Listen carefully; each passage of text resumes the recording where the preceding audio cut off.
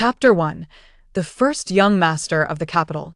In the gentle embrace of the afternoon sun, a soft breeze caressed the air. Yet, within a dimly lit two-story pavilion nestled in a corner of the Wen residence's garden, the atmosphere was thick with tension and stifled breaths. From the very onset of the struggle, Shen Yuzheng's delicate hands were forcefully pinned behind her back, rendered immobile by the man's large, commanding grasp.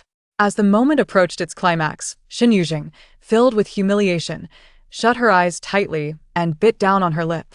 After a long pause, the pressure behind her eased, allowing Shen Yuzheng to tremble as she retrieved her garments, donning them one by one.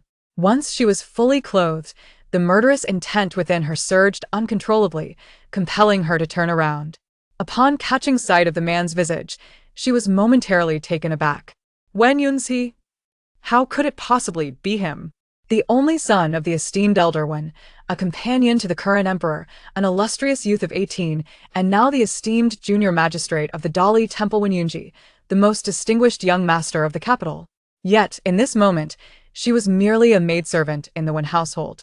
Wen Yunji was someone she could never afford to offend. Shen Yuzheng nearly ground her teeth in frustration, resigned to her fate. So what if she had been taken by a man? She repeatedly reassured herself that it was not a matter of great consequence. In modern times, she had been in a relationship with a strikingly handsome boyfriend, yet before they could consummate their bond, he had tragically succumbed to sudden cardiac arrest, leading her to this ancient era. Chastity held no significance for her. She would regard this as nothing more than a mere bite from a dog.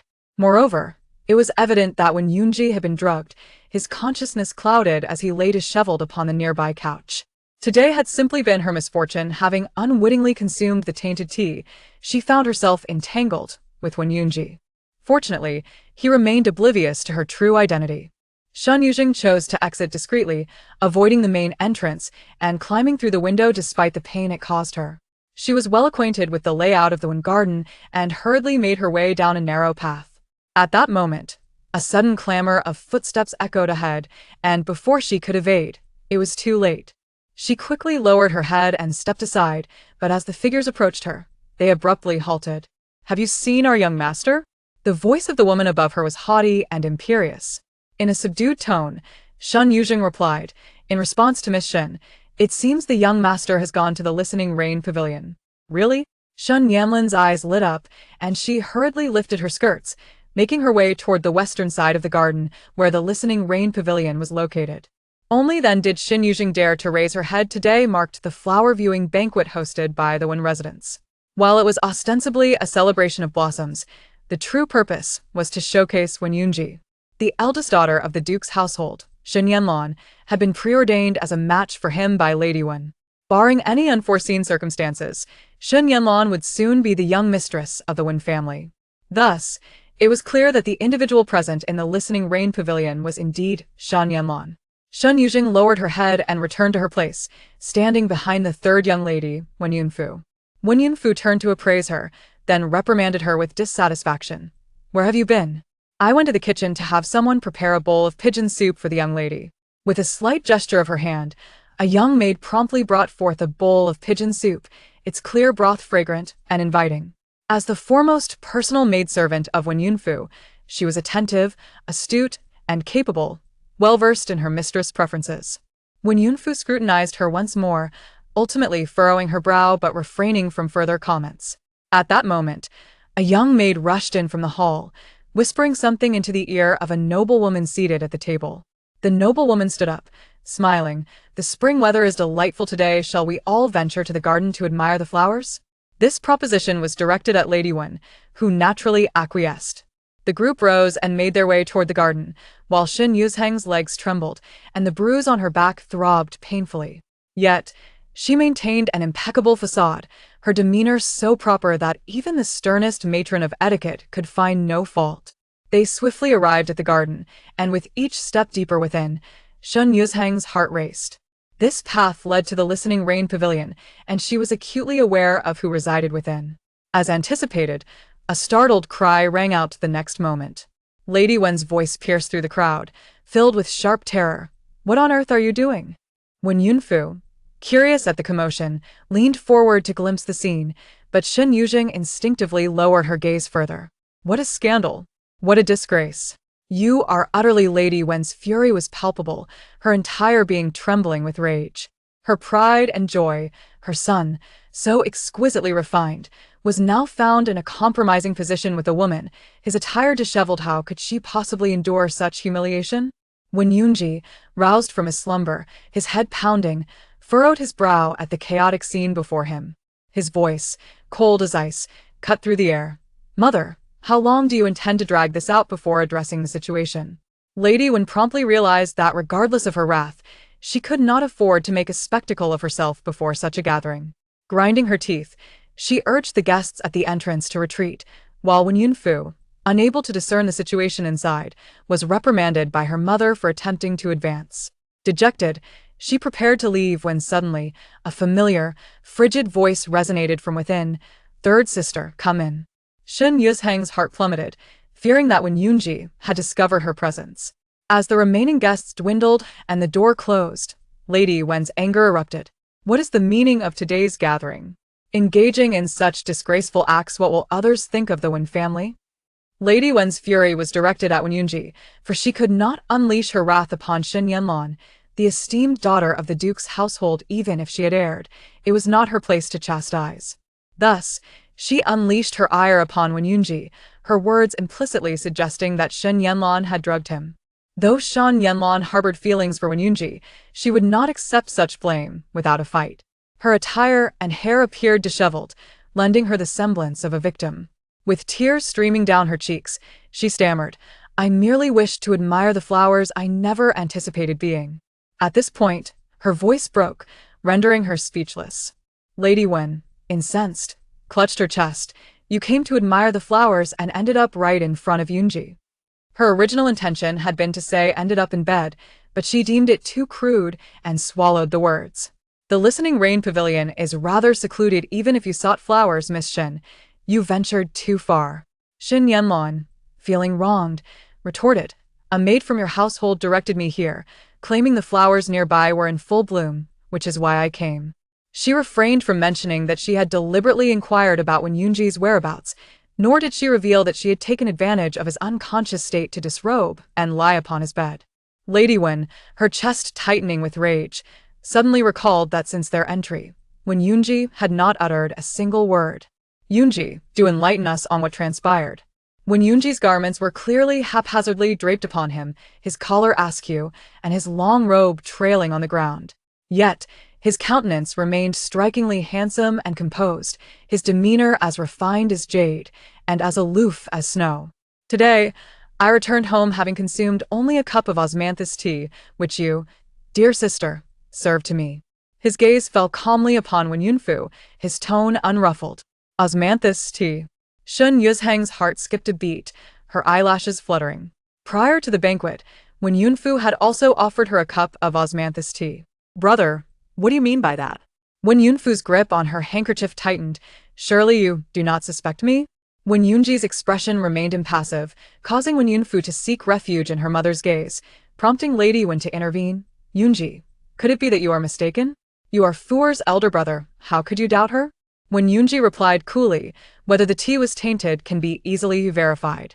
Wen Yunfu's demeanor visibly shifted, her fear of Wen Yunji palpable. He had been known as a prodigy since childhood. Astute and perceptive no misdeed of hers could escape his notice, and he had never shown her any affection. "It was not me. Mother, why would I poison my brother?" Suddenly, she recalled something and pulled Shen Yuzheng forward. "Mother, if you doubt me, you can ask Yuzheng. She too drank the osmanthus tea I offered." Instantly, two pairs of eyes fell upon Shen Yuzheng, one of which bore an especially heavy weight, sending a chill down her spine. Chapter 2, Ancestry. Madame Wen had always placed her trust in her, which is why she assigned her to serve beside Wen Yunfu. However, when it came to Wen Yunji, who presided over the administration of justice, Shen Yuzheng harbored no confidence that she could deceive him. Should she fail to maintain the ruse, not only would Wen Yunji show her no mercy, but Madame Wen would also subject her to a most excruciating punishment. The Wen family would never tolerate a maid tarnishing the bedchamber of their eldest son, even if it was not of her own volition. Under the piercing gaze of Wen Yunji, Shen Yuzheng dared not make any superfluous movements. She bent her waist, lowered her head, and replied with utmost respect and decorum, "Madam, I assure you that I did indeed drink the osmanthus tea gifted by the young lady, and there was nothing amiss with it." Madame Wen's heart leapt with joy. "Yunji, did you hear that? It could not possibly have been your sister's doing." When Yunji slowly curled his lips into a faint smile, "Since the truth remains elusive, let us take my sister on a visit to the Dali temple, and of course, we cannot forget this maid by your side. I trust no one would dare to lie within the confines of Dali temple's prison." Madame Wen's expression darkened. "You do not trust the words of your own kin. If you wish to apprehend someone, then you must include me in this." Her words were abruptly cut off by a sharp knock at the door. "Young master, His Majesty summons you." When Yunji rose to his feet, striding towards the exit, when Madame Wen called out, "Wait," she cast a glance at the still sobbing Shen Yuzheng, hesitating as she looked at Wen Yunji's retreating figure. Wen Yunji was cold and distant, having been raised in the palace during his childhood and spending much of his adulthood in the government office. He was not only estranged from his biological sister but also from her. His own mother, Madame Wen, felt reluctant to assert her authority over him, yet today's incident involved the Shen family, necessitating an explanation. "Today, the reputation of Miss Shen has been tarnished due to you. And you do as you wish." With that, when Yunji departed, leaving Madame Wen to exhale a sigh of relief, although the day had unfolded unpleasantly, as long as the Wen and Shen families formalized their engagement. The rumors circulating outside would cease. Madame Wen dispatched someone to convey a message to the Shen family. The Shens were known to be protective and cherished their eldest daughter dearly, given the events of the day. It was likely that they would seek trouble. Madame Wen could only pacify Shen Yuzheng for the moment and await the arrival of the Shen family for negotiations. As for Wen Yunfu, she was soon sent back by Madame Wen. On her way home, Wen Yunfu suddenly asked Yuzheng, "Do you think it was Shen Yuzheng who drugged my elder brother?" Shen Yuzheng replied, "This servant does not know." Wen Yunfu turned back, grasping Shen Yuzheng's hand, and sighed, "If not for a stroke of luck, my brother would have misunderstood me. How could I possibly drug him? You drank that cup of osmanthus tea too, did you not?" "There was nothing in it," Wen Yunfu tentatively suggested, her eyes fixed intently on Shen Yuzheng's face. Shen Yuzheng maintained a calm expression, a hint of a smile gracing her lips. "Miss, being of the same bloodline as the young master, your bond is profound. While anyone could be a suspect, you alone could not be the perpetrator." If she had previously harbored doubts regarding the possibility of Wen Yunfu administering poison, she had now confirmed her suspicions. She had been assigned to serve beside Wen Yunfu 3 years prior by Madame Wen. Wen Yunfu, having been spoiled since childhood, was a temperamental and willful young lady. Madame Wen, exasperated by her behavior, had hoped Shen Yuzheng would keep a watchful eye on her. Although Wen Yunfu outwardly respected her mother's choice, she secretly bore a disdain for Shen Yuzheng, had it not been for the incident 3 years ago. When Shen Yuzheng saved Wen Yunfu's life at the cost of her own, Wen Yunfu's attitude toward her would not have changed. Of course, that incident had been orchestrated by Shen Yuzheng, and it had indeed spared her from considerable trouble, earning her a promise from Madame Wen. Once Wen Yunfu wed, she would be granted her freedom. Shen Yuzheng, being from the modern world, could not abide a life of subservience and the trampling of her dignity. Fortunately, such a life would not last much longer. Wen Yunfu had been betrothed since childhood, and now at the age of 16, her marriage was merely a matter of time. Having gauged Shen Yuzheng's unyielding demeanor, Wen Yunfu felt reassured. Upon returning to her chamber, she feigned weariness, claiming to wish for a nap, allowing Shen Yuzheng to depart. Shen Yuzheng then proceeded to oversee Wen Yunfu's evening meal in the small kitchen, leaving the two maidservants, Xinyue and Xinyan, to guard the entrance. Xinyue and Xinyan had been with Wen Yunfu since childhood and were Madame Wen's accompanying maidservants. Their bond with Wen Yunfu was far deeper than Shen Yuzheng's. When Shen Yuzheng first arrived, she had often faced their subtle torment, but after saving Wen Yunfu's life, all hostility had been quelled. Not long after Shen Yuzheng settled in the small kitchen, someone from the main courtyard approached. "Sister Yuzheng, I beseech you for a favor." The visitor was Shan Yan, a senior maidservant beside Madame Wen. Shen Yuzheng inquired to Sister Shan Yan, "What troubles you?" Her demeanor was consistently gentle and equitable, earning her the goodwill of the household staff. "It is not merely a matter concerning the eldest daughter of the Shen family. The family has arrived after receiving the message from Madame, and they are currently in the main hall demanding an explanation. The master has been summoned back as well, and they have even sent someone to the palace to bring the young master back, insisting that if he does not return, they will bring him back by force." Shen Yuzheng asked, "What assistance do you require from me, Sister Shan Yan?" Shan Yan slapped her forehead. "Oh, I almost forgot to mention, please keep an eye on the main hall for me. I fear those maidservants may act hastily in their panic. I trust your judgment far more than theirs. The Shen family will not be leaving anytime soon, and the master has already instructed that they be provided with a meal, so I must attend to the kitchen." "Very well," Shen Yuzheng nodded. Such requests were common, and she complied with what she could to foster goodwill. As they made their way to the main hall, Shan Yan whispered, "I believe it is only a matter of time before Miss Shen is wed into our family. Did you not notice how fiercely the Shen family protects their own? They would tear down the very gates of our Wen residence if it meant safeguarding her. Moreover, I heard that when the news reached them, Madame Shen was still at Baiyun Temple praying for her daughter's well-being. On her way down the mountain, she even injured her foot, yet she hurried over in a fit of rage to defend her daughter. Shen Yuzheng replied with a gentle smile, Miss Shen hails from a prestigious lineage, being the legitimate daughter of the duke's residence and the granddaughter of the Shao family of Huaning. Naturally she has cherished such indulgence, yet they fail to instill any sense of propriety, allowing her to climb into the young master's sister Shen Yan. Shen Yuzheng interrupted, startling her into silence. Matters concerning their master were not to be discussed lightly. Should such words reach ears that ought not hear them, the consequences would be dire. Shen Yuzheng silently scoffed. Even if the person in question was Shen Yanlan, everyone would still assume it was Shen Yanlan who had climbed into Wen Yunji's bed. Fortuitously, her swift departure had ensured she remained unscathed from this troublesome affair. Embracing her indifferent stance, Shen Yuzheng entered the main hall, her only responsibility being to arrange the servants attending to the guests and ensure their actions were flawless. The commotion within the hall was of no concern to her. In her efforts to avoid trouble, she did not even cast a glance in that direction, just as she was instructing the servants to replenish the tea. A woman's voice erupted with palpable fury. If the Wen family intends to bully the Shen family, they must first seek my approval. Shao Ruojuan, I shall bring this matter before the emperor. The Wen family may be of noble lineage, but the Shen family is a prestigious house, and we of the Shao family are a time-honored clan. We shall not be humiliated. Yanlan, we must leave. A woman clad in opulent garments, her anger palpable, grasped Shen Yanlan's arm as they stormed toward the exit, limping slightly, yet her fierce protectiveness for her daughter was undeterred. Shen Yuzheng stood at the threshold, inadvertently lifting her gaze to witness the scene unfold. At that moment, the esteemed matriarch of the Shen family, who loved her daughter to the depths of her being, upon catching sight of Shen Yuzheng, resembled a specter confronted by a ghost, her countenance shifting to one of horror. She stumbled down the steps, falling at Shen Yuzheng's feet. Shao Ruojuan, disregarding her own pain, raised her head, a mix of astonishment and terror in her expression. Why are you a ghost? Shen Yuzheng looked down, her eyes calm and indifferent as they fixed upon Shao Ruojuan. If she was not mistaken, the woman before her, garbed in lavish attire, was none other than the very person who had sold her, a mere 5-year-old child, to the Wen family for a handful of silver, only to abandon her without a backward glance. Her biological mother. Chapter 3, she is the eldest daughter of the Shen family, kind sir. Please take a look. This girl eats little, is hardworking, and obedient. I'll part with her for 10 taels. No, 8 taels, 5 taels will suffice. Just take her in, and let her serve you as a slave. Don T leave, don't leave. 3 taels is agreeable, right? We can sign a contract, and from this moment on, her life and death will be in your hands. Shao Ruojuan recalled vividly the moment she had pressed the girl to sign the contract. The child's eyes dark as an abyss, as if a demon resided within them. Countless nights thereafter, Shao Ruojuan had been haunted by nightmares of those eyes, sending chills down her spine. How could a 5-year-old possess such haunting eyes? No, from the day she was born, Shao Ruojuan had sensed something was amiss. While other children cried and laughed, her daughter remained silent, merely observing her with those pitch-black eyes. It was no wonder she had sold her. She could not be blamed. She, too, had been at her wit's end, and this daughter was nothing short of an anomaly. What are you doing? Shen Yanlan wailed, trailing behind, oblivious to the circumstances, believing Shen Yuzheng had knocked her mother down. How dare a servant collide with my mother? You possess great audacity. What is happening? The Duke of Shen and the second son of the Shen family hurried over, concerned, assisting Shao Ruojuan to her feet. Shao Ruojuan's face was ashen, her body trembling, her gaze fixated on Shen Yuzheng with a peculiar intensity. The Duke frowned, his sharp eyes narrowing on Shen Yuzheng. Who are you? Is it customary for the Wen family's servants to behave so rudely? Lord Wen and Madame Wen emerged as well. Shen Yuzheng respectfully inclined her body and offered a bow. The Duchess accidentally slipped down the steps. I had not yet the chance to assist Madame Shen.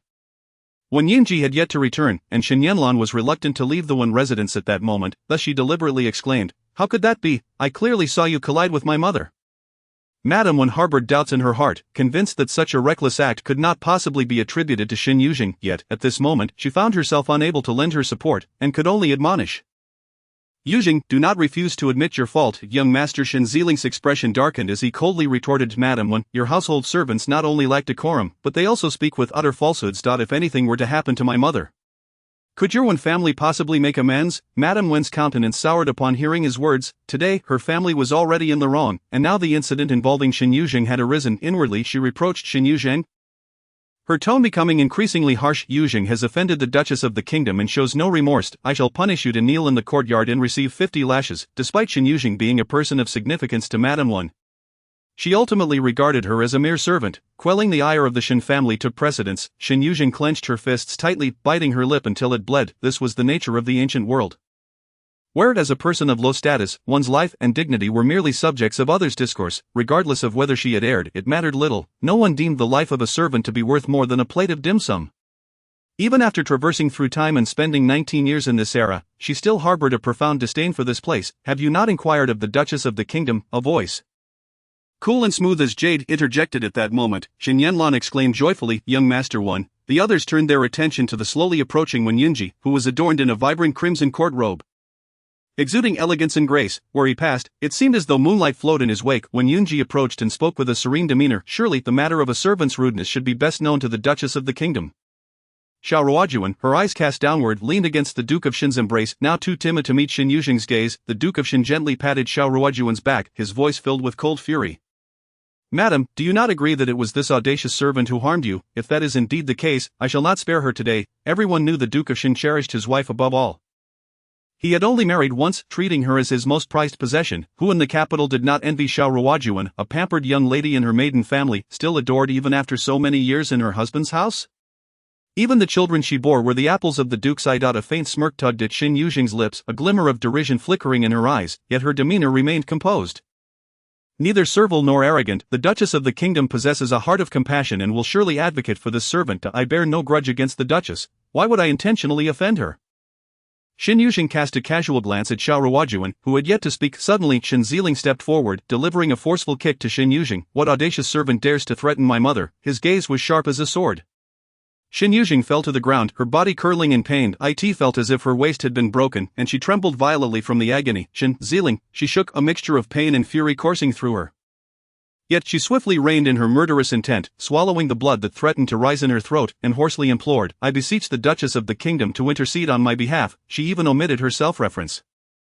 Her voice chillingly cold, echoing in Xiao Ruojuan's ears like the rumble of thunder. "It was not her. It was I who clumsily fell." "Is that so?" The Duke of Shen expressed skepticism, casting a cold glance at Shen Yuzheng.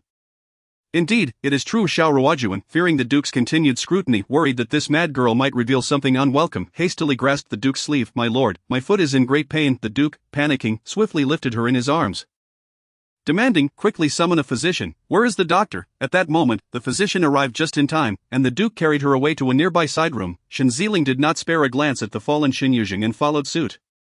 Meanwhile, Shen Yuzheng hesitated, wanting to remain behind since Wenyunji was still present, yet fearing others would accuse her of being cold-hearted and indifferent to her mother's plight. She ultimately gritted her teeth and followed.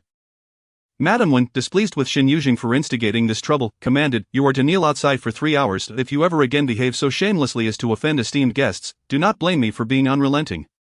Yes, Shen Yuzheng was not surprised by Madam Wen's punishment. Even if it were not her fault, someone had to bear the brunt of Madam Wen's wrath. After a considerable time, Shen Yuzheng finally stood up.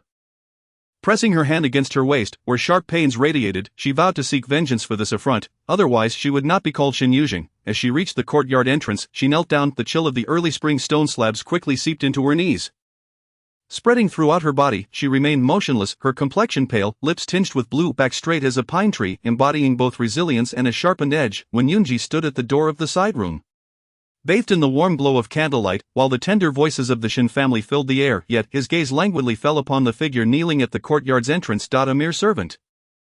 And yet he perceived a striking resemblance to the unwavering officials kneeling outside the Taiha Hall, their spines unyielding and resolute. Suddenly intrigued, he felt that this household had finally provided some semblance of interest compared to the dreary confines of the Dali Temple. Chapter 4. The secret of Shen Yuzheng's identity must not be revealed in the Wen residence's side room. The Duke of Shen anxiously inquired of the physician, "What is the situation? Is my wife injured?" The physician, having taken her pulse, replied, "The Duchess of the Kingdom had previously twisted her ankle and neglected to rest, leading to further swelling. As for the bruises on her knee and calf, with timely application of medicine, they shall dissipate within 3 to 4 days. Shen Yuzheng promptly inquired, "When will my mother's foot heal?" The physician responded, "With proper care, it should recover in 2 to 3 months. Shen Yuzheng, holding Xiao Ruojuan's hand, wept, "It is all my fault. Had it not been for me, mother, you would not have twisted your foot." Shen Yuzheng immediately consoled her, "Sister, do not blame yourself. A mother loves you dearly. Having witnessed your suffering, how could she not come to your aid?" Upon hearing this, Shen Yuzheng's eyes reddened further, clinging to Xiao Ruojuan's arm in a display of affection. The Duke of Shen, relieved to know that his wife was not gravely injured, sighed, "Fortunately, my wife is unharmed. Given that your foot was previously injured, you must not take this lightly. Once we return home, you must ensure to rest properly. I shall go nowhere but remain by your side. My lord." Xiao Ruojuan's children surrounded her with concern. Yet her mind seemed elsewhere, unable to muster a smile. She had never anticipated encountering Shen Yuzheng again. After all this time, she had assumed that girl had long since perished. How could she have imagined that the family she had casually selected upon returning to the capital would turn out to be the Wen family? Shen Yuzheng was in the capital. She had recognized her. What should she do? No, she must not allow anyone to discover that Shen Yuzheng was the true eldest daughter of the Shen family. During her pregnancy with Shen Yuzheng, her husband and 2 sons had shown particular interest in the child she carried, even preparing an entire room filled with garments and toys, eagerly awaiting the arrival of a little girl. However, misfortune struck as she journeyed back to her family home. A band of rebels attacked, causing her to become separated from the Shen family. Ultimately, she was injured and rescued by a peasant family in a village. Shen Yuzheng was born in that village. During the births of her 2 sons, she had numerous servants to attend to her and family members by her side, yet, when Shen Yuzheng was born, she lay on a straw mat. With only a coarse peasant woman nearby, the labor lasted 2 days, nearly costing her life. She had never endured such hardship. Her tears long dried up. If she had been at home, the Duke of Shen would have tenderly wiped her tears away. But at that moment, she was utterly alone. She harbored a deep resentment for this child who had delayed her arrival. Even after the child was born, she did not cast a glance in her direction. She had found herself abandoned in a rustic village, suffering through countless tribulations, all of which she attributed to this child. Her feelings toward Shen Yuzheng were solely those of hatred. She had never cared for her. The conditions in the village were rudimentary, and the family that took her in had little money, barely managing to feed themselves, let alone provide for her. In her desperate hunger, she fixated on the child swaddled in tattered cloth. There was only one occasion, only that once, when she could no longer resist the urge to cover the child's nose, her grip tightening as she became entranced, until she glimpsed those dark, glistening eyes. She suddenly released her hand and collapsed to the ground. From that moment on, she avoided Shen Yuzheng. Indifferent to her survival or demise, she had no knowledge of how Shen Yuzheng managed to live or where she acquired food. When Shen Yuzheng reached the age of 5, her own injuries had healed sufficiently, and she was eager to return to the capital. However, without documentation or funds, and with a burden to carry, she could not refrain from selling that burden halfway through her journey. With 3 taels of silver in hand, she finally made her way back to the capital. Upon her return to the Shen residence, she wept uncontrollably, and the Duke of Shen and her 2 sons were heartbroken. When they inquired about the child she had carried, she stammered, and claimed the child had gone missing. The Duke of Shen and her 2 sons mourned secretly for a long time. The room filled with little garments and toys was never entered again. Xiao Ruojuan seemed to bear the deepest sorrow, as that girl became an unspoken presence within the Shen family. Had it not been for Yanlan's arrival, the wounds in the hearts of the Shen family would have remained forever unhealed. She dared not allow the Shen family to uncover the truth of that year after so many years. Shen Yuzheng knelt for 3 full hours before finally rising. She leaned against the wall, taking laborious steps forward. For the servants of the household, this punishment was already the lightest possible, yet Shen Yuzheng was typically well behaved. Seldom facing punishment. This evening, however, the Shen family had trampled upon her dignity, causing her to swallow her blood. The flames of anger and hatred surging to her very core, she felt compelled to take action to quell her fury. With her heart stewing in rage, she turned back midway. At that moment, the negotiations between the Shen and Wen families had concluded, and the marriage between Wen Yunji and Shen Yanlan was to be promptly finalized in order to dispel the rumors circulating in the capital. Shen Yuzheng, incensed by Wen Yunji's tarnishing of his sister's reputation, resolved to confront him as the meeting drew to a close. However, upon turning a corner by a precious vase store, he lost sight of his target. Unfamiliar with the Wen residence, he fortuitously encountered a young maid carrying a lantern, who kindly pointed him in the right direction. Following her guidance, he traversed a quaint garden and ascended a wooden bridge. Eager to catch up with Wen Yunji, he paid little heed to his footing. Unexpectedly, a section of the bridge was missing, and he stumbled, plunging 1 foot into the water. Half of his body fell in, and that leg was pierced by a jagged piece of wood, blood flowing freely from the wound. Damn it, he cursed through gritted teeth, his face turning pale, with no one around to assist him. He had no choice but to grit his teeth and pull himself out, hobbling back in pain. Once Shen Yuzheng saw Shen Yuzheng leave, she turned to Yahuan and said, "Thank you for your help today." As she spoke, she pulled a silver ingot from her sleeve, but Yahuan hurriedly waved her hand to Sister Yuzheng. "There's no need for that, you have helped me immensely in the past, and today I merely returned the favor. Take it back and buy some good medicine for your mother." Shen Yuzheng insisted on placing the silver in her hands. Yahuan's eyes glistened with unshed tears. 2 years prior, her mother had fallen gravely ill, and without funds for treatment, she had sought help from the stewardess, only to be met with a beating. Had it not been for Sister Yuzheng's timely assistance, she might have lost her mother. "I cannot accept your money, sister." Yahuan pushed the silver back towards her and swiftly ran off. Shen Yuzheng did not press the matter further, her gaze drifting towards the broken bridge. It had been discovered in disrepair just the day before. Reported to the steward, yet had not been repaired in time for her own use. Shen Yuzheng had kicked her, and she had orchestrated his injury, a fair exchange of grievances, which provided her with some measure of comfort. Steadying herself against the wall, Shen Yuzheng slowly made her way into the night, unaware that a pair of eyes had been watching her from across the bridge all along. She had always acted with caution. Yet today, provoked by Shen Yuzheng, she had hastily devised her scheme. Nevertheless, even if given the chance to choose again, she would still follow the same course of action. Chapter 5, A Secret Affection. Upon returning to her chamber, Shen Yuzheng lifted her garments to inspect the damage, revealing a large bruise on her waist. She cursed Shen Yuzheng once more, wishing for his leg to be utterly ruined. There were also bruises on her knees, but she was too fatigued to dwell on it further, and lacked any medicine at hand. Just then, a gentle knock sounded at her door. "Who is it?" "It's me, Yuzheng. I'm coming in." Shan Yan pushed the door open, and Shen Yuzheng quickly rose to greet her, but Shan Yan hurriedly stepped forward to stop her. "No need to get up. Please sit." Shen Yuzheng complied, returning to her seat as Shan Yan examined her bruised knee with a look of guilt. "This is my fault. Had I not asked for your help today, you wouldn't have faced such punishment. It is not your fault, sister. I can only say that I was unfortunate enough to offend the Duchess." Shen Yuzheng replied, "I know your character well. You have never made mistakes. How could you suddenly have a mishap?" Shan Yan produced some medicine she had brought and began applying it to Shen Yuzheng's injuries. Her fair skin was marred by the substantial bruise, rendering it a rather frightful sight. "Once the Shen family's eldest daughter marries in, we should try to avoid her." Shen Yuzheng joked. "Sister, what are you saying? Only the master assigns tasks. How could servants choose their work? You saw for yourself how protective the Shen family is. If the eldest daughter is the slightest bit displeased, it is others who suffer the consequences." Shan Yan, pouting, soon finished applying the medicine. Shen Yuzheng expressed her gratitude. "Thank you, sister." Shan Yan showed no inclination to leave, prompting Shen Yuzheng to pour her a cup of tea. As Shan Yan sipped the tea, she couldn't help but bring up matters concerning the Shen family. Shen Yuzheng, careful with her words, felt secure that their conversation would not reach anyone else's ears, and soon Shan Yan grew increasingly animated in her storytelling. "Did you know, Yuzheng, that the Shen family's eldest daughter was only found when she was 10 years old?" Shen Yuzheng shook her head, uninterested in such tales. It seemed that 20 years ago, while the Duchess was pregnant with the eldest daughter of the Shen family, she had unfortunately gone missing. By the time the Duchess was found, her daughter had not returned with her, and the Shen family presumed that the girl had perished long ago. Little did they know, 9 years prior, the eldest daughter had returned, holding a jade pendant that proved her identity. Shen Yuzheng chuckled softly. Initially she had been unaware of her own origins in this world, and now that she was informed, she felt no connection to the Shen family. Given the disdain from the Shen family members today and Shen Yuzheng's kick, she had no desire to associate with them. Yet suddenly a thought crossed her mind. "A jade pendant? What kind of jade pendant?" Shan Yan replied, "I'm not certain, only that it is a pendant that proves the identity of the eldest daughter, inscribed with what appears to be an orchid." At her words, Shen Yuzheng suddenly recalled that she too possessed a similar jade pendant. It seemed that when she was born, Xiao Ruojuan had tossed it onto her, claiming it was a gift from her father.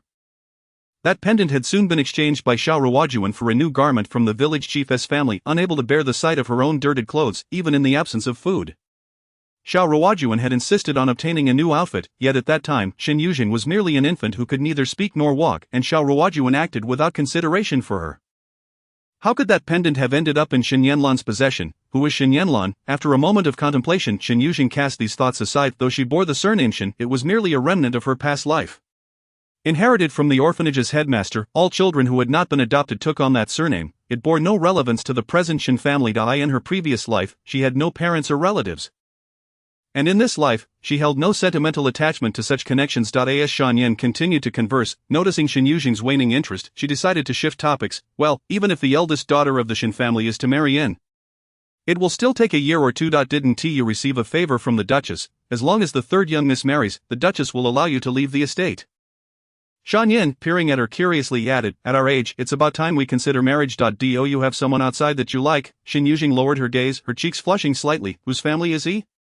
What is his name? What kind of person is he? Is he good to you?" Shan Yan inquired with increasing fervor, but Shen Yuzheng felt too shy to respond. Ultimately, Shan Yan left without receiving an answer. Somewhat disappointed, once she departed, Shen Yuzheng exhaled a sigh of relief. She hadn't lied to Shan Yan. She truly had developed feelings for someone outside the estate. Days passed, and once the pain in Shen Yuzheng's waist had subsided, she informed the third young miss of her intent to leave the estate. She made her way directly to an esteemed silk shop located in the eastern district of the capital.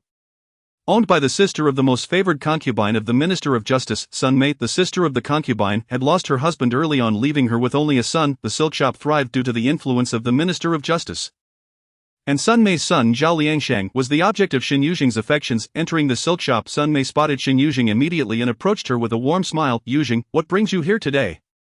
Shen Yuzheng replied gently, "I had a day off, so I thought to come and visit you." Aunt Sun Mei beamed at her response and was about to speak when she suddenly bent over to cough. Shen Yuzheng's concern was immediate. "Aunt, have you been overworking again? Are you still taking the medicine the doctor prescribed? I am much better now that I caught a chill a few nights ago, which is why I've been coughing so much." "You needn't worry," Sun Mei reassured her after a fit of coughing. "However, Lianxing is at the academy today and won't be free until the 2nd of next month. But Aunt, I came to see you."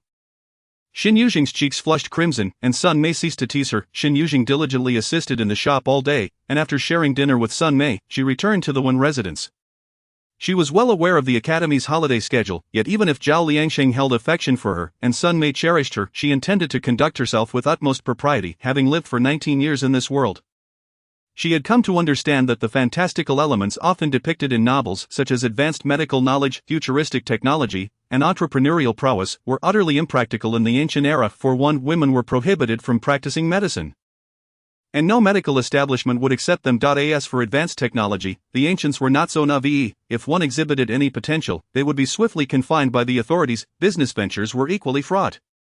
The ancient world favored agriculture over commerce, imposing heavy taxes on merchants, leaving them with little profit. Moreover, without connections, one could scarcely maintain a shop in the capital. As for composing poetry or songs, such talents were merely the finest dowries for the daughters of noble families, having no bearing on her status as a servant. Thus, Sun Mei and Zhao Lianxing were her carefully chosen companions. She desired freedom and dignity in her life, and marrying Zhao Lianxing represented the best opportunity to achieve that.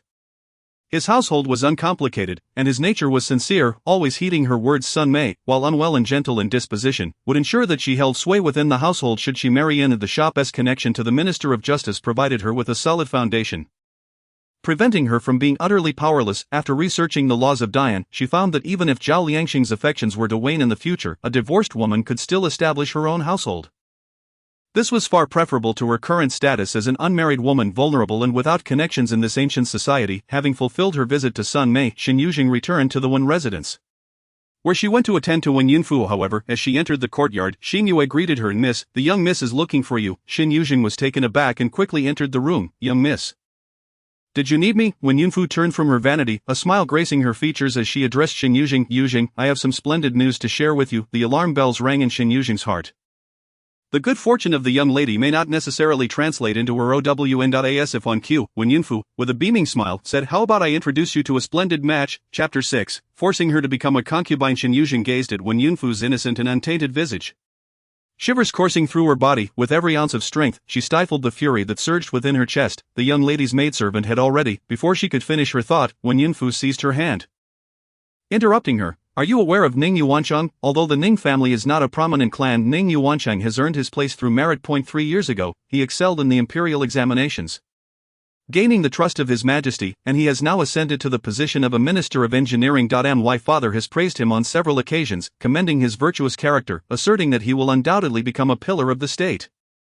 Shen Yuzheng felt a dryness in her throat. Regardless of who Ning Yuanchang was, what relevance did he hold to her? A mere servant. "He attended the flower-viewing banquet at our estate last time and even picked up your handkerchief," Wen Yunfu said, covering her mouth with an air of coyness. "Yuzheng, you are quite beautiful." The first time Ning Yuanchang laid eyes on you, he was utterly captivated. Shen Yuzheng immediately stepped back, kneeling and declaring, "As a lowly servant, I am unworthy of Lord Ning. Yuzheng, it is indeed a blessing that Ning Yuanchang is fond of you," Wen Yunfu said, bending down to support her shoulders. "Did you not wish to leave the estate once I am married?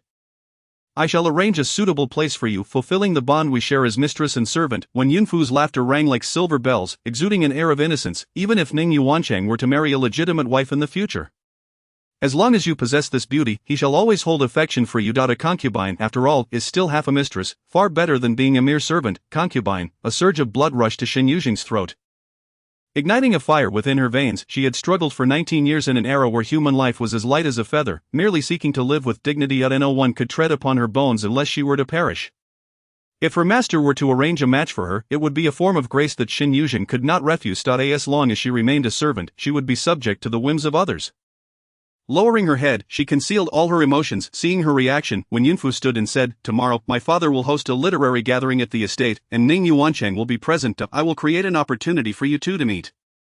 Shen Yuzheng remained silent, recognizing that there was potential for a turn in events. Even if it did not arise naturally, she would engineer it herself. Yet she puzzled over Wen Yunfu's sudden desire for her to become Ning Yuanchang's concubine. Why Ning Yuanchang? Upon returning to her chamber, Shen Yuzheng gathered some of her embroidered items and sought out Shan Yan in the main courtyard, thanks to the medicine her sister had provided previously. Her injuries had healed swiftly. I have nothing else to express my gratitude except for this pouch I embroidered myself. I hope you do not find it lacking, she said. Shen Yuzheng accepted the pouch, her eyes lighting up. Who doesn't know that your needlework is exquisite? I adore your creations, Shen Yuzheng smiled. In pursuit of a more comfortable existence, she had honed every skill she could master to perfection.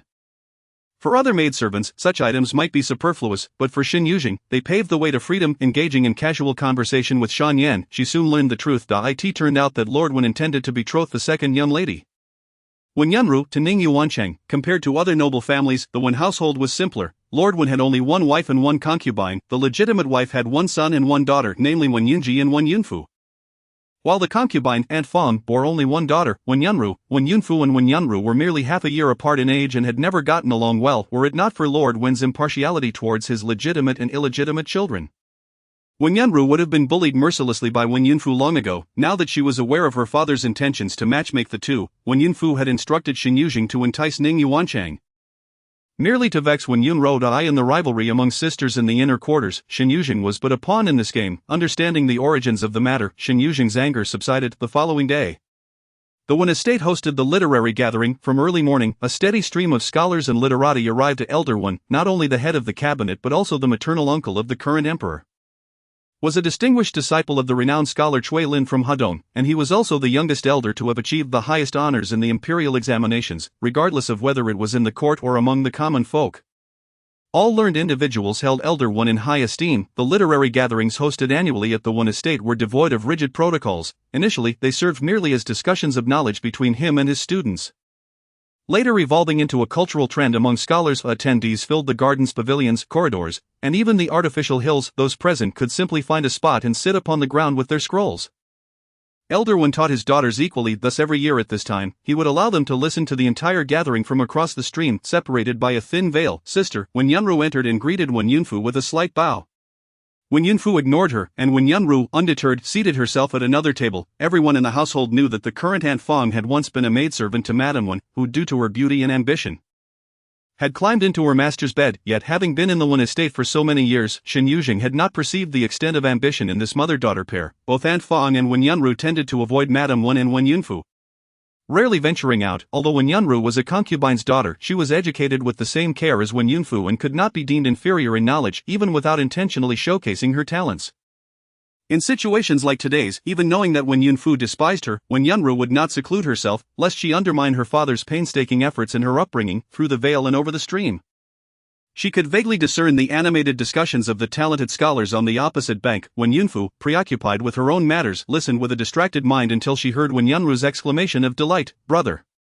Wen Yunfu turned to see Wen Yunji leisurely approaching from across the stream. She obediently rose and called out, "Elder brother." Wen Yunji responded, extending 2 scrolls towards them. "Father asked me to bring these to you.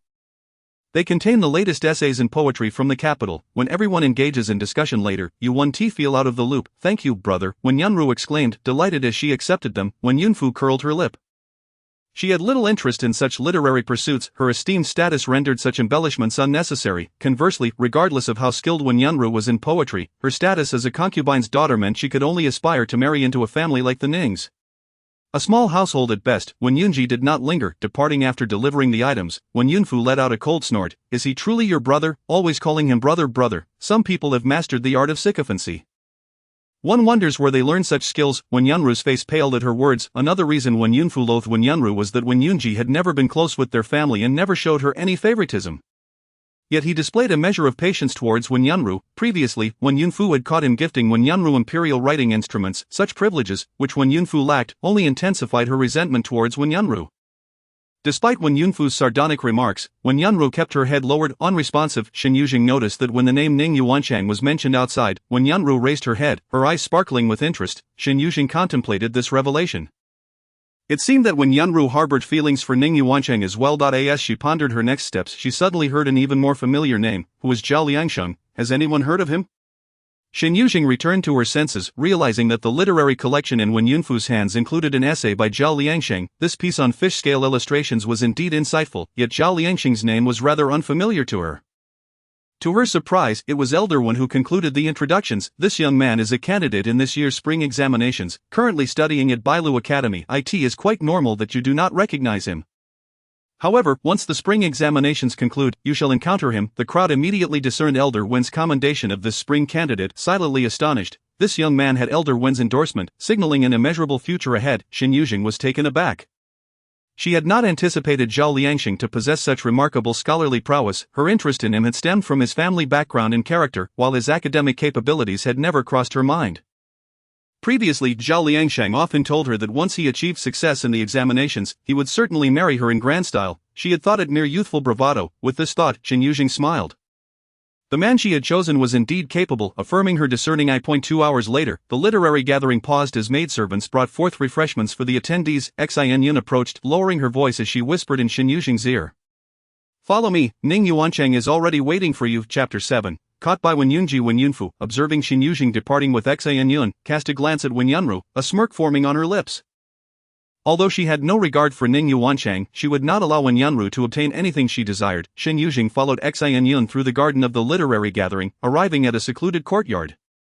Before entering, Xin Yun handed her a porcelain vial. Ning Yuancheng is inside. Once you enter, add this medicine to his tea and have him drink it. Shen Yuzheng hesitated. Is this the young lady's intention?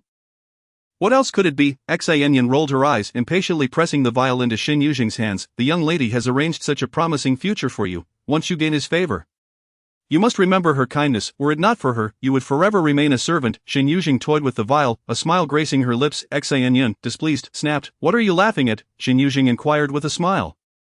Such a tremendous favor, why do you refuse it? Rest assured, my affairs will be arranged by the young lady in due course. Quickly, go inside. Once your relationship with Ning Yuancheng is successful, the young lady will even prepare a dowry for you. Xin Yun said with a tone tinged with sarcasm. In families of high status, first-rate maids like them possessed perspectives and insights that rivaled those of the daughters of minor officials, even if one were to promise a minor official's legitimate wife. That was still feasible given that the late emperor had only ever married one wife, the esteemed Empress Dowager Roman, who was also their maternal aunt. It was no surprise, even after the late emperor abdicated. Their bond remained strong as they withdrew into the mountains together. Such exemplary tales led many women to hold their husbands to higher standards. Noble ladies began to demand that their husbands marry only one wife and refrain from taking concubines, thereby relegating the status of concubines below that of mere servants. Claims that a concubine could be considered half a mistress were merely fabrications to placate Shen Yuzheng. You speak the truth. Shen Yuzheng nodded. I will certainly remember the young lady's kindness. Indeed, given your status, you can only be a concubine, but if you suffer indignities in the Ning residence, it will still be the young lady backing you. Xin Yun urged her to enter, and as Shen Yuzheng turned, she suddenly looked back, her arm wrapping around Xin Yun's neck while the other hand pressed a cloth firmly over her mouth.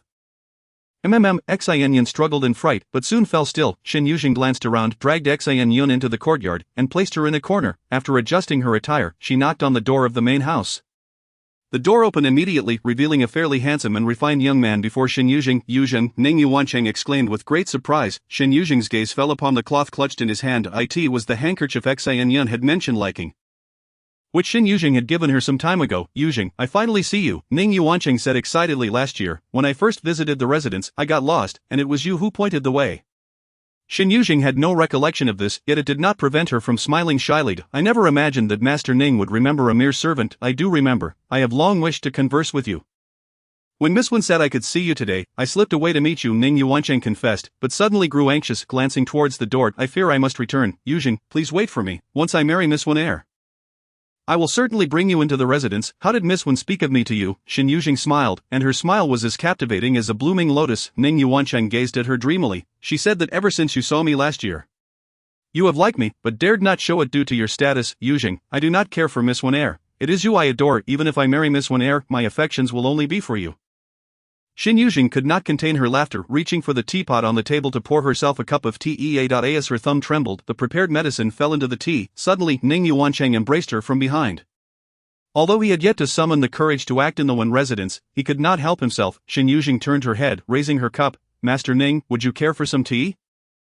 Ning Yuancheng's eyes widened, the proximity of her exquisite visage tightening his throat. Yes, you feed me. Shen Yuzheng smiled, lifting the cup to his lips. Ning Yuancheng drank eagerly, his desire intensifying, and he leaned down to kiss her. Shen Yuzheng pressed the cup to his lips, her smile growing colder. Do not rush, Master Ning, time is running short. Yuzheng, let me have just one kiss. A fire seemed to ignite within him, growing ever more fervent.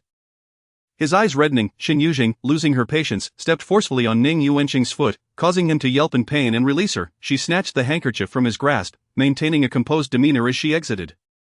After a moment, she dragged Xin Yun back inside. Before entering, she pondered that if Ning Yuanchang were still a decent person, she would refrain from administering the drug, allowing him and Xin Yun to escape unscathed. However, it seemed that these individuals were hardly deserving of her mercy. Shen Yuzheng brushed her arms, which had been embraced by Ning Yuanchang, and washed her hands with tea. Frowning in disgust, she turned towards the door. Contemplating how to deal with Wen Yunfu, she was not one to silently endure humiliation. In her previous life, those who dared to bully her in the orphanage had all ended up with swollen faces. Moreover, after Wen Yunfu had drugged her last time and now pressured her to become a concubine, her patience had reached its limit. As she approached the door and opened it, a figure unexpectedly stood at the threshold.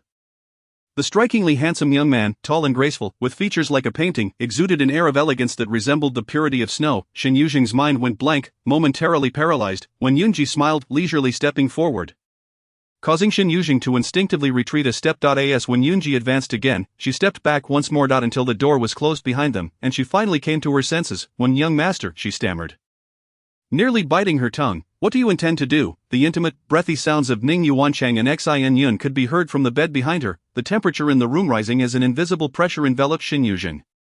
Her body tensed, her nerves heightened, and her heart raced. What exactly did Wen Yunji want? Having witnessed her recent actions, for a fleeting moment a murderous thought flashed in Shen Yuzheng's eyes, but it was quickly suppressed. Yet that flicker of intent did not escape Wen Yunji's notice. He spoke, "If you kill me here, no one will know of your deeds." Shen Yuzheng did entertain the thought, but she was self-aware. A glance at the long sword at Wen Yunji's waist revealed the elegance associated with a gentleman bearing a sword. Yet in his presence, it took on an aura of bloodshed that clashed with his icy demeanor. Shen Yuzheng recognized that it was futile to play tricks with someone who dealt with criminal justice. She directly asked, "Do you intend to capture me, young master?" If Wen Yunji truly exposed her, her life could be forfeit. Life was cheaper than grass, and Shen Yuzheng had resigned herself to this fate. She was unwilling to accept it. A smile graced Wen Yunji's lips, his gaze fixed on Shen Yuzheng's eyes, as if he found something of great interest hidden within. Such a gaze was one that would never be found in a maid's eyes. If given a knife now, Wen Yunji believed Shen Yuzheng would indeed thrust it towards him. Stepping forward once more, this time Shen Yuzheng stood her ground, meeting his gaze with calm resolve. Suddenly, Wen Yunji smiled, his enchanting dark eyes shimmering with a beguiling ripple, the depths of his gaze revealing a murky, mysterious light. He reached out, grasping the back of Shen Yuzheng's neck, and as he kissed her forcefully, a certain dark energy dormant in his blood surged forth, unleashing a tumultuous wave of passion. He eagerly devoured her soft lips, reveling in the taste. He had found it. Chapter 8, The Beast in Human Clothing. A beast in human clothing. And mad and sickly to boot, Shen Yuzheng summoned all her strength to push Wen Yunji away, her lips aching painfully, blood filling her mouth, leaving her to wonder if he had bitten off a piece of flesh. Wen Yunji's lips were similarly stained with blood, his excitement only intensifying. "It was you that day at Tingyu Pavilion." Shen Yuzheng's expression darkened, unable to restrain her sarcasm. "Perhaps Miss Shen should hear what you just said. Young master, not only have you sullied her reputation, but now you refuse to take responsibility. Shouldn't you be the one responsible for me?" When Yunji's breath drew near again, his deep gaze lingering on her lips. Seemingly intrigued by the vivid crimson blood, "Who are you, really?" When Yunji inquired, his tone tinged with curiosity. "I am your ancestor." Shen Yuzheng nearly spat the words out, cursing the damnable feudal propriety that even made insults feel unsatisfying. The sounds behind her on the bed grew increasingly intimate, leaving her no time to indulge Wen Yunji's madness. Wen Yunfu would soon arrive with others to catch them in the act. "If the young master enjoys watching others engage in intimacy, I shall take my leave and not disturb you." Wen Yunji cast a disinterested glance at the bed behind her before returning his attention to Shen Yuzheng. "If the people above were you and I would indeed be interested in watching you, lunatic." Shen Yuzheng attempted to break free from his grasp, but Wen Yunji held her firmly. "You have thwarted Wen Yunfu's plans. She will not let you off easily." A smile played on Wen Yunji's lips, not the polished, gentle smile he wore in public, but one laced with mischief and malice. "I can assist you." He tightened his grip on her fingers, deliberately caressing her fingertips. "There is no need for your concern, young master." Shen Yuzheng yanked her hand away forcefully, gritting her teeth. "Let go." Wen Yunji regarded her thoughtfully for a moment before stepping back. As Shen Yuzheng prepared to pass him and leave, she suddenly heard footsteps approaching outside. Glancing back at Wen Yunji with a fierce glare, she swiftly ran to the window and leaped out. Meanwhile, outside the side hall, a servant from the Wen residence was guiding a group of scholars to rest. This side hall was originally intended as a place for respite. When Yunfu seized Wen Yunru's arm, saying with a smile, "Second sister, let us go take a look." Wen Yunru attempted to pull her arm away but found herself firmly held. "Isn't this inappropriate? After all, we are women and shouldn't be among men."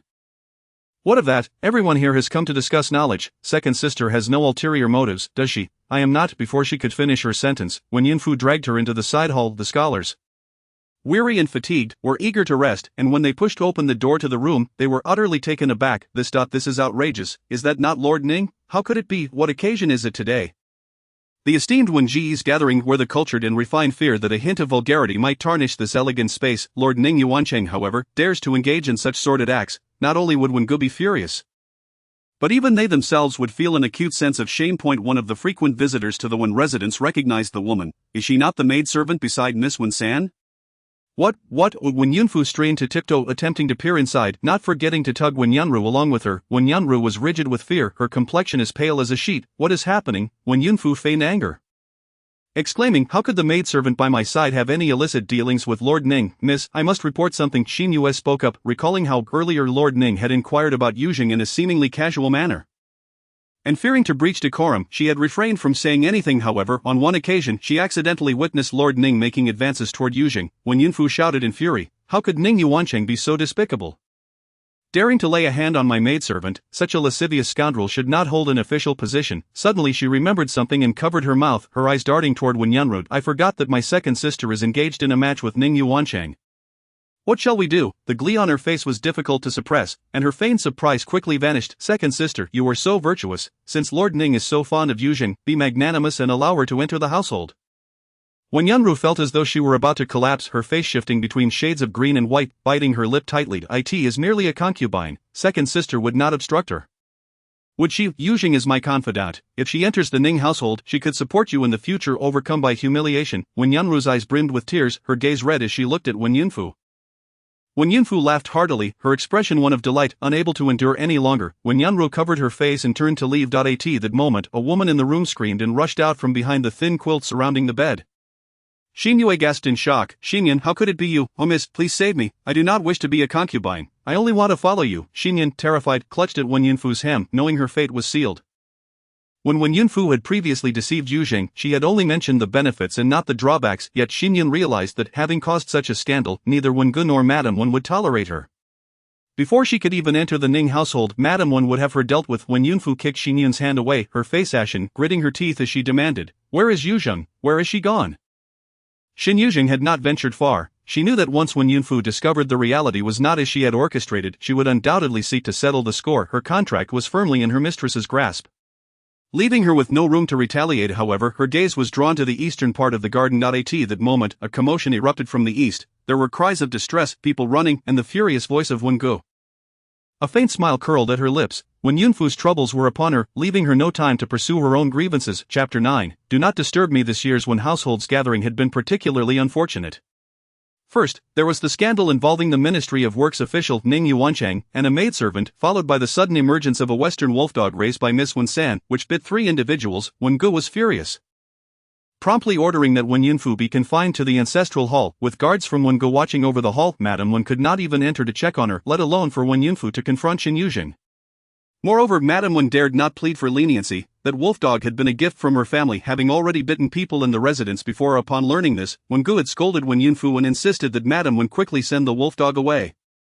Reluctant to part with it, Wen Yunfu pleaded for a long time, and Madame Wen's heart eventually softened, allowing her to keep the wolfdog hidden in the garden's artificial mountain. However, it was unclear what had happened today. As the wolfdog had broken free from its chains and attacked people, had it harmed the household staff, it might have been more manageable, yet it had bitten those learned scholars. Even Wen Gu, a man of considerable authority, would face accusations in tomorrow's morning court session. As for Xinyan, due to the wolfdog's attack, Madame Wen was focused solely on resolving the matter and had Ning Yuancheng take her away. Consequently, the engagement between Ning Yuancheng and Wen Yunru was naturally called off. When Ji's fury at Ning Yuancheng's actions surpassed his anger regarding the wolfdog incident, his daughter would not marry such a lecherous scoundrel.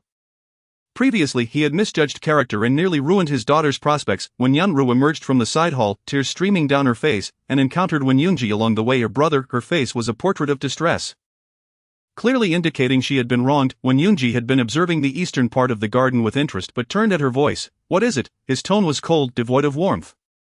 Yet when Yunru was filled with grievance, she wished to voice her complaints about Wen Yunfu ruining her engagement, deliberately humiliating her, causing her immense embarrassment. She longed to express that Wen Yunfu had been tormenting her for quite some time, and she had endured it for far too long, yet she dared not speak. Wen Yunji was Wen Yunfu's biological brother, while she was merely a concubine's daughter. What good would it do to complain?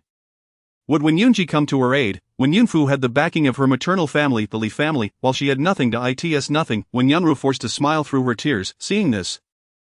Wen Yunji lost interest in further inquiries. Little did Wen Yunru realize that his fleeting question had offered her a glimmer of opportunity. Shen Yuzheng returned to her quarters, only to find Shen Yue furiously smashing her belongings. The other maidservants outside dared only to peek in, keeping their distance. Shen Yuzheng stood at the door, arms crossed, coldly observing Shen Yue's rampage. After Shen Yue finished, upon seeing Shen Yuzheng, her anger flared anew. She stormed over. Fuming, "You have harmed Shen Yun, do not think you will escape unscathed," Shen Yuzheng replied coolly. "How do you propose I suffer?" Shen Yue retorted furiously. "What audacity for a mere maidservant, your life is still in Madame's hands. When the miss emerges, you better believe she will make you pay. Oh, and I shall inform Madame that Shen Yun's predicament is tied to you. Just wait for Madame's retribution." With that, Shen Yue attempted to push past her.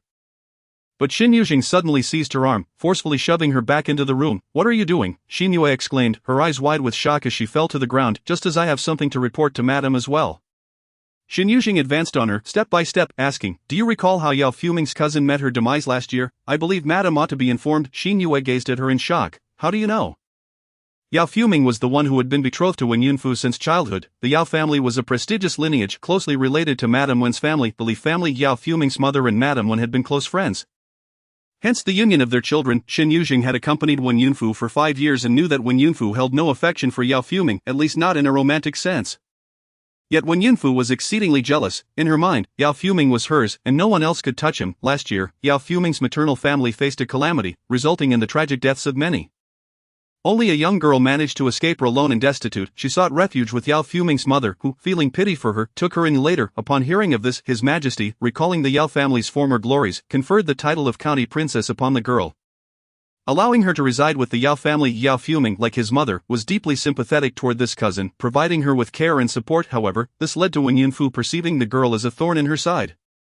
Shen Yuzheng had often overheard Wen Yunfu cursing her for being shameless and seducing her cousin. Eventually, during a birthday celebration at the Li family for the elder Mr. Li, the Yao family, as kin, attended as well. It was at this gathering that Yao Fuming's cousin was discovered in a compromising situation with a servant, ultimately leading her to take her own life in public. Wen Yunfu had forbidden Shen Yuzheng from attending the Li family event.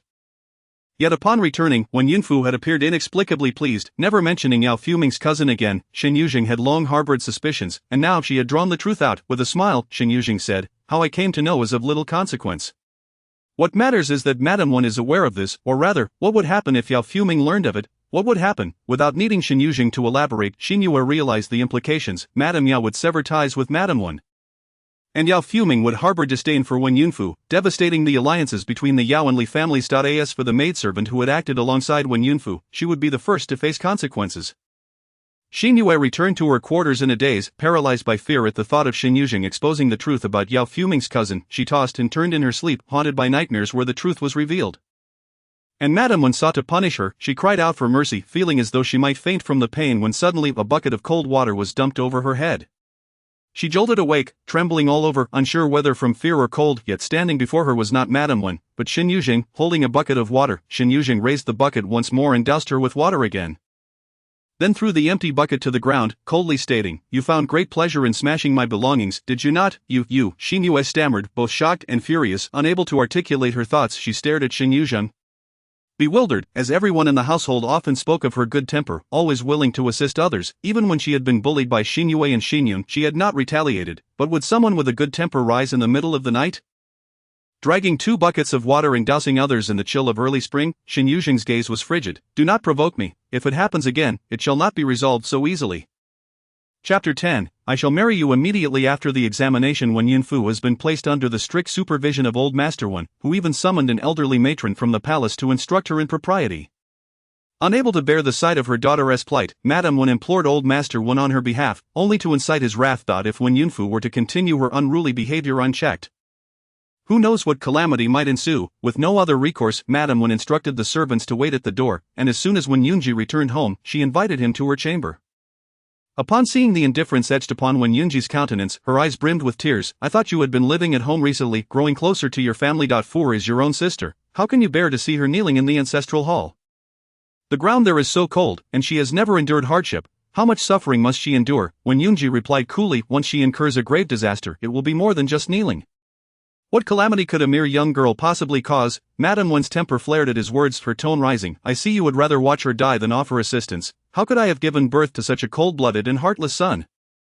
You show no concern for the life or death of your own sister. Will you shed not even a single tear when I am gone? As she spoke, her expression suddenly froze. When Yunji stood, his voice devoid of warmth. If mother has no other matters, I shall return to my room. Madame Wen's lips quivered, wanting to say something yet finding herself at a loss. After when Yunji departed, her body seemed to collapse against the back of her chair. Did I speak out of turn? Yunji has finally agreed to stay home. He used to live in the palace or at the Dali temple. Even when I sent someone to fetch him, he refused to come back. Madame Wen's thoughts drifted. Lin Mama comforted her. Madam, do not dwell on it. The eldest young master still cares for his family, or he would not have returned. Indeed, yet a vague unease lingered in Madame Wen's heart, a feeling that often resurfaced in the presence of Wen Yunji. If only she had not allowed him to be raised by Wen Ning. Madam, Lin Mama abruptly interrupted her, her expression serious. It would be wise to refrain from directly calling the Empress Dowager by her name. Should the master hear of it, he would surely be angered. I did not speak of it in front of others. Madame Wen's thoughts turned to past grievances, her expression darkening. Lin Mama, I am unwilling to accept this fate. You know what transpired back then.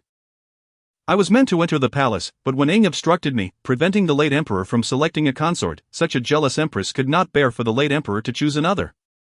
Preferring to be the sole favorite, not only did the late emperor not resent her, but he also chastised my father in the court, reducing my family and me to the laughingstock of the capital. Lin Mama hurried to the door, dismissing the maid guarding it, and firmly closed it behind her. Madam, let the past remain in the past. The late emperor and the Empress Dowager were childhood sweethearts. Their bond profound. Later, when the empire was in turmoil and the royal family was inept, the Empress Dowager initiated a rebellion in the northern frontier, establishing the current Yin dynasty. 20 years later, she passed the throne to the current emperor. And both she and the Empress Dowager retreated to the mountains, now lost to history, and our master is the Empress Dowager's only brother. The current emperor's maternal uncle, Old Master Wen, is quite protective of his sister. Should he discover that Madame has been calling the Empress Dowager by her maiden name, I shudder to think how furious he might become. She bears a grudge against me for marrying her brother, and thus took my only son into the palace, causing Yunji and me to drift apart. Madame Wen clutched her chest. I am his biological mother. For these past 20 years, he has shown great filial piety to Wen Ning. What about me? What about my feelings? Lin Mama attempted to console her. Madam, the eldest young master is your flesh and blood. Nothing can sever that bond. There is no animosity that lasts through the night between mother and son.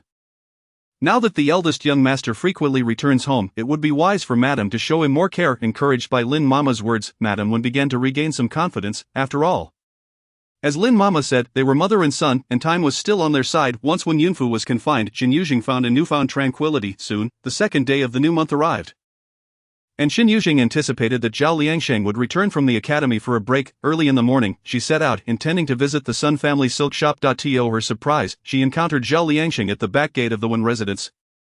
Ah Zheng, Zhao Liangsheng waved at her, running over. The young man was dressed in a simple azure robe adorned with a blue tang scarf, his features handsome and his eyes bright with fervor, exuding an aura of freshness.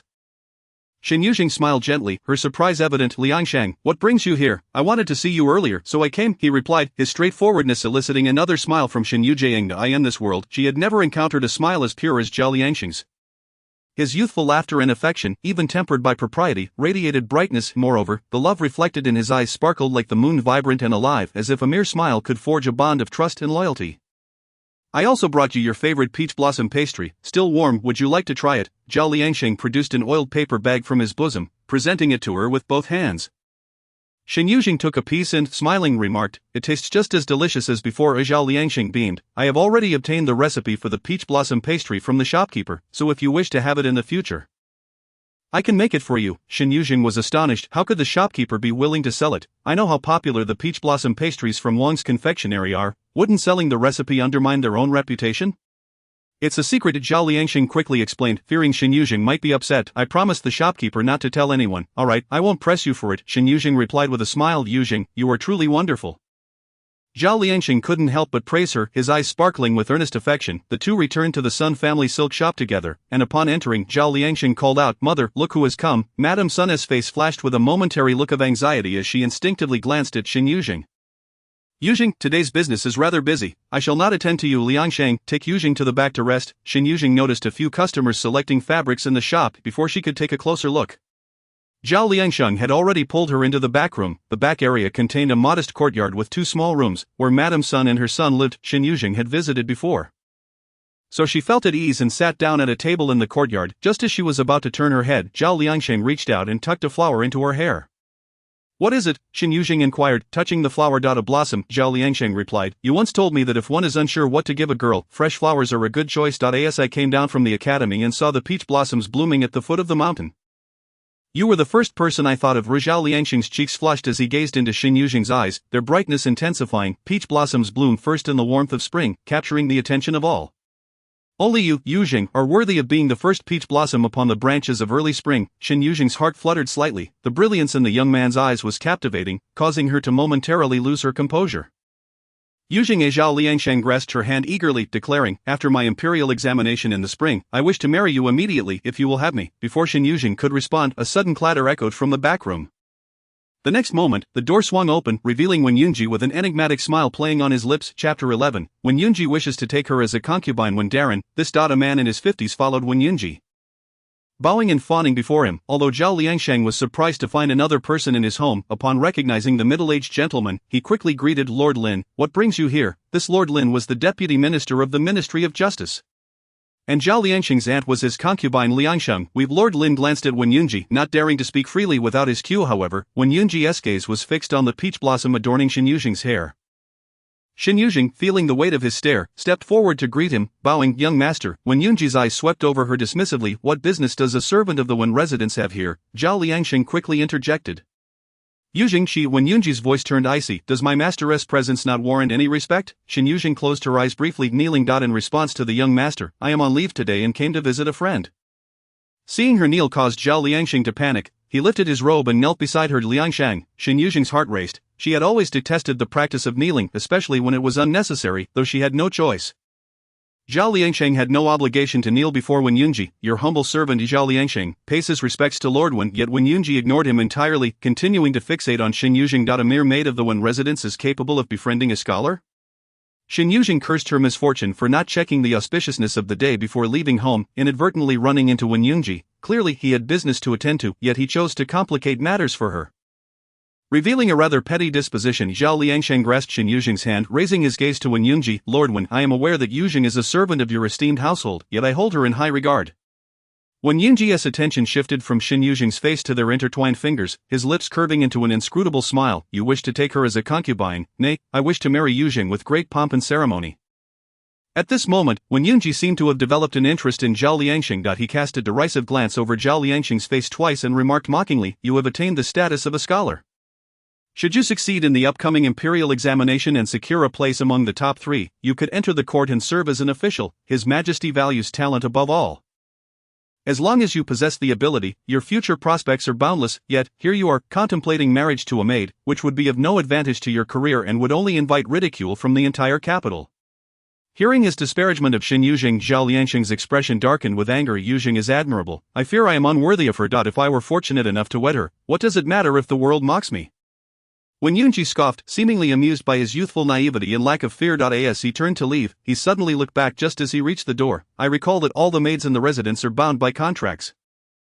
As long as you remain a maid of the Wen household, I shall be your master. Will you not come here?" Zhao Liangsheng anxiously glanced toward Shen Yuzheng, who offered him a reassuring look before preparing to rise. He suddenly grasped her hand with greater urgency. "Yuzheng, in 1 month, the imperial examination will take place, and I will definitely pass and then marry you." Shen Yuzheng's contract was with the Wen family. He needed to achieve sufficient recognition to secure her release. She nodded with a smile, responding very well. Zhao Liangsheng then exhaled in relief. For a fleeting moment, he had feared he would not be able to marry Yuzheng. She followed Wen Yunji out of the silk shop, and as Wen Yunji turned to instruct Lin Yuan regarding the capture, he urged him to keep a close watch on the nearby streets. Shen Yuzheng, lost in thought, had initially planned to escape her lowly status through Zhao Liangsheng. However, she had not placed all her hopes solely on him. She had also sought a chance to leave the household from the matriarch. Yet, it now appeared that marrying Zhao Liangsheng after he secured his degree might be the swiftest path. "What are you dawdling for? Come here." When Yunji commanded, his gaze fixed upon her, Shen Yuzheng replied, "I am but a servant awaiting your command. Come here." When Yunji's voice turned icy, his expression darkening, Shen Yuzheng lifted her eyes and stepped into the carriage, lifting her skirts. Outside, the young servant Yan Guang inquired, "Young master, shall we return to the yamen now?" "Return home," he ordered. The carriage moved slowly towards the Wen residence, yet Shen Yuzheng's mood soured. Who would be pleased to have their day off abruptly cut short by their employer? Moreover, this employer held her contract, wielding the power of life and death over her. She sat upright, maintaining a facade of decorum, yet her demeanor exuded an unintentional coldness, starkly contrasting with the warm, gentle person who had smiled at Zhao Liangsheng in the courtyard. When Yunji's gaze darkened, as if he could hear a faint rustling within his heart, the sound of a venomous snake stirring from its depths, "You wish to leave the household to marry?" Shen Yuzheng remained silent. Zhao Liangsheng is not lacking in talent, he will surely place among the top 3, yet you have him so easily deceived. How foolish, unable to hold her tongue, Shen Yuzheng retorted. Are there no wise individuals in your eyes, young master? If we are all fools, then why should you concern yourself with it, an eyesore? When Yunji's gaze fell upon the peach blossom ornament in her hair, which he found particularly irritating, abruptly he reached out and yanked it from her. Shen Yuzheng frowned at him in disapproval. She had merely mentioned that a gentleman ought to gift flowers to a lady. And Zhao Liangsheng had brought her the first bloom of spring. If she desired another, she could simply ask him for one. Peach blossoms bloom first in spring, who wouldn't admire their beauty? When Yunji crushed the petals in his grip, the juice staining his slender fingers crimson. He leisurely plucked the remaining petals one by one, before bringing them to his lips and biting down harshly. A madman, Shen Yuzheng shifted toward the door, but in the next instant, when Yunji pulled her into his embrace, he held her chin firmly, forcing the peach blossom juice into her mouth. The bittersweet fragrance lingered, and she swallowed every drop, feeling as if she had ingested a fly. Utterly revolted by Wen Yunji's actions, what is Zhao Liangsheng worth, a mere boy, capable only of offering you useless trinkets? He restrained Shen Yuzheng's struggling arms, trapping her within his embrace. His lips brushed against her ear, his words laced with seduction. You would be better off with me. I can offer you so much more. Shen Yuzheng struggled in vain, both furious and indignant. Me, with you, do you intend to marry me?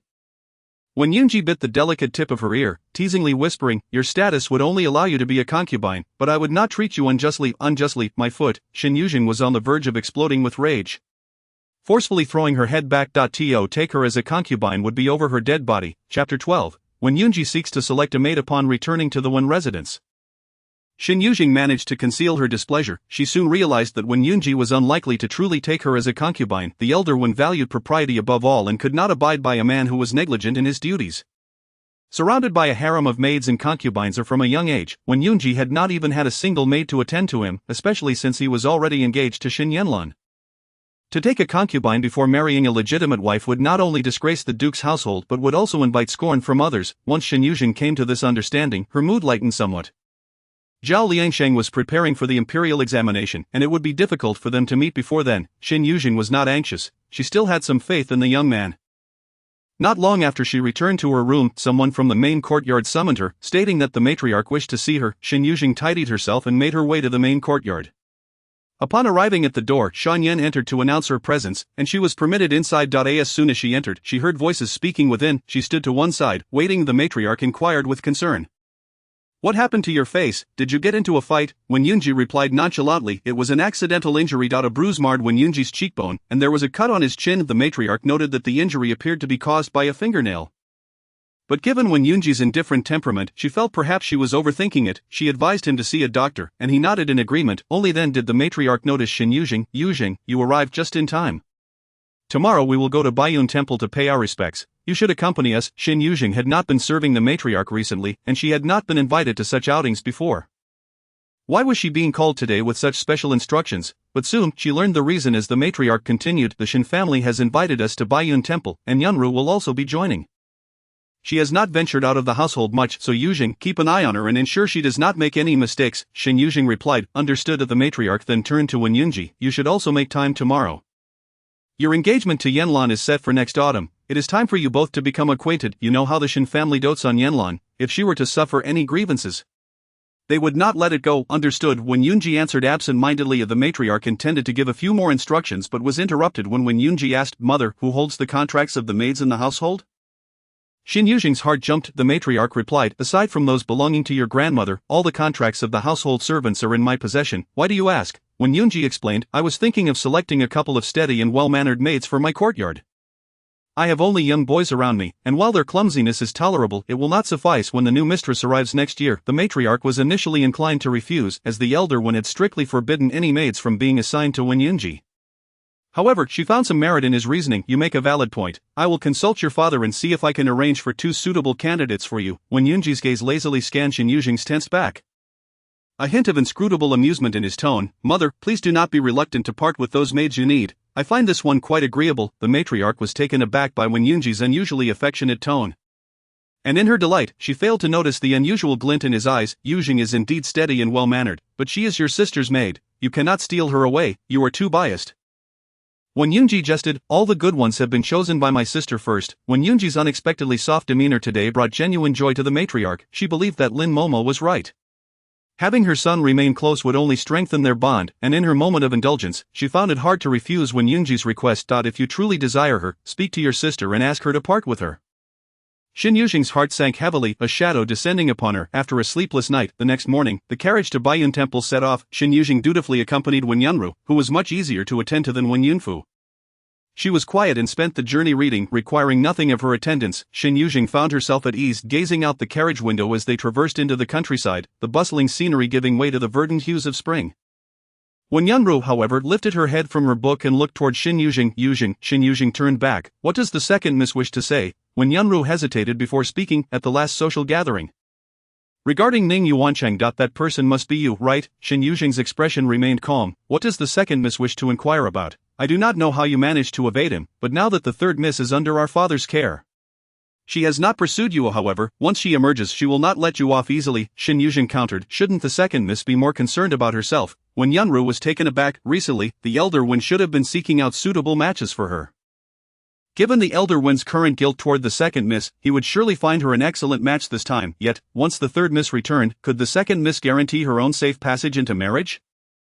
Wen Yunru remained silent for a considerable time before finally asking, do you have something to say to me? Does the second miss wish to impart something? After a moment's hesitation, Wen Yunru continued.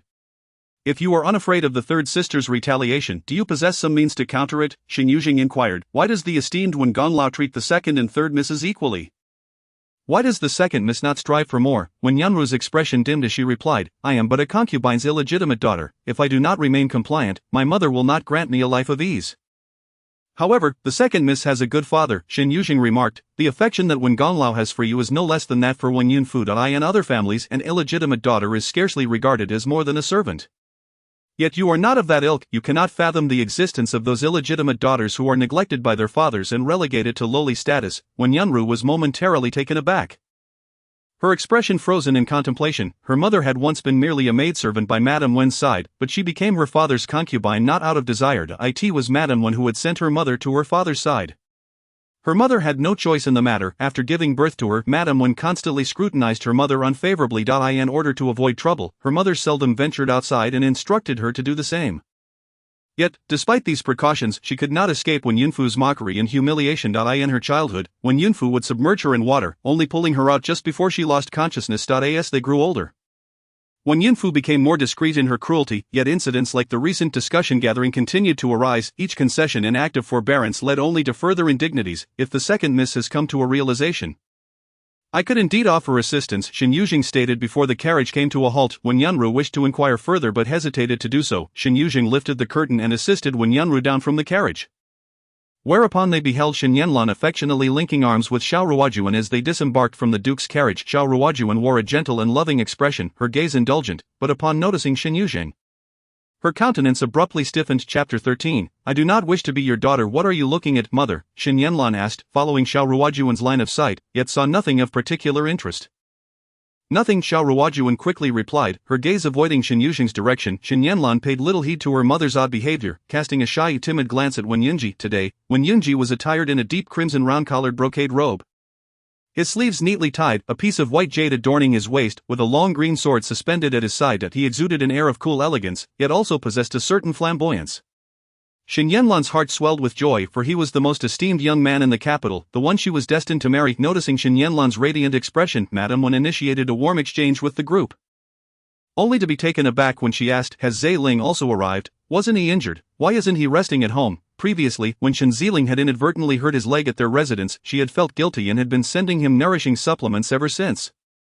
Fortunately, the Shen family had not held it against them. Shen Yanlan explained, my second brother said he was concerned for me and mother, so he accompanied us. Shen Ziling, limping slightly, stood behind Shen Yanlan. It's not merely concerned for you. The one time I failed to accompany you, you were bullied. Second brother, Shen Yanlan chided, casting an embarrassed glance at Wen Yunji. The implication in Shen Ziling's words made Madame Wen feel somewhat awkward. The Shen family, be it the duke or the young masters, seemed overly indulgent towards Shen Yanlan. Whenever she ventured out, Shen Ziling would always accompany her. Xiao Ruojuan hastily interjected, let us proceed to the mountain first. Madame Wen nodded in agreement and walked alongside Xiao Ruojuan. Shen Yanlan took the opportunity to step beside Wen Yunru, for Madame Wen had summoned her daughter with the intent of having her accompany Shen Yanlan. With a peer of the same age by her side, the situation would not feel too awkward. Had Wen Yunfu not been confined, Wen Yunru would not have been permitted to emerge today. Wen Yunru, naturally reserved, contrasted sharply with Shen Yanlan's vivaciousness. Moreover, since Shen Yanlan was to marry into the Wen family, she naturally sought to cultivate a good rapport with them, primarily to gather insights about Wen Yunji's preferences. However, despite Shen Yanlan's roundabout inquiries, Wen Yunru remained entirely uninformed. Before long, Shen Yanlan lost her patience, her demeanor growing cold. Yet, as her gaze inadvertently skimmed past Wen Yunru, she caught sight of Shen Yuzheng and gasped in astonishment. It is you. That night, she had scarcely noticed a maidservant, but in the daylight, she recognized the maid's extraordinary beauty, which seemed vaguely familiar. Her heart instinctively filled with wariness, but she quickly dismissed it, for she deemed a mere maidservant beneath her notice. Furthermore, Wen Yunji was not one of those frivolous young masters who toyed with the maidservants of the household. Not even the most beautiful woman would capture his interest. Shen Yanlan felt a sense of disdain. Swiftly relegating Shen Yuzheng to the back of her mind, unbeknownst to her, Xiao Ruojuan had been in a state of unease throughout the journey, feeling a prickle of anxiety since her first encounter with Shen Yuzheng. She had been plagued by fears that Shen Yuzheng might publicly unveil the truth of their past. For days on end, she had not enjoyed a single night of peaceful sleep, haunted instead by dreams of her past hardships in Zhangjia village or the fear of the Shen family discovering that she had sold her daughter. Had it not been for Yanlan, she could have brought Shen Yuzheng back to her home, as the young Shen Yuzheng had been too small to remember the process of her abandonment. However, now that Yanlan was in the picture, and having firmly claimed Yanlan as her daughter when she presented the jade pendant, she was acutely aware of the deception. As they entered the temple, Shen Yanlan once again linked arms with Xiao Ruojuan, engaging in light-hearted conversation that delighted Madame Wen, immensely intent on fostering a closer connection between Wen Yunji and Shen Yanlan. Madame Wen took Shen Yanlan's hand and suggested they proceed to the front hall to offer incense together. Shen Yanlan immediately grasped Madame Wen's intentions and eagerly looked to Xiao Ruojuan. Xiao Ruojuan, preoccupied with her own thoughts, acquiesced. Yanlan, you accompany Madame Wen to offer incense. I will rest for a moment with Zealing. Very well, I shall return shortly to be with mother, Shen Yanlan replied. As Shen Yanlan accompanied Madame Wen and Wen Yunji away, Xiao Ruojuan retained Shen Zealing, citing his still recovering leg as the reason. Meanwhile, she and Wen Yunru made their way toward the temple's rear mountain. Halfway there, Xiao Ruojuan suddenly turned to Wen Yunru and requested, could you kindly inform Zealing that I feel a bit cold and ask him to bring over one of the cloaks we brought? Wen Yunru replied, but madam, what about you alone? Leave your maidservant here to keep me company. Xiao Ruojuan pointed at Shen Yuzheng, prompting Wen Yunru to reluctantly leave Shen Yuzheng behind as she departed. Once Wen Yunru was gone, Xiao Ruojuan's expression immediately soured. She seated herself on a stone bench, her voice cold as she commanded, I am weary, need my legs. Shen Yuzheng regarded her, calmly asking, you exert such effort to leave me alone? Merely to have me serve you, why can't a maidservant attend to my needs? Xiao Ruojuan retorted, anger flaring in her voice. If at any moment I am displeased with your service, be mindful of your life. Shen Yuzheng detested being threatened with her own life. She stepped closer and forcefully pressed down on Xiao Ruojuan's knees. Startled, Xiao Ruojuan noticed the increasing strength in Shen Yuzheng's grip, causing her legs to ache more intensely. What are you doing? Release me at once. Isn't madam complaining of leg pain? Allow your servant to provide some relief, Shen Yuzheng said, applying more pressure. Xiao Ruojuan's face drained of color, her eyes turning red from the pain. Xiao Ruojuan feigned bravado, threatening, release me at once. If I suffer any harm, the Shen family will not spare you. Shen Yuzheng scoffed, even if I do nothing, will you truly spare me? You left me here alone. Was it not to harm me? You may be fine now, but that does not guarantee your safety later. Xiao Ruojuan's expression faltered, as she had intended to inflict some minor injury upon herself, subsequently framing Shen Yuzheng for it. After all, a maidservant who dared to harm the duke's wife would not survive the repercussions. Last time, she had been caught off guard, but now she would not let Shen Yuzheng escape unscathed. However, she had not anticipated that Shen Yuzheng would see through her intentions. A fear and anger surged within her, and the panic she had felt in recent days reached a peak. You are but a lowly maidservant. No one will believe your words. Instead, you would be seen as trying to cling to the duke's household, and ultimately you would face a brutal demise. You fear what I might reveal. Shen Yuzheng raised an eyebrow. You fear my words because I am the legitimate daughter of the duke's household, Xiao Ruojuan suddenly shouted. You are not. How can I not be? A mother, have you forgotten where I was born? Zhangjia village, where you endured 2 days and nights of pain bringing me into the world. Silence, silence, Xiao Ruojuan screamed in terror, yet Shen Yuzheng merely smiled. In her previous encounters with the cunning women of the inner chambers portrayed in dramas, including the various tricks she had witnessed while serving Madame Wen, she had come to understand that Xiao Ruojuan, in contrast, had lived a charmed life. She never needed to directly confront those she disliked. For anyone she found disagreeable was swiftly eliminated by those around her. The whining house of the Xiao family, and now the Shen family, had been her allies. Xiao Ruojuan had led a life of ease and satisfaction, with only Shen Yuzheng presenting an anomaly. Thus, it was no wonder that Xiao Ruojuan was restless, anxious, and fearful, deliberately leaving Shen Yuzheng behind in hopes of eliminating this unstable factor. Xiao Ruojuan glared at her furiously. No one would believe your claims. You bear no distinguishing birthmarks, and the jade pendant belongs to Yanlan. In truth, Shen Yuzheng did possess a resemblance to the elder Madame Xiao from her youth, sharing 5 or 6 similarities in appearance. No one would dare to place a lowly maid alongside an esteemed matron of a prestigious family. Speaking of the jade pendant, Shen Yuzheng deliberately interrupted her, stating that Shen Yanlan had taken my jade pendant to establish her lineage, becoming the celebrated young lady of the duke's household. If one day the truth were to be unveiled, how do you intend to conclude this affair?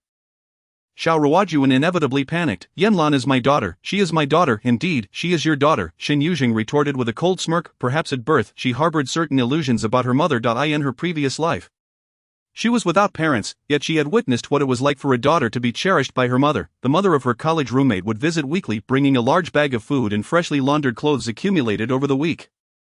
She had observed the indulgent yet exasperated expressions on her roommate's mother when her roommate acted coy. She had believed that a mother was a warm presence, though she had lacked one in her previous life. This time would surely be different. However, the moment she opened her eyes to see Xiao Ruojuan, she was met with a gaze of disdain and contempt. From that instant, she comprehended that in this life, her mother had no connection to her. Shen Yuzheng calmly stated, "There is no need for the Duchess to worry. I have no desire to be your daughter. You may continue to be the exalted Duchess, but never again approach me, and I assure you that you and your daughter shall remain together for eternity." Even as Shen Yuzheng turned to leave, Xiao Ruojuan stood there momentarily dazed, unable to respond. Meanwhile, not far from the column, Shen Yanlan pressed her lips tightly together. Chapter 14. Second brother will help you teach her a lesson. Shen Yanlan stumbled out from the direction of the back mountain, her face as pale as death, breathless as she leaned against a wall. The maid was, in fact, the true young lady of the Shen family. She was still alive. Hadn't Xiao Ruojuan claimed she was dead? The genuine young lady of the Shen family was alive. What was she to do? What was she to do, since she had arrived at the Shen family at the age of 10? Clutching that orchid jade pendant, she had been the sole young lady of the Shen family. Over the years of wealth and luxury, she had long forgotten the days spent in the mountain village, cutting pig grass and cleaning pigsties. She refused to return to that life. She would rather die than do so. Her gaze hardened, fists clenched tightly, though she did not understand why Xiao Ruojuan feared others discovering Shen Yuzheng's identity. She would never allow Shen Yuzheng to take away everything she currently possessed. Shen Yuzheng was merely a lowly maid now. Crushing her would be akin to squashing an ant. Once Shen Yuzheng was eliminated from this world, she would be the sole young lady of the Shen family. Gradually, Shen Yanlan calmed herself, composed her expression, and stepped outside. Upon returning to the main hall, she encountered Shen Yuzheng, who was delivering clothes. Upon seeing her, Shen Yuzheng's expression immediately changed. What happened? Why do you look so pale? Has Wen Yunji bullied you again? Faced with Shen Yuzheng's concerned gaze, Shen Yanlan could hardly imagine what expression he would wear if he were to discover that the person before him was not his biological sister. Such boundless affection and concern were to be lavished upon that lowly maid. She would not allow it. Second brother, Shen Yanlan lowered her eyes, and upon seeing her expression, Shen Yuzheng grew increasingly anxious. Second miss, please deliver the garments to my mother. We shall return shortly. Shen Yuzheng dismissed Wen Yunru first. After her departure, he urgently inquired, Yanlan, what exactly happened? Speak to your brother. I will surely assist you. Years ago, when Xiao Ruojuan lost her sister, it was because he had been playing and insisted on picking wild fruits by the roadside, resulting in their mother and sister going missing together. Since then, he had been plagued by guilt and unease, consumed by self-reproach. Later, upon hearing their mother say that his sister was missing, he had not even dared to ask. It was all his fault. Even after his sister was found, how much suffering had she endured over the years, while he, as her brother, had never once protected her? Second brother, I am fine. I am merely a little worried. Shen Yanlan hesitated. But under Shen Yuzheng's repeated inquiries, she finally confessed, I just saw the maid beside second Miss One. She is the one who knocked down my mother that night. She is entangled with young Master One. When Yunji dares, Shen Yuzheng erupted in fury. Shen Yanlan quickly clarified, it has nothing to do with young Master One. It is that maid who was being unruly. Young Master One has already rejected her. I was just concerned that the maid is someone of importance to Madame One, and might she not take advantage of that to create some trouble. In truth, Shen Yanlan harbored feelings for Wen Yunji, which Shen Yuzheng had always disapproved of. In his eyes, Wen Yunji was talented and capable, destined to become a prominent official in the court. However, Wen Yunji was cold-hearted, and he had heard that while the Jinui could not pry open a mouth, the Dali Temple could. The bloodshed and ruthless methods involved were all too evident, and his sister had been deceived by Wen Yunji's mere facade. How could he not worry and keep watch? Upon hearing Shen Yuzheng's words, he understood everything. In the inner courtyard, there were countless maids who climbed the social ladder. If Wen Yunji dared to, he would not rest until they were at odds. In this world, besides their parents, his sister was of utmost importance. No one could harm her, Shen Yuzheng earnestly declared. Yanlan, rest assured, with your brother here, I will ensure you marry happily and joyfully, second brother. Shen Yuzheng tugged at Shen Yuzheng's sleeve, shaking it gently, her eyes filled with gratitude and joy, yet, deep within, she exhaled a sigh of relief. With second brother's intervention, that lowly maid would surely suffer greatly. Best of all, it would be wonderful if second brother could eliminate her altogether. Thus, no one would uncover the truth of that year. Just like in Zhangjia village with the entire village dead, no truth would ever surface.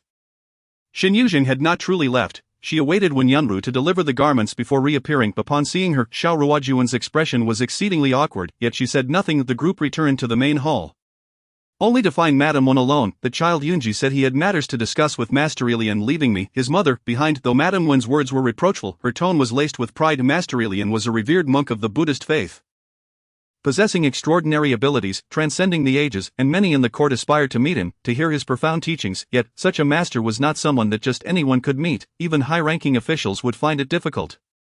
However, young Master Wen had caught the eye of Master Lian since childhood, which naturally filled Madame Wen with pride. Xiao Ruojuan was not inclined to engage in lengthy conversation with Madame Wen. Shortly thereafter, Shen Yuzheng and Shen Yuzheng arrived together. Mother, Shen Yuzheng affectionately linked her arm with Xiao Ruojuan's, her demeanor unruffled. Shen Yuzheng, however, cast a scrutinizing glance at Shen Yuzheng, just as Shen Yuzheng had remarked. This maid possessed a certain allure. Observing her previous actions, she exhibited more courage than the average maid, but should she be foolish enough to ruin his sister's engagement, he would ensure she lived in agony. Shen Yuzheng sensed a chilling gaze fixated upon her. She slightly raised her eyes, meeting Shen Yuzheng's cold, piercing stare. She swept her gaze indifferently downward, lamenting how unfortunate it was that she had not managed to cripple Shen Yuzheng's leg outright. At that moment, Madame Wen instructed, Yunru, go call your brother back, it is getting late, and we should return. When Yunru nodded in acknowledgement, in the absence of the elder one, Madame Wen consistently treated her like a maid, and she had grown accustomed to it. As when Yunru prepared to leave, Shen Yuzheng naturally followed. Along the way, when Yunru suddenly remarked, Yuzheng, you previously mentioned assisting me, can you truly prevent Yunfu from interfering in my marriage? Shen Yuzheng, intrigued, responded, is that all second miss desires? When Yunru abruptly halted, her gaze fixed upon Shen Yuzheng, her calm exterior betraying a tempest within. I wish to avoid being bullied. I wish for those who bully me to receive their comeuppance.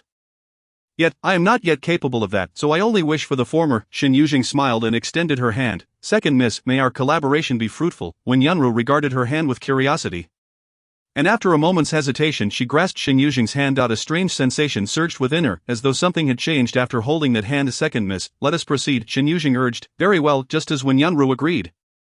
She suddenly felt a powerful tug on her arm. Shen Yuzheng yanked her aside, and the two rolled away with force. An arrow embedded itself in the ground where they had just stood.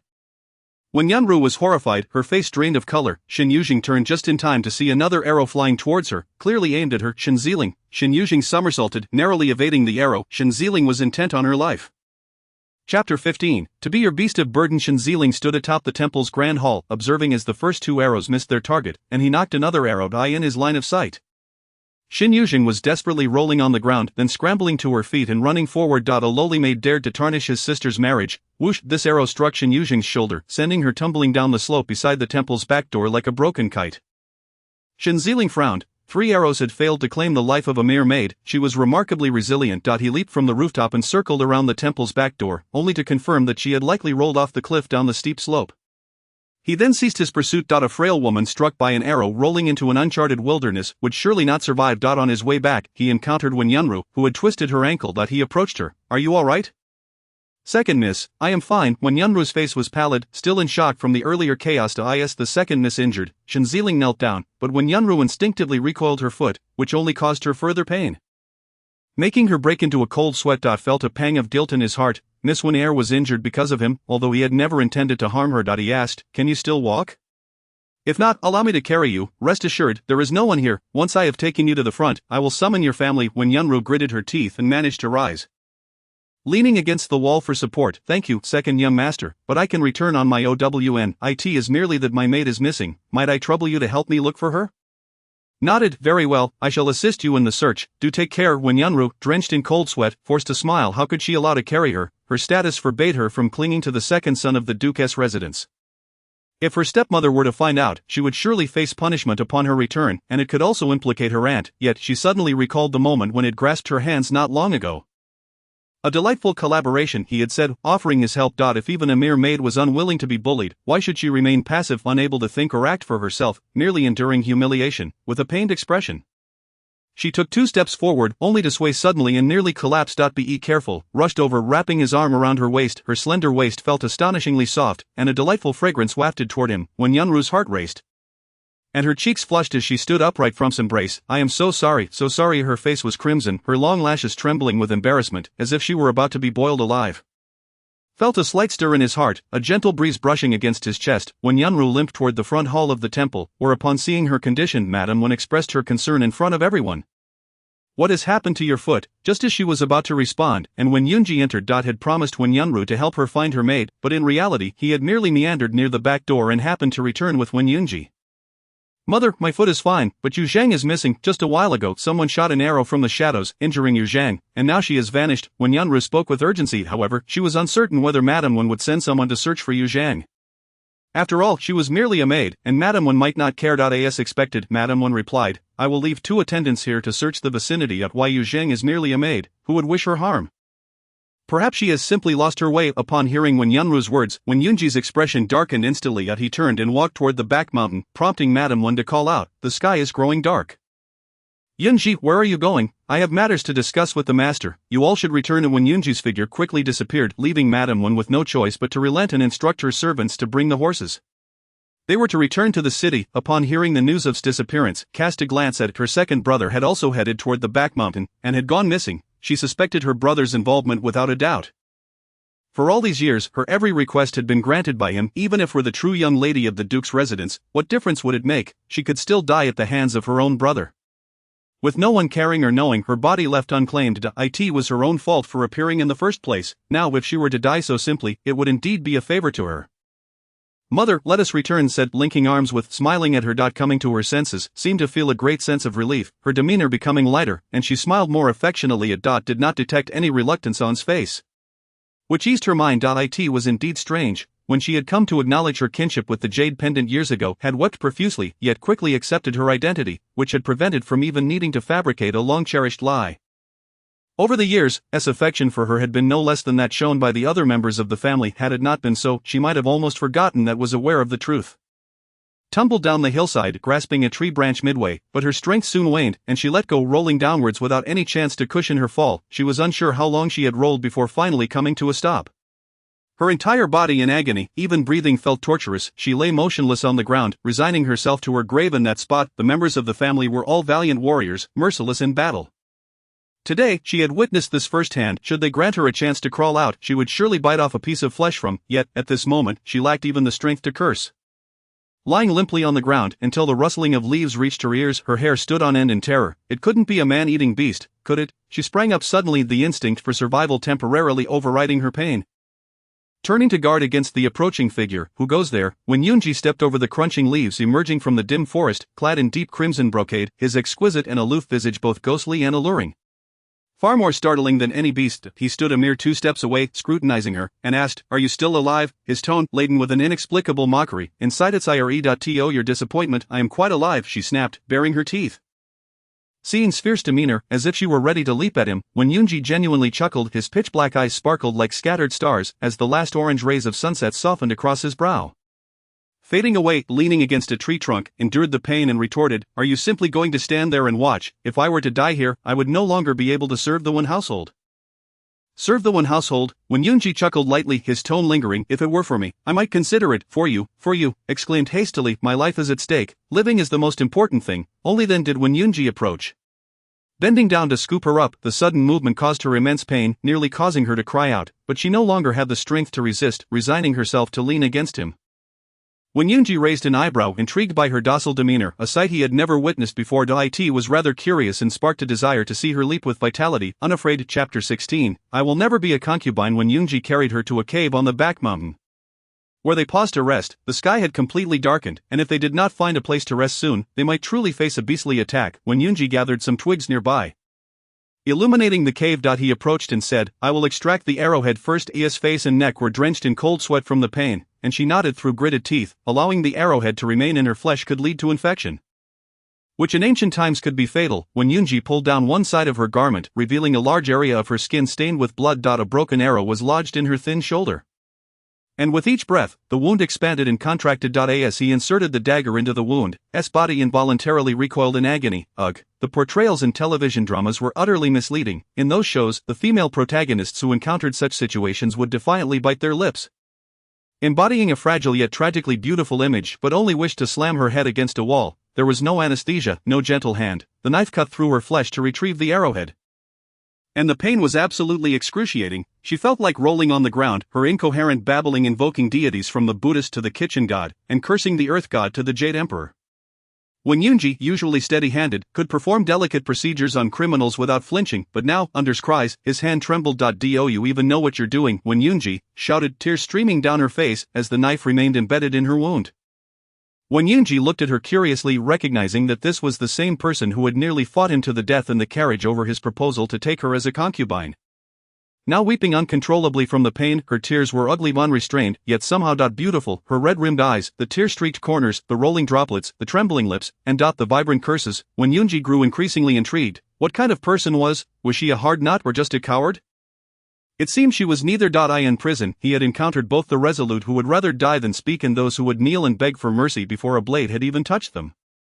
Was neither. There was something within her that when Yunji had never seen before. What was it? He could not discern. The more unclear it became, the more fascinated he grew. After a while, he extracted the arrowhead and applied the herbs he had gathered on the way to the wound.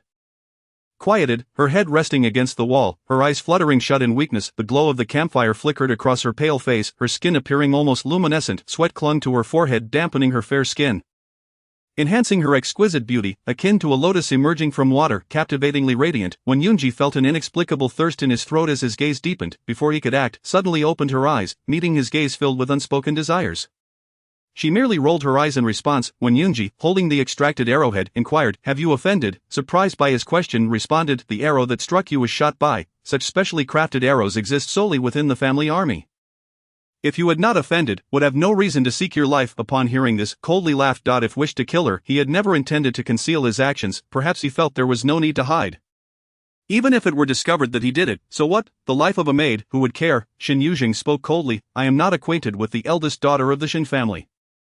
So how could I possibly offend her? Who knows why Shen Yuzheng suddenly wants to kill her? Regardless of the reason, this enmity has been established." When Yunji appeared contemplative, lowering his voice in a tone that was almost coaxing, "If you follow me, no one will dare to harm you in the future." Shen Yuzheng scoffed. "Shen Yanlan is your fiancée. As you said, if I offend her and then follow you, she would likely seek my life even more fervently." "She wouldn't dare," when Yunji replied, his fingers trailing from under Shen Yuzheng's eyes to her lips. "If she were virtuous and gentle, accommodating a concubine like you, she could firmly secure her position as the young mistress of the one household. If she proves to be ungracious, I have my own methods to deal with her." A laugh escaped Shen Yuzheng's lips, her complexion pale and her demeanor weak, yet a beautiful light sparkled in her eyes. "I will never be a concubine." When Yunji's expression darkened, his brows knitting together, "You refuse? Do you wish to be my legitimate wife?" Before Shen Yuzheng could respond, when Yunji answered himself, "Your background is not suitable.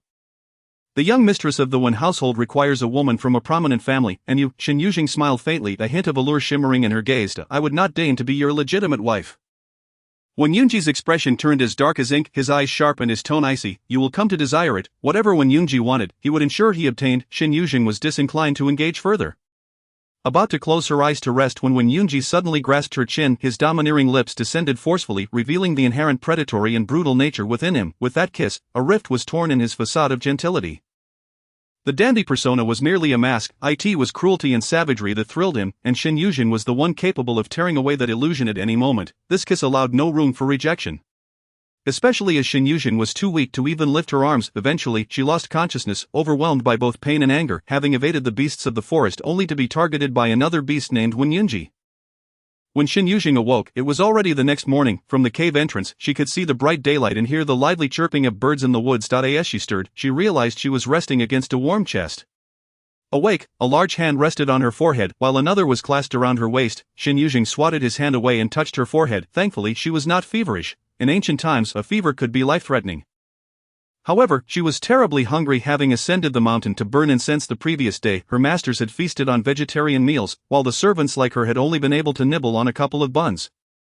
Shen Yuzheng was already famished and decided to prop herself up to seek food, knowing that springtime in the mountains offered plenty to forage. "Where are you going?" Wen Yunji rose to follow her. "Out to find something to eat," she replied, slowly making her way towards the cave's exit. Wen Yunji grasped her arm, declaring, "I will go." Shen Yuzheng did not insist otherwise, primarily because she truly lacked the strength. She waited in the cave, and nearly half an hour passed before Wen Yunji returned, his outer garment filled with mushrooms. "I didn't find any wild fruits, only these mushrooms." She was not picky. As long as it filled her stomach, however, when she glanced at the mushrooms in Wen Yunji's pocket, she couldn't help but laugh. "Young Master Wen, how did you manage to perfectly avoid any edible mushrooms?"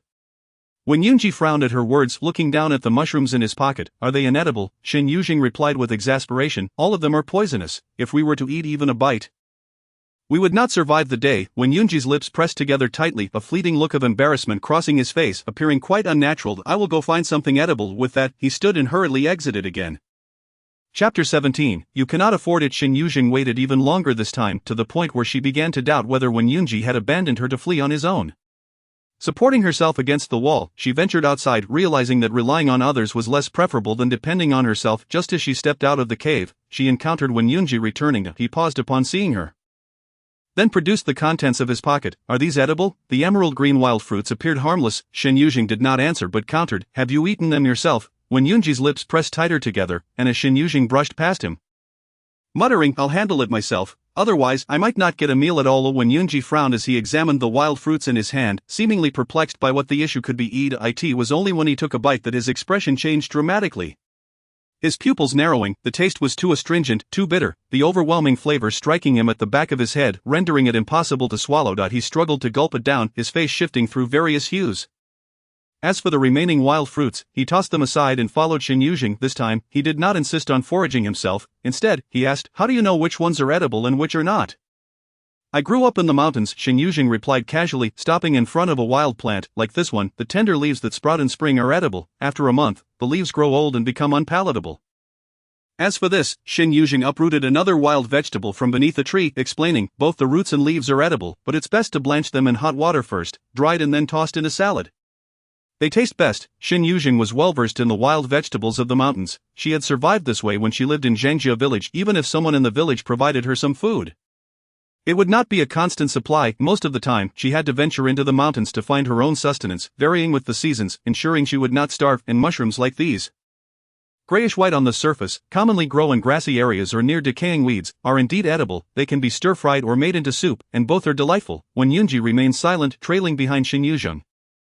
His gaze fixed intently on her figure. Each time she identified an edible item, she would gather it and explain how to distinguish it. Her adeptness and confidence starkly contrasted with the cautious persona he was accustomed to at the Wen household.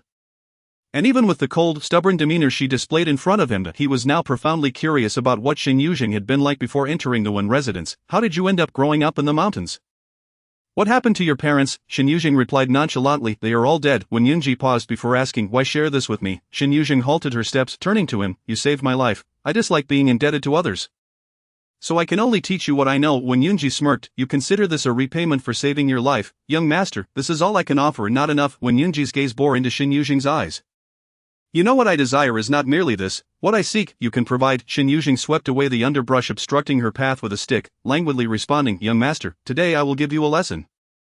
Even a servant possesses priceless treasures. It is not that I cannot afford it, but rather that you cannot." This place was far removed from the grandeur of highborn estates, and in this familiar wilderness, she felt her demeanor relax, her spirits lifted. Thus, her genuine self emerged unmasked. She cheerfully walked along, foraging for food, oblivious to Wen Yunji's somber gaze, which glimmered with an unwavering determination. In this world, there was nothing he could not possess.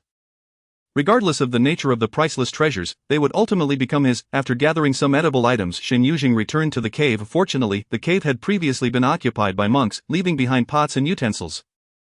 Shen Yuzheng did not mind the simplicity and set about filling her stomach. However, after finishing a large bowl and raising her head, she noticed Wen Yunji had not moved an inch. It was understandable. The esteemed young master had likely never eaten such humble fare and found it unpalatable. Those who had never experienced hunger could never comprehend the value of food. Shen Yuzheng paid him no mind and finished off the remaining pot of food. Once satiated, she felt energized and began contemplating how to make her way out. Yet, observing Wen Yunji's demeanor, he showed no sign of urgency. Eventually, as noon approached, there was a commotion outside the cave. "Young master, Young master, when Yunji's personal servant Yenshi and Yen Guang had come searching for him. Young master, it's wonderful to see you safe. I'm fine. Did you bring the medicine? When Yunji inquired, Yen Guang immediately expressed concern. Young master, are you injured? I'm unscathed. Just hand me the medicine. When Yunji extended his hand, Yen Guang glanced at Shen Yuzheng, then retrieved the gold sore medicine from his bosom. Yen Guang intended to stay and observe, but was promptly pulled out of the cave by Yenshi. When Yunji approached Shen Yuzheng, this is excellent gold sore medicine. It will aid in the healing of your wounds. Thank you, young master. Shen Yuzheng lifted her collar, revealing her injury. When Shen Yuzheng was quite stubborn about her refusal to become a concubine, yet simultaneously displayed a complete disregard for the proprieties between men and women. Even the seemingly frivolous act of lifting her clothing was executed with such ease and decisiveness. After applying the medicine to Shen Yuzheng's wounds, the group set off to return, with Yunji's capable servant accompanying them. Their journey back to the Wen residence was smooth. As they dismounted the carriage, Yunji suddenly grasped her arm. What I said before still stands. As long as you follow me, I can ensure your safety. Shen Ziling was aware that Shen Yuzheng had returned unscathed, and it was likely he would target her once more. This point was clear to both of them. Shen Yuzheng remarked, my word shall remain unchanged. So please do not trouble yourself, young master. Perhaps you should seek some other amusements. When Yunji's interest in entangling her was merely a diversion typical of bored young masters from prominent families. Whether she acquiesced or not to Yunji, it was merely a somewhat entertaining spectacle. Shen Yuzheng had no desire to play the supporting role to anyone. She was determined to be herself. As when Yunji observed Shen Yuzheng depart, a flicker of light gleamed in his eyes. He did not require Shen Yuzheng's consent. He possessed countless means to compel her to yield to him. However, the moment had not yet arrived. He wished for her to come to him of her own accord. Should she choose to resist, he would not hesitate to be ruthless. Upon arriving at the Wen residence, Shen Yuzheng resumed her cautious and proper demeanor as a maid. She first paid her respects to Madame Wen. Briefly recounting the events that had transpired previously, Madame Wen expressed her concern with a few words and rewarded her with some supplements. Shen Yuzheng had grown accustomed to Madame Wen's approach of combining benevolence and authority. After returning to her own quarters, it was not long before Wen Yunru sent someone to inquire after her. Shen Yuzheng entrusted the maid with the items she had prepared a month prior for Wen Yunru. She had promised to assist Wen Yunru and would never go back on her word. Though her injuries had been severe, she was fortunate to have the healing ointment provided by Wen Yunji. Allowing her left arm to regain some mobility after more than half a month, she refrained from venturing outside while recuperating, only emerging from the residence a month later, as today marked the important day of Zhao Liangxing's examination for the Imperial Spring Assessment.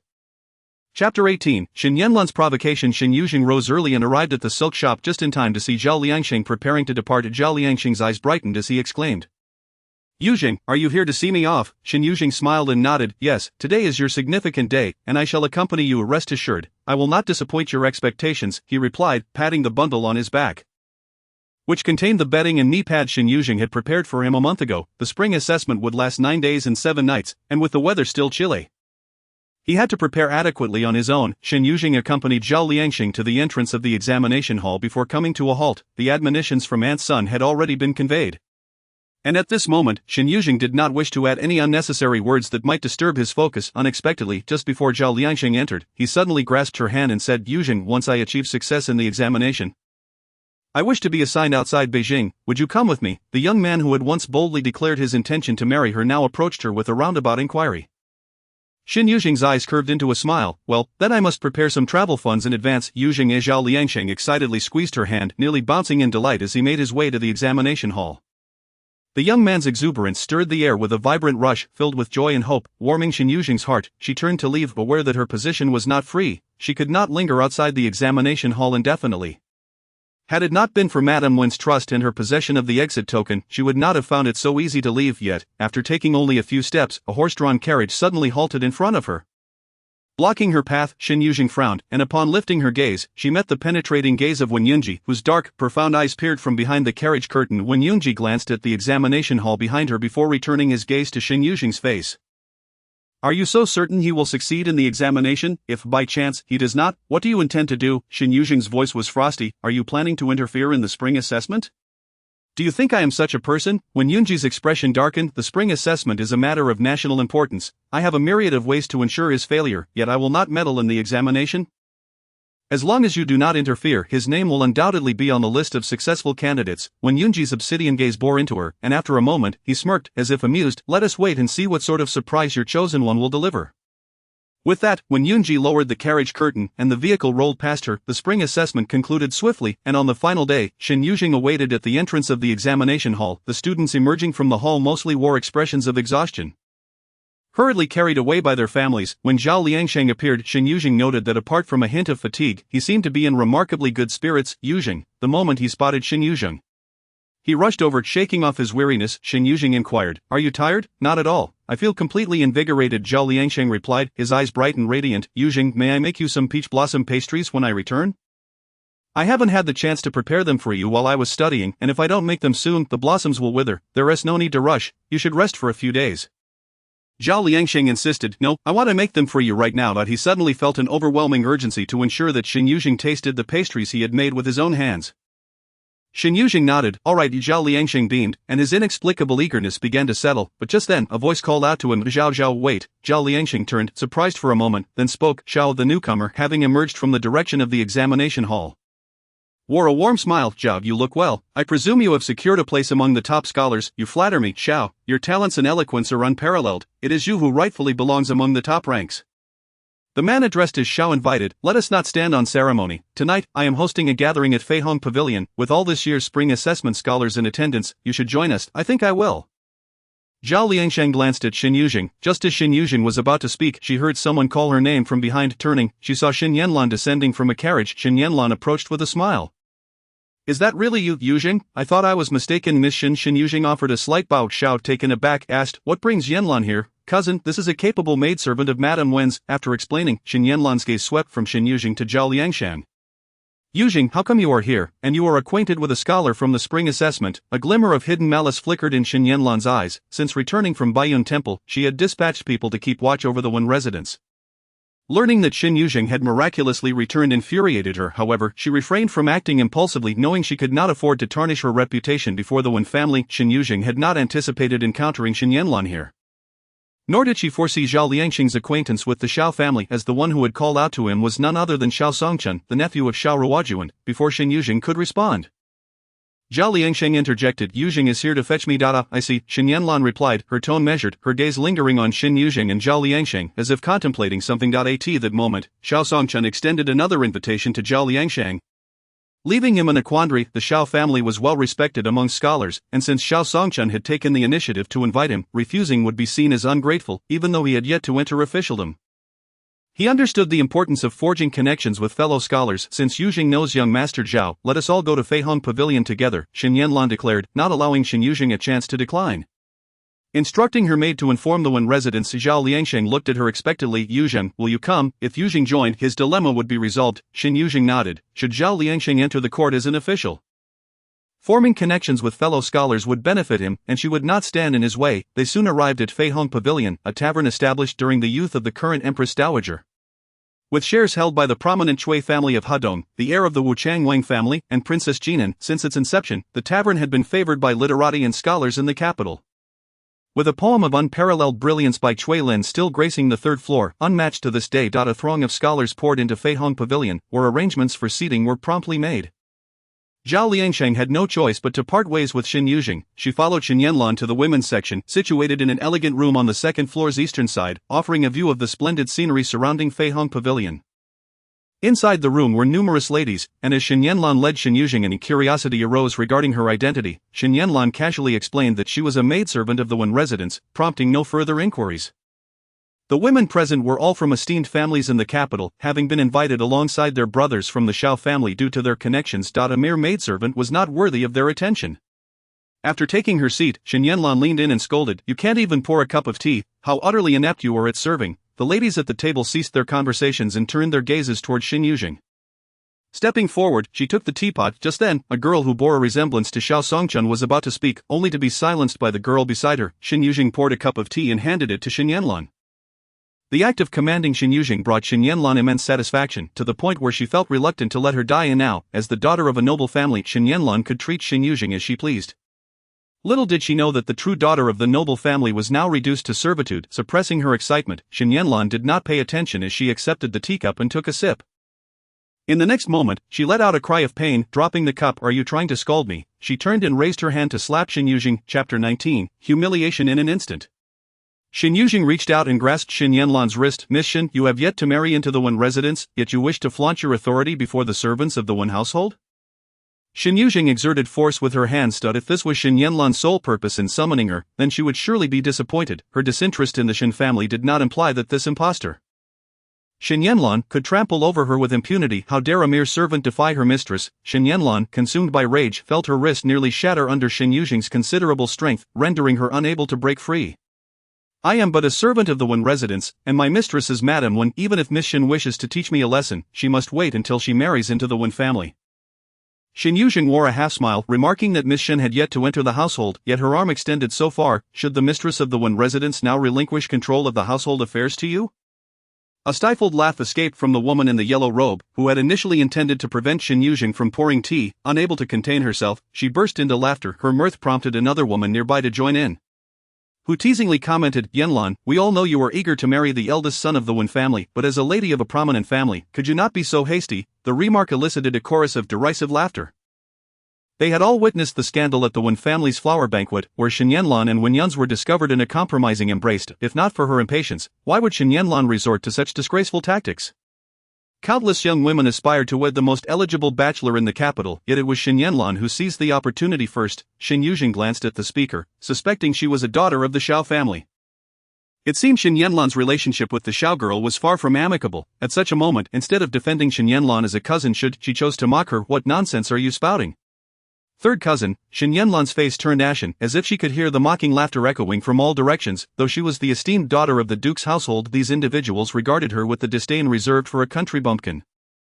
Since entering the duke's residence at the age of 10, she had frequently encountered such condescension. No matter how diligently she studied etiquette and propriety, these ladies of noble birth refused to accept her. As if to say, no matter how you disguise yourself, you will never be the true daughter of the duke's household. Even the Xiao girl was no exception. I am not speaking falsely. Do not you dare report me to elder brother or second brother. Xiao Ziyi feigned fear, retreating behind her sister Xiao Jipei. Shen Yanlan trembled with rage. She was merely attempting to reprimand a lowly maid. Yet both Xiao Jipei and Xiao Ruoi were opposing her. The next moment, her eyes glistened with tears as she fled the parlor. Xiao Ziyi rolled her eyes, muttering, if she really reports us, it's always like this.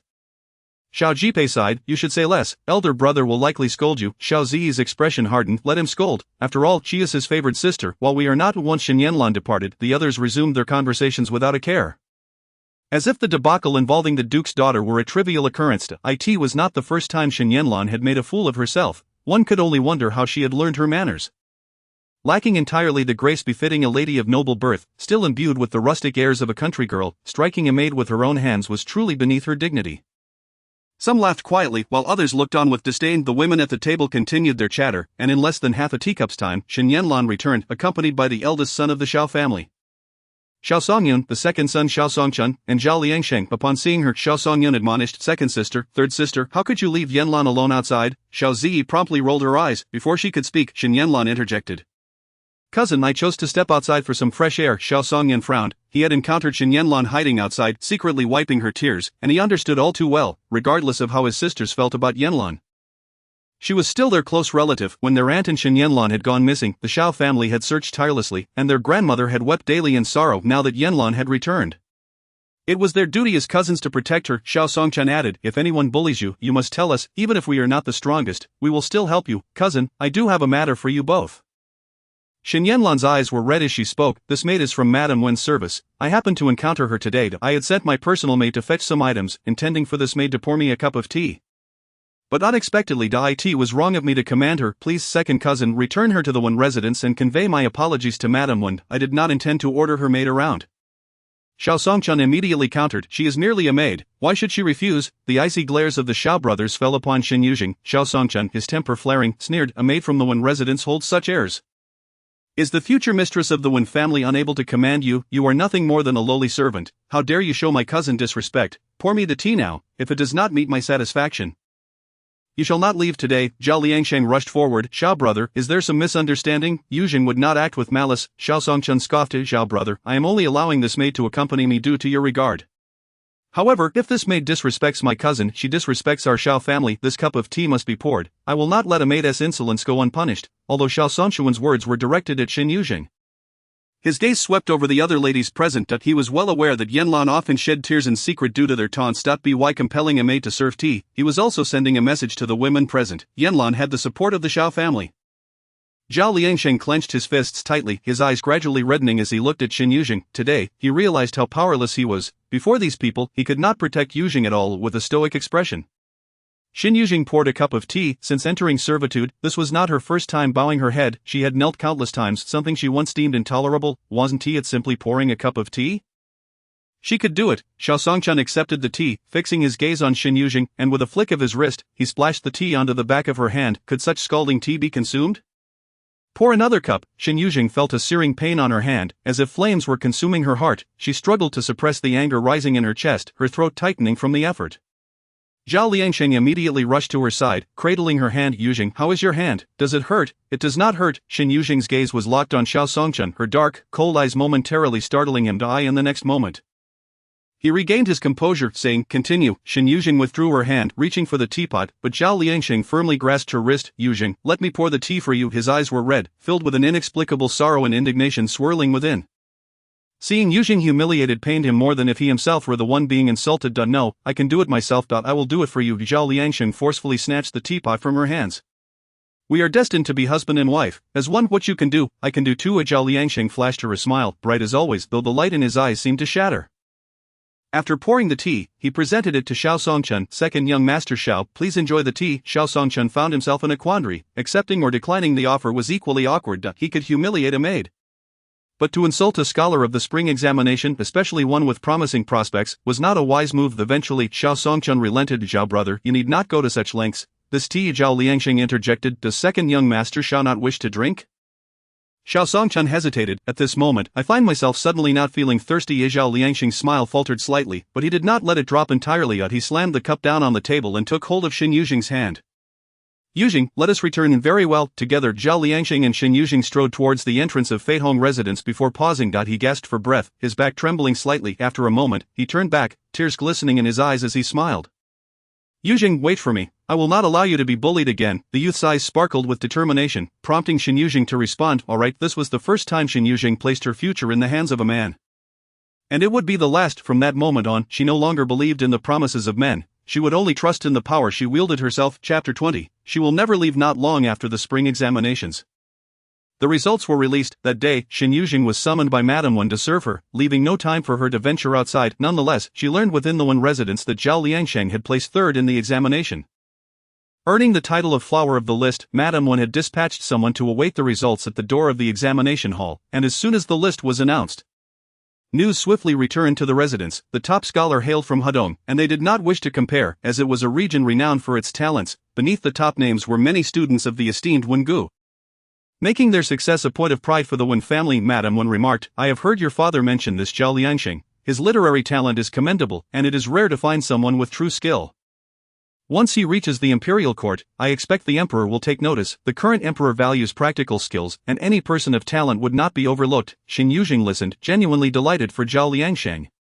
The spring examination was far more challenging than the imperial college entrance examination. She had toiled for 3 years to barely rank within the top 1,000 of her province. In contrast, Zhao Liangsheng had achieved third place in a national examination, a feat that was no small accomplishment. After the announcement, Zhao Liangsheng was inundated with obligations, needing to express gratitude to his mentors, forge connections with peers, and prepare for the palace examination ahead. Shen Yuzheng did not intrude, waiting patiently until the results of the palace examination were announced. On the streets, adorned with festive decorations, she accompanied Wen Yunru to steal a glance. During the imperial examination, Zhao Liangsheng had achieved the rank of a flower prince. Clad in a resplendent crimson robe, with a black cap atop his head and flowers pinned on either side, he paraded through the streets from the imperial palace beneath the rhythmic sounds of drums and gongs. The young man, strikingly handsome with a visage as refined as jade, captivated the attention of many young maidens, who eagerly inquired about his identity. Some even tossed fresh flowers and silken scarves, casting shy glances at the flower prince. After observing for a while alongside Wen Yunru, Shen Yuzheng took her leave. As evening approached, a young maid hurried to her side, saying, Sister Yuzheng, someone from outside the manor has sent you 2 flowers. Upon receiving them, Shen Yuzheng recognized them as the very blooms Zhao Liangsheng had adorned on his cap that day. Unable to suppress a laugh, she noted the maid's inquisitive expression as she winked playfully. Who are these from my sister Yuzheng? Shen Yuzheng playfully tapped the maid's forehead, instructing, get back to work and refrain from asking too many questions. Even sister Yuzheng has a shy day, the maid teased. Making a face, but Shen Yuzheng merely smiled and retreated to her chamber. The significance of the flowers was evident to Shen Yuzheng. Zhao Liangsheng was sharing all his glory with her, a gesture that weighed heavily and caused her to reassess her relationship with him. Initially, her motives for approaching Zhao Liangsheng were far from pure. She sought a secure future, hoping to escape the constraints of ancient society, yet, her heart was not made of stone, and even the hardest heart may soften. Perhaps she could dare to believe once more. Shen Yuzheng delicately pinned the 2 flowers above her bed, finding that each morning they brightened her spirits. Soon, the Xingling banquet would follow the examination, presenting an opportunity for the newly minted scholars to mingle with court officials and even the emperor himself. Both scholars and officials were expected to attend. Following this banquet, the emperor would assign roles to these new scholars. Given Zhao Liangsheng's talents, it was likely he would be sent to a provincial post for further experience before being recalled to the capital for greater responsibilities. Zhao Liangsheng also intended to seize this opportunity to request his freedom from Wengulao. Hoping to retrieve Shen Yuzheng's contract of servitude, the value of a maid's contract paled in comparison to that of a future court official, and the Wen household would surely not refuse his request. On this day, however, Madame Wen was unwell. Having summoned both the household physician and the imperial physician, Shen Yuzheng remained by her side, and by the time she returned to her room, it was well past midnight. As she pushed the door open, a flood of moonlight poured in like silk, illuminating the dimly lit room and revealing a shadowy figure within. Who goes there? Shen Yuzheng felt a surge of alertness.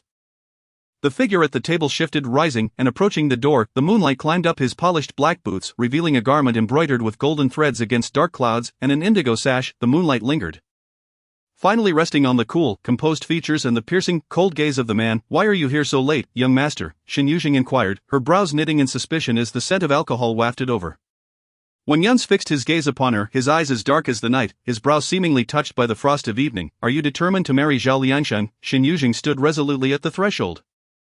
Meeting his gaze, that is of no concern to you, young master. I believe I've mentioned that I shall not grant you your wishes. He slowly curled his lips into a smile, his voice chilling as if it emerged from the depths of a shadowy valley. I disapprove. You cannot go anywhere, crazy, Shen Yuzheng muttered under her breath, turning to leave. In an instant, a powerful force yanked her back into the room, the door slamming shut behind her. Shen Yuzheng found herself pinned against the door, the man pressing against her. When Yuns, do not lose your mind. If you're drunk, return to your own quarters. I shall ask you once more. His voice, laced with the scent of alcohol, enveloped her as he spoke in a low, husky tone. Will you come with me? Shen Yuzheng turned her face away, her chest heaving with indignation. Then let me reiterate, I refused. I absolutely refuse. A sharp gasp escaped her lips as Wen Yuns bit down on her neck, leaving her to question if it might snap under the pressure. Wen Yuns, release me, she cried, but he tightened his grip around her waist, suddenly throwing her onto the couch. Shen Yuzheng, dazed, saw spirals before her eyes, and before she could comprehend, his heated form descended upon her. You have no choice, he declared, biting her lip, his words mingling with blood. You can only belong to me. The entire ordeal was imbued with a potent scent of blood. No matter how fiercely Shen Yuzheng struggled and protested, Wen Yuns held her firmly in his grasp, repeatedly forcing her into a corner. Enraged, she bit him, and he allowed it, the taste of blood fueling his desire. In the darkness, insatiable greed took root. Even with both of them stained in blood, he refused to relent. This was the first time he desired someone so intensely. He wanted her to see only him, to utter words of compliance instead of rejection. He would not allow Shen Yuzheng to depart so easily. She wished to marry another, to escape the Wen household, but he would not permit it. Only when he no longer wanted her could Shen Yuzheng leave. Until that moment arrived, he would shatter her hopes and sever her path, ensuring she remained willingly by his side. Chapter 21, Retrieving the Contract. She is free. That night felt interminable. Shen Yuzheng attempted to escape multiple times, only to be pulled back by Wen Yunzih. It was as if she were mired in quicksand. The more she struggled, the faster she was consumed. In her dreams she grasped the contract of her freedom, leaving the Wen household in the capital, yet outside the city loomed an expanse of dense fog, obscuring her path. Fearful of moving forward, she turned back only to find Wen Yun standing at the city gate, watching her with a knowing smile, seemingly convinced she would return or awoken by the terror of the dream. The lingering dread left her heart in turmoil. Lost in thought, she suddenly noticed the disarray of her bed, chaotic as if a battalion had clashed, blood and torn fabric strewn everywhere, the bedding utterly shredded. Only then did she realize the extent of her own pain. It felt not merely as if she had been run over by a carriage, but as if a dump truck had repeatedly crushed her. Intent on her obliteration, recalling the events of the previous night, her face twisted in anger. When Yuns, intoxicated, had come to her room in a frenzy, behaving like a mad dog, biting indiscriminately though she had fought back. One could hardly maintain a good mood after being bitten by a dog all night. Shen Yuzheng's spirits plummeted further as she tidied her bed. When she gazed into the mirror, her reflection was far worse than the state of her bed. She looked utterly disheveled. Gritting her teeth, she washed herself and donned clean clothes, wincing at the fabric's touch, each movement a reminder of her pain. Yet, when Madame Wen sent for her, Shen Yuzheng had no choice but to hastily cover her marks. Upon arriving at the main courtyard, Shan Yan discreetly cast her a glance, causing Shen Yuzheng's heart to sink. Entering the room, she bowed respectfully to Madame Wen, who sat in the main seat. Her gaze icy as she regarded Shen Yuzheng. Yuzheng, I must say I underestimated you. Shen Yuzheng quickly knelt. I am unaware of any wrongdoing. Please enlighten me. Madame Wen snorted dismissively. I cannot bear the title of Madame when you seem so ungrateful. Serving me must be beneath your dignity. With her head bowed, Shen Yuzheng's thoughts raced. Did Madame Wen discover last night's incident? Neither Wen Gulao nor Madame Wen would tolerate anything indecorous in Wen Yun's quarters. Nor would they allow him to take a concubine before marrying a legitimate wife. If that were the case, Madame Wen would likely seek to punish her immediately. Panic surged within her, her mind racing as she replied. It is my duty to serve, madam. If I have erred, I welcome your punishment. Crash, Madame Wen hurled a cup beside her, scolding. I thought you understood the rules, but it seems you've been plotting against me behind my back. How have I wronged you? You seek to play tricks to escape the Wen household. Shen Yuzheng lowered her head, acknowledging her faults. I harbor no ill intentions towards you, madam. You don't. I instructed you to serve beside Yunfu. Yet you attempted to bargain for your release. I considered your past conduct, but what about you, a mere maid attempting to seduce a new scholar, causing him to reject the county lord's proposal in favor of you? Shen Yuzheng was momentarily taken aback. Had Zhao Liangsheng already approached Wen Gulao? What was the significance of the previous day's Xingling banquet? It was a royal gathering for the new scholars. A chance for them to shine, and Zhao Liangsheng, merely a flower prince with no backing, was fortunate that the Yongkang county lord had taken notice of him, yet he had audaciously turned her down, claiming he had someone else in mind. Yuzheng, you possess remarkable skills. You've ensnared Zhao Liangsheng's heart to the extent that he is willing to jeopardize his future for a lowly servant like you. Astonishment coursed through Shen Yuzheng. But she quickly pieced together the unfolding events from Madame Wen's words. Zhao Liangsheng, with his handsome appearance and evident talents, was bound for greatness. It was not surprising that noble families sought connections after the examination results were announced. Likely soon, families would come seeking him as a son-in-law, though Zhao Liangsheng had previously declined. When the Yongkang county lord made her intentions known at the Xingling banquet, he needed a valid reason for his refusal in front of the crowd. Thus, he must have approached Wen Gulao to propose marriage to her. Madame Wen's anger stemmed from the fact that the Yongkang county lord was a member of the Li family's branch. To reject her was to slap Madame Wen in the face. And now, your name, Yuzheng, has resonated throughout the capital, and a number of noble ladies have even come to inquire how I have managed to train my maidservants. Yuzheng, you have truly brought me honor. Lady Wen's countenance darkened, her eyes shimmering with icy fury. Shen Yuzheng found herself at a loss for words, dutifully kneeling and allowing Lady Wen to vent her wrath. As long as Zhao Liangsheng wished to marry her, such a day would inevitably come. She simply had not anticipated that it would involve the princess of Yongkang, though Lady Wen was furious. Even wishing to tear her apart, she would ultimately refrain from taking action. Indeed, once her anger had subsided, Lady Wen stated, Lord Wen has instructed me to grant you your freedom. Henceforth, you shall no longer be a slave. Zhao Liangsheng spoke earnestly, and naturally Lord Wen acquiesced. Even if Lady Wen could not swallow her indignation, she would not interfere. Now, the capital buzzed with tales of the Wen household's maidservant and the newly minted top scholar. And if she were to obstruct this, she would become the villain. Thus she chose to acquiesce. Lady Wen lifted her chin, and Shan Yan presented a box before Shen Yuzheng, the long-desired item, now within her reach. Suddenly felt surreal to Shen Yuzheng. After a brief hesitation, she raised her hand to unveil the lid and reclaim her contract of servitude, which bore the signatures of the Wen household's steward, the Yamen, and even Xiao Ruojun's signature. Yet, it was not in her true name but rather in the alias she had used in Zhangjia village. Shen Yuzheng clutched the contract tightly. At that moment, she was free. She bowed her head to Lady Wen, saying, This servant is grateful for your care over the years. Without the Wen estate, there would be no surviving Yuzheng. Lady Wen felt a slight easing in her heart. It is good that you understand. Even if you have shed your status as a slave, your standing remains lowly. Do not blame me for not warning you. Your status is hardly suitable for a top scholar, Shen Yuzheng replied. This servant is aware. Lady Wen, still simmering with anger, waved her hand, dismissing her. After Shen Yuzheng took her leave, she felt as though she were walking on clouds, light and unencumbered. Even the air was fresh and fragrant, the blossoms vibrant and alluring, and the bird songs melodious. The taste of freedom was profoundly enchanting, a sentiment Shen Yuzheng cherished deeply. In her previous life, despite her upbringing in an orphanage and the lack of affection, she had been free. She could choose to study or to lounge idly. She could lead a lackluster existence or one filled with vibrancy. Yet in ancient society, even the most basic personal freedom was denied. Let alone other choices, Shen Yuzheng had awaited this freedom for 14 long years. As she returned home to gather her belongings, she suddenly recalled the frantic visit from Wenyunji the previous night. Could it be that it was related to Zhao Liangsheng's proposal at the apricot banquet? But what did it matter if Wenyunji disapproved? Lord Wen had given his consent. And with the emperor and all the ministers as witnesses, no one could thwart her. Shen Yuzheng packed her belongings and prepared to leave the Wen estate, holding some silver in her hand. Acquiring a courtyard would be no trouble, even if Zhao Liangsheng wished to marry her. She had no intention of moving in right away. She desired to engage in pursuits that brought her joy. Even if women were constrained in this era, she wished to live as freely as possible. Just as she finished packing and was about to depart, Yahuan rushed over. Sister Yuzhang, there is a woman named Mrs. Sun at the back door who wishes to see you. She claims to have an urgent matter for you to assist with. Chapter 22. Am I no longer able to marry you? What has happened to Mrs. Sun? Upon reaching the back door, Shen Yuzheng indeed found Mrs. Sun there. Mrs. Sun grasped her hand anxiously and exclaimed, Yuzheng, Liangsheng is in trouble. Shen Yuzheng composed herself and asked, Please take your time and tell me what has transpired. Earlier that morning, two men unexpectedly arrived at the silk shop, inviting Liangsheng out for drinks. Who drinks so early in the day? Moreover, Liangsheng seemed unfamiliar with them. Yet the two forcibly dragged him away. Initially, I thought they were genuinely celebrating Liangsheng, but upon reflection I sensed something amiss and pursued them. I followed them all the way to Feihong residence.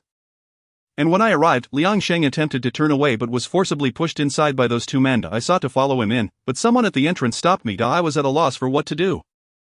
So I hurriedly sought out my sister, who in turn contacted Lin Yuanhui. However, Lin Yuanhui claimed it was merely a gathering among scholars to celebrate and that there was nothing serious. Why Yuzhang?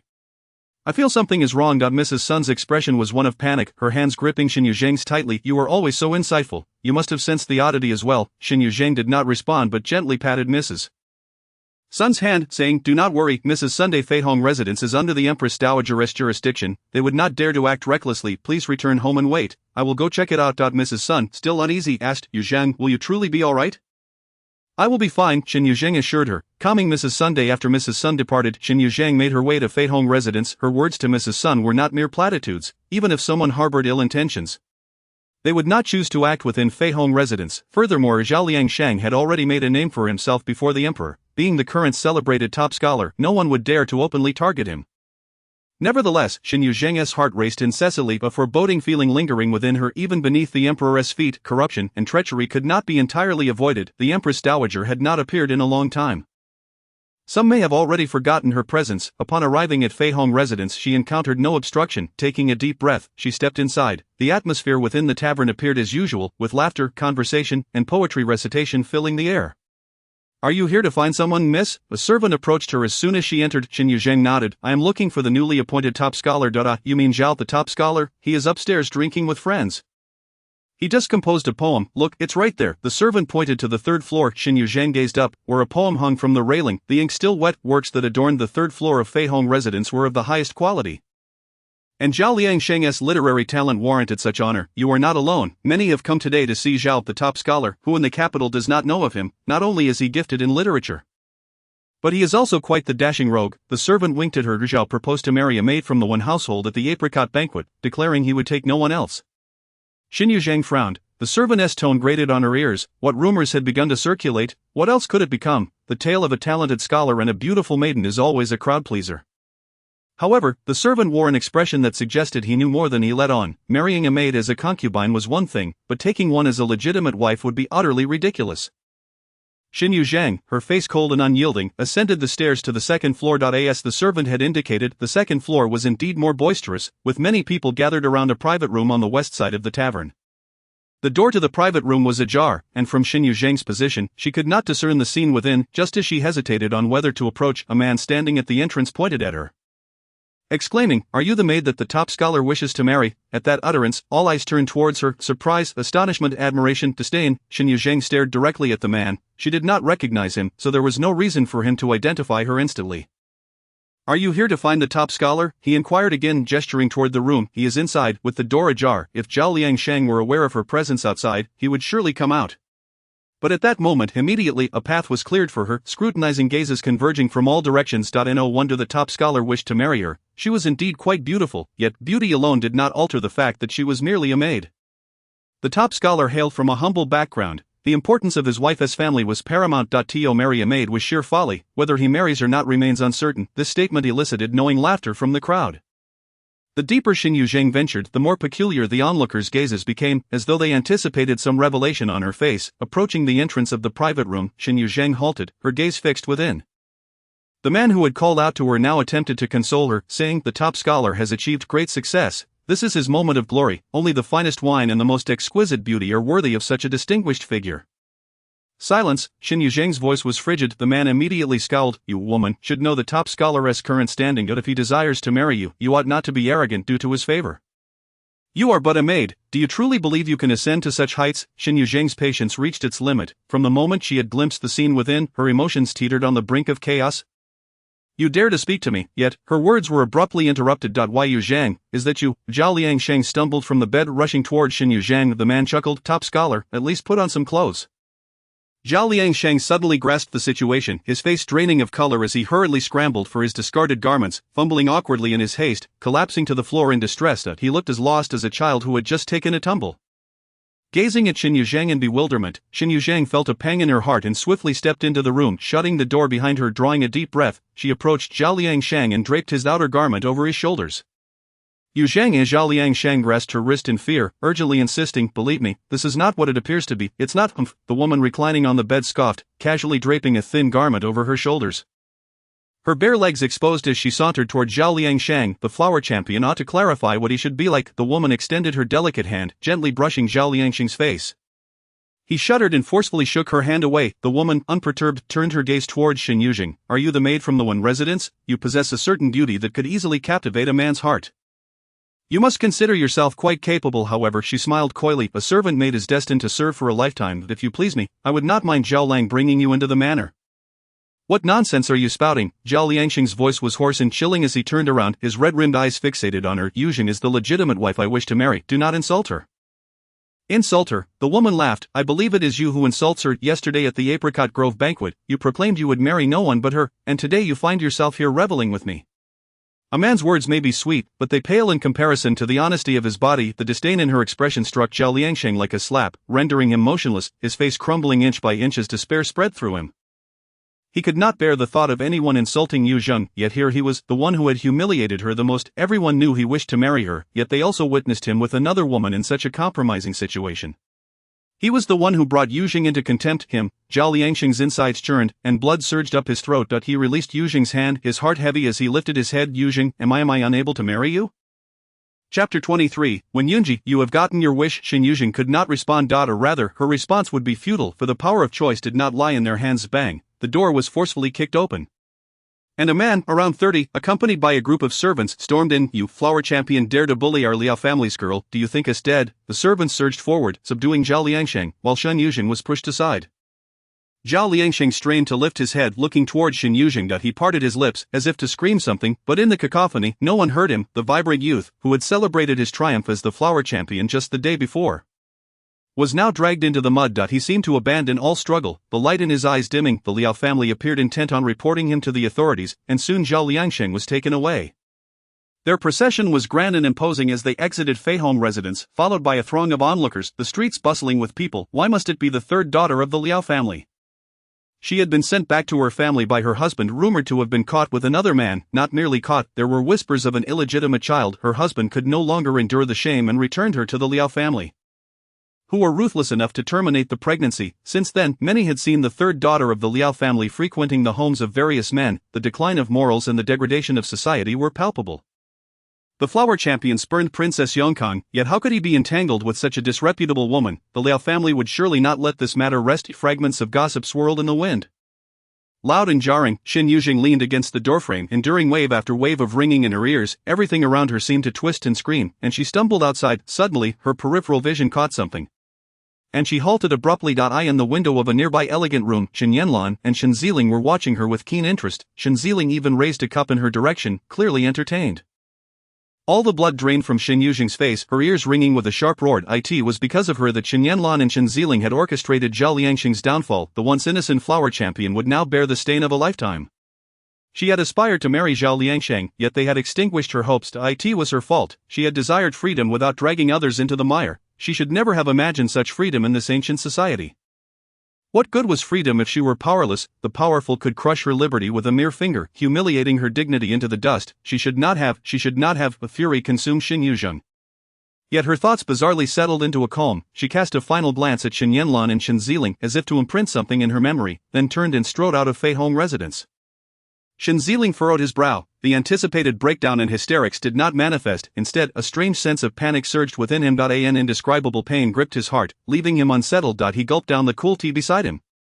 Attempting to suppress the unease. At that moment, he noticed a familiar figure ascending from the first floor of Fei Hong residence. He frowned, wondering why when Yunji was here. As Shen Yuzheng reached the staircase, she saw when Yunji stepping up. Their eyes met, and she realized that his irises were not purely black but bore a hint of hazel, exuding a cold detachment. Shen Yuzheng recalled the previous night when Yunji, intoxicated, had barged into her room in a fit of madness. He had said that as long as he opposed it, she could forget about leaving. Now, everything unfolded just as he wished. Shen Yuzheng clenched her fists tightly, her gaze fixed on him. What role do you play in this farce today? When Yunji glanced behind her, and even upon seeing Shen Yuzheng and Shen Yuzheng, his indifferent demeanor remained unchanged. However, when he returned his gaze to Shen Yuzheng, a flicker of emotion crossed his face. I told you, you cannot leave. Shen Yuzheng pulled at the corners of her mouth. Her contract resided within her. She could leave the capital at any moment. Even if she had to start anew and endure hardships, she could find a way to survive. She had no need to be coerced here, nor to become someone's concubine, yet she was unwilling. As Zhao Liangsheng looked at her in despair, she felt a wave of nausea rise in her chest, coursing through her veins. Under the weight of oppression, she could only feel revulsion. Shen Yuzheng swallowed down the bile in her throat and spoke. As you wish, I will not leave. When Yunji's lips curled into a satisfied smile, standing 2 steps below her, the nobleman, as precious as jade, met her gaze, his calm eyes resembling a tranquil abyss, waiting for his prey. He extended his hand. Shen Yuzheng hesitated not at all. Having made her decision, there was no room for doubt. She placed her hand in his, and in the next moment, he swept her into his arms. In the elegant room on the second floor, Shen Yuzheng abruptly stood, knocking over her teacup, yet she was oblivious, her eyes fixated on the scene unfolding on the stairs, biting her lip until it bled.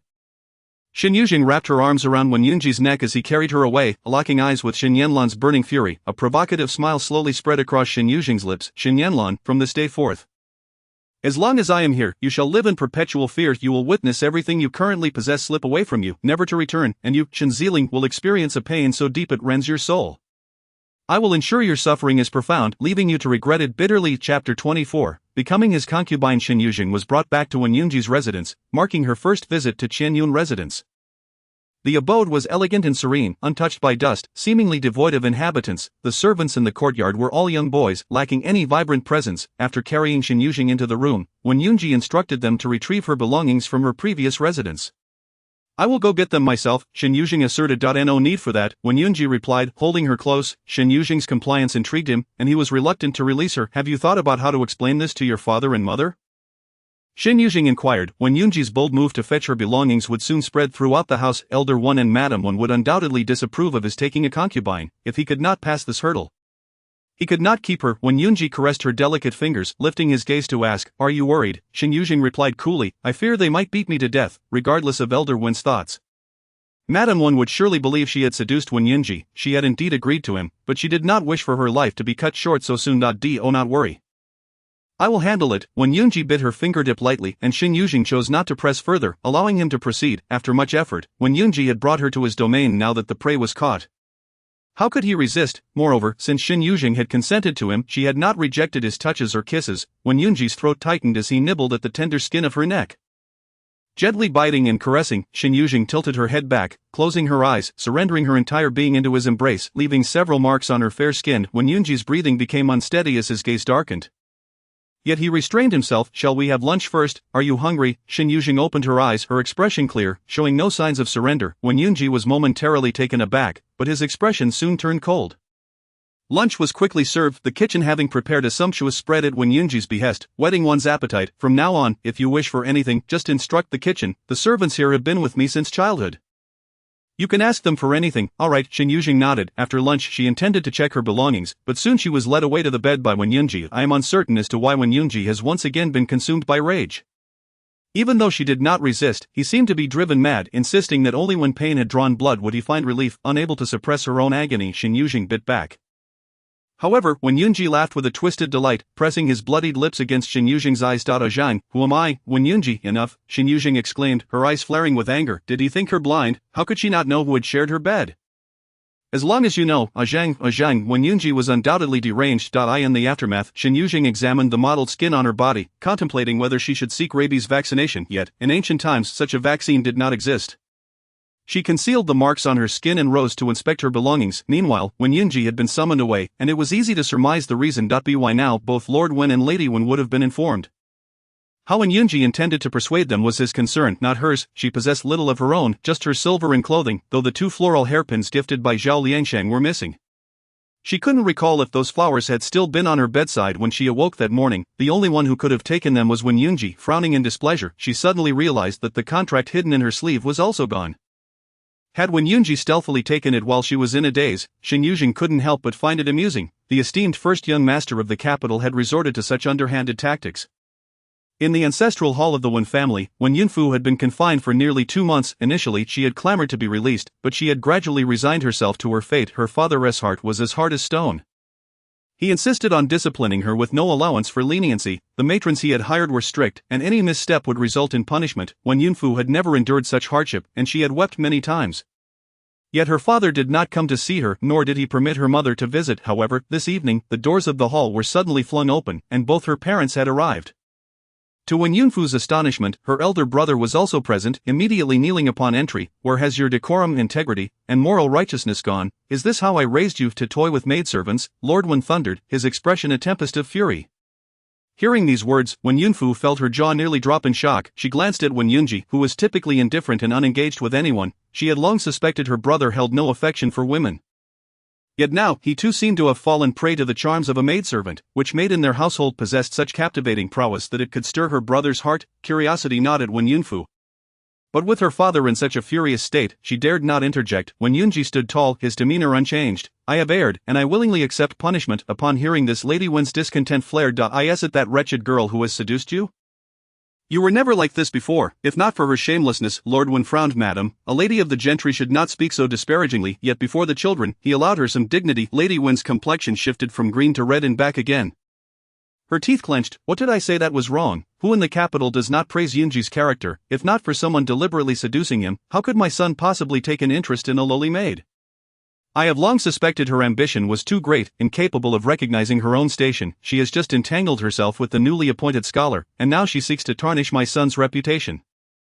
I will not allow it." When Yunji's tone darkened, unwavering. "Father, if mother wishes to punish me, I shall accept it, but she is already mine, and no one can hinder that. You. Lady Wen was so enraged that she nearly gasped for breath. Lord Wen, in a fit of temper, struck Wen Yunji across the back with a whip. "Since you show no remorse, I shall teach you a lesson today." The whip cracked against his back, the sound solid and heavy. And soon his clothing was torn apart, blood seeming to splatter through the air. When Yunji lowered his gaze, remaining silent as the candlelight flickered on the table, casting shadows over his inscrutable eyes, the more Lady Wen watched, the more her heart ached, tears welling in her eyes. Such an excellent son of hers, if not for the wretched girl's allure, how could he have committed such a blunder? Her loathing for Shen Yuzheng reached a boiling point. Had she known it would come to this, she would have sought to rid the world of that maid long ago. Lord Wen lashed out at Wen Yunji until he could no longer muster the strength to continue. "Your engagement with the Shen family has already been established, now you take a concubine. Where does that leave the honor of the Shen girl?" When Wen Yunji remained silent, Lord Wen's disappointment was palpable. "Your actions are so reckless. Not only do you disgrace the Wen family, but you also insult the Empress Dowager. You were raised in her presence. How could you so blatantly disregard her dignity?" Lady Wen's lips trembled, her eyes filled with discontent. Even at this juncture, Lord Wen seemed solely concerned with the Empress Dowager's reputation. If Yunji had not been instructed by her, perhaps he would not have acted so foolishly. Upon hearing this, when Yunji's expression shifted slightly, after a long pause, he finally spoke. "I will go to my aunt and admit my fault." Lord Wen snorted coldly. "If you do not acknowledge your mistake, then kneel here. You may leave only when you understand your wrongdoing." With that, Lord Wen stormed off, his fury unresolved. Lady Wen opened her mouth to speak, but upon seeing Wen Yunji's calm and indifferent countenance, she found herself at a loss for words. Her son had always disregarded her counsel. Lady Wen seethed with anger, her thoughts consumed with a desire to tear apart Shen Yuzheng, that vile maid. Chapter 25. Lady Wen seeks trouble. After finishing her evening meal, Shen Yuzheng strolled around the courtyard several times, but when Yunji had yet to return, she began to suspect he might not be coming back tonight. As she prepared to wash up and retire for the night, a sudden commotion erupted outside the courtyard. There were no maidservants present, and the young men dared not approach the main house. So it was only when Shen Yuzheng stepped outside to inquire that she learned of the situation. Yensher explained, "The young master instructed that until he returns, no one is to enter this courtyard." Shen Yuzheng chuckled, not even the madam, you think you can prevent her from entering? Lady Wen had discovered her connection with Wen Yunji and was now furious, seeking to hold her accountable, yet unexpectedly. When Yunji's servant had barred her from entering the courtyard, Yanshi replied, the young master has given his orders. No one may enter this courtyard. Shen Yuzheng leaned against the doorframe, clearly hearing Lady Wen's furious rebukes from the entrance. She returned to her room to don a robe and then said to Yanshi, let us go meet Lady Wen. What good was it to hide? Would she avoid confrontation for a lifetime? If she could endure being scolded face to face, then she would not be Shen Yuzheng. Yanshi frowned, trying to dissuade her. Miss, you need not see anyone. When the young master returns, he will explain everything to the madam.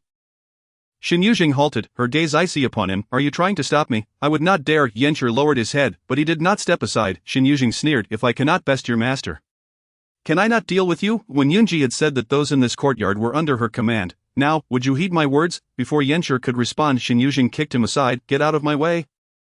She brushed past Yanshi and stepped outside, prompting him to quickly follow. Rubbing his abdomen. Upon reaching the courtyard, she found Lady Wen arguing with Guang at the entrance. The moment Lady Wen spotted her, fury ignited in her eyes. You little wretch, how dare you seduce my son? Why didn't I just kill you back then? Shen Yuzheng, unfazed, laughed. Madam, your anger suggests you never expected your son to be so easily ensnared by me.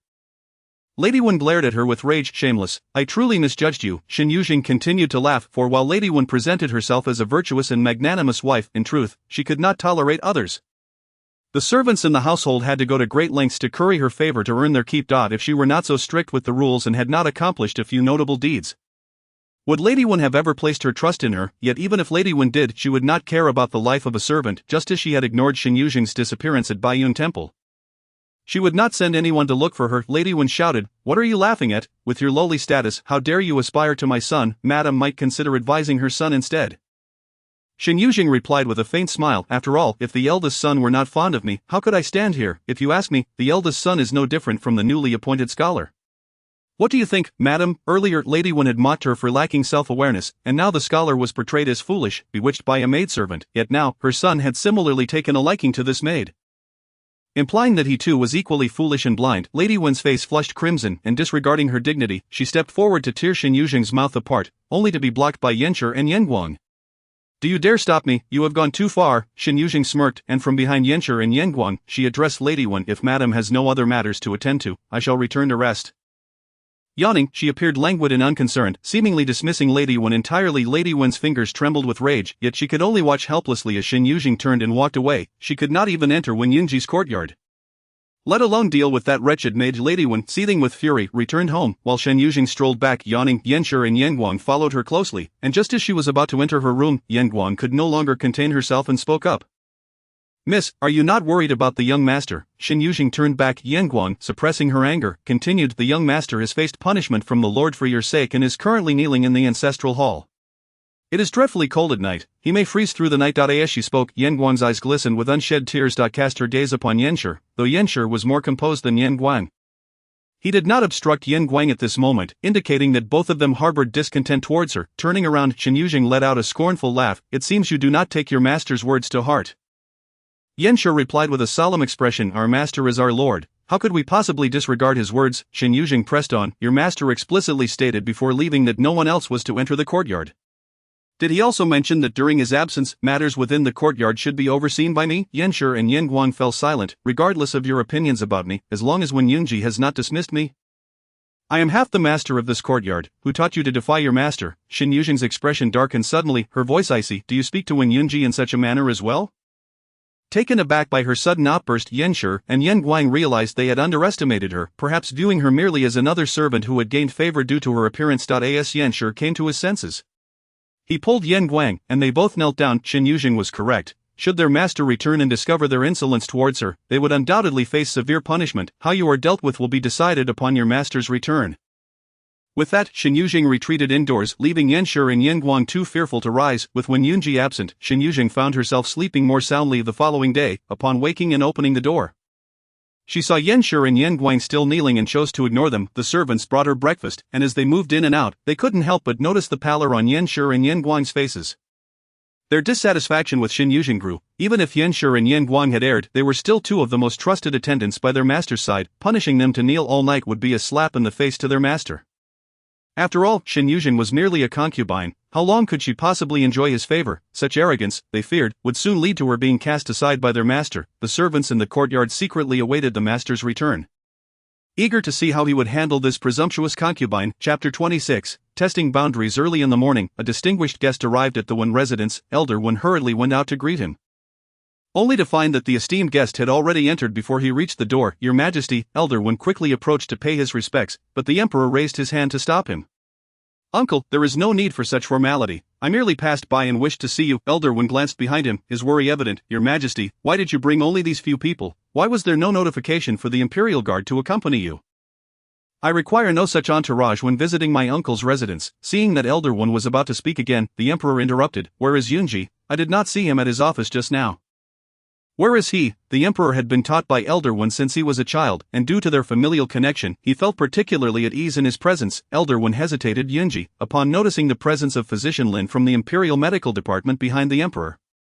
Elder Wen quickly understood and had someone fetch Wen Yunji from the ancestral hall. Upon seeing Wen Yunji, the emperor's eyes widened in shock. Uncle, you were so severe. Wen Yunji lay on the bed, physician Lin treating his wounds, his back covered in an array of whip marks. After a night, the marks had turned a deep purple, with some swollen areas oozing blood. With his eyes closed, Wen Yunji waited for physician Lin to finish applying the medicine before he began to dress himself again. The emperor waved off the physician, who bowed and withdrew. Once they were alone, the emperor inquired, Yunji, what exactly happened? What kind of maid possesses such power, first enchanting a talented scholar, and now leading you to lose your reason? The emperor was quite curious. Otherwise, he would not have rushed over upon hearing the news. While he had come to rescue Wen Yunji, he was primarily eager to meet this maid. Wen Yunji responded coolly. Your Majesty, do you not have state affairs to attend to today? State affairs are never truly finished. I came to rescue you knowing you were in trouble. Thank you, Your Majesty. Noticing that Wen Yunji seemed unwilling to discuss the maid, the emperor continued, have you developed feelings for her? When Yunji paused as he fastened his belt, the emperor continued, previously, the Empress Dowager advised us to choose our marriage partners carefully, fearing we would regret it if we encountered someone we like later. Since you have someone you favor, why must you still marry a girl from the Shen family? The Empress Dowager and the late emperor shared a profound love, having devoted their lives to one another, thus wishing for their children to find their own true loves. However, the emperor himself was unsure of what love truly meant. Following tradition, he had married the empress and taken several concubines, feeling the weight of responsibility to expand the family line. His father had abdicated the throne early, and he had not opposed this, merely wanting to fulfill the responsibilities of an emperor. Yet now, it seemed that Wen Yunji had found someone he cared for. Should he not aspire to a love as deep as that of his parents? When Yunji continued to fasten his belt, his expression momentarily frozen, lips pressed into a thin line. After a while, he remarked, it's not quite love, it's merely a desire. He only wished to uncover the mysteries surrounding Shen Yuzheng, driven by curiosity about what lay beneath her exterior. It was akin to his childhood desire to have a cat, which his mother despised, forbidding him from keeping one. Thus, he would feed a stray cat outside the back door every day. Later, his aunt learned of this and allowed him to keep one in the palace. After merely half a month of care, his interest waned. His desire for Shen Yuzheng was likely similar. Once he had explored the amusement within, he would lose interest. The emperor was not surprised by Wen Yunji's response. He had always been rather indifferent, showing little interest in anything. Whenever something piqued his curiosity, it was short-lived. Suddenly recalling something, the emperor said, you must placate the Shen family. The Duke of Shen dotes on his daughter immensely. If he learns of your taking a concubine, he will surely cause a scene. I understand. When Yunji nodded, he had his own methods to handle the Shen family. The emperor visited Wen Yunji briefly before returning to the palace, reminding him in front of Elder Wen to take care of his injuries, which made it difficult for Elder Wen to punish Wen Yunji with kneeling in the ancestral hall. Upon returning to Qianyun residence, when Yunji saw Yanshi and Yan Guang kneeling in the courtyard, Yan Guang cheerfully exclaimed, Master, you have returned. When Yunji glanced at them and then at the interior without saying a word. Stepping inside, what does the master mean? Yan Guang muttered softly. Yanshi was unsure, but since their master had not spoken, they dared not rise. Upon entering, when Yunji found Shen Yuzheng seated at the table, engrossed in a book. He approached and asked, what are you reading? Shen Yuzheng set the book down and looked up. There is a travelogue on the shelf, so I took it to pass the time. Today, I will have the steward select 2 maidservants for you, and if there is anything else you require, feel free to mention it. I will choose the maidservants myself, but as for the rest.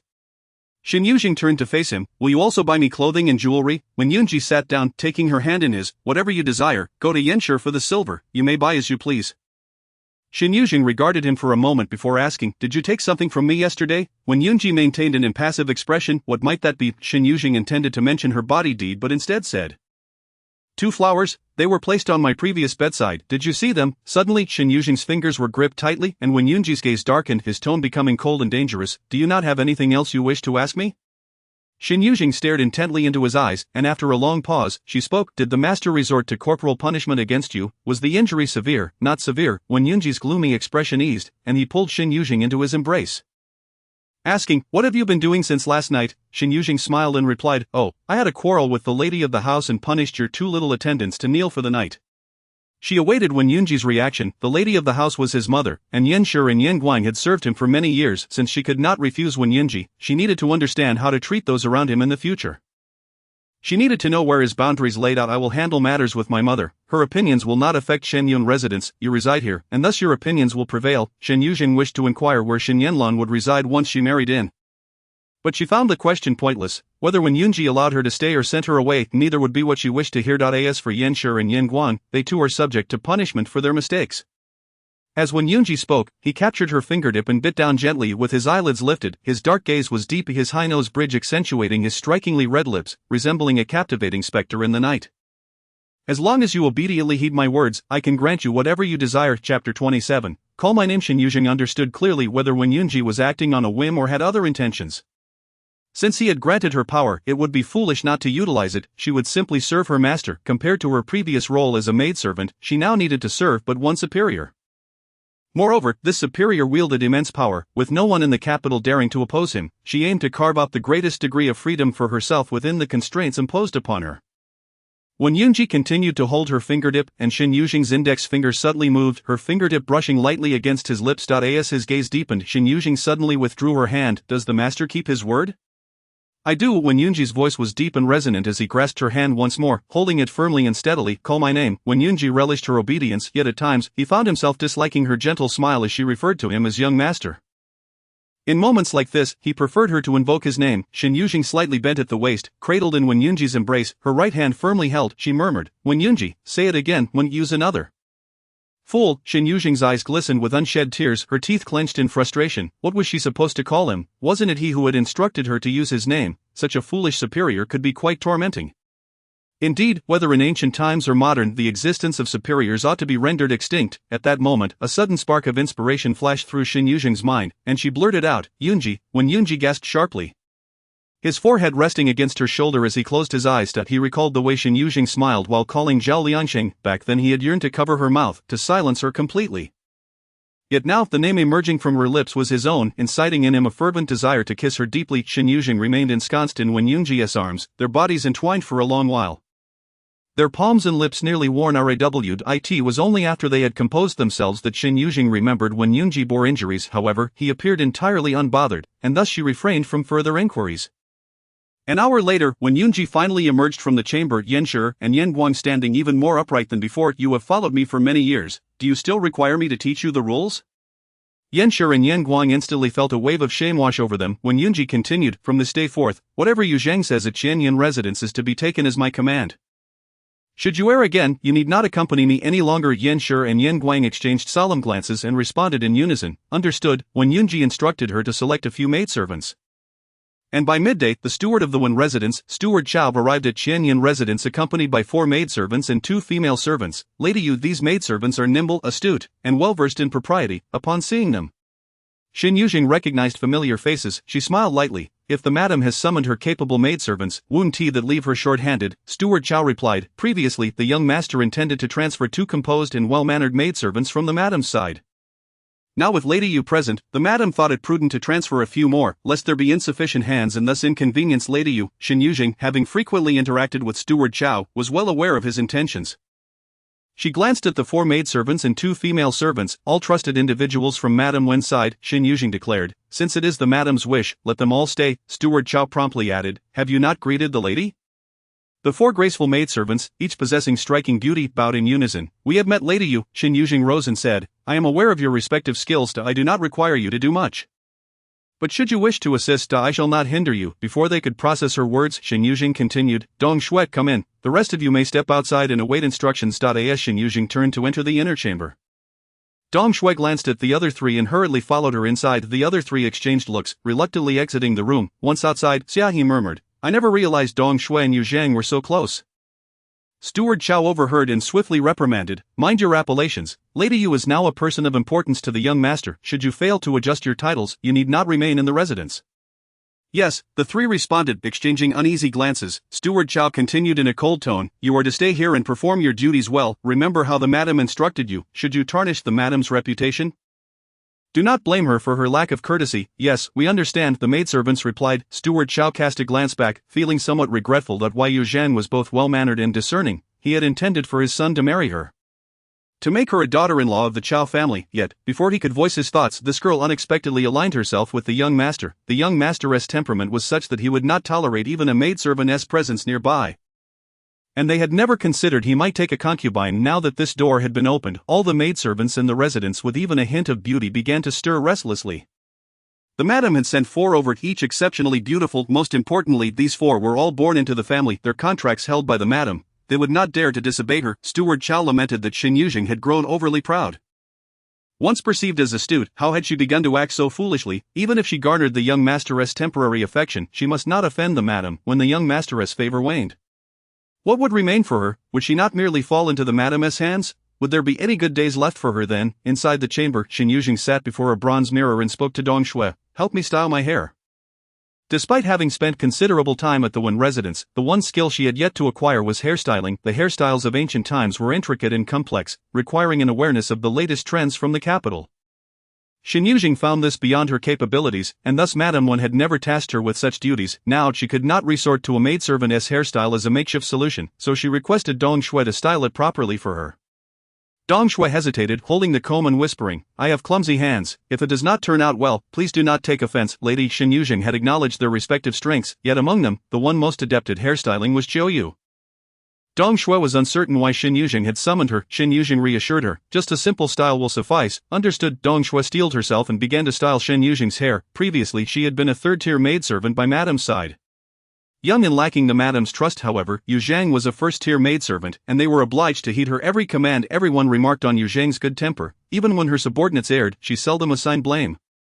Yet today, Dong Shui felt an unusual apprehension towards Yuzheng, as if the prior comments about her good nature were mere fabrications. Suddenly, a low voice resonated from the inner chamber. "Zhang, is your hair done?" Startled, Dong Shui dropped the comb with a clatter. Shen Yuzheng turned to retrieve the comb from the floor and handed it back to Dong Shui. "Why are your hands shaking?"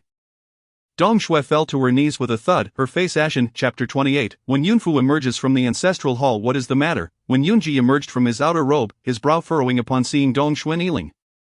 "It is nothing." Shen Yuzheng waved her hand dismissively. "You may leave now." Dong Shui. "Yes." Dong Shui averted her gaze, not daring to meet Wen Yunji's eyes, and hurriedly exited. Wen Yunji approached Shen Yuzheng from behind and gently tucked a strand of her hair behind her ear.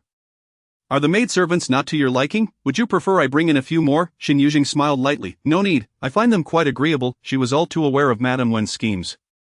Should she refuse these 4 maidservants, who knew what else awaited her? After all, she had little else to occupy her time. "Suit yourself." When Yunji played with her hair and suddenly inquired, "What kind of jewelry do you prefer?"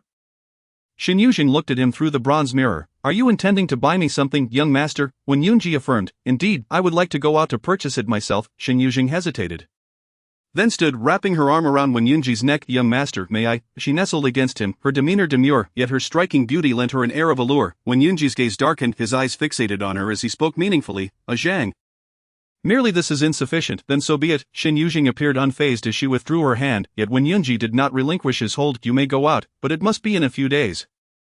"And I shall accompany you." "Very well." Shen Yuzheng nodded, refraining from questioning why they needed to wait a few days. She had yet to grasp Wen Yunji's true boundaries, so she could only proceed cautiously. Ever since Shen Yuzheng's arrival, the young servants had found it difficult to enter her quarters. Now that maidservants were present, they took over the household chores. During lunch, the small kitchen delivered an abundance of fresh fruits and vegetables. When Yunji, lacking in appetite, likely due to his injuries, barely touched his chopsticks, Shen Yuzheng, however, felt no need for restraint. Politeness in front of a superior could lead to misunderstandings. When Yunji set down his chopsticks, quietly observing Shen Yuzheng as she dined, seemingly in good spirits, Xiaohi, standing nearby, rolled her eyes and stepped forward. "Young master, are you feeling unwell? There is a delightful appetizer from my hometown, Yangzhou City, that could stimulate your appetite. Shall I prepare a bowl for you?" Shen Yuzheng paused mid-bite, shook her head slightly, and resumed eating. When Yunji raised his gaze, his expression cool and grave as he fixed his eyes on Xiaohi. The moment his icy gaze fell upon her, Xiaohi involuntarily shivered. When Yunji inquired in a flat voice, "Where did you learn such manners?" "I was previously serving by the madam's side." Xiaohi struggled to suppress her growing anxiety, continuing, "Before coming here, the madam instructed us to take good care of the young master's meals." When Yunji averted his gaze, coldly stating, "Shen Yun residence has no need for maidservants who lack propriety." "Yenshi, throw her out." Xiaohi's face drained of color, and she fell to her knees with a thud. "I was wrong, please forgive me, young master. I was wrong." Upon her arrival, the madam had instructed them to win the young master's heart on behalf of Yuzheng. Yet on their first day, they were cast out by the young master. Surely the madam would not let her off lightly. Yenshi entered, swiftly seizing Xiaohi. When she attempted to yell, he promptly covered her mouth and dragged her away. From the moment Xiaohi spoke until she was dragged away, the suddenness of the event transpired too swiftly for anyone to react. Chen Xiaoyu and Dong Shui fell silent, fearful that any misstep on their part might lead to being dismissed by the young master. When Yunji raised his gaze towards Shen Yuzheng, who had not even lifted his head, he let out a soft snort. "Is the maid you selected truly so lacking in understanding?" Upon hearing this, Shen Yuzheng had no choice but to set down his chopsticks. The displeasure of his superior was palpable, regardless of how long he had been managing the project. After a moment's contemplation, Shen Yuzheng suggested, "If the young master is dissatisfied, shall we replace them with another batch?" Immediately, Chen Xiaoyu and Dong Shui's expression shifted drastically when Yunji's tone remained indifferent. "These individuals are here to serve you. It is your duty to teach them the rules. Should such an incident occur again, I shall penalize you as well." The audacity, knowing full well that these maids were close to Madame One. When Yunji still placed the blame squarely on her shoulders, igniting a storm of anger within Shen Yuzheng. Observing the seemingly docile expression on Shen Yuzheng's face, another emotion flickered across his own. Seemingly lifting his spirits, having witnessed Xiaohi's misfortune, Chen Xiao and the others, despite any thoughts they might have harbored, dared not act recklessly and became more attentive to Shen Yuzheng's needs. Shen Yuzheng found herself somewhat bored. She had initially hoped these individuals would stir up some excitement, yet they quickly fell silent. However, she was not anxious, for it was certain that Madame One would not let the matter rest. Yet, regarding her confinement within the estate, she began to feel a sense of urgency. When Yunji forbade her from stepping outside, insisting she remain a compliant canary in the courtyard, a mere plaything at his beck and call. Shen Yuzheng could not acquiesce to such a fate. Her seemingly tranquil existence hinged entirely on Wen Yunji's disposition. Should he ever tire of her, neither Madame Wen nor Shen Yanlan Shen Zailing would spare her. She may have lost her freedom and dignity, but she could not surrender her life, even with injuries. Wen Yunji could not afford to rest, burdened with numerous official duties. Often heading to the magistrate's office within days. One day, Shen Yuzheng rose late. Unable to withstand the temptation, she had inadvertently torn open the wound on Wen Yunji's back, resulting in a night of torment.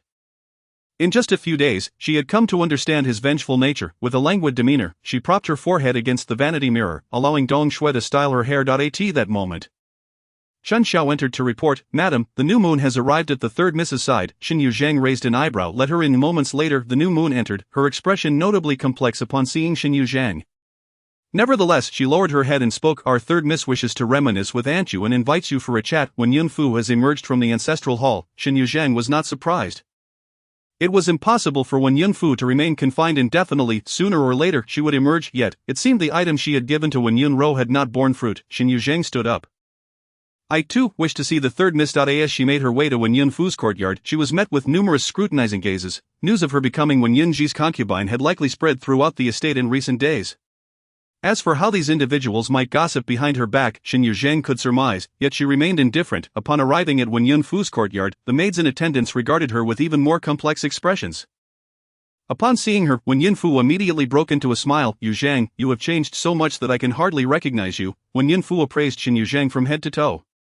Now, Shen Yuzheng had shed her maid's attire for a set of light-colored brocade garments, wearing a short jacket of pale blue embroidered with begonia flowers and a bamboo green skirt. Gone was the humble demeanor of lowered eyes, replaced instead by an air of ethereal elegance. When Yunfu's gaze deepened, she had previously known Shen Yuzheng to be beautiful, else Ning Yuan Chang would not have been so smitten. Yet now, upon closer inspection, Shen Yuzheng's beauty had crossed into the realm of the extraordinary. A former lowly maid should not overshadow a legitimate young lady. The third Miss, it seemed, had not changed at all. Shen Yuzheng smiled faintly. Having been confined for nearly 2 months, Wen Yunfu remained as she had always been. When Yunfu's eyes flickered, she had just heard from the new moon that Shen Yuzheng was aware of the cause of Yao Fuming's cousin's death and had the audacity to use it as leverage against Xie and Yun. Even though Shen Yuzheng was currently favored by the elder brother, Wen Yunfu would not let her off the hook. Why, Yuzheng, had I known you harbored such intentions, I would never have consented to Ning Yuan Chang. How could he possibly compare to my elder brother? When Yunfu grasped Shen Yuzheng's hand, speaking warmly, "Had I known earlier, I would have surely assisted you." Shen Yuzheng remained coolly detached to her enthusiasm. Wen Yunfu possessed multiple facades shifting seamlessly between them. Indeed, the next moment, when Yunfu's expression turned sinister, her smile taking on a chilling edge, no wonder you dare to toy with me and threaten me. It seems you have the elder brother backing you. How Xian Yun had entangled herself with Ning Yuan Chang and how the wolfhound she kept had escaped its cage, all of it was attributed to Shen Yuzheng. Had it not been for her consideration of Wen Yunji, she would have torn Shen Yuzheng apart the moment she stepped out of the ancestral hall. Wen Yunfu scoffed. But once the Shen family's daughter-in-law enters the door, will you still be able to live so comfortably as a concubine? Out of consideration for our past as mistress and servant, I could offer you some assistance. However, her words were abruptly cut off by Shen Yuzheng. There is no need for the third miss to worry. If the third miss finds herself bored, perhaps she could concern herself with her own marriage instead. The son of the Yao family is known for his loyalty. Even if a mere cat or dog passes away, he mourns deeply. If he were to learn that his cousin met with an untimely demise. Wouldn't it? Shen Yuzheng's smile was enigmatic, leaving Wen Yunfu's countenance darkened. Once a maid who had conspired against her behind her back now dared to stand above her. How could she tolerate it? She reclined back in her chair, her face suddenly breaking into a smile. I summoned you here today for a serious matter. The mother of the newly appointed top scholar has sought my help. I am a compassionate person, so of course, I must assist. Shen Yuzheng's expression hardened, her countenance becoming grave. Wen Yunfu wore an innocent smile, yet her eyes fixed on Shen Yuzheng. Yuzheng, how can you flirt with the top scholar while simultaneously climbing into my brother's bed? That scholar's mother is still unaware of your affair with my brother, and yet she dares to request that you visit her son. I initially had no intention of helping, but seeing her kneeling and weeping so pitifully, I relented. I have delivered the message. Whether you go or not is up to you. However, out of consideration for our past as mistress and servant, I suggest you refrain from attending, for after all, she trailed off, her smile malicious, you are now my elder brother's woman, and he is most averse to anyone touching what belongs to him. Should you venture out to secretly meet with other men, my elder brother would tear you apart. Chapter 29, advising Zhao Liangsheng to marry another. As Shen Yuzheng exited the Wen estate, Wen Yunfu's laughter still lingered in her ears. She was well aware that when Yunfu sought to provoke her, the wisest course of action was to obediently remain within the estate and avoid Zhao Liangsheng, yet she could not overcome this mental barrier. Especially upon hearing that Madame Sun had knelt down to plead with Wen Yunfu, for Madame Sun had always treated her kindly, making her new garments at the change of seasons. In winter, she even crafted protective clothing to guard against the cold. Having never known a mother's love, she had envied Zhao Liangsheng for having such a wonderful mother. The troubles surrounding Zhao Liangsheng arose because of her, and she could not simply turn a blind eye. And nonetheless, before leaving the estate, she left a message for Wen Yunji, clarifying the situation. Being forthright beforehand was always better than seeking to rectify matters later. She did not wish to leave any leverage for Wen Yunji to use against her. When she arrived at Madame Sun's silk shop, she immediately sensed something was amiss. The sign of the silk shop had been smashed. Lying overturned nearby, the ground and walls were splattered with filth, emitting an unbearable stench, causing passers-by to cover their noses from a distance. Such a disheveled establishment could not possibly attract customers, hence the door was closed. With merely a small gap remaining, Shen Yuzheng slipped through the narrow opening and found Madame Sun, who was wiping away her tears, her hair now half gray after only a few days. Madam, Shen Yuzheng called out. Why Yuzheng? Madame Sun looked up, emerging to grasp her hand, tears streaming down her face. Why Yuzheng, you've come? Shen Yuzheng felt a pang of sorrow. What has happened? It's still the Liao family. They are forcing Liangsheng to marry that girl they sent back home. Liangsheng refuses. He will not agree even if it costs him his life. Madame Sun wept bitterly, her voice choked. Last time, they beat him mercilessly at the magistrate's office. Now that he has returned, the Liao family intends to make his life miserable. As long as Liangsheng does not agree to the marriage, they will not allow us any peace. Not only that, but they also threaten to ruin Liangsheng's future. Why Yuzheng, you've seen how hard Liangsheng worked to study, after so many years of hardship. How can he be so easily thwarted? Madame Sun clutched Shen Yuzheng's hand tightly, her hot tears falling onto Shen Yuzheng's skin. Shen Yuzheng felt a heavy weight in her heart. She could already tell from the outside what kind of days Madame Sun and her family had been enduring. Why Yuzheng, I am at my wit's end. Liangsheng always listens to you. Now that things have escalated, only you can persuade him. Shen Yuzheng inquired calmly, what does Madame wish for me to persuade him to do? Madame Sun hesitated for a moment, then, after a long pause, tearfully replied, just persuade him to agree to the Liao family's demands and marry that girl. Let us accept our misfortune, but at the very least, he can live well. Shen Yuzheng nodded, I will do my best. As she entered the back courtyard of the shop, she found Zhao Liangsheng in the kitchen rolling out dough at the stove. Shen Yuzheng approached in surprise. Liangsheng, what are you doing? Yuzheng and Zhao Liangsheng looked up, his face lighting up with joy. I'm sorry, but I can't assist with that. He harbored a profound disdain for Shen Yuzheng accompanying him to meet Zhao Liangsheng, and his displeasure intensified at the sight of Shen Yuzheng's gaze upon Zhao Liangsheng. Everything about her, from head to toe, inside and out, ought to belong to him exclusively. Should there be even a trace of taint upon her, he would ruthlessly eradicate it. Young master, a voice from outside the door broke his thoughts. Madam has sent someone to summon you. Wen Yunji frowned, replying, inform her that I am engaged in official matters and cannot attend for the time being. The messenger departed but soon returned. Young master, madam says members of the Shen family have arrived. Wen Yunji's expression turned icy as he draped a brocade blanket over Shen Yuzheng, rising to declare. Tell madam I shall be there shortly. Chapter 31, the Shen family seeks an explanation. In the main hall of the Wen residence, Madam Wen was engaged in idle conversation with Shen Yuzheng, who appeared distracted, repeatedly glancing towards the door. When Wen Yunji entered, her eyes brightened momentarily before she recollected herself, adopting a modest demeanor. Mother, he approached. Yunji, you have arrived, Madam Wen remarked, her thoughts drifting to the recent report from the servants regarding her son carrying that brazen girl. Yuzheng, from the carriage at the Wen residence, boldly bringing her into his courtyard, she could scarcely believe that her upright son would engage in such scandalous behavior, clearly bewitched by that audacious girl. Madame Wen harbored her indignation but concealed it well in the presence of Shen Yuzheng. It was not just Shen Yuzheng who had come today, Shen Yuzheng was also present since Wen Yunji's entrance. Shen Yuzheng had been glaring at him icily. Shen Yuzheng broke the silence. We have come today to seek an explanation. It is being said that you have taken a concubine, is that true? Shen Yuzheng's expression tightened as she looked anxiously at Wen Yunji. The news of his potential concubinage had been relayed to her by Wen Yunfu, ever since that day at Faihangzhou, when Wen Yunji had carried Yuzheng away.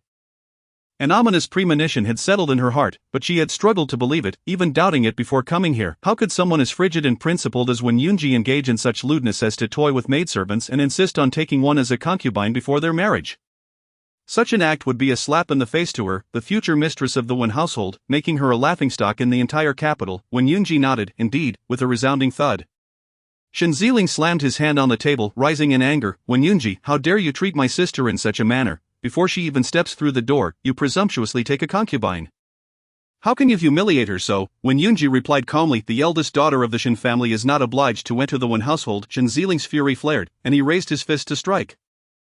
Madame Wen gasped in alarm, urgently imploring, second young master, please calm down. Just as Shen Yuzheng's fist was about to collide with Wen Yunji's face, Wen Yunji swiftly raised his hand to block it.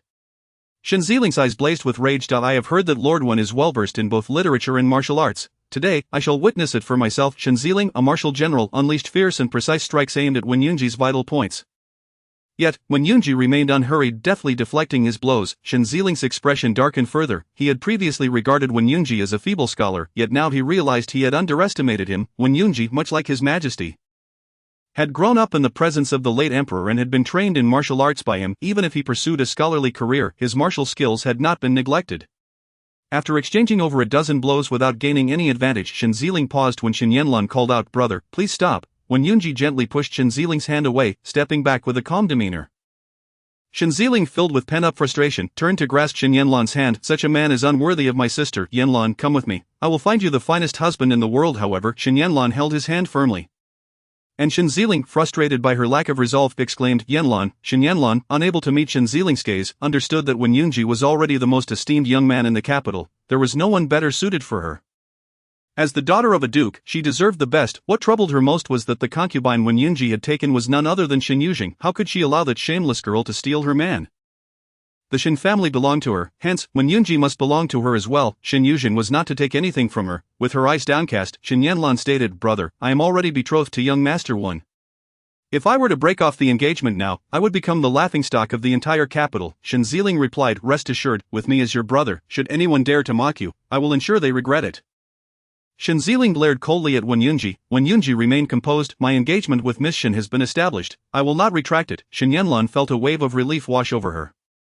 Yet, Shen Yuzheng remained furious. What do you intend to do about that concubine? Wen Yunji's tone was icy. My affairs are not for Commander Shen to meddle in. Seething with anger, Shen Yuzheng could not bear the thought of his beloved sister being so humiliated. At that moment, Wen Yunji suddenly remarked, Miss Shen, do not forget how our engagement was established. Shall I remind you of the events that transpired at Tingyu Pavilion that day? Shen Yuzheng's countenance shifted. Wen Yunji smiled lightly, standing to say, Miss Shen need not worry, you will still be the mistress of the Wen household upon your marriage. However, do not overreach your bounds. With that, Wen Yunji strode out.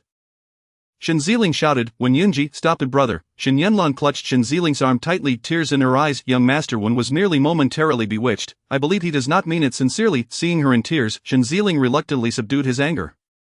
Shen Yuzheng lowered her gaze, hiding the seething wrath in her eyes. Shen Yuzheng, why must you oppose me so? If you were to remain a lowly maid and not attempt to associate with someone beyond your station, I might have spared your life, but now, Shen Yuzheng, you deserve to fade away quietly just like those villagers from Zhangjia village. When Yunji emerged from the main hall, and on his way back to Qianyun residence, he spotted a young maid of 7 or 8 years holding a branch of peach blossoms, the delicate pink flowers in full bloom. Where did you obtain these peach blossoms? He inquired. Startled, the young maid quickly bowed, replying, young master, I picked them from the peach tree in the western corner of the garden. When Yunji pondered for a moment, waving his hand to dismiss the maid. Shen Yuzheng awoke in the afternoon. Alone in the room, the bed curtains drawn to shield her from the glaring sunlight, she flexed her wrists, feeling the ache and soreness in her arms. Fortunately, the belt that had bound her waist had been loosened. As she rose, her expression froze. There was a peach blossom lying beside her pillow. She merely glanced at it before averting her gaze, picking up the branch and tossing it out of the window. Chapter 32. Shen Ziling's affection for Wen Yunru. As evening fell, when Yunji returned from the study, scanning the room as he entered and glancing towards the bedside, the peach blossom was nowhere to be seen. Shen Yuzheng, appearing weary, propped her forehead against her hand, seated by the window while stifling yawns. When Yunji approached and asked, did you not sleep well during the day? Shen Yuzheng had no desire to engage in conversation. When Yunji took her hand, gently massaging her wrist, which bore a circle of bruises, Zhao Liangsheng has agreed to marry the third daughter of the Liao family, and you have played a crucial role in this.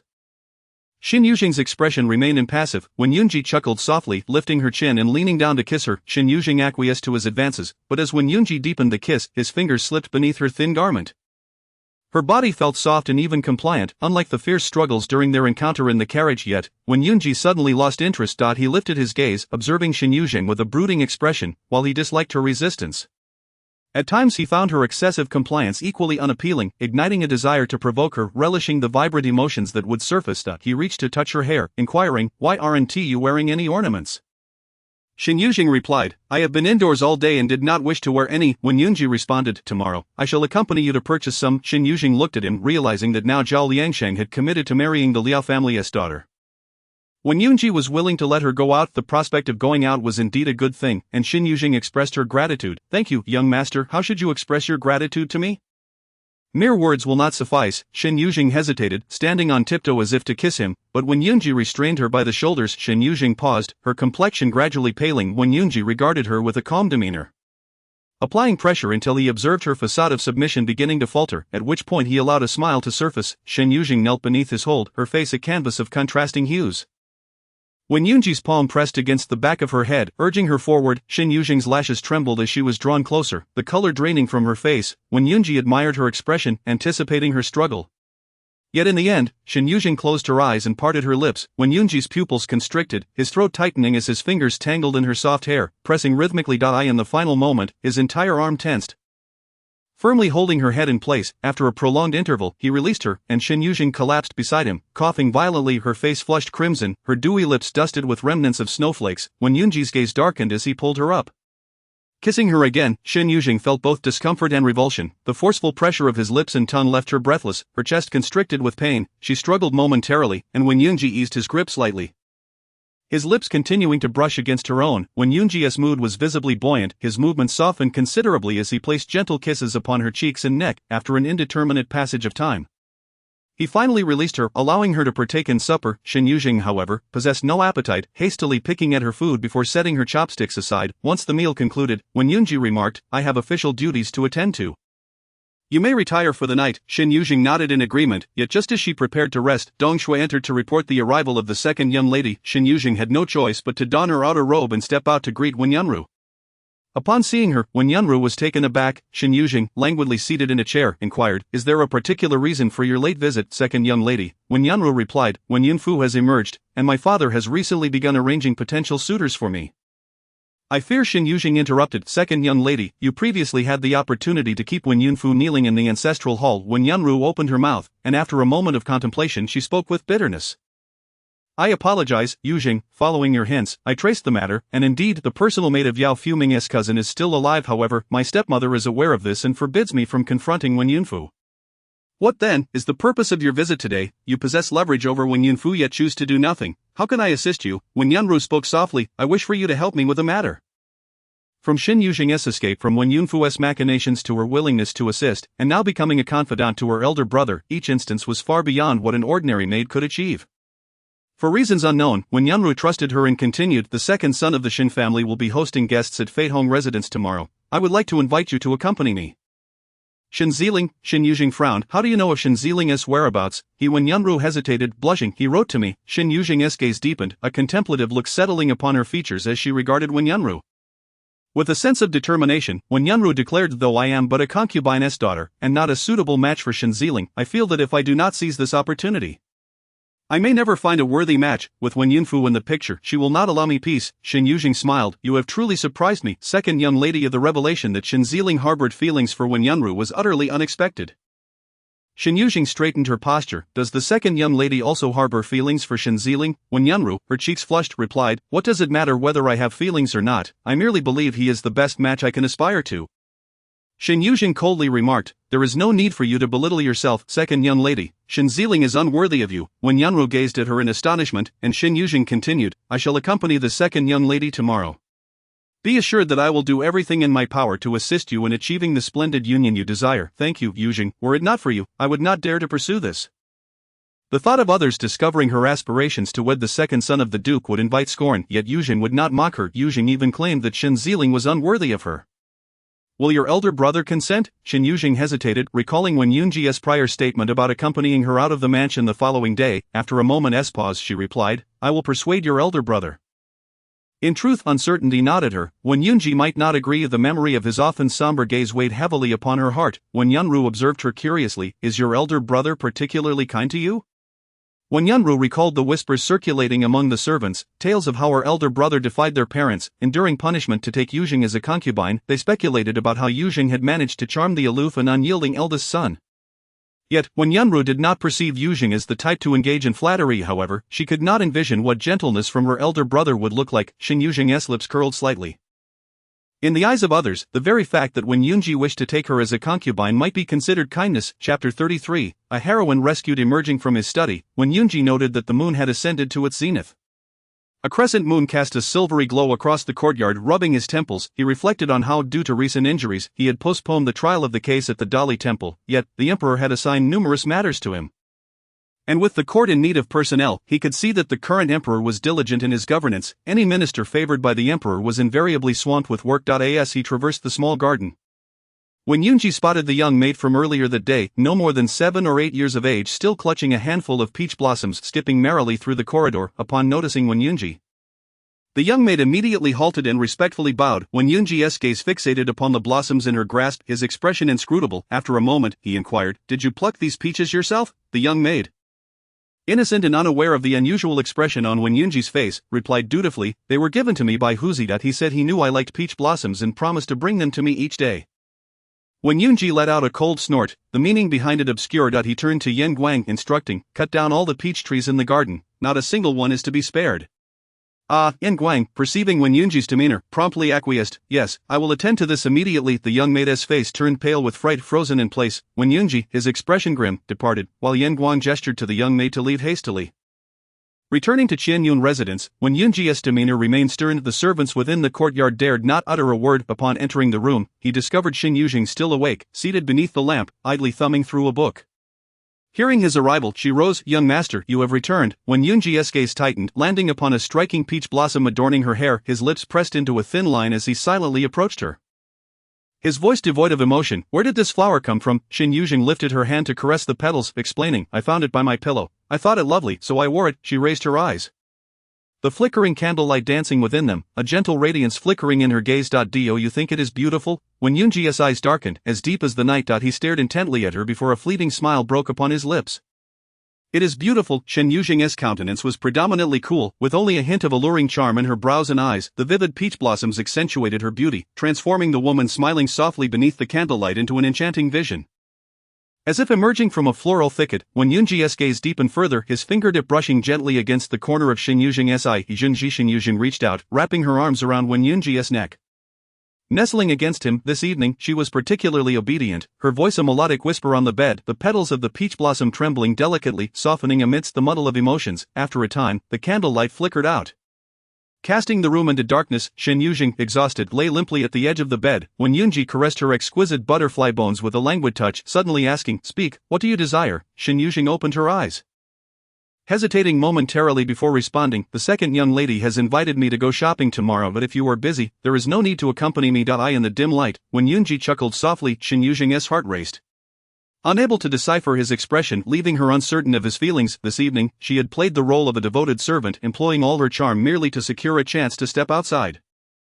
Ah, Zhang, you have finally grown wise. Whatever you desire, simply ask of me. I alone can fulfill it. His low voice echoed softly in her ear, a teasing bite grazing her earlobe. The pressure was not heavy, yet it sparked a mixture of pain and delightful tingling. His warm breath cascading down her neck, waves of sensation washed over her, and Shen Yuzheng turned to embrace Wen Yunji's form. A night of passion ensued. The following morning, Shen Yuzheng, freshly groomed, sat at the table while Wen Yunji remained behind to share breakfast. Exempt from attending the office. A gentle smile graced Wen Yunji's face, clearly indicative of his excellent spirits. After their meal, he summoned someone. This is Hongshu. You shall follow her from now on. Shen Yuzheng turned her gaze toward her. Hongshu was tall, even taller than Shen Yuzheng, who was not short herself, clad in dark red riding attire. Her hair was neatly tied up, and a short dagger hung at her side. Do you possess martial skills? Shen Yuzheng inquired. Hongshu lowered her head. Yes, Shen Yuzheng glanced at Wen Yunji, who replied coolly, her skills are on par with Yan Shi and Yan Guang. Assign her tasks as needed. You are now her mistress. Shen Yuzheng had not anticipated that her display of flattery the previous night would yield such rewards. Not only was she permitted to accompany Wen Yunru, but she was also granted a capable aide, which was particularly valuable to her. She recalled Wen Yunji's whispered words from the night before. Was it true that to obtain what she desired, she must only appease him? A contemplative look crossed her face. From her experiences last night, Wen Yunji did not seem so difficult to please. Shen Yuzheng, accompanied by Hongshu and Wen Yunru, ventured forth, heading directly to Fei Hong residence. Inside the carriage, Wen Yunru sat upright, her every movement adhering strictly to the decorum expected of a lady, while Shen Yuzheng lounged loosely against the window, her gaze lazily cast outside. Wen Yunru stole several glances at her companion, noting that the current Shen Yuzheng bore no semblance of propriety, as if she had suddenly transformed into another person. With a sigh, Wen Yunru diverted her gaze. Shen Yuzheng turned her head. What troubles the second young lady? Wen Yunru bit her lip. Do you think our direct approach might seem overly frivolous? A woman deemed frivolous would be subject to disdain. Though Wen Yunru had resolved to proceed, anxiety crept in as they approached their destination. Shen Yuzheng reassured her. Second young lady, you are merely going out for a stroll today. You have neither responded to Shen Ziling's letter, nor does he know of your arrival. It is merely a chance encounter over a meal. Who could find fault with that? Wen Yunru felt a slight sense of relief. She had always been a model of propriety, never having committed any transgressions, save for the singular instance of deliberately falling into Shen Ziling's embrace at Baiyun Temple. Exhaling softly, she noticed that the carriage had just arrived at Fei Hong residence. Shen Yuzheng remarked, I shall not accompany you inside. Wen Yunru was taken aback. Did you not say you would accompany me? Should I enter? It would only complicate today's matters. Not just complicate, but given Shen Ziling's aversion to me, it would be unwise for you to become embroiled in this. Shen Yuzheng dismounted the carriage, not heading towards Fei Hong residence but rather towards a jewelry shop across the street. Wen Yunru stood in a daze for a moment before finally alighting from the carriage. Just as she did, a small beggar collided with her. Her maid, Suiyun, instinctively shielded Wen Yunru, while the beggar tumbled to the ground, wailing in agony. Oh, it hurts. It hurts terribly. Wen Yunru, anxious, inquired, where are you injured? No sooner had she spoken than several beggars encircled her. You think you can just run away after knocking someone down? Wen Yunru protested. I had no intention of fleeing. If you didn't mean to run, then you must compensate. You've rendered my brother disabled. What do you propose? Having never encountered such a situation, Wen Yunru found herself surrounded by individuals who were wholly unreasonable, their expressions threatening as they closed in. Her complexion turned pale with fear, and she clutched her maid's hand tightly. At that moment, as one of the beggars swung a stick towards her, a figure leapt forward, delivering a swift kick that sent the beggar sprawling. Shen Ziling stood protectively in front of Wen Yunru, his gaze sharp as he surveyed the surroundings. So, you've rendered someone disabled. If you desire compensation, I must first examine the extent of the injury. If it proves to be no injury at all, you shall find yourselves unable to walk away from here. Shen Ziling's imposing stature, coupled with the sword at his waist, marked him as a martial man. The beggars exchanged glances, then scattered in disarray.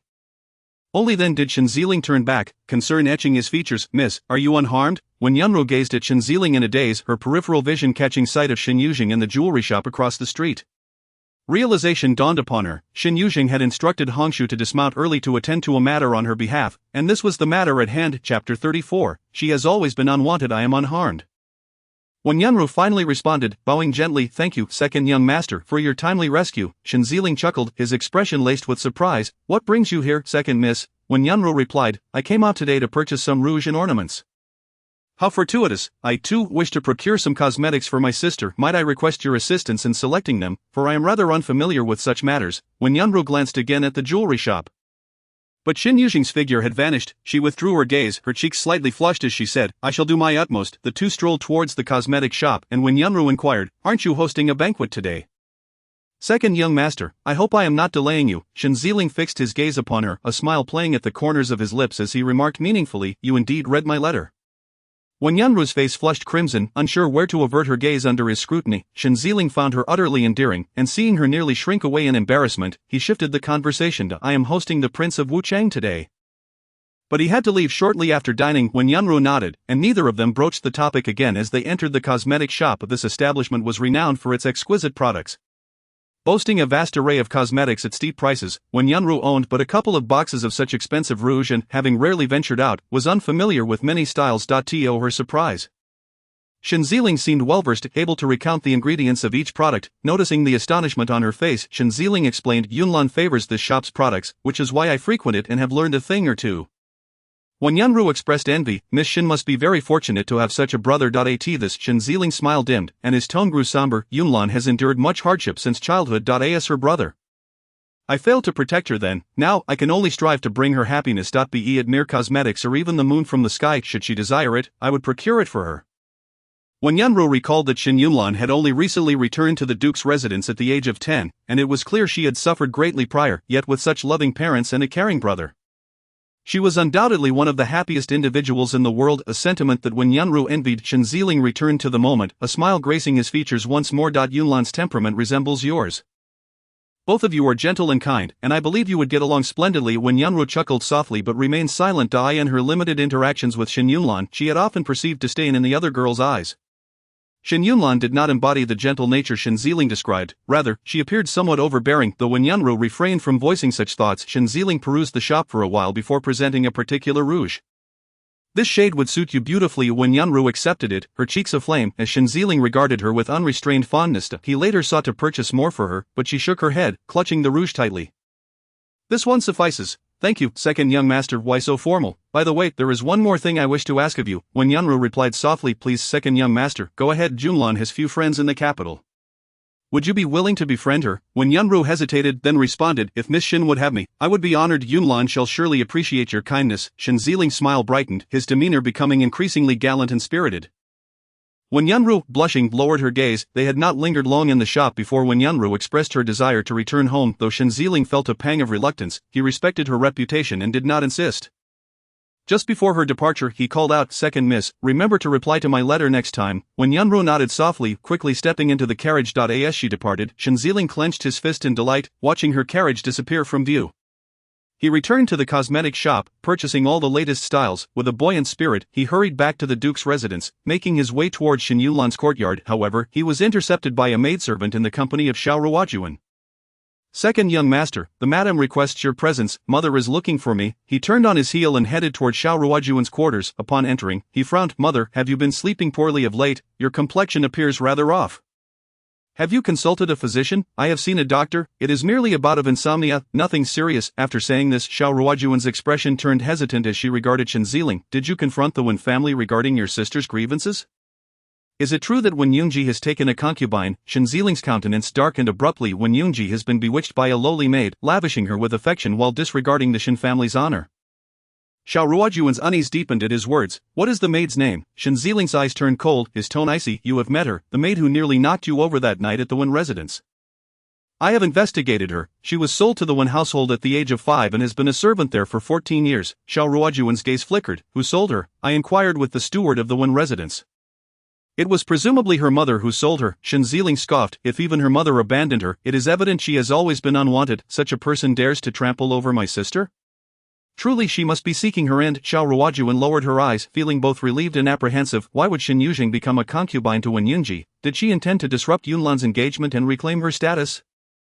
Or was it an act of revenge? This could not be allowed to happen. Xiao Ruojuan clenched her fists resolute. "As her brother, you must not permit anyone to humiliate your sister." Shen Yuzheng nodded firmly. "Rest assured, mother, I will not allow any harm to come to my sister. I will deal with that maid." Xiao Ruojuan sighed in relief, a smile gracing her lips. "Go find your sister. She will be delighted to know you bought her such a bounty of cosmetics." Upon mentioning Shen Yunlan, Shen Ziling's expression softened. When Shen Yunlan returned to the residence, she had been ridiculed at a ladies' banquet for not knowing how to apply rouge. Upon learning of this, Shen Ziling had brought the finest cosmetics from several shops in the capital to the duke's residence. Allowing her to choose freely, his sister deserved to be cherished and pampered, never to endure a moment of distress. Shen Ziling rose. "Mother, I shall go find my sister now." Xiao Ruojuan smiled and nodded. Watching him leave, once he was gone, her expression darkened as she pondered. Lin Feng, investigate the people of Zhangjia village. I must know if they are truly all gone. They are aware of her appearance and her former alias. They cannot be allowed to live. Chapter 35. Please your highness show mercy. After parting ways with Shen Yuzheng, Shen Yuzheng wandered aimlessly until Honshu soon trailed behind her. Shen Yuzheng cast a glance at her, asking indifferently, "Are you planning to report today's events to your master?" Having orchestrated this heroic rescue scenario for Wen Yunru, she was curious about Wen Yunji's thoughts on the matter. Hongshu promptly replied, "I am now in service to my mistress and will follow her directives." Shen Yuzheng chuckled softly, neither affirming nor denying her words. Since she had the rare opportunity to be out, she wished to explore further. Remaining in the Wen residence, or rather, in the shallow cloud abode, she felt as though she were on the brink of decay, with no tasks to occupy her throughout the day. It was rather laughable that her only anticipation lay in waiting for Wen Yunji's return to bestow upon her his favor. Her departure from the manor had been a result of her own efforts to appease and ingratiate herself, and now she intended to make the most of her outing. She had procured a few garments and accessories, intending to present them to Wen Yunji as a report of her endeavors, and with the remaining time, she indulged in aimless wandering. However, as she meandered, she stumbled upon a rather desolate ready-made clothing shop, situated just a street away from the bustling main thoroughfare of the Eastern Market and merely 2 streets from the grandest landmark in the capital, Feihong residence. One would presume that such a location would not suffer from such dismal business. Yet, to Shen Yuzheng's astonishment, the shop had not seen a single customer all day. Intrigued, she stepped inside, but the shopkeeper merely cast a fleeting glance in her direction before lowering his head once more. Surveying her surroundings, Shen noted that only 7 or 8 garments adorned the racks, and they were of last year's fashion. It was evident that this establishment was on the brink of failure. Maintaining her composure, she scrutinized the shop for a while before speaking. "Shopkeeper, may I try on that garment?" The shopkeeper, slumped over the counter, did not raise his gaze and replied impatiently, "We're not selling anymore."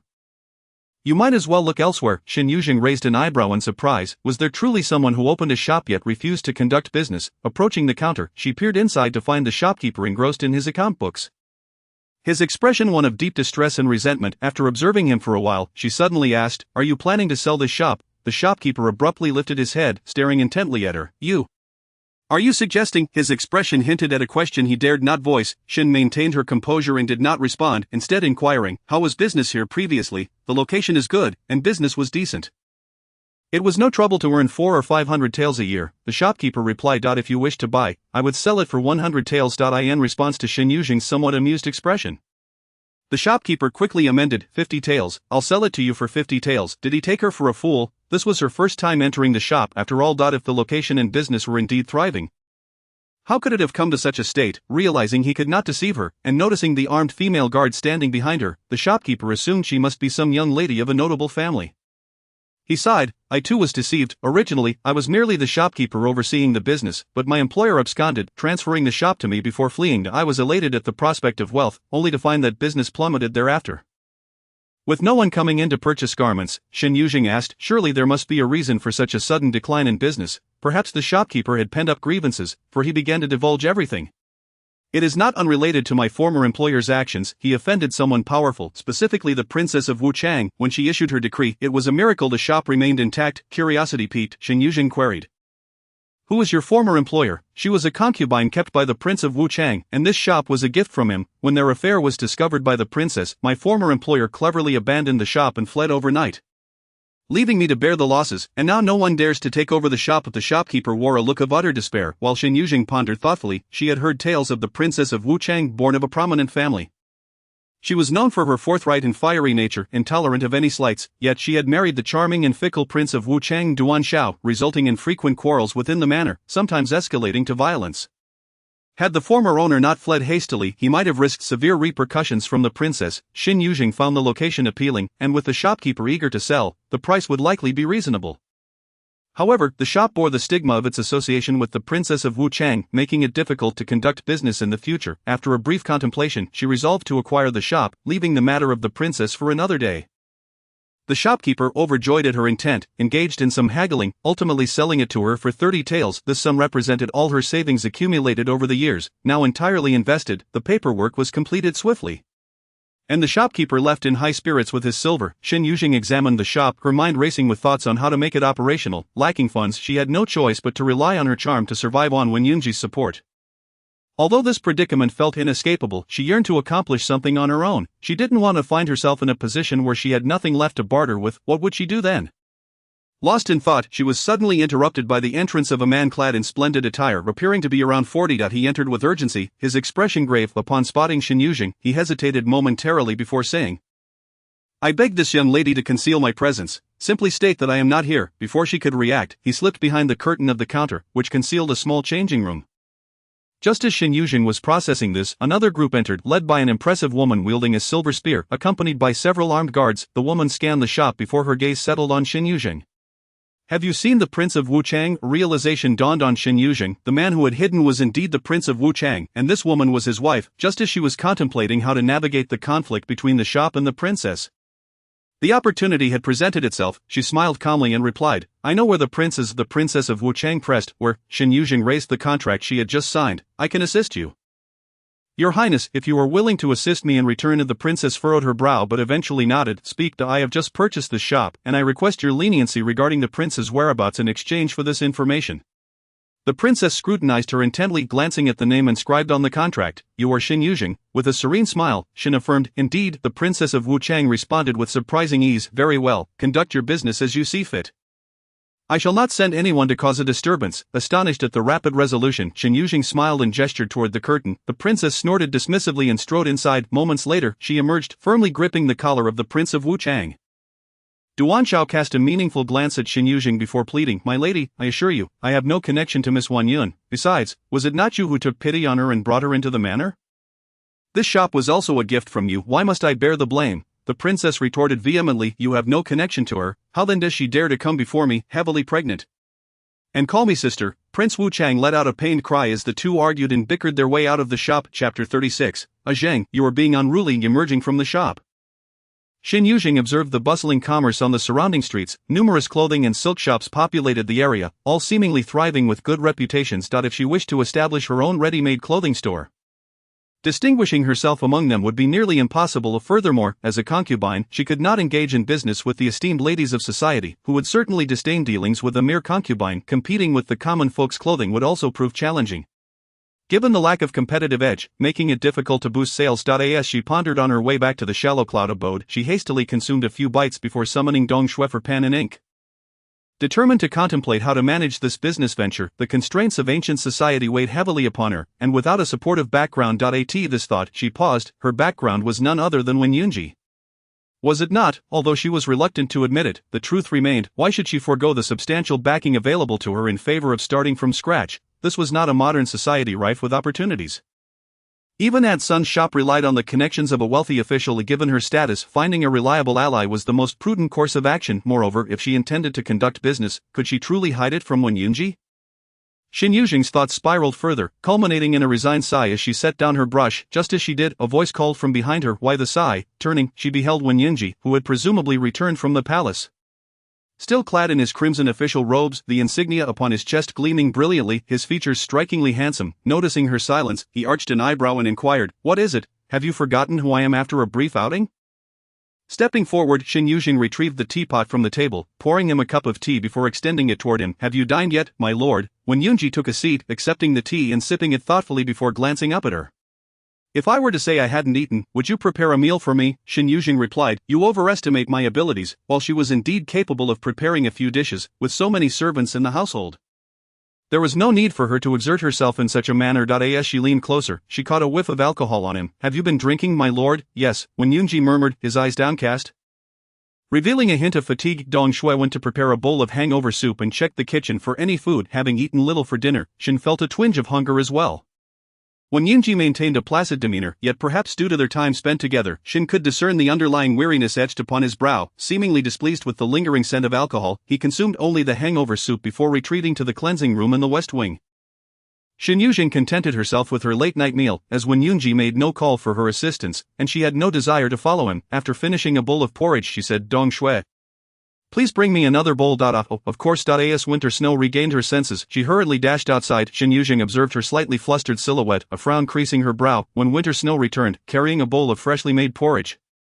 She immediately lowered her head, too timid to meet Shen Yuzheng's gaze. Shen Yuzheng lifted the bowl and, with an air of nonchalance, inquired, "Have you added something illicit to the porridge?" With a sudden thud, Winter Snow fell to her knees. "I did not, I swear," she stammered. "Why are you so anxious?" Shen Yuzheng remarked with a faint smile. "If you truly haven't, what is there to fear?" Winter Snow's face turned ashen. Her forehead pressed against the ground, her shoulders trembling slightly. Shen Yuzheng took a spoonful of porridge, eating at a leisurely pace, the only sound in the room being the delicate clink of the spoon against the porcelain bowl.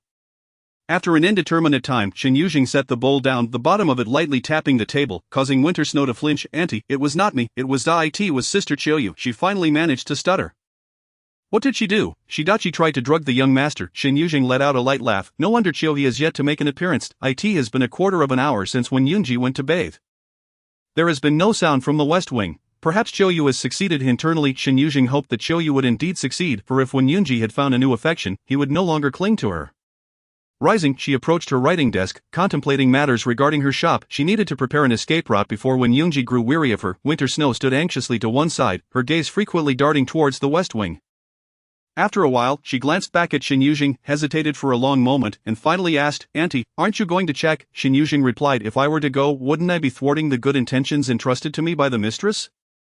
Winter Snow immediately fell silent, as she was too timid to act against the mistress's wishes. However, for Spring Dawn and the others, their age had come. If they did not heed the mistress's commands, she might indiscriminately betroth them to someone, thus ruining their lives. Today, they had finally found an opportunity. Should they gain the young master's favor as Shen Yuzheng did, not only would they have fulfilled the mistress's expectations, but they would also ascend to greater heights themselves. Once Shen Yuzheng completed a simple plan, Spring Dawn suddenly entered. "Auntie, the young master requests your presence." Shen Yuzheng looked up in surprise. Spring Dawn stood with her head bowed.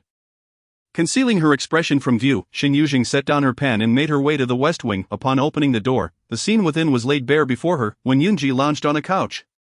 Draped in a simple black silk robe, exposing a considerable expanse of fair skin, glistening with moisture. A droplet of water trickled from his hair to his chest, swiftly disappearing. Upon hearing the noise, he lifted his dark eyes.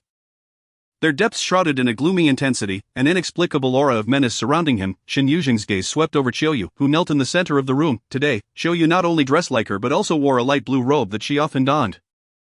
Was Qiuyu attempting to imitate her to entice Wen Yunji? It seemed she had failed, as Shen Yuzheng could not fathom how Wen Yunji had suddenly turned his attention to her.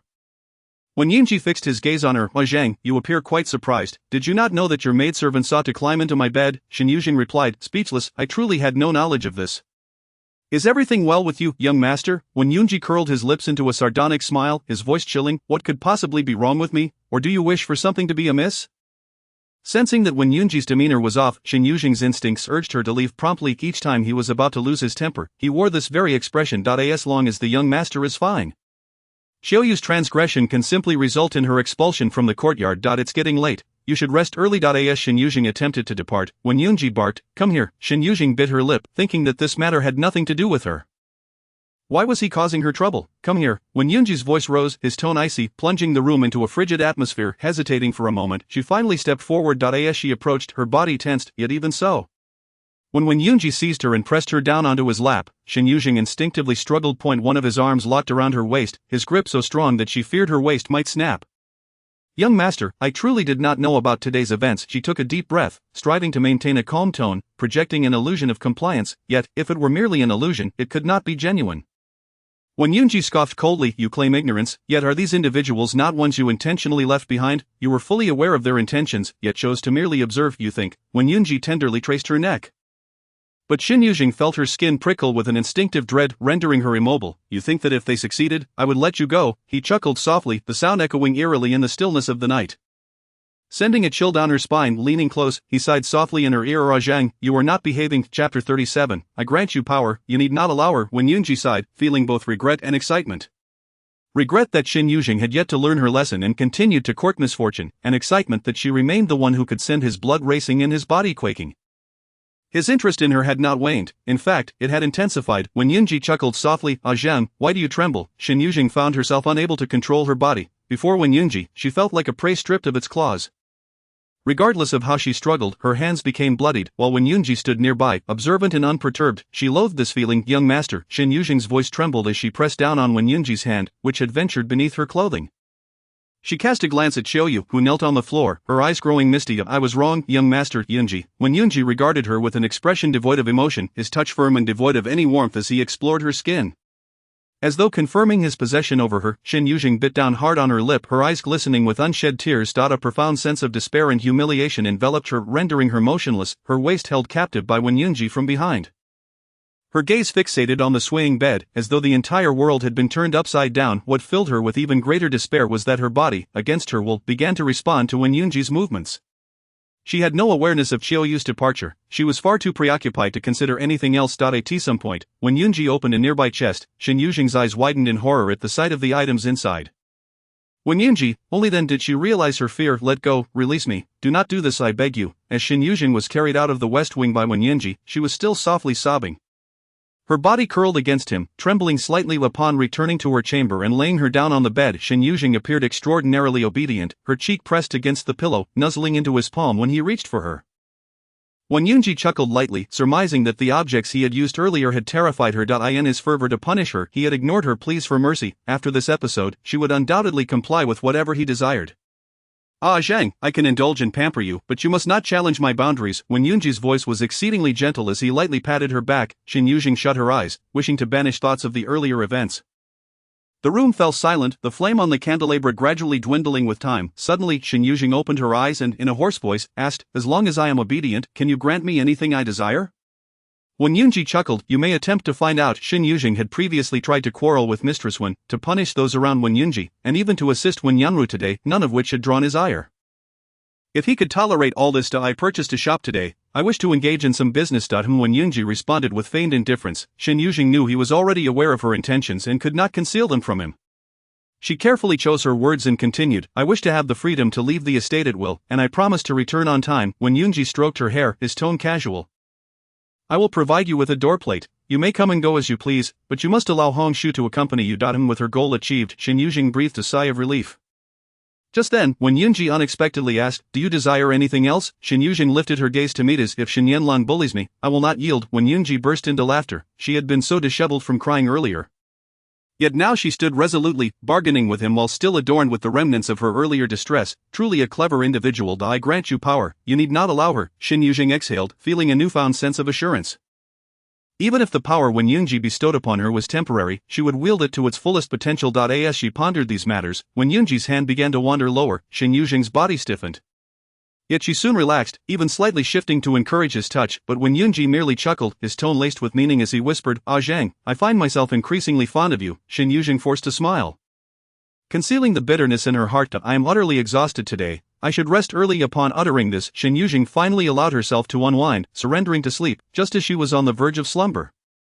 Wen Yunji suddenly inquired, who named you? Why Zhang? At first, I thought it referred to the Guzheng. Shen Yuzheng replied, it was the old matriarch who named me. Wen Yunji chuckled lightly, it suits you well. Shen Yuzheng remained silent.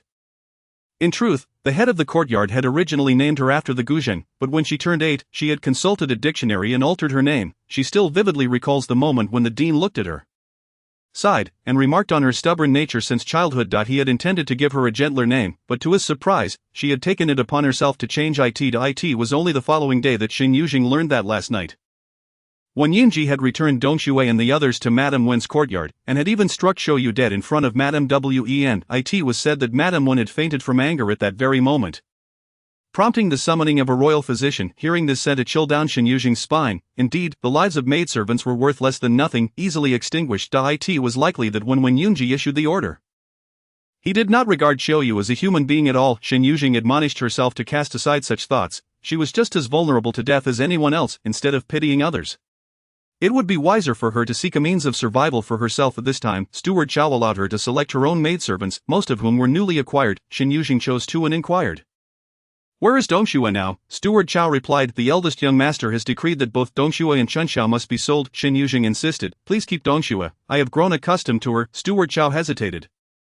This Shen Yuzheng regarded him with a smile that was neither here nor there. Steward Chao, why not consult the young master and see if my words hold any weight? Steward Chao, fearing to truly inquire, understood well enough the events that had transpired in recent days. He acquiesced. I shall bring Donshue to you at once. Before long Donshue was brought in. Upon seeing her, Donshue immediately knelt, her eyes red as she bowed several times before Shen Yuzheng. Shen Yuzheng accepted this gesture, considering the past incident settled. After resting for 2 days, she prepared to venture out when Yunfu's attendant entered the courtyard. Madam Yu, Shen Yue greeted her, today is the birthday banquet of our third miss. She invites you to join the celebration. Chapter 38. The difficulties at the banquet. Shen Yuzheng recalled that today was indeed Wen Yunfu's birthday celebration. Traditionally, such occasions were grandly orchestrated, as she was the legitimate daughter of the Wen family. And the pomp and circumstance befitting her status were never lacking. Ladies and young gentlemen from prominent families would come to pay their respects, and in the past, even the eldest princess would attend. In such gatherings, it was customary to exclude concubines, yet when Yunfu had specifically invited her, Shen Yuzheng's lips curled into a faint smile as she changed into a new outfit and had Donshue rearrange her hair before making her way there. Upon her arrival, the birthday banquet was already in full swing. Standing at the entrance, she could hear the sounds of laughter and merriment within. Shen Yue gestured, Madam, please. Shen Yuzheng cast her a glance before stepping into the banquet hall. As she entered, the lively chatter ceased abruptly. She recognized the ladies and young ladies seated at the female tables, yet it appeared they were unfamiliar with her. When Yunfu immediately beckoned, Yuzheng, you've come. Come here. Shen Yuzheng smiled and walked over. When Yunfu grasped her hand enthusiastically, exclaiming, I thought you might not wish to attend. How could I not come when the third miss has invited me? She mused that without her presence, Wen Yunfu's performance would lack substance. Noticing the piercing gaze directed at her from the side, she turned her attention to meet Shen Yanlan's hostile stare. Wen Yunfu also glanced towards Shen Yanlan. Elder sister Yanlan, I invited Yuzheng to my birthday feast. I hope you are not displeased. Shen Yanlan's expression stiffened, her hand gripping her palm tightly as she managed to utter, I do not mind. Wen Yunfu replied with a smile, that's wonderful. I feared you might not wish to see Yuzheng. Shen Yanlan's face turned pale, and the ladies at the table exchanged glances. She longed to erupt in anger, to tear Shen Yuzheng's face apart, yet if she acted on those impulses, they would surely whisper of her lack of upbringing. Even those who had previously been ignorant of Shen Yuzheng's identity could now piece together the truth. Rumors had spread throughout the capital that Wen Yunji had taken a concubine of exceptional beauty, one who had been publicly sought after by the flower-picking scholar at the Qianlin banquet. It was undeniable that many had come to Wen's residence today to catch a glimpse of Shen Yuzheng. Who could resist the curiosity about the maid who had captivated the heart of the capital's foremost young master? As they beheld her now, their eyes glimmered with astonishment. Yuzheng, please, take a seat, sit beside the third Miss Liao. Wen Yunfu's expression was one of innocence, suggesting that since you and Miss Liao are already acquainted, you could share a conversation. With this declaration, the hall fell silent once more and numerous gazes flitted between Shen Yuzheng and Liao Yuan. It was said that the flower-picking scholar had initially wished to marry Wen Dagu's maidservant. Yet now the one about to wed him was the third daughter of the Liao family. The spectacle of Faihanju was still a topic of discussion among them, and it seemed that many recent rumors in the capital all revolved around this very concubine. Shen Yuzheng maintained her composure as she took a seat beside Liao Yuan. Liao Yuan merely cast her a fleeting glance before diverting her gaze elsewhere. Wen Yunfu, observing this, felt a twinge of disappointment. She had hoped for a more spirited exchange between the two. However, she quickly consoled herself with the thought that there were still better performances to come. Casting a glance at the ashen-faced Shen Yanlan, she declared, let the dancers of the residence come forth. Soon, a group of elegantly dressed women entered the center of the banquet hall, and a soft melody from an ancient zither resonated from the western side.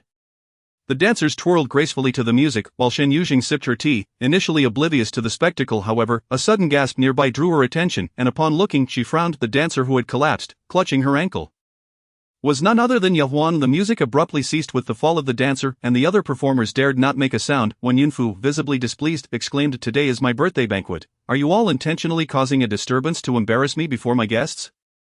Please forgive us, miss, the dancers pleaded, kneeling in fear. One of the dancers behind Yahuan hurriedly interjected, please, third miss, it was Yahuan who stumbled and fell, ruining your birthday feast. At merely 11 years of age. Yahuan's face turned ashen upon hearing this. When Yunfu blared at her, I trusted you to perform this dance at my celebration, and now you have tarnished my reputation. Bring forth, third miss, I can dance. Yahuan, frightened, scrambled to her feet, ready to perform, but as she moved, she fell heavily once more. When Yunfu's voice turned cold, such audacity, and you dare to deceive me. Yahuan's face contorted in pain as she knelt, begging, please spare me, miss. I know I was wrong, I beseech you to forgive me. The ladies present were puzzled, but they grasped enough of Wen Yunfu's temperament to understand that this maid's blunder had enraged her.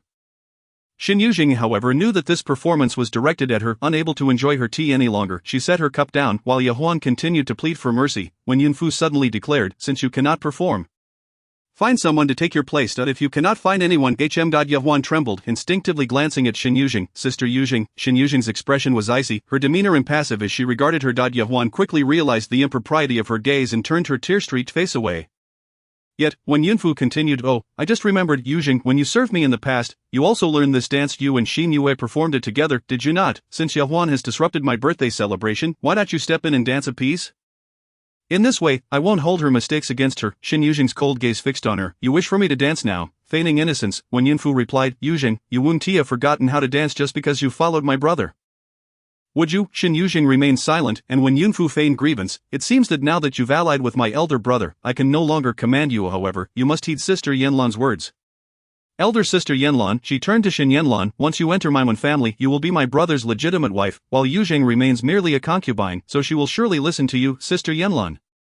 Would you like to see Yuzheng dance?" Under the pointed gaze of Wen Yunfu, Shen Yanlan finally smiled. "I would indeed like to see it. Yuzheng, why not perform a piece? Don't dampen the spirits of everyone here." Shen Yanlan looked at Shen Yuzheng with some delight. After all, what was a mere concubine? She could only dance to amuse others. Knowing fully well her lowly status, she dared to enter such a gathering. So she could hardly complain about being humiliated. The guests caught on to the underlying tension. This was clearly the legitimate wife challenging the future husband as concubine, and they eagerly awaited the ensuing drama. Shen Yuzheng let out a disdainful laugh as she rose to her feet. Chapter 39. Shen Yuzheng strikes Wen Yunfu. Both Wen Yunfu and Shen Yanlan watched Shen Yuzheng with anticipation. Yet she approached them directly. Do both the eldest young lady and the third miss wish to see me dance? Wen Yunfu nodded, playfully coaxing, "Yuzheng, it's my birthday today, you must perform for my sake." Shen Yuzheng turned her gaze to Shen Yanlan, who could no longer suppress the malice within her, stating, "You, a concubine, would not dance. Would you rather have all these proper ladies perform? After all, it was not her first time dancing. What harm was there in doing it again?" Such words were far too crude, lacking in grace, and the ladies present frowned. Even the daughters of noble families, regardless of their anger, should maintain their decorum. Yet, the young lady of the Shen family often spoke coarsely, her manner sometimes more uncultured than that of country folk. Shen Yuzheng smiled a charming and graceful smile. "How would the eldest young lady know that this isn't my first dance? I am the young masteress, thus I can only dance for him." "You," Shen Yanlan exclaimed furiously, "you have no shame. What does a concubine know of shame?" Shen Yuzheng scoffed. "All the ladies present uphold the virtues of noble families. But she does not. Speaking of which, when Miss Shen enters, I suppose I shall have to call you sister. Ordinarily, a younger sister ought to comply with her elder sister's wishes, yet my young master forbids me from dancing before outsiders. Perhaps you might inquire with the eldest young master." Shen Yanlan sprang to her feet, her eyes blazing as she pointed at Shen Yuzheng, exclaiming, "You are simply..." Her chest heaved with rage, unable to articulate a complete thought. Shen Yuzheng turned her head, surveying the other ladies present. "Are there any other ladies who wish to see? If so, please send someone to the gentleman's table to consult my young master." No one dared to respond. All frowning in disapproval. This concubine, with her alluring beauty, not only lacked shame but took pride in it. Truly disgraceful. When Yunfu could no longer maintain her innocent facade, her expression darkening. "Yuzheng, you are too bold. This is the Wen residence, my birthday banquet. Do you dare refuse my request for a dance?" Shen Yuzheng turned her head and slapped her. The resounding crack of the slap stunned everyone into silence. And when Yunfu's eyes widened in shock, staring motionless at Shen Yuzheng coldly stated, "Third miss, since you are aware this is the Wen residence, you ought to be cautious in your words and actions. Each of your actions reflects upon the Wen family's reputation. Forcing me to dance here, in front of so many people, is a blatant affront to your brother." When Yunfu was nearly driven mad with rage. "What does this have to do with my brother? Even if you have climbed into his favor, you are still a lowly maid. You struck me. You dare strike me." I dare," Shen Yuzheng declared, delivering another slap, her demeanor as cold as frost, her gaze sharp and imposing. "I belong to your brother, and in public I represent his honor. If you demand I dance, is it not an insult to your brother? It is truly shameful that despite your extensive education, you possess no sense of familial honor. The elder master and eldest young master conduct themselves with propriety and grace in public, never tarnishing the Wen family's noble name, yet you sully their reputation within the household. Even if the elder master were here today, I would not hesitate to strike." When Yunfu was not merely furious, she was on the verge of exploding. She barely grasped Shen Yuzheng's words, only feeling the need to retaliate for those two slaps with even greater force. She vowed to make Shen Yuzheng suffer unbearably. "Someone seize this wretch, break her limbs, tear her mouth apart, pull out her tongue, remove her teeth." Soon, some maidservants approached, intending to restrain Shen Yuzheng. Shen Yuzheng sneered, adroitly dodging backward and sprinting toward the door. When Yunji had promised to pamper her, she hoped he would keep his word. Just as she reached the entrance, she heard a soft chuckle. Shen Yuzheng halted, and upon seeing Wen Yunji, she rushed towards him. Hiding behind his back, young master, save me, someone wants to kill me. After Shen Yuzheng spoke, she felt as though Wen Yunji cast a nonchalant glance in her direction, but when she looked up all she could see was the back of his head. Today was originally Wen Yunfu's birthday banquet, and Madame Wen had invited several esteemed ladies to the nearby flower hall, leaving Wen Yunfu to entertain the guests herself. However, the commotion in the room had long been reported.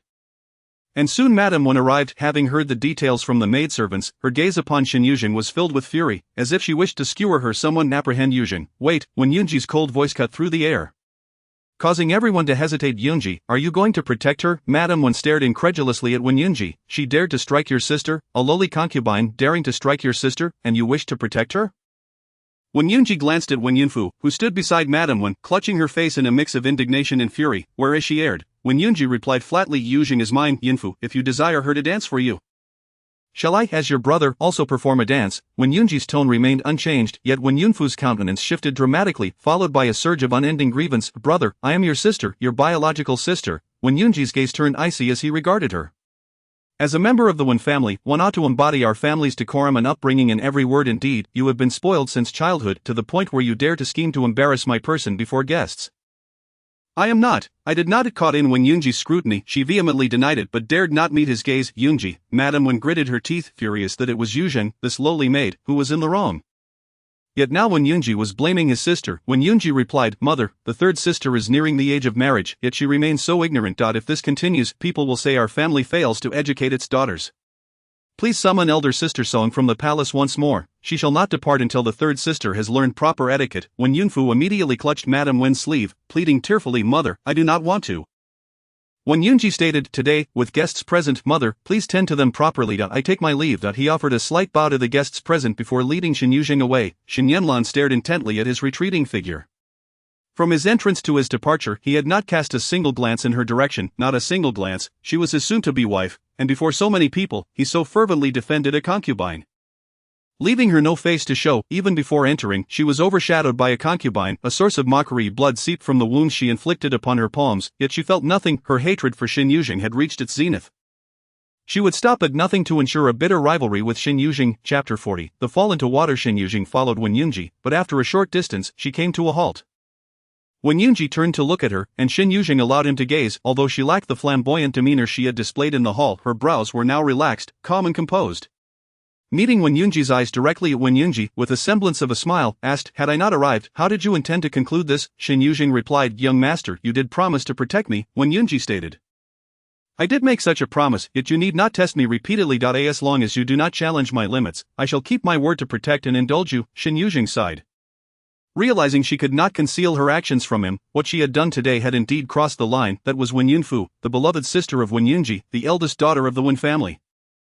Neither the elder master nor Madame Wen had ever struck her, yet today, in front of everyone, she had slapped her twice. Had Wen Yunji truly disregarded her, she would have been thoroughly humiliated today. However, since she and Wen Yunfu had already severed ties, even if she danced today, Wen Yunfu would only escalate her retaliation. It was better to go all out. After all, she only needed to please Wen Yunji. Shen Yuzheng obediently replied, I understand, come here. When Yunji's tone turned serious, Shen Yuzheng walked over, and when Yunji drew her close, his hand resting lightly on her nape, gently kneading. Earlier in the hall, Shen Yuzheng had been eloquent, charming and bold, displaying a demeanor that disregarded everyone. When Yunji had wanted to kiss her, then now, with her compliantly in his arms, he felt no need for restraint. When Yunji pressed his palm firmly against Shen Yuzheng's nape, leaning down to kiss her, he hardly granted her a moment to breathe. His tongue swept across her teeth, forcefully claiming every inch of her mouth. The kiss was fierce and passionate, their breaths escalating until they became heated. Each time Shen Yuzheng needed to inhale, he controlled her, allowing just a moment for her to exhale before sealing her lips again, consuming all her breath. As the next wave of suffocation approached, he would grant her a moment's respite, repeating this cycle until Shen Yuzheng felt as though she were drowning, clinging tightly to his clothing. After what felt like an eternity, when Yunji released her, pressing his thumb against her swollen lips, I still have guests to attend to, you should return for now. Shen Yuzheng leaned against his arm, responding softly when Yunji gazed deeply at her for a moment, then stepped back, straightening his attire before heading toward the gentleman's table. Shen Yuzheng took a while to compose herself before straightening up. The bullying she faced from Wen Yunfu and Shen Yanlan was overt. Yet when Yunji's was insidious, manifesting in subtle ways. Her tongue tingled, and her cheeks felt sore. She sighed, preparing to return to Qianyun residence. Suddenly someone nearby let out a scoff. So this is how you ensnare others. Shen Yuzheng raised her head, spotting Shen Yuzheng standing not far from the Haitang gate, arms crossed, looking at her with disdain. Shen Yuzheng chuckled lightly. Second young master Shen, do you have a newfound hobby of watching others kiss? How long have you been standing there, only to come out with that? Shen Yuzheng's voice was frigid. You truly are shameless, Shen Yuzheng replied coolly. That term is rather stale. Your sister has already used it. If you wish to scold me, perhaps you could find another word. Shen Yuzheng snorted coldly, his expression one of revulsion. Someone like you, what else could you do but rely on your body to entice men? Wenyunji really has no standards, taking in any sort of woman. Shen Yuzheng regarded him and laughed. Shen Yuzheng frowned, his disgust growing. My young master is indeed not picky. In an instant, Shen Yuzheng's expression turned frigidly dark. You dare to insult Yanlan? What is your status? Do you think you are worthy? Shen Yuzheng found it amusing. What is my status? Shen Yanlan only holds her position because of her identity as the esteemed daughter of the Duke's mansion. Shen Yuzheng treated an impostor as if she were his own beloved sister, yet now he comes to accuse her of being undeserving, who, in fact, is unworthy. Shen Yuzheng laughed until tears streamed down her face. While Shen Yuzheng furrowed his brow for reasons unknown, witnessing Shen Yuzheng's laughter stirred an inexplicable discomfort within him. However, he swiftly concealed this fleeting emotion and stepped forward, stating, Here is 1,000 taels. Take this silver and leave Wenyunji. I shall prepare an honorable identity for you. With this sum, you could lead a comfortable life wherever you choose. Shen Yuzheng no longer wished to feign amusement. How naive of Shen Yuzheng to think he could buy her off with silver. Had he forgotten the arrows aimed at her life atop Baiyun Temple? Shen Yuzheng may have forgotten, but Shen Yuzheng certainly did not. Though she could not seek vengeance now, it did not mean she would not in the future. Dismissing him entirely, she turned to walk away. At that moment, Shen Yuzheng signaled to a guard behind him, who immediately leaped in front of Hongshu, blocking her path. Soon after, Hongshu and Shen Yuzheng's guard were engaged in a scuffle. Shen Yuzheng's expression darkened. What do you intend to do? Shen Yuzheng approached her. Your continued existence only brings sorrow to Yanlan. Your life is no longer necessary. Shen Yuzheng incredulously replied. Are you planning to act against me in the Wen residence? And so what? It is merely a maid, a concubine who would perish, even if the blame fell upon me, who would dare to act against me, who would challenge the entire Duke's residence. Shen Yuzheng sneered ominously. Not even Wenyunji would dare. Today marks your end. Without hesitation, Shen Yuzheng turned to flee, but as she opened her mouth to cry out, Shen Yuzheng had already pursued her, reaching out to grasp her. She gritted her teeth and sidestepped, but her foot suddenly twisted, landing her on a slope, from which she tumbled directly into the cold waters of the lotus pond in the Wen residence's garden. With the lotus yet to bloom, the icy water sent a shiver through her as she plunged beneath the surface. Struggling to resurface, she caught sight of Shen Yuzheng standing on the shore. A mocking smile gracing his lips. In an instant realization struck her. No, Shen Yuzheng would not choose today to end her life. The Wen residence was hosting guests. With so many present, even the death of a mere maid would not be easily overlooked. Moreover, she believed Wenyunji would not allow such a thing to transpire. He regarded her as his possession and would not permit anyone to ruin her before he grew weary of her. These thoughts flashed through her mind in an instant. Before she could comprehend Shen Yuzheng's motives, she noticed a figure hastily approaching from behind him, seemingly intent on jumping into the water to rescue her. Zhao Liangsheng. In that moment, everything became clear to her, and her heart sank heavily. Chapter 41. She could not allow Zhao Liangsheng to save her. Someone has fallen into the water. A loud shout echoed, prompting all the guests in the banquet hall to rise. Madame Wen frowned. Who has fallen in? A maid of breathless replied. It is Zhao Tanhua. Zhao Tanhua has fallen into the water. Liao Yuwen dashed out as soon as the maid finished speaking. Wen Yunfu, applying 2 eggs to her cheeks, squinted her eyes and stood up. Mother, Zhao Tanhua must not meet with misfortune in our residence. We must hurry to see. Her intuition warned her that this matter was far from simple. Thus everyone hastened towards the lotus pond in the garden, and even the male guests, hearing the commotion, began to approach. Upon arriving by the pond, Madame Wen and the others only caught sight of Shen Yuzheng.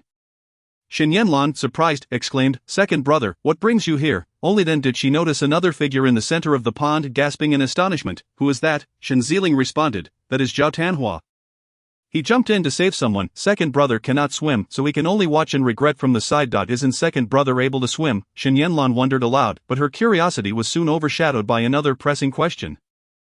Who was Zhao Tanhua so desperately diving in to save? Yes, who could possibly inspire such urgency in Zhao Tanhua? This question surged in everyone's minds, and simultaneously they all found their answer. In the Wen residence, the only one for whom Zhao Tanhua would risk himself was that maid he had once insisted on marrying during their high school days. Shen Yanlan realized this, and understanding Shen Yuzheng's intentions through his amused gaze, she grasped the underlying scheme. Wenyunji had always protected Shen Yuzheng. They could not act against her without consequence. But what if Wenyunji grew weary? Before the eyes of so many, Shen Yuzheng would be saved by a man, one who had boldly declared his intent to marry her even in the presence of the emperor, intimately entwined. If it were an unmarried woman, her reputation would be irrevocably tarnished. Would Wen Yunji remain indifferent to this? After Zhao Liangsheng had touched Shen Yuzheng in public, would Wen Yunji still have the desire to approach her? A surge of immense joy filled Shen Yanlan. Her brother's ploy was ruthless. Shen Yuzheng's audacity stemmed from her reliance on Wen Yunji. Once Wen Yunji's patience wore thin, Shen Yanlan vowed to personally rid herself of Shen Yuzheng, ensuring she would not dare to compete for a man with her. Seeing Zhao Liangsheng leap into the water, Shen Yuzheng ceased to struggle, instead grasping the water weeds beneath her, allowing herself to sink deeper into the pond. Avoiding detection, Shen Ziling's intention was to undermine Wen Yunji's trust in her. While Wen Yunji might overlook other matters, he would not tolerate any involvement concerning Zhao Liangsheng. She vividly recalled how furious Wen Yunji became the last time she met with Zhao Liangsheng. She could not permit Zhao Liangsheng to rescue her. Zhao Liangsheng plunged into the water, anxiously searching for Shen Yuzheng's figure, invited to attend the birthday banquet of the third miss of the Wen family. He had remained silent throughout the festivities. For some time now, he had been in this state, as though he had suddenly lost all vitality, unable to muster enthusiasm for anything. Halfway through the banquet, he had stepped outside. He knew Shen Yuzheng was in the residence, yet he dared not approach her, nor did he wish to see her. The memory of Shen Yuzheng kissing Wen Yunji still haunted him, causing him unbearable anguish. The pure and lovely girl he cherished had become another man's plaything, a notion he found particularly intolerable. Yet, when he glimpsed her in the garden, he could not help but follow, helplessly entranced by her presence, simultaneously loathing himself for his weakness. It was only when Shen Ziling forced Shen Yuzheng into the water that he could no longer contain himself and leapt in to save her. He spotted Shen Yuzheng and swam toward her. Reaching her side, he grasped her arm with one hand while encircling her waist with the other, ready to pull her to safety. But at that moment, Shen Yuzheng forcefully pushed his hand away. Just as he opened his mouth to speak, a mouthful of icy water surged in. He urgently gestured for Shen Yuzheng to follow him, but she shook her head. In an instant, he comprehended Shen Yuzheng's intent, and he cursed himself for understanding so swiftly. He stubbornly attempted to pull her along, but Shen Yuzheng suddenly drew a hairpin from her coiffure and pressed it against her neck, compelling him to leave. You will die. Zhao Liangsheng silently wept, feeling powerless. That if she refused his rescue, who did she wish to save her? Wen Yunji? Did she have such faith in him? Was she willing to gamble her life? In that moment, Zhao Liangsheng found himself filled with resentment toward Shen Yuzheng. The girl who once adored him was no longer present. All that remained was one who was cruel to both him and herself. He released Shen Yuzheng and swam upward. Time was running out. Yuzheng could not survive much longer. Tears streamed down his face, his heart torn open by a gaping void, cold wind swirling within, breaking the surface. He crawled onto the shore. Liangsheng, Liaoyuan rushed over to embrace him. Shen Ziling, observing him emerge alone, turned his gaze to the still water, his brow furrowing. Madam Wen, unable to contain herself, inquired, "Where is Yuzheng?" "Zhao Tanhua, did you not rescue her?" All eyes turned to Zhao Liangsheng, who sat on the shore, soaked to the bone, his face glistening with water. He lifted his head, parting his lips to speak, his voice hoarse. "I only saw a shadow fall into the water. I could not discern who it was. I jumped in to save someone, but I did not see anyone in the water." Madam Wen expressed disbelief. "How could this be?" Zhao Liangsheng, numbly distancing himself from Shen Yuzheng, replied, "The facts are as they are. I did not see her." "What has happened?" A voice, cool as jade, suddenly rang out. Zhao Liangsheng turned sharply, nearly shouting for someone to rescue Yuzheng, but he held his tongue. If he spoke, his previous words would be rendered meaningless. When Yunji, surveying the crowd gathered by the pond, sensed something amiss. At that moment, a wounded Hongshu burst through the crowd. Shen Ziling frowned in displeasure. Frustrated that his guards had failed to detain her, Hongshu, spotting Wen Yunji, urgently exclaimed, "Young master, my mistress was forced into the water by second master Shen." Wen Yunji's gaze darted to the water's calm surface, devoid of even the slightest ripple. As Hongshu prepared to leap in to save her mistress, she was restrained by someone else, but just then, with a splash, a figure dove in before her. "Yunji!" Madam Wen cried out in alarm. "What are you all waiting for? Hurry and save her." No one expected Wen Yunji to leap into the water, the most esteemed young man in the capital. Known for his elegance and composure, how could he commit such an unseemly act? It was as if he had been bewitched by a doji, unable to discern right from wrong, a ruler rendered foolish and inept. And Shen Yuzheng was that doji. Chapter 42. An eye for an eye. Shen Yuzheng had lost track of time, submerged at the pond's bottom, where she clutched a withered reed stalk, barely managing to surface for air. Yet the low oxygen left her head spinning, and her nostrils and eye sockets began to ache, her vision blurring gradually. No matter who came now, she had to go out. Zhao Liangsheng was slightly mistaken. She was not waiting for Wen Yunji, but for Hongshu. Once Hongshu made her move, she would naturally come to her rescue. As for Wen Yunji, she had not given him a thought. As long as she was not rescued by Zhao Liangsheng, Wen Yunji would likely not go mad at her again. Just as the oxygen dwindled and breathing became increasingly arduous, a figure swam towards her through her blurred vision. She blinked in disbelief, gazing at the approaching person. As Wen Yunji drew near and confirmed she was unharmed, he scooped her up and swam upwards. The moment they broke the surface, Shen Yuzheng gasped for air. the cool breeze filling her chest, causing her more pain than suffocating underwater. When Yunji allowed her a moment to recover before guiding her ashore, once on land, a maid immediately rushed to drape a cloak over Wen Yunji. But when Yunji raised her hand and placed it over Shen Yuzheng instead, Madame Wen, upon seeing this, frowned and turned to give orders. Fetch another one. Soon, a maid brought over a new cloak, which when Yunji accepted and wrapped around herself. Shen Yuzheng had regained her composure, yet her heart felt as if it had been doused with boiling oil. Rationality urged her to endure, but her anger simmered, akin to a boiler on the verge of explosion. Young master, she subtly spoke, how do you intend to handle today's affair? When Yunji raised her gaze to meet hers, how would you like to handle it? A smile broke across Shen Yuzheng's pale face, her eyes fixed intently on Shen Yuzheng. Shen Yuzheng raised an eyebrow, not believing Shen Yuzheng had the capability to retaliate, nor did he think Wen Yunji would disgrace his noble house for a mere concubine. What gives you the audacity to disrespect Commander Shen? Shen Yuzheng scoffed, her gaze sweeping across the assembly before finally landing on Wen Yufu. Do you all believe that as a mere maid, a concubine, if I were to drown today, you would be unaffected? Indeed, my life may be of little worth. If I can reclaim it, I should remain silent, yet I lack such self-awareness and wish to hold the true culprit accountable. What else is that but seeking death? Wen Yufu coldly huffed, it is good that you know, but I do not. Shen Yuzheng's tone turned fierce, I may be of lowly life, but as long as you cannot extinguish me, prepare for my vengeance. After saying this, Shen Yuzheng looked towards Wen Yunji. If Wen Yunji allowed her to swallow this humiliation today, it might truly lead to a deadly feud. She repeatedly urged herself that as long as she could live in this era, even as a dog, it would suffice, yet she realized she could not. She simply could not swallow this indignation today. Elder brother, did you hear what Yuzheng said? She must be mad. Wen Yufu dismissed her disdainfully. She wishes to seek revenge. On what basis? When Yunji's eyes deepened, rendering it impossible to discern his thoughts, Shen Yanlan, seeing this, exclaimed urgently, young master Wen, my second brother would never harm another's life, there must be some misunderstanding. Perhaps Yuzheng accidentally fell into the water. She feared that if Wen Yunji heeded Shen Yuzheng's words, he would truly confront her second brother, resulting in an embarrassing spectacle. Madame Wen also frowned. Yunji, what is your status? Are you to indulge a concubine's antics? You were just reprimanding your sister. What are you attempting to do now? After Shen Yuzheng spoke, she remained silent, waiting for Wen Yunji's stance. When Yunji regarded her, his voice calm. He pushed you into the water once. Returning the favor seems fair. Silence enveloped the room. Shen Yuzheng suddenly chuckled lightly. Wen Yunji, do you wish for me to apologize to your concubine? Only then did Wen Yunji shift his gaze to him. What? You permit your people to act against mine, yet do not allow mine to retaliate. Your people? Shen Yuzheng's icy gaze turned to Shen Yuzheng.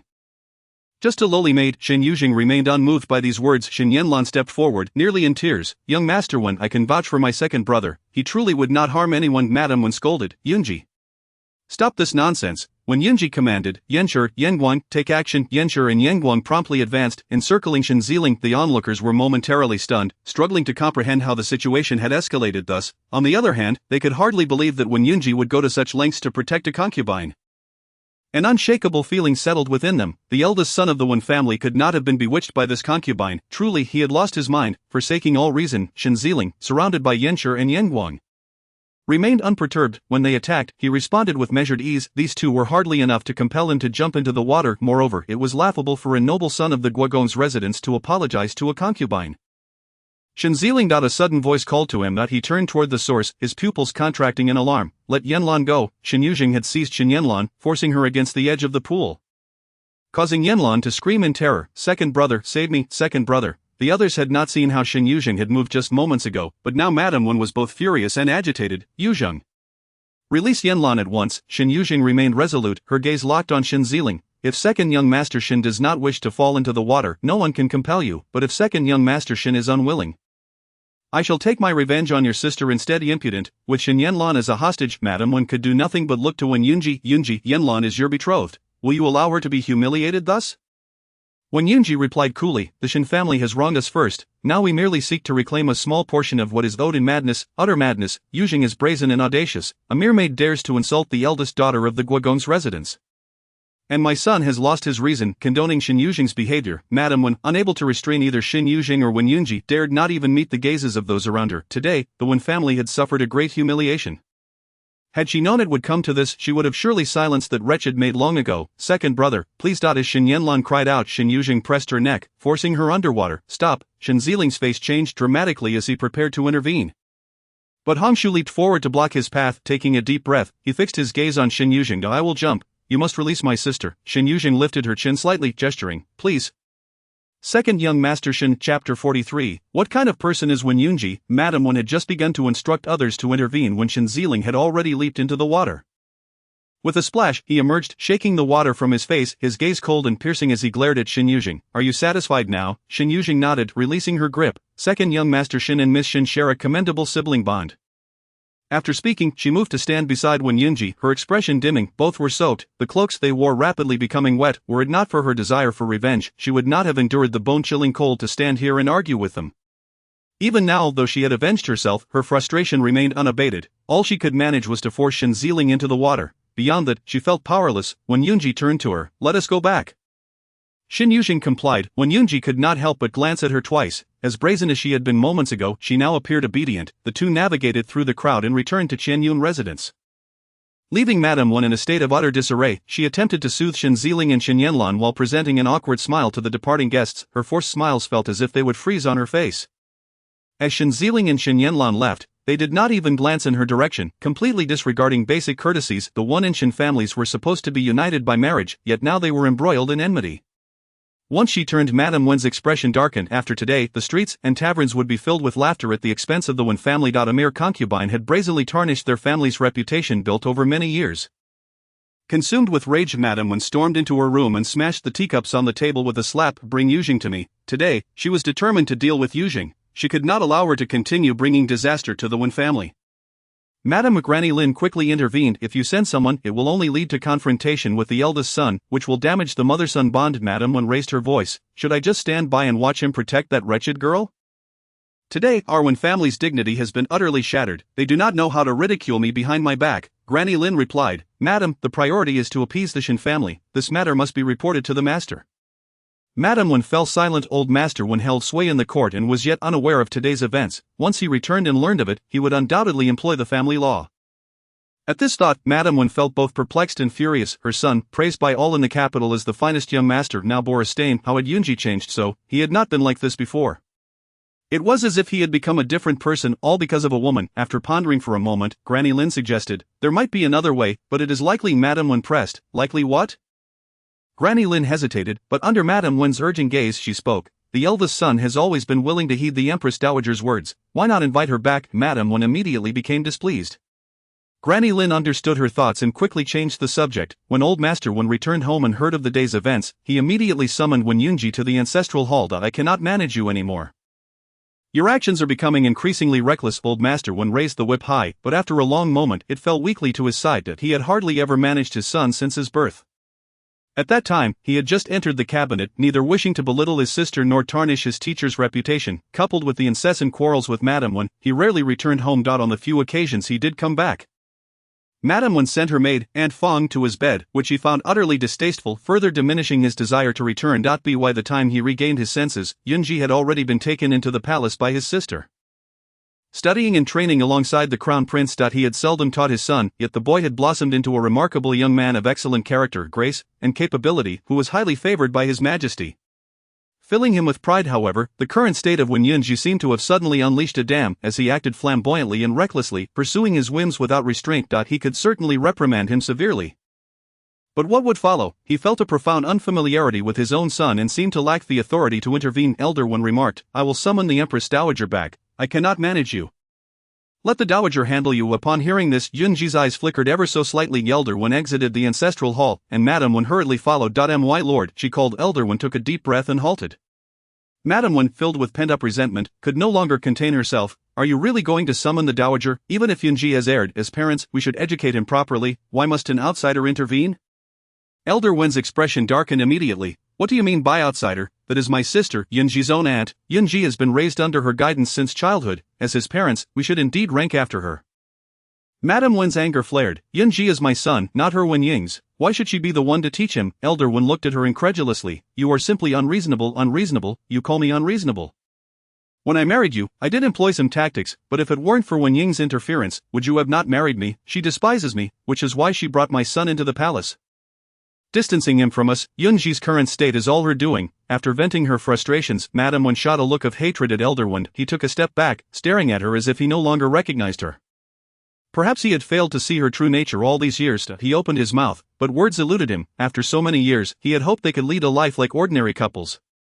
peaceful and warm, growing old together. Yet, it turned out that Madame Wen harbored such deep-seated hatred. Gelder Wen shook his head, his steps faltering as he left. Once he was gone, Madame Wen collapsed onto the ground, her eyes silently streaming tears. In Shen Yun residence, an hour had passed since when Yunji was taken away by Elder Wen's men. Shen Yuzheng sat at the table, distractedly sipping hot tea. Today, she had leveraged Wen Yunji's influence to coerce Shen Ziling. Otherwise, with her status, even if she drowned in the pond, it would go unnoticed. She was acutely aware of her situation, yet it was unexpected that Wen Yunji would indulge her madness. Moreover, this came at the cost of tarnishing his reputation. She could easily imagine how others spoke of her, and Wen Yunji branding her merely as a beauty who brings disaster and seduces, while claiming Wen Yunji had been bewitched. Indulging a concubine and neglecting his dignity and poise, it seemed that Wen Yunji was indifferent to how his actions would be perceived by others, even when Shen Yuzheng awaited his response. She sensed a deep expectation in his eyes. What kind of person Wen Yunji truly was, Shen Yuzheng could not ascertain, but she had begun to form some conjectures. Rubbing her temples, she summoned Dong Shui. Go to the ancestral hall and check when the young master will return. Also, have the kitchen prepare some ginger soup to ward off the cold. Bring it to him as soon as he arrives. Today, Wen Yunji had helped her, and she wished to reciprocate, hoping to curry favor with him. Chapter 44, She would not bear children for Wen Yunji. Shen Yuzheng had anticipated that Elder Wen would once again resort to family discipline, yet unexpectedly, just as she sent someone to the ancestral hall. When Yunji returned, young master, she greeted, rising to meet him, casting an appraising glance, seemingly unscathed. When Yunji asked, did you wish to see me return covered in injuries? Shen Yuzheng stood beside him, shaking her head, of course not. It is good that you are well. Dong Shui, bring the ginger soup. In the chilly spring, after their fall into the water, they took precautions against catching cold, and Shen Yuzheng had partaken of 2 bowls herself. The soup was served, and she handed it to Wen Yunji. Perhaps her overly obedient gesture caught his attention, prompting him to look up at her. Young master, she called. Wen Yunji took the ginger soup and sipped it leisurely. Once he finished, Shen Yuzheng returned the empty bowl to Dong Shui. When she glanced back, she met Wen Yunji's gaze, which held a teasing smile. Clearing her throat, she lowered her head, saying, thank you for your help today.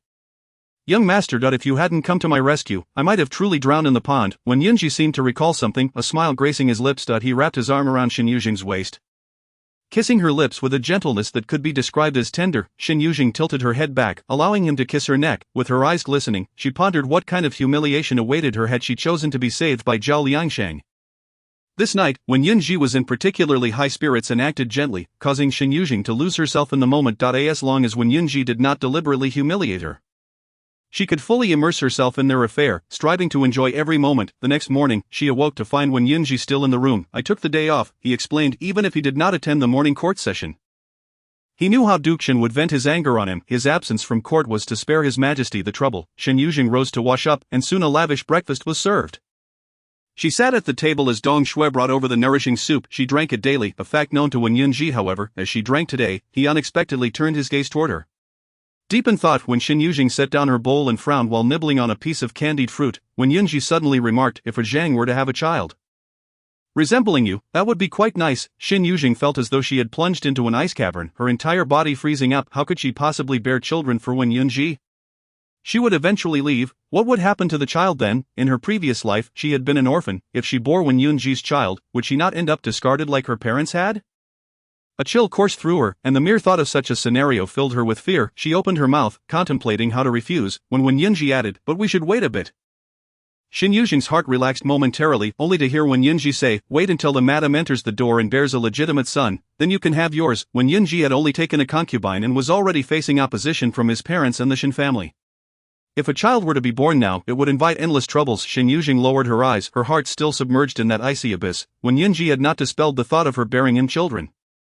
He merely deemed the timing inappropriate, insisting they wait until Shen Yanlan had produced a legitimate heir. Yet even so, a child born of a concubine could be taken away by the legitimate wife at will, resulting in a heart-wrenching separation, and she would have no recourse. She could not bear children, absolutely not. Before Shen Yanlan entered the manor, she had to leave. She was uncertain when Wen Yunji would lose interest in her.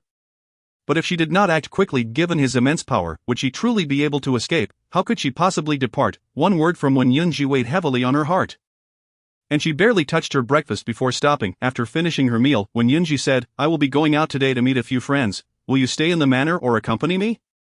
Shen Yuzheng perked up slightly. I will go to the shop to take a look. However, Wen Yunji was not inclined to let her go, directly instructing, after you finish looking, come directly to Mengxian Hall. Shen Yuzheng could not refuse and could only nod. She took Hong Shu with her to the shop. over the past few days, she had arranged for renovations, and it was nearly complete. She had decided against opening a ready-made clothing store, opting instead for a cosmetics shop. Furthermore, she had crafted dozens of outfits for dolls, including cats, dogs, and rabbits, featuring several Disney characters. She mused, thankfully there were no Disney lawyers in this ancient time. As for the source of her cosmetics. Despite being a maid in the Wing Manor for years, she had made many acquaintances due to the family's reputation. She was aware of a family who had just moved to the capital to start a business, originally specializing in cosmetics but had been struggling to find a market in the capital due to a lack of connections to it. It was for this reason that Shen Yuzheng decided to open a cosmetics shop. She visited this family, who resided in a small courtyard in the western part of the city. She had been there before and returned today to finalize some details. The family, surnamed Su, consisted of a husband, wife, and daughter. Their daughter, 16 this year, was beautiful and had caught the eye of a local wealthy young man who insisted on taking her as a concubine. The Su couple, unwilling to see their daughter suffer, had made the bold decision to move to the capital. After explaining her needs, Su-xin, the daughter, hesitated. You want me to be the shopkeeper? I only know how to make cosmetics, not sell them. Shen Yuzheng responded, you are very familiar with your family's cosmetic making methods and understand the differences between various products. As long as the shopkeeper knows these, selling the goods to I have her doll salespeople. In modern society, shops spare no effort in advertising, and using dolls to attract customers was merely one of many strategies. Su-xin hesitated for a prolonged moment, recalling the dandy who had pushed her family to the capital. With a firm decision, she clenched her teeth and declared, very well, I shall agree to manage the establishment. Shen Yuzheng escorted Su-xin to the shop, where he discussed several important matters with her. Due to her limited availability, most of the responsibilities would fall upon Su-xin's shoulders. Once these arrangements were concluded, he proceeded to Meng Xiantang, uncertain of the purpose behind Wen Yunji's invitation to join his acquaintances. Despite its outward appearance as a refined tavern, Meng Xiantang was, in reality, a venue where courtesans masqueraded as entertainers, selling their talents rather than their bodies. Given Wen Yunji's typically genteel disposition, it was perplexing that he would frequent such a place.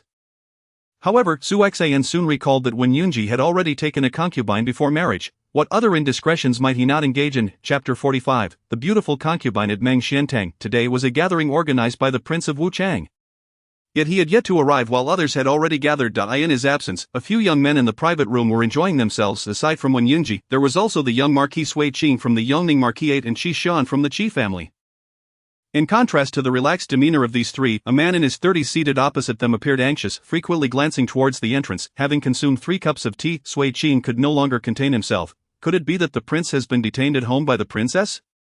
Qi Shan nodded in agreement, sharing the same thought. They exchanged knowing smiles before turning their gaze back to Wen Yunji. Despite their long-standing acquaintance, Sui Qing and Qi Shan were closer to one another. As Wen Yunji's temperament was rather aloof, even after many years of friendship, there were times when they found it challenging to discern Wen Yunji's thoughts, as was the case today. The gathering at Meng Xiantang, which Wen Yunji would typically avoid, found him in attendance today. Sui Qing and Qi Shan exchanged glances, silently communicating their thoughts. Finally, Sui Qing cleared his throat and spoke, I was preoccupied with official duties yesterday and missed your sister's birthday celebration.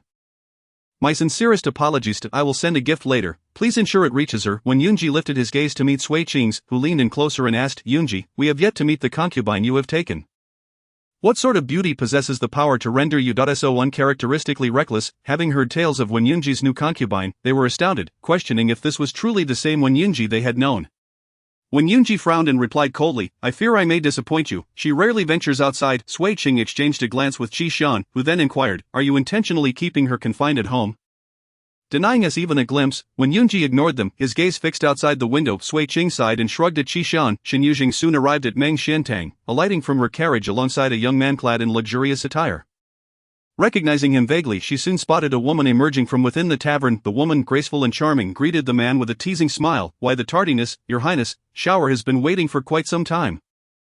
Duan Sha glanced at her and chuckled, I was delayed by some matters, but I have arrived now. As the two blocked the entrance, Shen Yuzheng halted her steps. Suddenly the woman fixed her gaze on Shen Yuzheng, scrutinizing her from head to toe. When did his highness develop a taste for such unconventional choices? Are you not concerned that the princess may prevent your entry? Duan Shao turned to respond, intending to claim he did not recognize her. But upon seeing Shen Yuzheng, he raised an eyebrow slightly. It's you, the one who caused me to be dragged back by my wife, your highness, Shen Yuzheng acknowledged, recognizing the woman and offering a polite smile. I have yet to settle the score with you, yet here you are, presenting yourself. Duan Zhao's tone remained flippant, his smile ambiguous enough to conceal whether he was genuinely annoyed or not. Shen Yuzheng had indeed led him into a predicament for her own sake. Just as she was about to apologize, the tavern's lady interjected with a scoff. Has His Highness forgotten an old acquaintance? Seeing a new face before me is quite disheartening. Xiao Wu, Xiao Lu.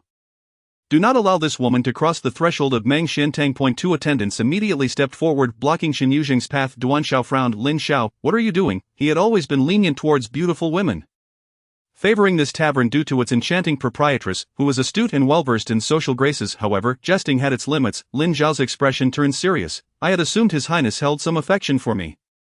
Since you do not favor the princess, I shall be your confidant, should there ever come a day. Duan Xiao interrupted her sharply. Lin Xiao, what nonsense are you spouting? Shen Yuzheng, growing impatient, commanded. Hongshu, clear the way.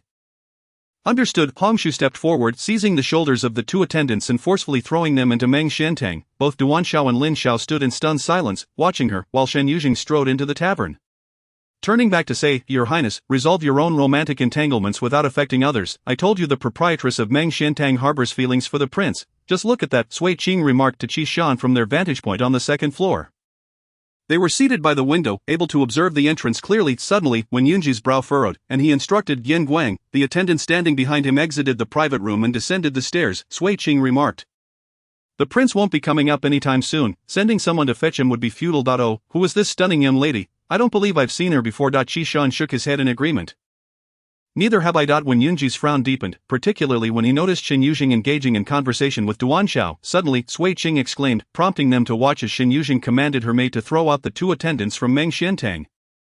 Now that's intriguing, Sui Qing observed with renewed interest, when Yunji abruptly stood, exiting the private room to encounter Shen Yuzheng at the base of the staircase. Just moments prior, Shen Yuzheng had been informed by Yen Guang to wait in the private room, as the young master would soon arrive. To her surprise, she found herself face to face with Wen Yunji. Young master, Shen Yuzheng greeted. Go wait for me inside. Wen Yunji replied coldly. Shen Yuzheng paused, reflecting on whether she had inadvertently angered him. It was perplexing to be summoned to Meng Xiantang only to be left waiting. Shen Yuzheng, feeling disgruntled, forced to smile and complied. As she took a few steps forward, she noticed two young gentlemen standing by the door of the adjacent private room, their astonished gazes fixed upon her. You are one of them exclaimed, pointing. Yunji's beautiful concubine. Shen Yuzheng halted in her tracks, surprised at her newfound notoriety. When Yunji's voice rang out, what are you still standing here for? Move along. Reluctantly, Shen Yuzheng continued, following Yen Guang. Sui Qing quickly interjected, since you're here, why not join us? Yunji, why must you insist on isolating her? When Yunji's expression turned icy, his demeanor increasingly forbidding. He remained silent, his gaze fixed on Shen Yuzheng, who did not wish to provoke him further, knowing that the repercussions would be hers alone. Yet, it was baffling for Wen Yunji to lash out at her when she had done nothing wrong. It was he who had summoned her. Suddenly, Shen Yuzheng turned and approached Sui Qing and the others. Very well, if you don't mind, then let us all be together. Wen Yunji's expression darkened like ink as she entered the private room. Chapter 46, Shen Yuzheng is the eldest daughter of the Shen family. Shen Yuzheng entered the private room, where Sui Qing graciously arranged a seat beside Wen Yunji for her. Please, take a seat next to Yunji. Thank you, Shen Yuzheng replied as she settled down. Sui Qing, noticing her ease, was about to engage her in conversation when he saw Wen Yunji approaching. Yunji, you were just saying, how should I address your? Sui Qing turned to Shen Yuzheng. My name is Shen Yuzheng, she replied. Lady Shen, Sui Qing addressed her, suddenly raising an eyebrow in surprise. You share the surname Shen. He glanced towards Wen Yunji, who was also frowning at Shen Yuzheng. Is there a problem with my surname? She countered, having never disclosed her family name before. She felt no need to hide it. After all, a maid did not require a surname. Sui Qing regained his composure. No, it's just. His gaze shifted to Wen Yunji, pondering that the rightful wife he intended to marry was the eldest daughter of the Shen family. How curious that his concubine also bore the same surname. Yet, despite his intrigue, he had never considered that Shen Yuzheng might have any connection to the Duke of Shen's household. Before he could dwell on it further, the Prince of Wuchang entered, and upon seeing Shen Yuzheng seated beside Wen Yunji, his mind flickered to the recent rumors circulating in the capital. So it is Yunji's person. Well then, I shall settle this score with you. Yunji. As an elder, the prince was laid back and well-versed in the pleasures of life, maintaining amicable relationships with several younger generations. Upon hearing his words, when Yunji turned to inquire, what is the matter? Shen Yuzheng recounted the incident at the shop, where she had inadvertently led the Prince of Wuchang into a predicament. After finishing her explanation, she rose to bow respectfully, saying, Your Highness, please forgive me. I was in the wrong that day, and I owe you an apology. Once Shen Yuzheng had spoken, Wen Yunji also rose and offered a bow to Duan Xiao, preparing to speak, but Duan Xiao waved a hand dismissively. No need for that. After all, we are all family here. Duan Xiao had once served alongside the former empress, Wen Ning, and considered Wen Yunji as a nephew of sorts. Even without that connection, he would not quibble over such trivial matters. Your Highness, regarding the matter I previously mentioned to you. A middle-aged man, who had remained silent in the room, suddenly interjected, glancing at the Prince of Wuchang and then at Wen Yunji. Shen Yuzheng lowered her head to indulge in the delicacies before her. Guang had just brought in a plate of snacks, placing it right in front of her. She tasted a piece and found it delightful. Thus engrossing herself in the feast. As she listened to the conversation among a few individuals in the room, she learned that the middle-aged man's family was detained in the Dali temple, currently undergoing interrogation under Wen Yunji's command. It was only then that he sought Wen Yunji's favor to intercede on their behalf. Observing Wen Yunji's indifferent responses to the man's pleas, Shen Yuzheng realized that compassion was not in his nature. He hardly paid attention to the man's words. Instead, when Shen Yuzheng finished a plate of snacks, he ordered another to be served. Having satisfied her appetite, she paused after taking a mere bite from the new plate. Noticing her inaction, Wen Yunji subtly furrowed his brow. With nothing else to occupy her, Shen Yuzheng rested her chin on her hand, listening to the conversation while her thoughts wandered to the opening of her shop. At that moment, the door to the private room was pushed open from the outside. A woman clad in elegant white entered, carrying a teapot with a graceful demeanor. She approached Wen Yunji, half squatting to place the teapot on the table. Then poured a cup of tea and presented it to him. My lord, this is a newly acquired tea from the hall. I invite you to taste it. As she lifted her hand, her sleeve fell away, revealing an arm as pale as snow. The moment she entered, the chatter in the room ceased. Perhaps it was merely an illusion, but this woman bore a slight resemblance to Shen Yuzheng. Sui Qing and Qi Shiyan exchanged glances before looking back at Wen Yunji. He remained unmoved, his eyelids half closed, his expression impassive as he gazed at the steaming cup of tea in the woman's hand. When he did not accept it, she held it aloft. The implication was clear to all present. Accepting this cup of tea equated to accepting the woman. It had been quite some time since anyone had dared to send a woman to Wen Yunji. Perhaps it was due to the recent rumors circulating in the capital, Shen Yuzheng observed. Knowing that since Wen Yunji had come to Meng Xiantang seeking pleasure, it would not be surprising for him to take a woman home. Perhaps she would soon be able to leave. Yet she suddenly recalled the incident with Xiuhua and her previous inaction, which had led to a tormenting night at the hands of the deranged Wen Yunji. A shiver ran down her spine. And she unexpectedly took the cup of tea from the woman. The woman looked up, displeased, and the others turned to stare. Shen Yuzheng lifted the cup to her lips, but her expression changed drastically as she hurled the teacup away in fury. Exclaiming, "How dare you serve such scalding tea to my lord?" The woman hastily turned to Wen Yunji, exclaiming, "I did not, I checked it. The tea is warm. You claim it is warm, so it must be warm? Do you think I could possibly slander you?" Shen Yuzheng scoffed, her defiance reaching its peak. Sui Qing and the others looked to Wen Yunji, eager to gauge his reaction, but he merely curled his lips in a subtle smile. The woman, feeling insulted, retorted plaintively, "As a concubine, I merely serve Lord Wen, yet I am disregarded and treated with disdain. I only seek your lord's favor, desiring a place to belong. You and I are both of lowly status. Why must you make my life so difficult? I apologize, but there is no place for you by my lord's side. If you are so pitiable, why not seek assistance from the other gentlemen present? Why cling to my lord alone?" Shen Yuzheng retorted, hands on her hips, disdain evident in her voice. She then turned to Wen Yunji, asking, "My lord, what say you? Will you choose her or me?" The woman also gazed at Wen Yunji, hoping for his pity, for she had done nothing wrong, while this concubine had the audacity to impede her from gaining the master's favor. Wen Yunji extended the half-full cup of tea before him towards Shen Yuzheng, calmly stating, "This cup of tea is not hot." Shen Yuzheng raised an eyebrow, immediately adopting an arrogant demeanor. "Guang, throw her out. As long as I am here, no other woman may linger by my lord's side." Guang looked to Wen Yunji, who remained inscrutable. He quickly grasped the woman's arm, disregarding her protests, and unceremoniously ejected her from the room. Once she was cast out, Shen Yuzheng poured herself a fresh cup of tea. "My lord, enjoy your tea." A light chuckle escaped Wen Yunji as he accepted the cup. Shen Yuzheng breathed a sigh of relief. Her gamble had paid off. Had she remained passive, Wen Yunji might have sought trouble with her again. Living under the capricious whims of a madman required constant vigilance. Wen Yunji sipped his tea, then set the cup down, directing his gaze toward the visibly anxious middle-aged man. "Lord Ma, since you were so keen on discerning my preferences, why not enlighten me on the instruments of torture I favor when dealing with prisoners in the Dali temple? Should you guess correctly, I assure you, I shall refrain from inflicting punishment upon your kin."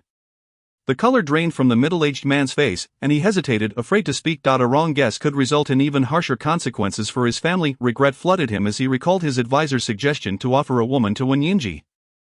He had merely sought to present a concubine resembling those favored by Wen Yunji, only to find himself ensnared by his own folly. Realizing Wen Yunji was not one to entertain pleas for mercy, he seized an opportunity to excuse himself hastily. Of the remaining few, being familiar faces, engaged in casual conversation, Shen Yuzheng sat quietly for a while, feeling utterly bored. She glanced out the window of Meng Xiantang and noticed a jewelry shop across the street. "My lord, I wish to cross the street to purchase some jewelry," she said, turning to Wen Yunji. Yet he glanced outside and nodded. "Do not stray too far. Return to the residence with me shortly." "Understood," she replied. Merely seeking a breath of fresh air. As she departed, Sui Qing anxiously sought to inquire about something, but Wen Yunji had turned his attention to discussions of military affairs with the Prince of Wuchang. Unable to wander far, Shen Yuzheng entered the jewelry shop and began to browse casually. The shopkeeper was preoccupied with other distinguished guests and paid her little mind. At that moment, a group descended the staircase from the second floor. Among them Shen Yuzheng, flanked by two young ladies from the Xiao family and an elderly matron. As they reached the first floor, the elderly lady, squinting her eyes, seemed to have poor vision. Suddenly, her expression brightened as if she had spotted something, and she hastily approached, seizing a young woman's arm. Yunlan, is that you? Shen Yuzheng turned her head in confusion, observing the elderly lady's expression of delight. Shen Yuzheng, however, had caught sight of Shen Yuzheng and his demeanor instantly darkened. He stepped forward, grasping the elderly lady's arm, and explained, Auntie, you must be mistaken. She is not Yunlan. How could she not be? Do not deceive me. The elderly lady wrenched her arm away from Shen Yuzheng and continued to gaze at Shen Yuzheng. This girl resembles her mother so closely. How could she not belong to the Xiao family? Did you not say Yunlan would arrive shortly? Now that she stands before us, do you still wish to deceive me?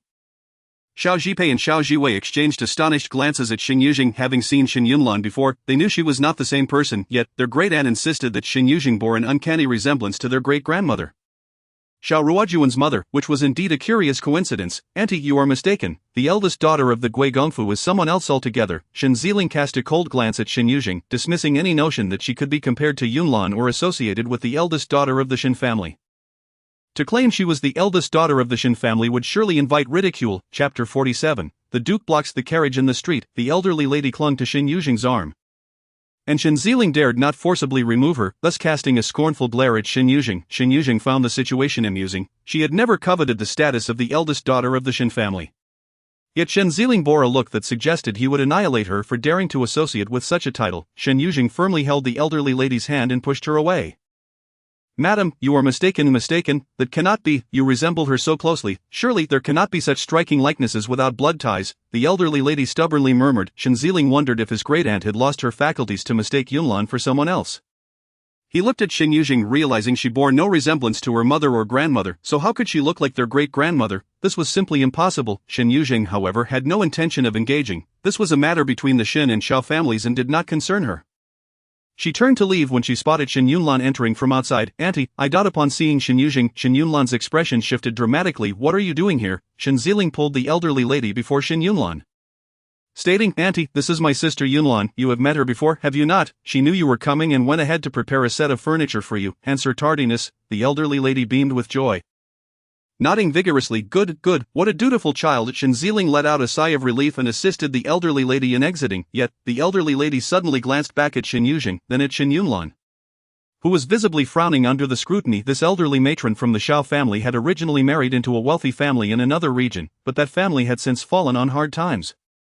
She often returned to the capital to seek favors. As an elder, she commanded the younger generations from both the Xiao and Shen families. Shen Yunlan had always avoided her, as this elderly lady was known for her strict demeanor and sharp tongue, frequently criticizing her for lacking the grace befitting a young lady, almost accusing her of being a country bumpkin. Today, the elderly lady insisted on buying jewelry, especially the expensive kind. Shen Yunlan had no desire to accompany her, so she enlisted her second brother to bear the brunt. Were it not for the fear of being labeled disrespectful to an elder, she would not have entered at all. The elderly lady glanced back and forth between the two, and after a moment her gaze settled on Shen Yunlan. She shook her head and remarked, not at all alike. How peculiar. In an instant, Shen Yunlan's expression darkened as she quickly realized the implication of the old woman's words.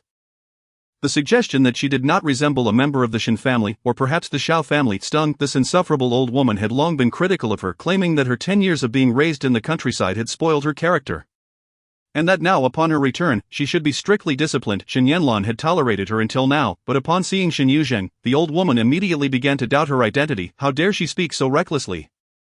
Shen Yunlan simmered with resentment, casting a deep, piercing glance at Shen Yuzheng. The group soon departed, and Shen Yuzheng did not rush to leave but instead selected 2 pieces of jewelry before returning to the dream pavilion. When Wen Yin arrived and saw her return, he patted the chair beside him. Shen Yuzheng took a seat, and then Sui Qing suggested, spring is nearly over, why not choose a good day in a few days to go out for a spring outing? Qi Shan chuckled, what spring outing? Spring is about to pass, Sui Qing inquired. Let us find an excuse to leave the city for a bit of fun. Will you go? I will. Qi Shan nodded, and Sui Qing then turned to Wang Wuchang, who replied, you must first tell me who will be joining, or I cannot go out. Understanding the temperament of the princess, Sui Qing looked to Wen Yun, but he first asked Shen Yuzheng, Madam Shen, Would you care to join us for some amusement? Shen Yuzheng hesitated, glancing at Wen Yun. Without his approval, how could she leave the city? Wen Yun furrowed his brow, his tone somewhat heavy. Do you wish to go? Shen Yuzheng shook her head, deciding it best not to test Wen Yun's limits and attract unnecessary trouble. Sui Qing exclaimed, this is your fault, Yun. Why can't you come out to play? We can invite more ladies. And surely your sister can join, won't that work? Wen Yun rose with a stern expression. Let us return her. Upon hearing this, Shen Yuzheng obediently followed. They exited the dream pavilion, boarded the carriage, and returned to the Wen residence. After a hearty meal, Shen Yuzheng began to feel drowsy, leaning against the carriage wall, drifting towards sleep throughout the journey. Wen Yun did not disturb her, but just as she was on the verge of slumber, the carriage suddenly halted. Shen Yuzheng lurched forward, only to be pulled back by Wen Yun. Frowning, he asked, what is it? Yan Guang. Outside the carriage, Yan Guang swallowed hard. Young master, it is the Duke. Wen Yun's expression instantly hardened, and he turned to Shen Yuzheng, instructing, stay in the carriage. Understood. Shen Yuzheng nodded, and when Yun stepped down from the carriage, she lifted the curtain to look ahead. Duke Shen stood in the middle of the street with a silver spear directly blocking their carriage. The Duke approached with an aggressive demeanor, spear in hand, clearly seeking vengeance. No wonder Yan Guang's voice trembled. At this moment, Duke Shen suddenly turned his gaze toward her, his eyes sharp as lightning. A fierce sweep. A typical woman would have quailed at such a look, but Shen Yuzheng remained expressionless. After Wen Yun dismounted, he raised his hand in salute to Duke Shen. Your Grace. Only then did Duke Shen divert his gaze, and when he looked at Wen Yun, his expression grew even more somber and frigid. You took leave from the morning court today. I could not find you at the Wen residence, so I came here to confront you.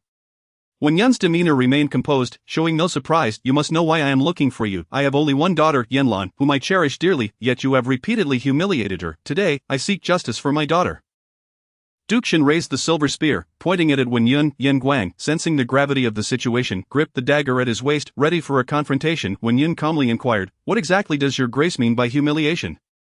Do not feign ignorance. You have committed the act and yet refuse to acknowledge it. Duke Shen's anger flared, and he suddenly pointed the spear at Shen Yuzheng. You elevate a lowly maid to your side, indulging her to the point that the entire city is aware. Is that not an affront to Yanlan? Yanlan is your unwed wife. You show her no respect whatsoever. Even if your father were here today, I would still teach you a lesson. Without waiting for Wen Yun to respond, Duke Shen lunged forward with the spear. Yan Guang prepared to engage, but Wen Yun restrained him. Stay with the carriage. With that, he stepped forward. Duke Shen's spear technique was formidable. The weapon weighed over 1,000 pounds, and Wen Yun caught it barehanded, the spear crashing down heavily onto his shoulder. Wen Yun stifled a grunt, gripping the spear as he raised his head. The union between the Wen and Shen families is not something your grace would wish to see. The Duke Shen retorted hotly. My daughter does not require a union with anyone. Wen Yun replied, it seems I have misinterpreted. The earlier Shen lady disregarded her own reputation and disrobed in public, revealing an unseemly affair between us. I had assumed your grace was already aware of this. What did you say? How dare you slander Yanlan? How could she possibly? Duke Shen roared, abruptly yanking the spear away, forcing Wen Yun to release his grip. In the next moment, the spear swept toward Wen Yun's legs. Should he be struck, he would certainly be injured, if not crippled. Wen Yun inhaled deeply, preparing to retreat, when suddenly, a long blade collided with the spear, producing a jarring sound. The wielder of the blade possessed considerable inner strength, effectively countering Duke Shen's attack. Duke Shen frowned, retracting his spear, casting a displeased glance at the man who had intervened. The man was tall and stern, silent as a statue. At that moment, a woman's voice interjected. Sushi has returned. Duke Shen turned towards the source of the voice, immediately lowering his spear in respect. Your Highness. The guard named Sushi stepped behind the princess, standing still with his sword in hand. The princess smiled. Duke, are you intending to execute Lord Wen here in the street? Just as Duke Shen opened his mouth to respond, the princess continued, Duke, grant me this favor. I shall take Lord Wen with me.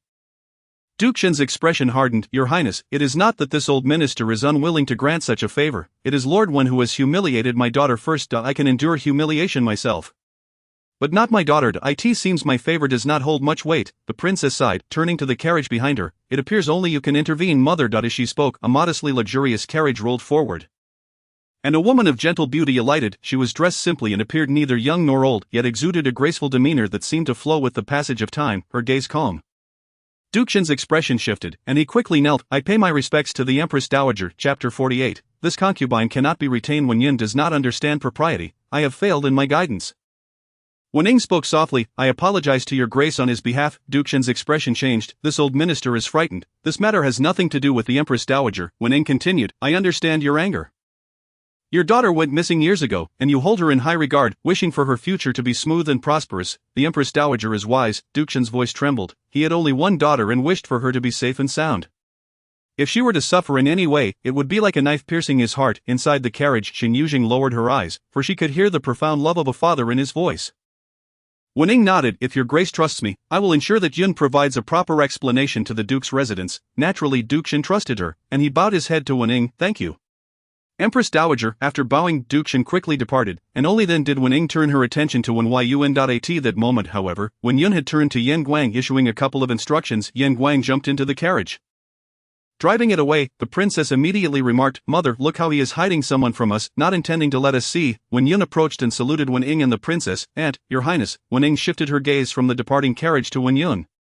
Smiling, "Let us find a place to sit and chat." Indeed, Wen Yun agreed. Conveniently, they were not far from Fei Hong residence, so they discreetly made their way there. The proprietor quickly served them snacks and hot tea before closing the door behind them. Wen Yun poured 2 cups of tea for Wen and the princess before asking, "Aunt, when did you return to the capital?" Elder Wen had mentioned inviting the Empress Dowager back, but since it was such a short notice, Wen Ying's return must not have been due to Elder Wen's letter. "I just returned yesterday." Wen Ying smiled. "I intended to see you, but unexpectedly ran into you today." Wen Yun replied, "Given your return, I should have made a visit to you." "Mother, look how he still behaves this way." The princess scoffed, suddenly recalling something, and began to scrutinize Wen Yun, realizing she could not speak so freely as the most sensational rumors in the capital recently were about him and his concubine. "Wen Yun, you actually took a concubine?" Wen Ying gently slapped the princess's arm. "Duanhua, do not be so impolite. Address your brother properly." "Oh," Princess Duanhua replied, turning her head, clearly unwilling to comply. The princess's words were misplaced. Wen Yun's expression remained indifferent. "The prevailing rumors in the capital should not only concern me, should they?" Princess Duanhua, enthralled by gossip, inquired, "Did you not hear how the common folk discussed your acquisition of a male concubine?" "That is not true." Princess Duanhua immediately grew anxious, glancing at Wen Ying, who showed no surprise, revealing that the Empress Dowager had been aware of this matter all along. Deflated, she shot a resentful glare at Wen Yun, who remained unyielding in his retaliation. She jested about his concubine, and he subsequently exposed her affair with a paramour before the Empress Dowager. "Humph, what a petty man he is." Wen Ying gazed at Wen Yun perplexed, and inquired, "Having already betrothed yourself to the eldest daughter of the Shen family, why have you suddenly taken a liking to a concubine? Or rather, if you have someone you cherish, why have you agreed to marry the eldest daughter of the Shen family?" If it were the inquiries of Old Master Wen and Madam Wen, Wen Yun could have concocted other excuses, but before Wen Ying, he could not utter a falsehood. "At the time of my engagement to the eldest daughter of the Shen family, I had not yet encountered her. At that time, Shen Yanlan had climbed into my bed, and I merely capitulated to the circumstance. The Shen family is an excellent match for an alliance, and the eldest daughter of the Shen family is indeed a suitable wife for me. Moreover, I cannot claim to have affection for her. It is merely desire." In front of Wen Ying, he was particularly candid. As he himself had stated, how could he regard Shen Yuzheng as someone he liked? He had witnessed the mutual affection shared between Wen Ying and Shen Zui, and he was acutely aware that he and Shen Yuzheng did not belong to that realm. His possession of Shen Yuzheng stemmed from mere interest, but how long could that interest endure? Furthermore, Shen Yuzheng was merely yielding to him, for her heart still harbored another, Zhao Liang Shang. Upon hearing his words, Wen Ying sighed. She wished to offer counsel, yet she felt it inappropriate to impose her own template upon the younger generation. Her children, including Wen Yunji, would not traverse the same path as she had. They had yet to encounter their true affections, and thus would not pursue a lifelong companionship. Her son, as an emperor, resided with a harem, while her daughter had taken a paramour. Even Wen Yunji, with an unwed wife, had taken to favoring a concubine. Finally, Wen Ying sighed. "Yunji, I do not wish for you to emulate me. I merely wish for you to exercise caution. Should you one day encounter someone you genuinely wish to hold hands with for a lifetime, will you not regret your current actions?" Wen Yunji shook his head. "Aunt, I shall not." It was unclear whether he meant he would not encounter someone he liked or would not have regrets. Wen Ying continued, "Let us not discuss whether you will regret it in the future, but since you have decided to marry the eldest daughter of the Shen family, you must not allow her to suffer indignities. The Duke's residence will not permit you to cause her distress. You heard it yourself. I promised the Duke I would provide an explanation." "Yunji, you cannot keep this concubine." Wen Yunji furrowed his brow, his expression grim. "Though you are my nephew, you must not thereby alienate the Duke's residence, nor must you dishearten the loyal ministers." Wen Ying paused before adding, "I have a plan. You may entrust her to me, and I shall find her a suitable match from a respectable family and bestow upon her gold and jewels, ensuring her a lifetime of peace and security." Wen Yunji vehemently refused. "No, Aunt, she is already mine. Once I have taken her, she shall forever remain mine." Wen Ying's voice tinged with anger. "How do you intend to explain this to the Duke's residence? The eldest daughter of the Shen family is also an innocent party. Why should she be marred by your actions and suffer humiliation?" Wen Yunji pinched his brow. "Aunt, allow me to contemplate this matter." "Yunji, you have always been clever, well-read and knowledgeable." Wen Ying intended to say more, but after a moment's thought she sighed. "Consider this carefully." Wen Yunji replied. "Thank you, Aunt." Wen Ying remarked, "In the coming days, I shall not remain in the palace but will be at the royal estate in the outskirts. Should you have any matters to discuss, you may come to find me there, understood. When Yunji nodded, the Grand Princess still wished to take Wenying shopping, so Yunji departed first. Once she left, the Grand Princess linked her arm with Wenying's. Mother, why not stay at my residence, just to keep me company? Wenying chuckled. Your father is still waiting for me at the royal estate. The Grand Princess pouted. Then let father wait. He has taken you out for so long and you still haven't returned. It's a rare opportunity for you to come back. Can't you stay with me? Wenying regarded her with a bemused smile. You invite me to your home, yet fear I might chase away your paramour. That man is a bastard from some family, isn't he? I have heard that he once pushed the mistress into the water when he was but a child, causing her to be unable to bear children for many years. How do you know him? Duanhua pretended to seriously examine the pattern on her teacup, disregarding Wenying's words. Wenying sighed in exasperation. Your father is still unaware of this matter. When he finds out, consider how you shall explain it. Mother, Duanhua clung to her arm. Please help me keep this a secret. I merely found him pleasing to the eye and liked him for a moment. Perhaps I will grow disinterested after a while. If father learns of this, he might break my legs. How could you think that way? Wenying gazed at her in astonishment. Both of you, simply seeking fleeting infatuations to bring someone into your lives. Mother, speak of cousin Yunji instead. Do not speak of me. Suddenly inspired, she exclaimed. Mother, let me check what kind of person cousin's concubine is. Once I have seen her, I shall come and tell you. Chapter 49. Who was in Jiangnan? Shen Yuzheng did not exit the carriage. When Yunji directly instructed Yan Guang to escort her back to the Wen residence, where she did not encounter the Empress Dowager or the Grand Princess. She did not care about the reason. Her only concern was how the Empress Dowager intended to deal with her, as her mere existence was a humiliation to the eldest daughter of the Duke's residence. To provide the Duke's residence with an explanation, sacrificing a person of her lowly status was the most economical solution. Shen Yuzheng's expression was icy, her heart unfocused. 2 hours later, when Yunji returned, she discerned nothing from his countenance, and as long as he did not speak of it, she would remain unaware. Shen Yuzheng understood this and asked nothing. After dinner, when Yunji went to the study, while Shen Yuzheng, having finished her ablutions, sat at the table, meticulously preparing a list of matters needed to open her shop. She could not manage the shop directly, only visiting occasionally. The specifics had to be entrusted to Su Xian. After she finished writing, when Yunji had yet to return, so she extinguished the lamp and went to bed. However, in the middle of the night, a hand roamed over her body, awakening her. Instinctively, she attempted to swat it away. But the person behind her grasped her wrist and pressed it against her head, then leaned down upon her. Having just awakened, her mind was still hazy, and she had no interest at that moment. Yet, often at such times, her disinterest was irrelevant. As long as the man on her body was interested, even if she were to faint, he would awaken her. Shen Yuzheng closed her eyes, teetering on the brink of sleep. Shen Yuzheng, suddenly she opened her eyes to eye in the dim light of the bed. She could not discern Wen Yunji's expression. His voice was low. You bear the surname Shen. What manner of people are your parents? Shen Yuzheng felt that Wen Yunji was being unreasonable. Why ask such questions at a time like this? Yet, Wen Yunji remained still, insistent on extracting an answer. Shen Yuzheng had no choice but to respond, I do not know. I have been without parents since childhood, deceased. I have never seen them. After a moment of silence, Wen Yunji asked again, then where is your hometown? I do not remember. Shen Yuzheng was disinclined to answer. Wrapping her arms around Wen Yunji's neck, pressing her body closely against his, instantly, his breath quickened, and he lost the opportunity to question her further. During the night, she called for water 3 times. And when she had cleaned herself and returned to bed, she suddenly heard Wen Yunji sighing behind her. My aunt insists that I provide an explanation to the Duke's residence. Zhang, what am I to do with you? Shen Yuzheng turned to look at him, uncertain of his meaning. Did he intend to release her due to the Empress Dowager's pressure? Wen Yunji continued, I shall arrange for you to have the status of a respectable young lady.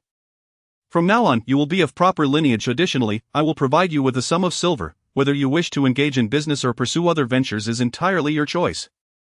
Are you serious? Shen Yuzheng was taken aback by this sudden stroke of good fortune. She had not expected it to be so easy. Even old Master Wen had resorted to punishment.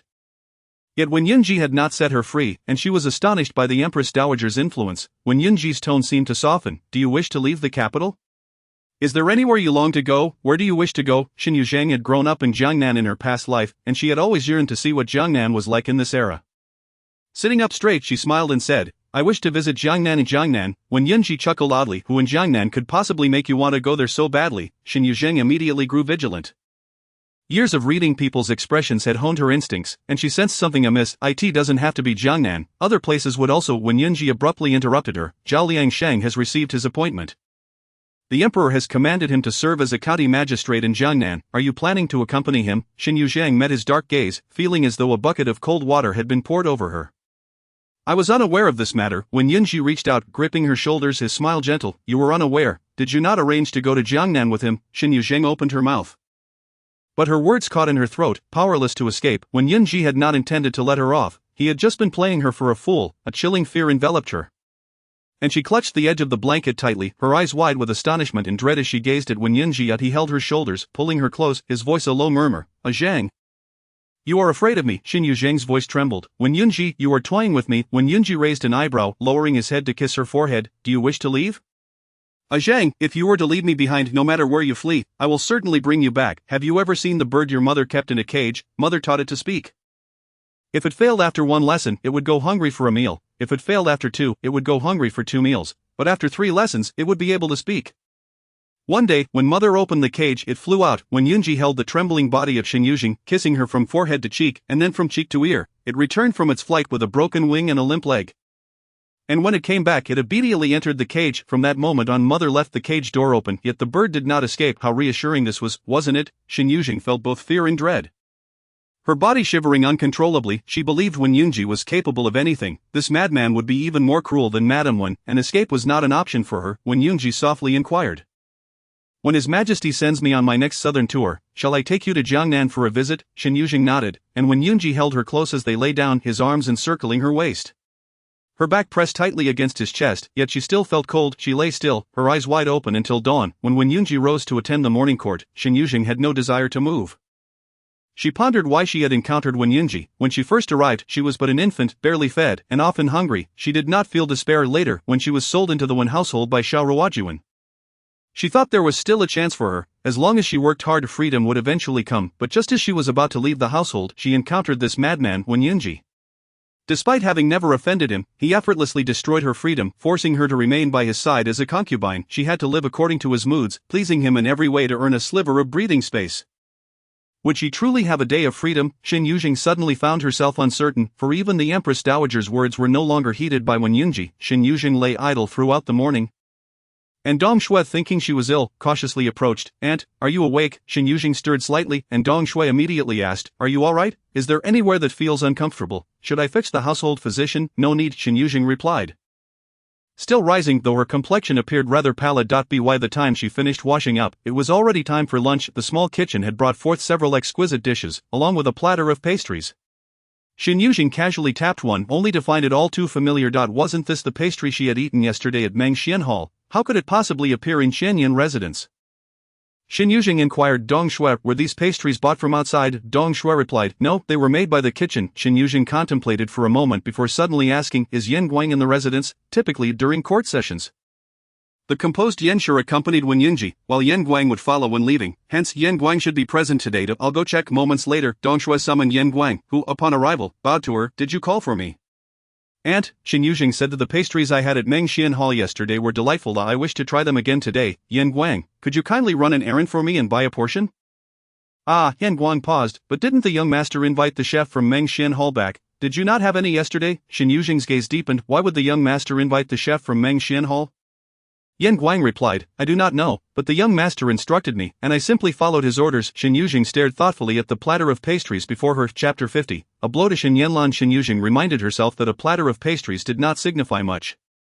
Yet Wen Yunji was not one to act without reason. He had specifically invited the chef back because she had consumed an entire platter of pastries yesterday at Mengxian Hall?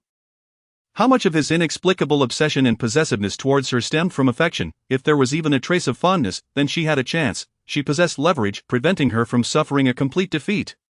Shen Yuzheng reignited her confidence just as it was time for the rouge shop to open. Though she had not ventured out in recent days, the preparations for the shop were steadily progressing. Su Xian had initially feared her inadequacy but soon became too busy to entertain such worries. On the day of the grand opening, Shen Yuzheng naturally intended to attend. However, she did not enter the shop. Instead, she chose a position at the tea house diagonally across from the rouge shop. The overall decor of the shop clashed with the surrounding establishments, exuding an irresistibly cute charm. The sign featured round, playful lettering, while at the entrance stood a plush Miss Rabbit and Mr. Bear. Further inside were rows of display cabinets in various styles and colors, each adorned with an array of dolls, some playful, some quirky, some comical, all captivating. Shen Yuzheng had researched other rouge shops in the capital, which typically boasted elegant and refined decor catering to the tastes of noble young ladies. In stark contrast, she chose a whimsical approach, embracing cuteness throughout. No girl could resist the charm of plush dolls. If Mickey Mouse did not appeal, what about Lina Bell? If Lina Bell did not suffice, then how about the auspicious mascots from Chinese mythology? All the rouge in the shop was categorized into several series based on the dolls, with the purchase of corresponding rouge granting access to the respective dolls. These dolls came in various sizes, some as tall as a person, some the size of a half embrace, and others the size of trinkets, each crafted with fine, lifelike detail that made them appear almost animated at first glance. Suxan, a bundle of nerves, removed the red cloth from the sign amidst the sound of firecrackers. Officially marking the opening of Yuzheng Pavilion, the curious crowd that had gathered at the door now surged inside, not to purchase jewelry, but to satisfy their curiosity. This was truly extraordinary. How could there be such a shop filled with so many adorable dolls never before seen? Shen Yuzheng observed for some time, and seeing the steady stream of people coming and going, she felt reassured. This shop was merely the beginning. She envisioned establishing a complete doll economy, complemented by enchanting stories that would personify each doll, thus enticing customers to genuinely invest in their purchases. These marketing strategies, now overused in modern society, could be trialed in ancient times. After sitting for a while, Shen Yuzheng prepared to enter the shop to discuss matters with Su Xan, but just as she reached the entrance, she collided with Xiao Ruojuan and Shen Yanlan. The moment Shen Yanlan spotted her, a look of disdain crossed her face. Seeing Shen Yuzheng about to enter, she stepped forward and forcefully bumped Shen Yuzheng's shoulder, taking the lead with Xiao Ruojuan into the shop. Shen Yuzheng was steadied by Hong Shu. Regaining her balance, rubbing her shoulder, she laughed in anger before stepping inside. Su Xan rushed to greet her, but Shen Yuzheng shook her head in response, casting a glance at Shen Yanlan and Xiao Ruojuan's retreating figures. She moved a short distance away and began selecting rouge. Noticing Shen Yuzheng enter, Shen Yanlan let out a cold huff. She had already learned from her father that the Empress Dowager had promised her father that when Yunji would drive Shen Yuzheng away, Shen Yuzheng would not be able to flaunt herself for long. She had someone keeping tabs on the one household, and as soon as Shen Yuzheng was ousted, she would be informed immediately. Once Shen Yuzheng fell into her hands, she would ensure that her life was worse than death. Shen Yanlan withdrew her gaze and remarked to Xiao Ruojuan, "Mother, this shop is quite interesting. The rouge boxes are engraved with little animals. And look at this rabbit, it's so adorable." Xiao Ruojuan, somewhat distracted, was pulled back to reality by Shen Yanlan's tug. If you like it, then buy it. Mother, you were so kind to me." Shen Yanlan clung to Xiao Ruojuan's arm, her gaze involuntarily drifting toward Shen Yuzheng. Noticing Shen Yuzheng bent over selecting a rouge, her eyes gleamed with mischief as she pulled Xiao Ruojuan over. "Mother, I want this set." Shen Yanlan pointed at the rouge in Shen Yuzheng's hands. Shen Yuzheng's expression darkened. "I saw this first. Can you afford it?" Shen Yanlan scoffed, turning to Su Xan. "No matter the price of this set, I want it." Su Xan glanced between Shen Yuzheng and Shen Yanlan. "This set is rather expensive. It costs 200 taels, just 200 taels." Shen Yanlan dismissed it. "I can buy any piece of jewelry for more than that. Can you afford it?" Shen Yuzheng's face grew increasingly grim, while Shen Yanlan snatched the box of rouge from her hands, turning to Xiao Ruojuan. "Mother, buy this for me. I like it." Xiao Ruojuan smiled indulgently. "All right, I'll buy it for you." Shen Yuzheng's complexion darkened further. She took a deep breath and moved to the other side, but before she could reach for another rouge, Shen Yanlan had already taken it away. "Shopkeeper, I'll take this set as well." Su Xan sighed and immediately approached to pack the rouge into a lacquer box. "Shen Yanlan, do not go too far." Shen Yuzheng's cheeks flushed with rage, her fists clenched tightly. "Today, whatever you set your sights on, I will take it all. You think you can compete with me? You're merely a lowly concubine. And the silver you hold is all given by others. If you wish for something," Shen Yanlan's gaze dropped, lifting her chin haughtily, "you may bow to me, and I might grant you a reward." Shen Yuzheng's chest heaved, her face alternating between red and white. Unable to contain her anger, she turned to select another rouge, but Shen Yanlan followed closely behind her. As she had said, anything Shen Yuzheng set her sights on, Shen Yanlan purchased. After a round, Shen Yuzheng's hands were empty, while Shen Yanlan was flanked by 4 maidservants carrying an armful of purchases, nearly clearing out the entire stock of rouge from the shop. Shen Yanlan kept her eyes fixed on Shen Yuzheng, and now seeing her trembling with anger, her eyes reddened. She could not help but burst into laughter. "Remember this. No matter what you try to take from me, I will never let you succeed." Shen Yanlan let out a cold huff, once again bumping into Shen Yuzheng's shoulder, pushing her aside. With a disdainful glance, she linked arms with Xiao Ruojuan and departed. Shen Yuzheng stood up, wiping away the tears at the corners of her eyes, as Su Xan approached with concern. "Madam Shen, are you all right?" "I'm quite well," Shen Yuzheng replied with a smile, shaking her head. She ought to express her gratitude to Shen Yanlan for providing her with such a substantial sum of money. Shen Yanlan had nearly purchased every shade of rouge available in the shop, amounting to nearly 2,000 taels. Shen Yuzheng lingered to converse with Su Xan, who was brimming with confidence and vigor due to Shen Yanlan's remarkable achievement on the first day of business. After offering a few words of encouragement, Shen Yuzheng stepped out of the shop, only to find that dusk had already fallen. However, she felt no urgency to return home. The thought of the pastries from Meng Zuantang sparked an idea within her. In the spirit of reciprocity, she resolved to present something to Wen Yunji, hoping to cultivate a deeper affection from him. Even a slight increase in his regard would enhance her leverage. With this in mind, Shen Yuzheng strolled leisurely along the street, contemplating potential gifts. At that moment, Hongshu suddenly approached her and whispered, "Master, someone has been following us." Chapter 51, Survivors of Zhangjia Village. Shen Yuzheng squinted her eyes. Instinctively suspecting that it was someone sent by Shen Yanlan, earlier in the shop she had refrained from confronting Shen Yanlan to secure her purchase, but this did not imply that she would continue to tolerate her.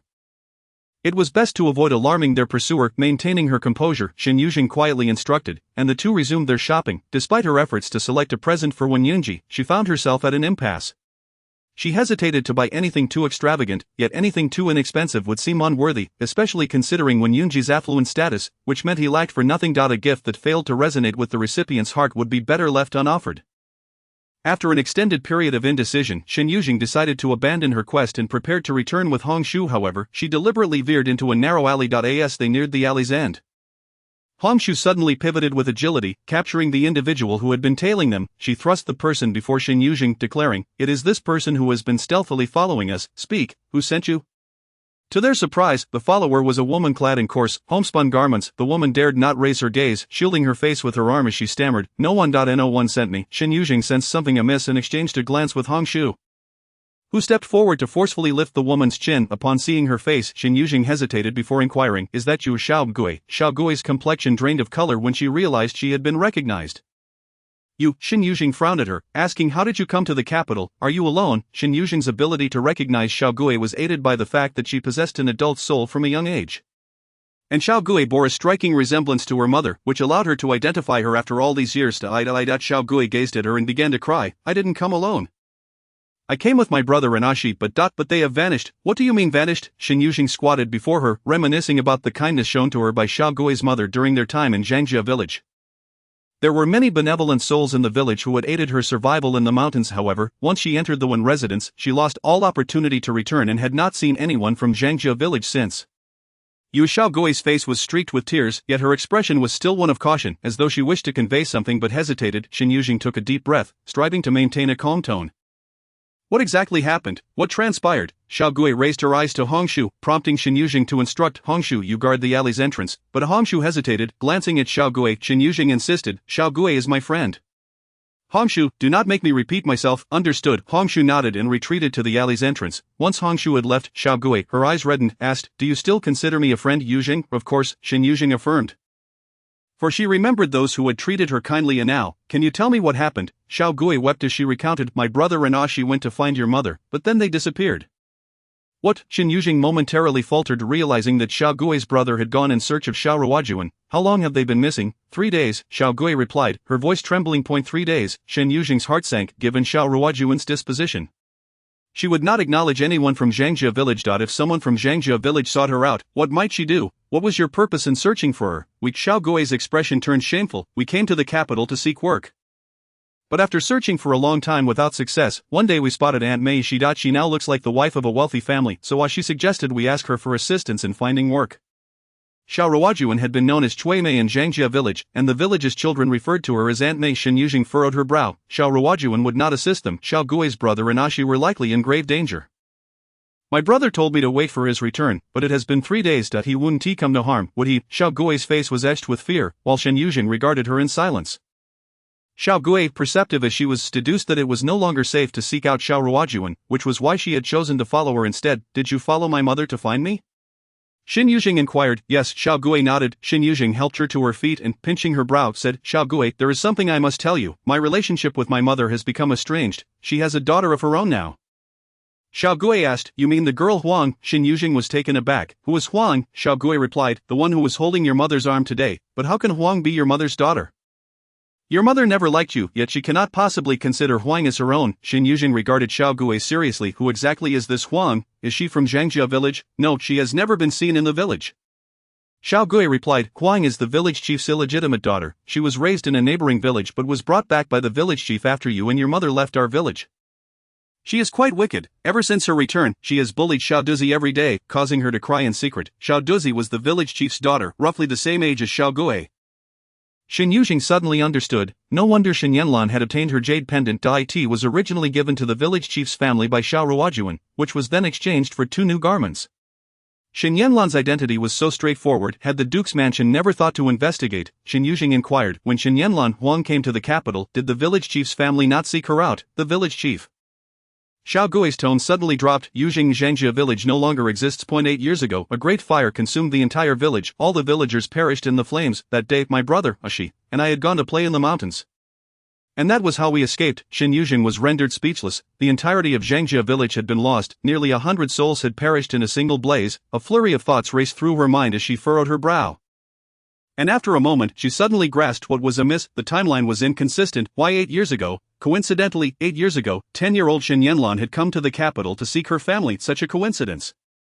At the same time, the entire village of Zhangjia had vanished. Shen Yuzheng did not wish to fathom the depths of cruelty a 10-year-old child could possess, but if it were Shen Yanlan, would she, for the sake of the Shen family's overwhelming wealth and her future life of luxury as a young lady, be capable of such an act? One must never underestimate the malice of a child.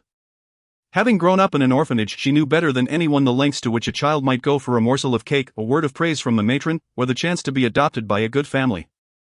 Modern laws offer little restraint on minors, let alone in ancient times. Chapter 52, which is prettier? Shen Yuzheng could not keep Xiao Gui by her side and thus took her to Su Xian's place. Uncertain whether Xiao Ruojuan was aware of Xiao Gui's existence, Shen Yuzheng deemed it prudent for Xiao Gui to refrain from going out for the time being. With heavy thoughts, she returned to the Wen residence. The people of Zhangjia village had shown her kindness, and now, with only Xiao Gui, her brother, and Ashi remaining, she could not turn a blind eye. Yet, with Xiao Gui's brother and Ashi missing, Shen Yuzheng resolved to uncover the truth, whether they were alive or dead. Madam, Shen Yuzheng entered Qianyunju, where Dong Xuet approached to take her cloak and softly reported, "The young master has returned." Shen Yuzheng nodded and stepped into the room. The lamps had been lit, casting a warm glow over Wen Yunji, who donned a deep blue round-collared robe. The candlelight softened his austere features, rendering his demeanor warm and refined, an air of inherent nobility surrounding him. "Young master," Shen Yuzheng approached. Wen Yunji looked up and inquired softly, "Where did you go?" "I went to observe the opening of my shop today," Shen Yuzheng replied. She was uncertain whether Hongshu would disclose her whereabouts to Wen Yunji. But if he wished to know, she could not hide it. Contemplating the matters concerning Zhangjia village, Shen Yuzheng weighed her words before adding, "Today, I encountered someone from my former village." Wen Yunji turned his gaze towards her, and Shen Yuzheng clenched her fists, maintaining a calm expression as she stated, "She came to the capital seeking work, and I allowed her to assist in my shop. When Yunji nodded, Shen Yuzheng felt conflicted. Leveraging Wen Yunji's connections to investigate Xiao Gui's brother would be the quickest solution, but how could she explain her relationship with Xiao Ruojuan? Would Wen Yunji be inclined to assist her if he discovered that she was the true heiress of the duke's mansion? What reason would he have to help her? What he desires is nothing more than for her to obediently and tactfully seek to please him, like a well-behaved doll or a caged canary. Once she truly becomes the esteemed lady of the duke's residence, would Wen Yunji still have the audacity to belittle and humiliate her? Would he dare to treat Shen Yanlan in such a manner? Not only would he refuse to assist her, but he would also confine her securely within the estate, never to allow her to venture outside again. Shen Yuzheng cannot afford to take such risks. Whether wagering on Wen Yunji's conscience or on the meager affection he may hold for her, both are far too insubstantial for her to stake her future upon. She must devise another means to locate her brother Xiao Gui in Axi. Suddenly, Wen Yunji remarked, "By the way, the young Marquis Sui has invited me to go out of the city for a spring outing the day after tomorrow. You shall accompany me. A spring outing?" Shen Yuzheng recalled that day in the Dream Pavilion when the young Marquis Sui indeed extended an invitation, but had not Wen Yunji previously expressed his disapproval of her attending, even wearing a sullen expression? She refrained from voicing her doubts and instead nodded obediently. Very well. Soon, the day for the outing arrived. The weather was splendid, marking the end of spring, with temperatures neither too cold nor too warm. Wen Yunji also brought along his sisters, Wen Yunru and Wen Yunfu. In Wen Yunfu's presence, Wen Yunru merely nodded slightly at her, since the last encounter where Shen Yuzheng had slapped Wen Yunfu twice. This was their first meeting. Upon seeing her, Wen Yunfu immediately shrieked, "Brother, why have you brought her along? What is her status that she can join us? Today, we are in the company of noble scions and esteemed young ladies of the capital. Her presence will only invite ridicule upon our Wen family." Wen Yunfu could not fathom why her brother would bring Yuzheng to such an occasion, fearing the scorn of others. As Shen Yuzheng was about to board the carriage, she paused, observing Wen Yunfu with a composed demeanor. Wen Yunfu harbored a deep-seated animosity towards her, yet in front of her brother, she could only mutter a few curses, just as she was about to retort. Wen Yunji's cold voice emerged from within the carriage, "Ajahn, come aboard." Shen Yuzheng lost her enthusiasm and stepped into the carriage. Wen Yunfu, infuriated, exclaimed, "Brother." Wen Yunji cast his eyes downward, his dark gaze chillingly fixed upon her. Wen Yunfu felt both wronged and enraged. "Brother, I am your true sister. Wen Yunru is merely a concubine's child. Why should you regard her as a sister? Shen Yuzheng is nothing but a lowly servant. A mere concubine warming your bed. How can she surpass me, your legitimate sister, Yunfu? When Yunji replied in a tone devoid of warmth, his expression perpetually frigid and indifferent, you are indeed my sister, which is why I have chosen not to hold your past grievances against you multiple times. I dislike others encroaching upon what belongs to me, Yunfu, do you understand? When Yunfu cast a glance at Shen Yuzheng, whose expression was far from pleasant, and stubbornly bit her lip, remaining silent, Shen Yuzheng provocatively smiled at her.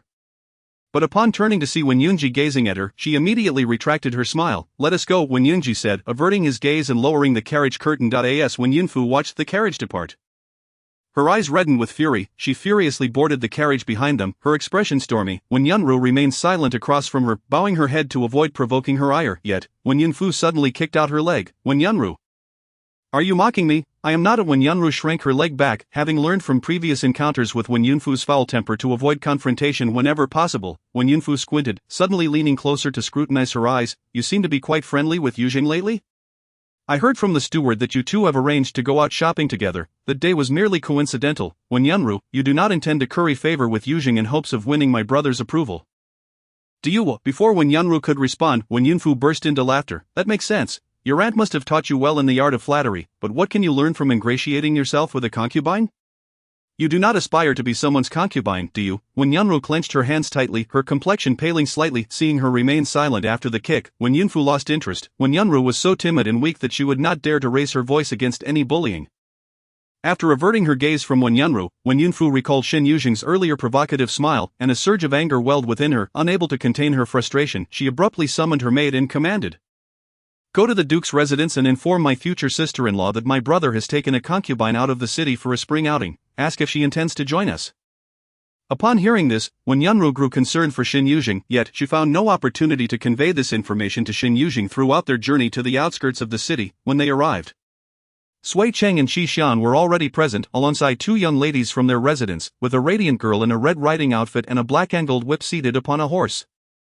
The girl had exquisite features and an unparalleled noble aura. Beside her horse stood a sword-bearing guard and a handsome scholar clad in blue. Princess Duanhua. When Yunji and his siblings bowed respectfully, and Shen Yuzheng promptly followed suit. I have come to enjoy the day as well. We are all friends here, so there is no need for excessive formality. You need not concern yourselves with my safety. I have my guard, the 7th of the Imperial Guard, to ensure my protection. Sui Qing's lips twitched. Princess Duanhua had somehow learned of their outing and insisted on accompanying them, leaving Sui Qing with no choice but to acquiesce. Princess Duanhua exchanged a meaningful glance with Wen Yunji before her gaze fell upon Shen Yuzheng. Assessing her, Wen Yunji frowned, shifting to obstruct Princess Duanhua's view, then turned to the scholar beside the horses. Princess Duanhua silently cursed Wen Yunji for his meanness, yet her expression raised an eyebrow, as if to compare who appeared more presentable. Wen Yunji remained expressionless, ignoring her subtle competition. Just then, they heard the sound of hurried hoofbeats approaching from behind. Turning around, they saw a man and woman galloping towards them. As they drew near, they reined in their horses, and it was none other than the Shen siblings. Shen Ziling smiled and asked, what a coincidence. What are you all up to? May we join you? Sui Qing thought, here come two uninvited guests again. Of course, Princess Duanhua replied, casting a glance at Wen Yunji, the more the merrier, with the princess's endorsement. The Shen siblings naturally integrated into their group at the so-called spring outing was merely a matter of finding a picturesque locale outside the city, riding horses, enjoying tea, fishing, and relishing the pleasures of nature. Thanks to the young Marquis Sui's prior arrangements, there were ample refreshments, tea, and fresh fruits. Sui Qing had even set up a pavilion by the water for rest, where the shimmering surface glimmered with golden sparks. The gentle breeze warm, the sun bright, and the sky clear. Sui Qing rode around the pavilion and excitedly called out, Yunji Shan, let us race our horses and see whose is the fastest. Shi Shan exited the pavilion, mounting his horse. Alright, I will race with you. The Shen siblings also followed suit. Shi Shan realized that today would not simply be a casual outing. When Yunfu stood up, I shall join as well. Once the three departed, the atmosphere in the pavilion became eerily still, with no one daring to speak. Your Highness, a gentle male voice finally broke the silence, allowing the air to circulate once more. Princess Duanhua turned her head, and He Ziyue had already peeled a small plate of grapes and oranges, presenting it in a translucent white jade dish before her. Princess Duanhua smiled, extending her hand. He Ziyue then reached for the teapot, pouring a cup of tea, testing its warmth against his finger before offering it to Princess Duanhua. His actions were so natural, his demeanor exuding a gentle smile, free from any semblance of flattery, yet everyone present knew his status. Thus, their gazes shifted to Shen Yuzheng beside Wen Yunji, who seemed lost in thought, her eyes wandering over the lake, oblivious to her surroundings. Shen Yanlan felt a surge of irritation. Upon receiving news, she had hastened to catch up. However, seeing Wen Yunji escorting Shen Yuzheng outside only fueled her fury. In affluent households, even if there were concubines, they could not be paraded before others. Not only had Wen Yunji brought Shen Yuzheng out, but he had also introduced her to Princess Duanhua. As her frustration mounted, Shen Ziling asked Wen Yunru, "Does the second miss know how to ride?" Wen Yunru shook her head, prompting Shen Ziling to smile and say, "Yanlan can ride. If you wish to learn, she can teach you." Wen Yunru glanced up at Shen Yanlan, but before she could speak, she caught a scornful glance from Shen Yanlan, prompting her to close her mouth. Shen Yanlan, however, was utterly baffled. Was her second brother out of his mind, asking her to teach a lowly daughter of a concubine how to ride? Shen Ziling continued, "Yanlan, the second miss shares a similar temperament with you. You both could become friends. What friendship could she have with a concubine's daughter?" Shen Yanlan suppressed her discontent and responded dismissively. She had no intention of teaching Wen Yunru at all. Shen Ziling's suggestion stemmed from a desire for his sister to have friends of her own. Since his sister's return at the age of 10, she had faced exclusion from the young ladies of the capital. He accompanied her on outings, fearing she might be bullied. With a princess of high status present, it was challenging to curry favor. And for some reason, Princess Duanhua had always held an aversion to Yanlan. As for the Wen sisters, the third miss was too overbearing and willful, making friendship with her disadvantageous. The second miss, however, was gentle and kind, and Yanlan would surely get along with her. Yet, even if Shen Yanlan were aware of such considerations, they would matter not to her. Her status rendered her disdainful of forming friendships with a concubine's daughter. At this moment, they all noticed Shen Yuzheng suddenly standing up, prompting Wen Yunji to ask, "Where are you going?" Shen Yuzheng halted. "I wish to take a stroll by the lake." In truth, she was simply weary of sitting there under Shen Yanlan's incessant glare. Having ventured outside the city on this rare occasion, with such splendid scenery and weather, she longed for solitude. Wen Yunji's dark, brooding eyes pierced through the atmosphere. "Come back, I will accompany you shortly." Shen Yuzheng pressed her lips together, inhaled deeply, and returned to her seat in silence. Shen Ziling shot a cold glance at Shen Yuzheng before suddenly inquiring, "Princess Chang, will the Empress Dowager reside in the palace upon her return to the capital?" "My mother mentioned she intends to bring us siblings to pay our respects to the Empress Dowager." "The Empress Dowager does not dwell in the palace," Duanhua interjected, "but next month marks my elder brother's birthday, and she is likely to return then. Just a few days ago, my father met with the Empress Dowager." Shen Ziling cast a pointed look at Wen Yunji, remarking, "Given the Empress Dowager's rare visit to the capital, we ought not to disturb her. However, considering the dignity of our Duke's residence and my sister's lifelong happiness, even if the Empress Dowager were to bear a grudge, our family would seek her justice." Wen Yunji glanced coldly in his direction, while Shen Ziling returned the icy stare, the implicit threat palpable. Sensing the tension, Shen Yanlan tugged at Shen Ziling's sleeve. "Second brother," Shen Ziling scoffed. "Yanlan, did you not express a desire to take a stroll? Today is perfect. Let your fiancé, Lord Wen, accompany you." Upon hearing this, Shen Yanlan immediately turned to Wen Yunji, torn between excitement and anxiety at the prospect of his rejection. Surely Lord Wen would not refuse. Shen Ziling fixed his gaze on Wen Yunji, as if to imply that any refusal would result in him seeking the Empress Dowager for redress. Wen Yunji furrowed his brow, his demeanor growing even more frosty. He rose and instructed Shen Yuzheng, "Stay here, do not wander off. Hongshu will keep an eye on you." "Understood." Hongshu responded promptly. Wen Yunji then turned to Shen Yanlan. "Miss Shen, please." Shen Yanlan's heart soared with joy as she restrained her excitement and moved to Wen Yunji's side. Since their engagement, they had yet to interact privately. Wen Yunji's demeanor was consistently aloof, his aura perpetually frigid. If not for her affections, she would not have dared to remove her garments and lie beside him that day at Tingyu Pavilion. After much effort, this man, akin to a snow-capped summit, was hers. Yet, a sudden emergence of Shen Yuzheng almost took him from her. But what of it? A concubine could only be a concubine, as long as she secured her position as the principal wife. Backed by the Duke's residence, Shen Yuzheng would never overshadow her. When Yunji and Shen Yanlan strolled towards the lakeside, appearing from a distance as a pair seemingly crafted by heaven itself. He tall and handsome, she graceful and gentle. Shen Yuzheng's spirits plummeted, not merely due to their departure, but because of Wen Yunji's directive that she remain seated and wait for his return. While he and Shen Yanlan reveled in each other's company, she was to stay put. With Shen Yanlan gone, Shen Ziling no longer needed to focus on his sister but turned his attention to Wen Yungo, second miss. "Why not allow me to teach you how to ride?" "That may not be appropriate." Wen Yungo glanced around, noticing the third young master. He's sharing a jest that drew laughter from Princess Chang. Meanwhile, Shen Yuzheng maintained a stoic expression, as if no one else existed. When Wen Yungo met Shen Ziling's bright and deep gaze, her cheeks flushed crimson. Very well, soon, only Shen Yuzheng and a few others remained in the pavilion. Princess Chang, enjoying peeled grapes, scrutinized Shen Yuzheng with unabashed curiosity. For Wen Yunji to harbor such interest in her, even at the cost of his reputation, there must be something extraordinary about Shen Yuzheng. Although Wen Yunji typically dismissed concerns of reputation, he had previously preferred to uphold a facade of virtue, concealing his indifferent nature. Princess Chang pondered, recognizing that her own public dalliance with a paramour stemmed from his exceptional looks and his ability to please her. "My mother wished to meet you the other day, but my cousin intervened," she stated. Shen Yuzheng glanced over, and Princess Chang shrugged. "Yet my cousin's intervention is futile. He is engaged to the eldest daughter of the Shen family and should not take a concubine. The Duke's residence boasts martial exploits and loyalty. My father's loyal service to the emperor once earned him a scar from a Tatar blade, with the eldest son of the Shen family stationed at the northern border. Such a family of devoted loyalists would never permit any indignities, not even from my cousin." Upon hearing this, Shen Yuzheng felt invigorated. Princess Chang's words were but a conduit for the Empress Dowager's sentiments. Given that the topic had reached Princess Chang, it was likely that the Empress Dowager was indeed incensed by her presence, thus, the Empress Dowager would surely find a way to expel her.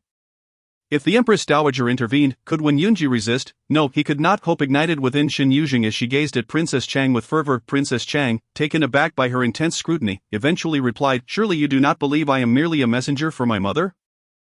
"Isn't that so?" Shen Yuzheng mused, pondering whether in ancient times there existed a scheme involving a hefty sum of silver to facilitate her departure from Wen Yunji's life. Chapter 54, Rescuing Princess Chang today.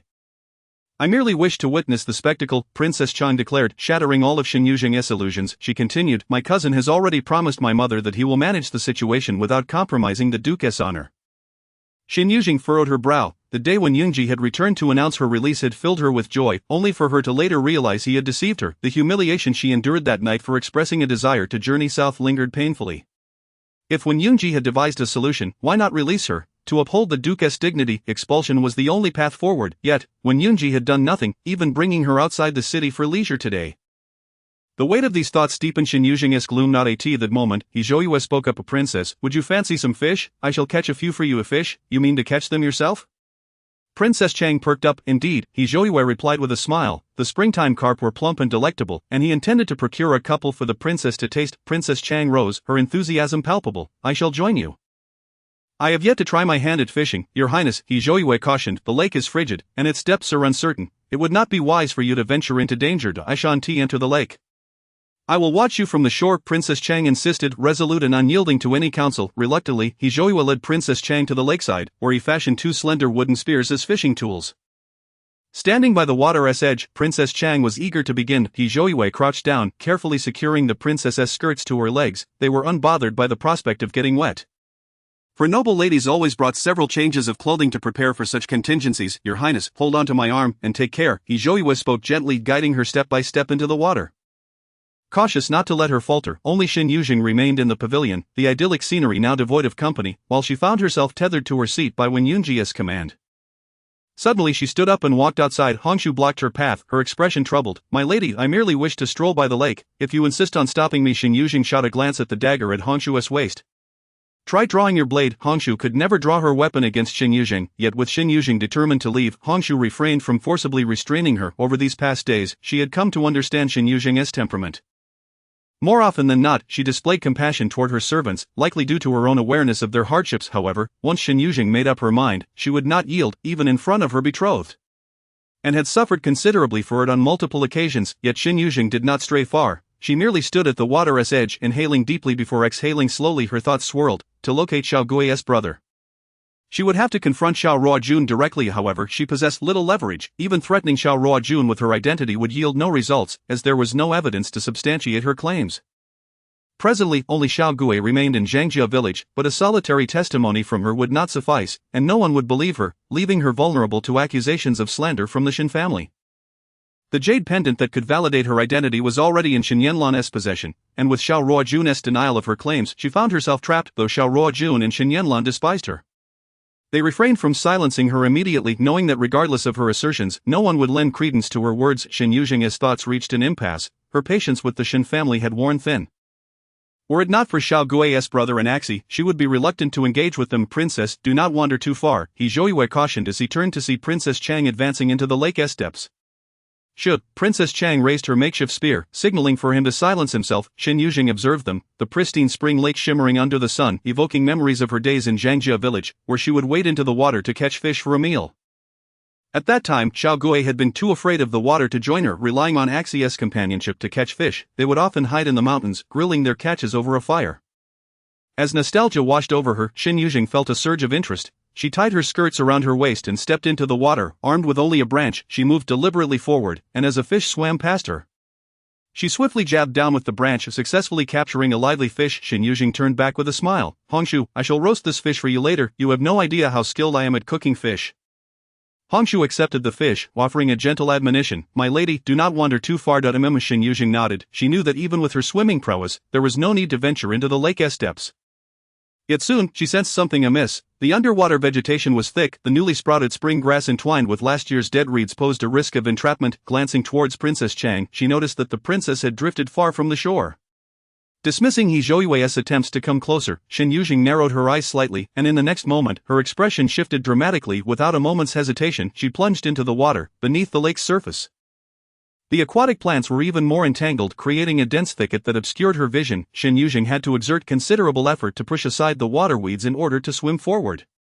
She recalled the direction in which the princess had fallen, and soon enough, she spotted the princess ensnared by the water plants. Sinking deeper, Shen Yuzheng swam over, grasped one of her hands, and retrieved the dagger tied to her calf.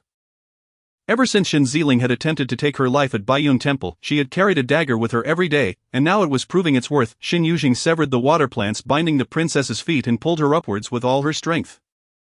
As they broke through the surface, Shen Yuzheng gasped for air, noticing He Zhouju swimming desperately towards them. Princess, are you alright? He Zhouju inquired, his face filled with concern as he approached. The princess coughed and shook her head in a state of panic.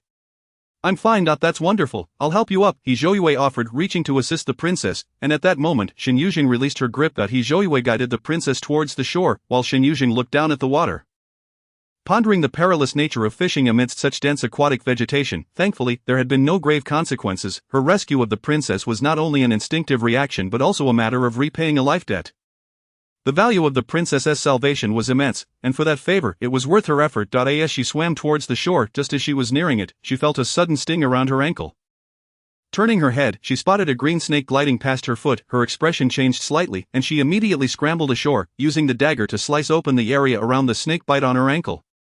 Then pressing her hands firmly against the wound to expel the blood. If she hadn't misjudged earlier, it seemed to be merely a mildly venomous snake, and as long as she could expel the small amount of venom from the wound, she would be fine. Hongshu rushed over, her face paling as she saw the injury on Shen Yuzheng's ankle. My lady, Shen Yuzheng, her face pale, commanded, tear a strip of cloth for me. Hongshu promptly tore off a corner of her clothing and bent down to bind Shen Yuzheng's ankle. What kind of snake was it? Hongshu asked. It's not a venomous one. Having grown up in the mountains, she was adept at identifying snakes. This particular one was indeed non-venomous, and since she had acted swiftly, there should be no lasting harm. My lady, I shall fetch the young master. No need, Shen Yuzheng declined, feeling a chill seeping through her body. It seemed the venom had indeed entered her system. She stood up and allowed Hongshu to help her change into the clean clothes she had brought along. Just as she finished changing, the princess approached her. The princess looked her up and down. Are you alright? Shen Yuzheng shook her head. I'm fine, thank you for saving me. The princess's expression turned serious, her tone grave. I shall remember this favor. Although Shen Yuzheng was indeed acting out of gratitude towards the princess, she had merely acted a step ahead of He Zhouju, and thus the debt of gratitude could be considered less significant. The princess was undoubtedly aware of this, Shen Yuzheng replied. Even without my intervention, young master, he would have saved you. The princess interrupted her. You are you, and he is he. I can distinguish between the two. She then added, by the way, we caught quite a few fish earlier. Come and taste them. Alright, Shen Yuzheng nodded. Just as they started roasting the fish, Sui Cheng, Jishiren, and when Yunfu returned, what's that delightful aroma? Did you catch fish? Sui Cheng's voice reached them even before his figure appeared. He Zhouju replied gently, young lord, you've returned just in time. The fish is almost ready. Do join us. Shen Yuzheng sat on a rock. Feeling a wave of chill wash over her, suddenly she clutched her chest and murmured, Hongshu, go fetch the young master. My lady, Hongshu exclaimed in surprise, the young master has returned. Shen Yuzheng sighed in relief. She had come with Wenyunji, and he would not abandon her. As long as his affection had not waned, his possessiveness would ensure her safety. Unbeknownst to her, she realized that the only person she could turn to for help was indeed Wenyunji. She lifted her gaze to look ahead, only to hear Hongshu say, Miss Shen has sprained her ankle. The young master is carrying her back. Shen Yuzheng felt increasingly cold. She suspected the venom had reached her mind. For otherwise, how could she not even see the scene before her clearly? Chapter 55. Do not let me see you again. Shen Yuzheng shook her head, and the blurriness before her dissipated. She worried that she might have misjudged earlier. Perhaps the snake was indeed venomous. However, given the absence of a doctor here, returning to the city was her only option. Meanwhile, the others gathered around when they saw Shen Yanlan being carried back. Sui Ching was particularly anxious. He had organized this outing, and now someone was injured without a physician in sight. At that moment, Shen Ziling and Wen Yunru also returned, and upon seeing Wen Yunji carrying Shen Yanlan, his expression immediately darkened. What happened, Yanlan? Where are you hurt? Shen Yanlan slid down from Wen Yunji's back, feeling somewhat embarrassed as she replied, "Second brother, I just sprained my ankle." "How could you sprain your ankle?" Shen Ziling glared at Wen Yunji. "How are you taking care of my sister?" "Brother, it was truly an accident." Shen Yanlan pulled at Shen Ziling's sleeve, stealing a glance at Wen Yunji earlier by the lake.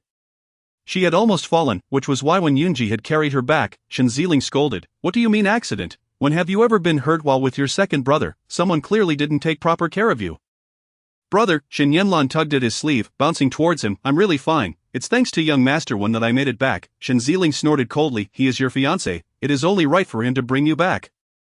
When Yunji interjected softly, "Miss Shen should see a doctor as soon as possible for her sprained ankle. We will return without your prompting." Shen Ziling bent down. "Yanlan, I will carry you back." Shen Yanlan looked towards Wen Yunji. Her eyes filled with reluctance, which made Shen Ziling grit his teeth. He glared at Wen Yunji. "My sister was injured because of you. You cannot escape responsibility. You will carry my sister back to the city. And if anything happens to her, I will not spare you." Wen Yunji frowned slightly, and Shen Ziling took a step closer, lowering his voice. "Do not make my sister unhappy, otherwise, I will make sure to bring this matter before the Empress Dowager. And you will have to make amends to her." Wen Yunji's brows furrowed even deeper as he cast a glance around, spotting Shen Yuzheng standing slightly apart from the crowd. Shen Yuzheng was tilted slightly to the side, talking to Hong Shu and not looking at him. Shen Ziling followed his gaze and also saw Shen Yuzheng. He stepped in front of Wen Yunji, his voice heavy. "I will help you escort your concubine back." "No need," Wen Yunji declined. "Are you afraid I will harm her again?" Shen Ziling let out a cold laugh. "As long as you take good care of my sister, I assure you I will not harm her. Besides, why should I get my hands dirty when you won't be able to keep her for long?" Wen Yunji's gaze darkened instantly, his eyes icy as he regarded Shen Ziling. The two locked eyes, neither yielding an inch. Of their gazes clashed like swords, hidden daggers lurking beneath the surface. After a moment, they both averted their eyes. Shen Ziling took a step back, handing Shen Yanlan's hand over to Wen Yunji. Shen Yanlan had no idea what her brother had just discussed with Wen Yunji, but seeing her brother's intent, it seemed he wanted Wen Yunji to take her back. Her heart raced, earlier by the lake. Wen Yunji had said so little and appeared so cold that she hadn't managed to exchange many words with him. Now that they would share a carriage back, wouldn't they have more opportunities for conversation? Wen Yunji glanced at Shen Yanlan's hand and approached the carriage, saying softly, "Miss Shen, please get in." Shen Ziling was about to explode in anger, but Shen Yanlan tugged at him. "Brother, you go do your own thing. Don't worry about me." Shen Ziling glared at Shen Yanlan as she eagerly approached Wen Yunji, struggling to understand who her brother was truly concerned for. Shen Ziling felt a headache coming on. There were so many fine young men among the noble families in the capital, yet Yanlan insisted on marrying Wen Yunji. He simply could not fathom what made Wen Yunji so special. Meanwhile, Hong Shu suddenly asked in confusion, "Why did the young master leave?" Shen Yuzheng merely glanced up before returning her gaze. "It doesn't matter. We should head back to the city." She felt a chill coursing through her body. Clearly not feeling well, she needed to see a doctor, just in case that snake was indeed venomous. As she turned to leave, Shen Ziling approached her. "There is no need to look for Wen Yunji. He abandoned you to take Yanlan back." Shen Yuzheng maintained a stoic expression as she brushed past him. Shen Ziling's demeanor turned icy as he followed closely behind her. At that moment, the princess approached, her brow furrowing upon seeing Shen Yuzheng's pallor. "Why do you look so unwell?" Shen Yuzheng replied, "I was bitten by a snake while in the water. I thought it wasn't venomous, so I didn't pay it any mind." But now the princess's expression shifted dramatically. "Bitten by a snake? Why didn't you tell me about such a serious matter? What if something happens?" Shen Yuzheng pressed her lips together, remaining silent as the princess scolded, "What are you still doing here? Get in my carriage and let us hurry back." Surprised by the princess's sudden outburst, Shen Yuzheng realized that taking the princess's carriage back would be the swiftest option. She accepted without refusal and climbed into the carriage. Shen Ziling, armed with a dagger, took his place at the driver's seat, stating, "I will drive you both back." Just as the princess was about to board, someone called out to her from behind. A princess. The princess turned to see He Zhouyu gazing at her, and he tactfully suggested, "Princess, please take the others back first. I will return on my own later." "You need not return," the princess coldly commanded. He Zhouyu frowned slightly. "What is wrong, princess?" Without warning, the princess lifted her foot and kicked He Zhouyu in the stomach, sending him sprawling to the ground. "How dare you scheme against me? You are adept at navigating the waters, particularly within this lake, teeming with aquatic vegetation. A skilled swimmer can easily discern the perils lurking beneath the surface. You are well acquainted with my temperament and know precisely when to utter certain words to lure me into danger." He Zhouyue's expression shifted dramatically as he rose to his knees, pleading, "Your Highness, Zhouyue would never. You, like Yu Zhang, possess a remarkable proficiency in water, yet she is even further from me than you. So how could she be the one to rescue me? You never intended to harm me, you merely sought a favor from me. Was it you who released the venomous serpent? Zhou complexion fluctuated several times before he finally closed his eyes and replied, the snake was not my doing. You still possess a modicum of conscience, the Long Princess spoke coldly. Begone. Do not let me see you again. Zhou's face turned ashen, remaining motionless. The Long Princess climbed into her carriage and promptly commanded, let us depart swiftly for the princess's residence. I have a physician there. Very well, Shen Yuzheng replied, urging the horses onward. Inside the carriage, Shen Yuzheng's complexion resembled that of a blank sheet of paper, eliciting both anger and anxiety from the Long Princess. Shen Yuzheng had sustained her injuries while attempting to save her. Should anything unfortunate occur, the Long Princess would be burdened with guilt. She inquired, are you in need of assistance? Can you endure until we reach the capital? After posing the question, she recalled a detail. Where is Wenyunji? Is he aware of your poisoning? Chapter 56, The Barefoot Fear No Shoes. Shen Yuzheng shook her head, prompting the Long Princess to curse under her breath. The entire city had been abuzz with Wenyunji's indulgence of his concubine, yet now that Shen Yuzheng was in peril, he was nowhere to be found. What a predicament! Shen Yuzheng leaned against the carriage wall, her coldness compelling her to wrap her arms around herself for warmth. The Long Princess draped a blanket over her shoulders, but it offered little solace. The chill seeped through her bones, and her nerves seemed to fade away, leaving her vision clouded. Sensing that something was amiss, the Long Princess lifted the carriage curtain. Where are we? Can we hasten? Your Highness, we are already moving at the fastest pace possible, Shen Yuzheng replied languidly. Turning to see Shen Yuzheng curled in a corner, her pale face quivering, after a moment of silence, Shen Yuzheng quickened the pace. It took them an hour to return to the Long Princess's residence, which was indeed the swiftest they could manage. The Long Princess hurriedly summoned the physician from her household, who arrived in haste to take Shen Yuzheng's pulse. What is the verdict? The Long Princess asked anxiously. Is she unwell? The physician, equally anxious, examined her pulse with great care before swiftly preparing a prescription. Fortunately, it was not a snake's venom. She had managed to address the issue promptly, preventing the toxin from entering her system. The Long Princess remained skeptical. Then why is she so cold? It is merely the chill within her body that has been suppressed, and now it has erupted, creating this alarming appearance. The old physician handed the prescription to a maid, instructing her to prepare the medicine, then added, this girl must have endured considerable suffering from a young age. Her physical condition reveals signs of malnutrition. While she appears well now, she may face complications in her later years. The Long Princess, unfamiliar with Shen Yuzheng's past, was taken aback by the physician's words. Standing at the doorway, Shen Yuzheng momentarily froze at the revelation of her hardships, enduring hunger, in these peaceful times, when the populace enjoys prosperity.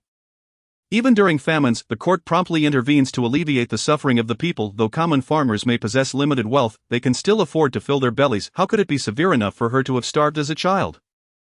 He recalled what he had learned from the steward of the Wen household. Shen Yuzheng had been sold into servitude by her mother. He had never pondered this deeply before, thinking only that Shen Yuzheng had displeased his sister. Yet now he remembered how Yanlan had returned home at the age of 10, emaciated and gaunt, but Yanlan was now cherished by her parents and protected by her elder brother, having enjoyed a life of luxury for these past years, rendering her past frailty unrecognizable. Shen Yuzheng seemed to be of a similar age to Shen Yanlan. Shen Yuzheng's thoughts abruptly halted, and he frowned. He had experienced a fleeting moment of compassion for someone who had caused his sister distress. What merit was there in being lenient? Shen Yuzheng consumed a bowl of medicine, and the physician administered acupuncture once more, prompting her to sweat profusely, which alleviated the chill within her. It was merely a false alarm. It turned out to be a common cold. It had been years since she had experienced such an illness, and she had always believed herself to be in robust health. Thank you, Long Princess, Shen Yuzheng said, bowing in gratitude. The Long Princess waved her hand dismissively. I ought to be thanking you for saving my life. It is because of me that you have endured such tribulation. Shen Yuzheng recalled the conversation between the Long Princess and Zhou, realizing that the Long Princess's fall had been a scheme orchestrated by Zhou. A bold move indeed, however, it ultimately benefited her.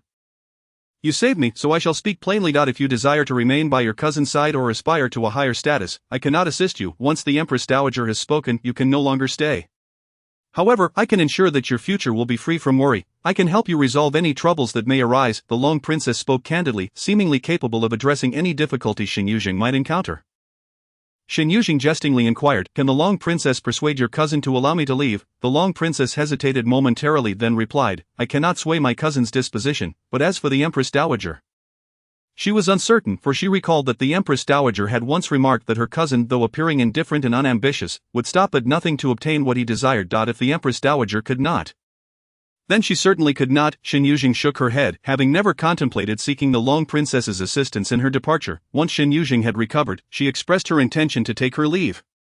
Only to find Shen Yuzheng still lingering outside. Shen Yuzheng declared, "I promised Wen Yunji that I would escort you back. I will not break my word." Shen Yuzheng, maintaining a stoic expression, walked past him. With Shen Yuzheng following closely behind. "You witnessed today that Wen Yunji will inevitably marry my sister. Regardless of your schemes, neither the Empress Dowager nor the Duke's household will allow you to persist." Shen Yuzheng continued forward, while Shen Yuzheng pursued her, reiterating, "Even if you have saved the Long Princess today, leveraging that favor will not sway her to assist you. You would do well to recognize your own limitations." Shen Yuzheng abruptly halted, turning to face him. "Are you finished?" Shen Yuzheng's expression darkened. "I am offering you a chance at survival. Clinging to Wen Yunji will not bode well for you." Shen Yuzheng laughed in anger. "Shen Yuzheng, do you recall the incident at Feihong Pavilion where you and Shen Yanlan conspired to ruin Zhao Liangsheng's reputation? Were it not for you, I would not have been forced into the position of a concubine. To Shen Yanlan, Wen Yunji is a treasure, but to me, he is nothing of the sort. You pushed me into his orbit, compelling me to become his concubine. Now, you want me to walk away from him? On what grounds? Because your family wields power. Do you think you can extinguish a life as if it were a mere insect?" Shen Yuzheng regarded her with a stoic expression. Shen Yuzheng smiled and said, "You may certainly try. I fear no consequence. I possess no family. The barefoot fear no shoes. I possess but one life, and you cannot extinguish it. Should anyone perish, it will be you." Shen Yuzheng strode towards the door. And this time, Shen Yuzheng did not follow. He returned to the Duke's residence, maintaining a solemn demeanor, and upon hearing that Shen Yanlan had returned, he rushed to see her. "Second brother, I am unharmed." Shen Yanlan twirled before him. And Shen Yuzheng, upon witnessing her well-being, could hardly believe she had been injured. "Is your foot all right?" "It's fine now." In that instant, Shen Yuzheng comprehended that Shen Yanlan's foot had never been injured. However, upon learning of her supposed injury, he had been consumed with worry, his heart agitated until now. He suppressed the discomforting anger rising within him. "As long as you are well, be sure to exercise caution when going out." "I know," Shen Yanlan replied cheerfully, oblivious to Shen Yuzheng's unusual demeanor. As she prepared to depart, she suddenly recalled something and grasped Shen Yuzheng's sleeve. "Second brother, were you not overly cordial with Miss Wen today?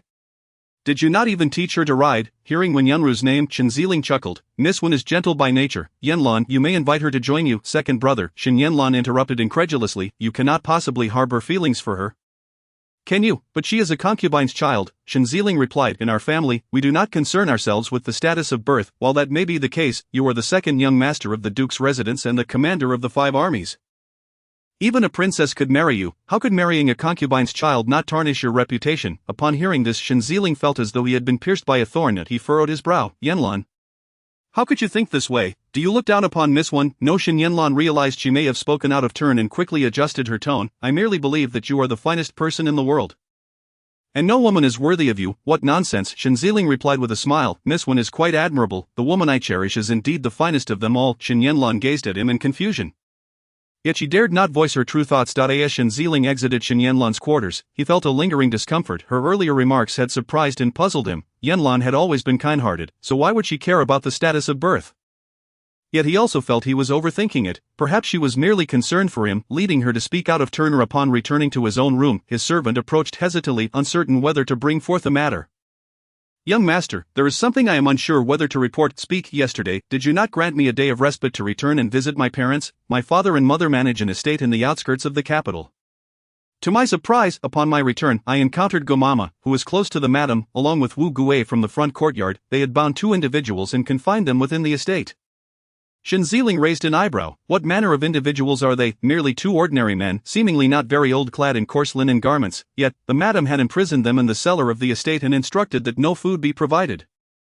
"Oh." Shen Yuzheng furrowed his brow in confusion. Could it be that someone has offended his mother? However, even if his mother were displeased with someone, she would retaliate openly. Why would she resort to secretly binding 2 men and allowing them to starve?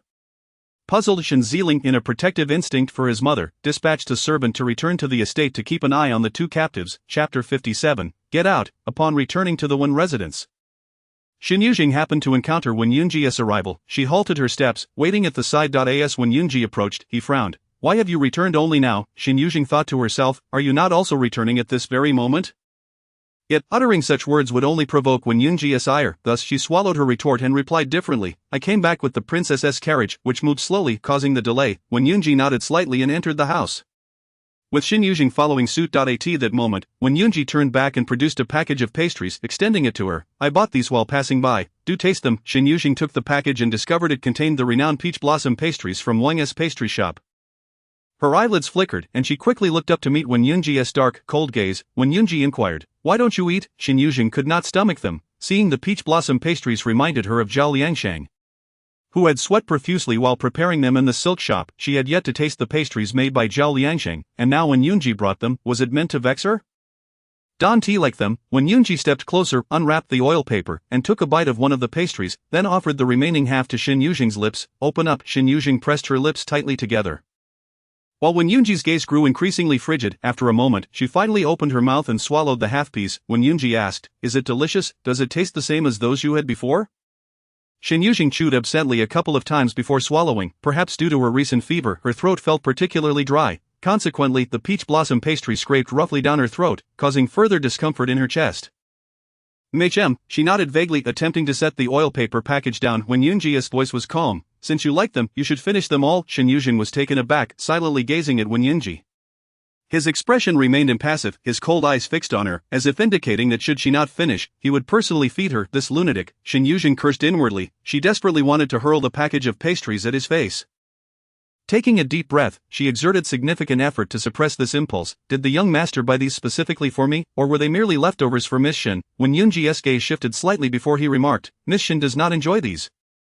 As expected, Shen Yuzheng carefully considered her tone, deliberately adopting a sarcastic and acerbic manner. "I knew it. Miss Shen must have picked through the leftovers, leaving me with what was left." She tossed the oil paper package into Wen Yunji's embrace.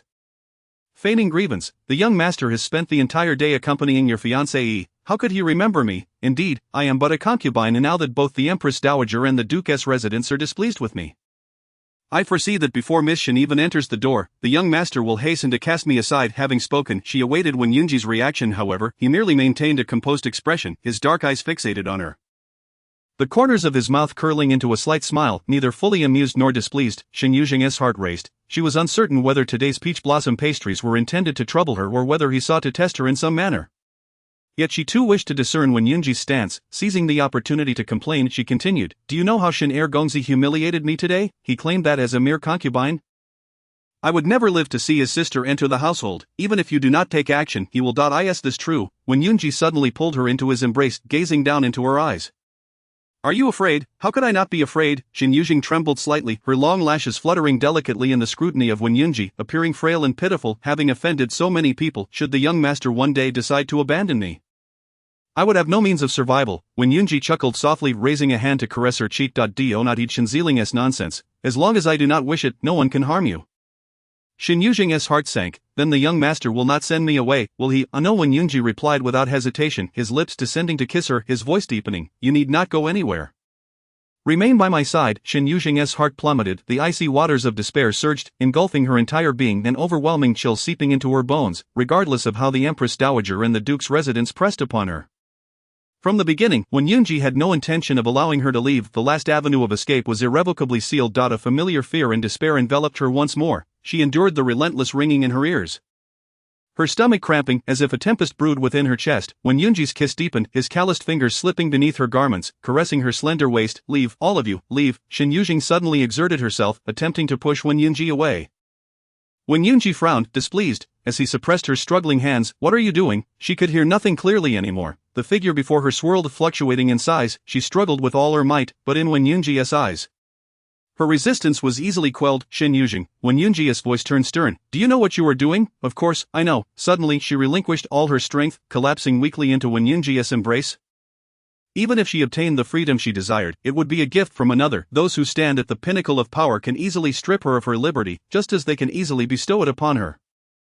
This freedom felt so cheap, so tainted, so fragile. She scorned such an existence. The freedom Shen Yuzheng sought should not be like this. Chapter 58. She seeks power. Zhang. When Yunji held her collapsing form tightly, shaking her gently. "Someone, fetch the doctor." Shen Yuzheng fainted, having recently suffered from a fever. Her body was already weak, and the emotional turmoil led to her unconsciousness, which was entirely understandable. The doctor concurred, prescribing 2 sets of medicine and advising her to rest and recuperate before taking his leave.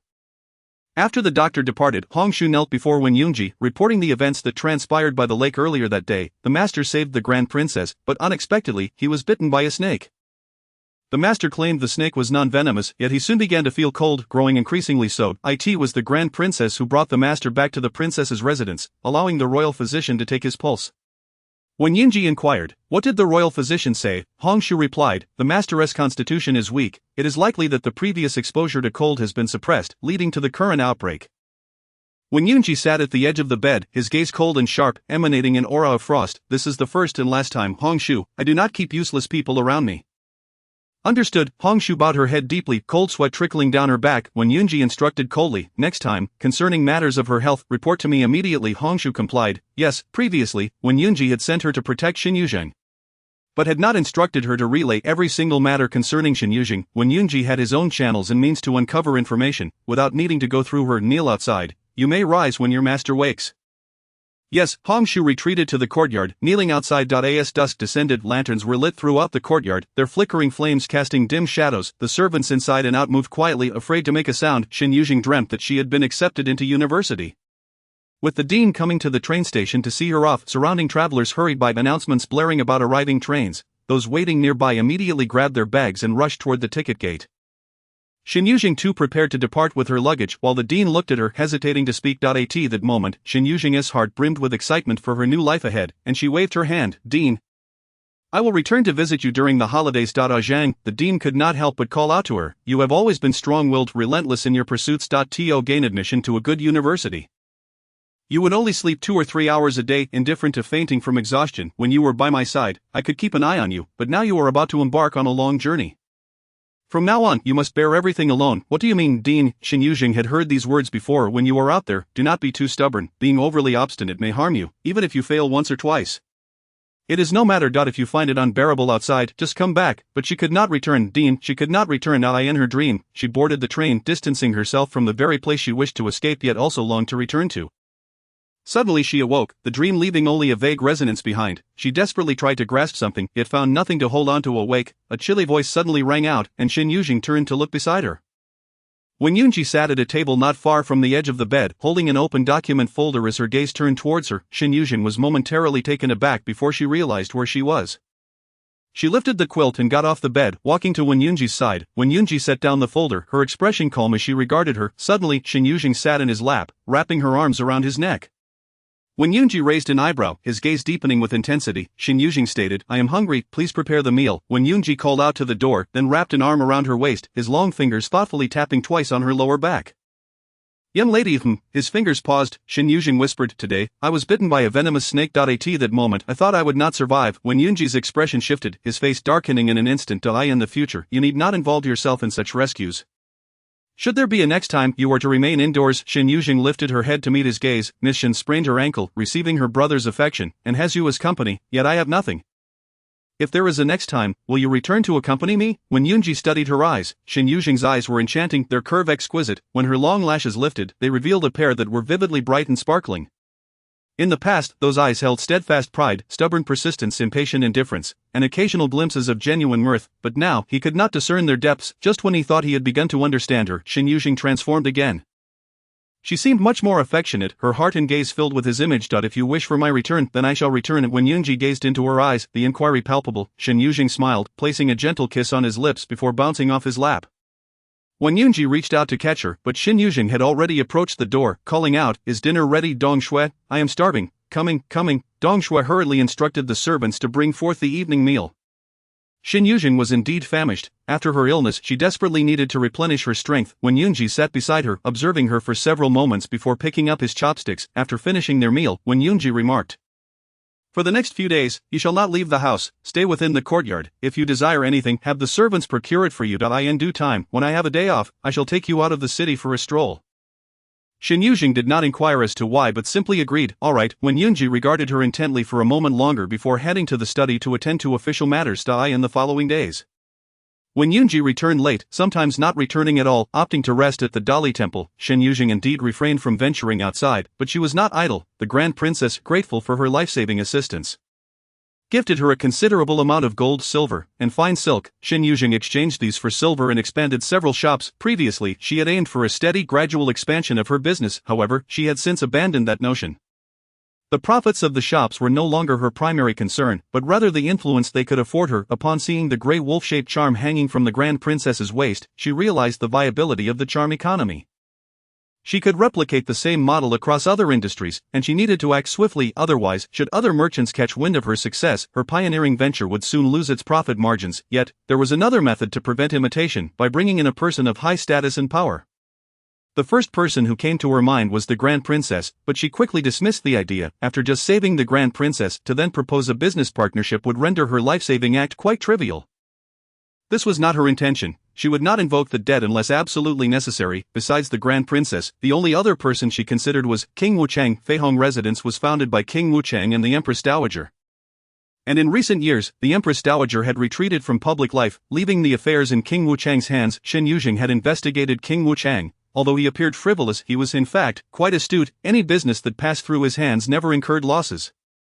Even if she offered a 60 discount, collaborating with King Wuchang would still be advantageous. The challenge lay in how to persuade him, especially since she had previously deceived him. Moreover, her current inability to leave the house made matters even more inconvenient. When she pondered these things, she often sat motionless by the window for an entire afternoon until Dong Shui entered, lighting the room. Suddenly, an idea struck her. Dong Shui, bring me ink and brush. Of course. Dong Shui hurried off to fetch the ink and brush, even bringing the candlelight closer. Shen Yuzheng began to write a letter. She needed to enlist Su Xian's help for a particular task. She intended to approach King Wuchang through his consort, instructing Su Xian to prepare a set of her shop's charms to send to the consort. If the consort took a liking to them, the business would be feasible. Within a day, she received Su Xian's reply, stating that the consort had agreed. Shen Yuzheng let out a heavy sigh of relief. With the backing of the Wuchang house, no one would dare to follow suit with her charms. She drafted several suitable marketing strategies for Su Xian to present to King Wuchang. Since they were to collaborate, she needed to demonstrate her capabilities. Her aim was to secure an equal partnership, not to become a mere puppet under someone else's control. Once all was set, Shen Yuzheng lifted her gaze towards the entrance, where Wen Yunji was stepping in.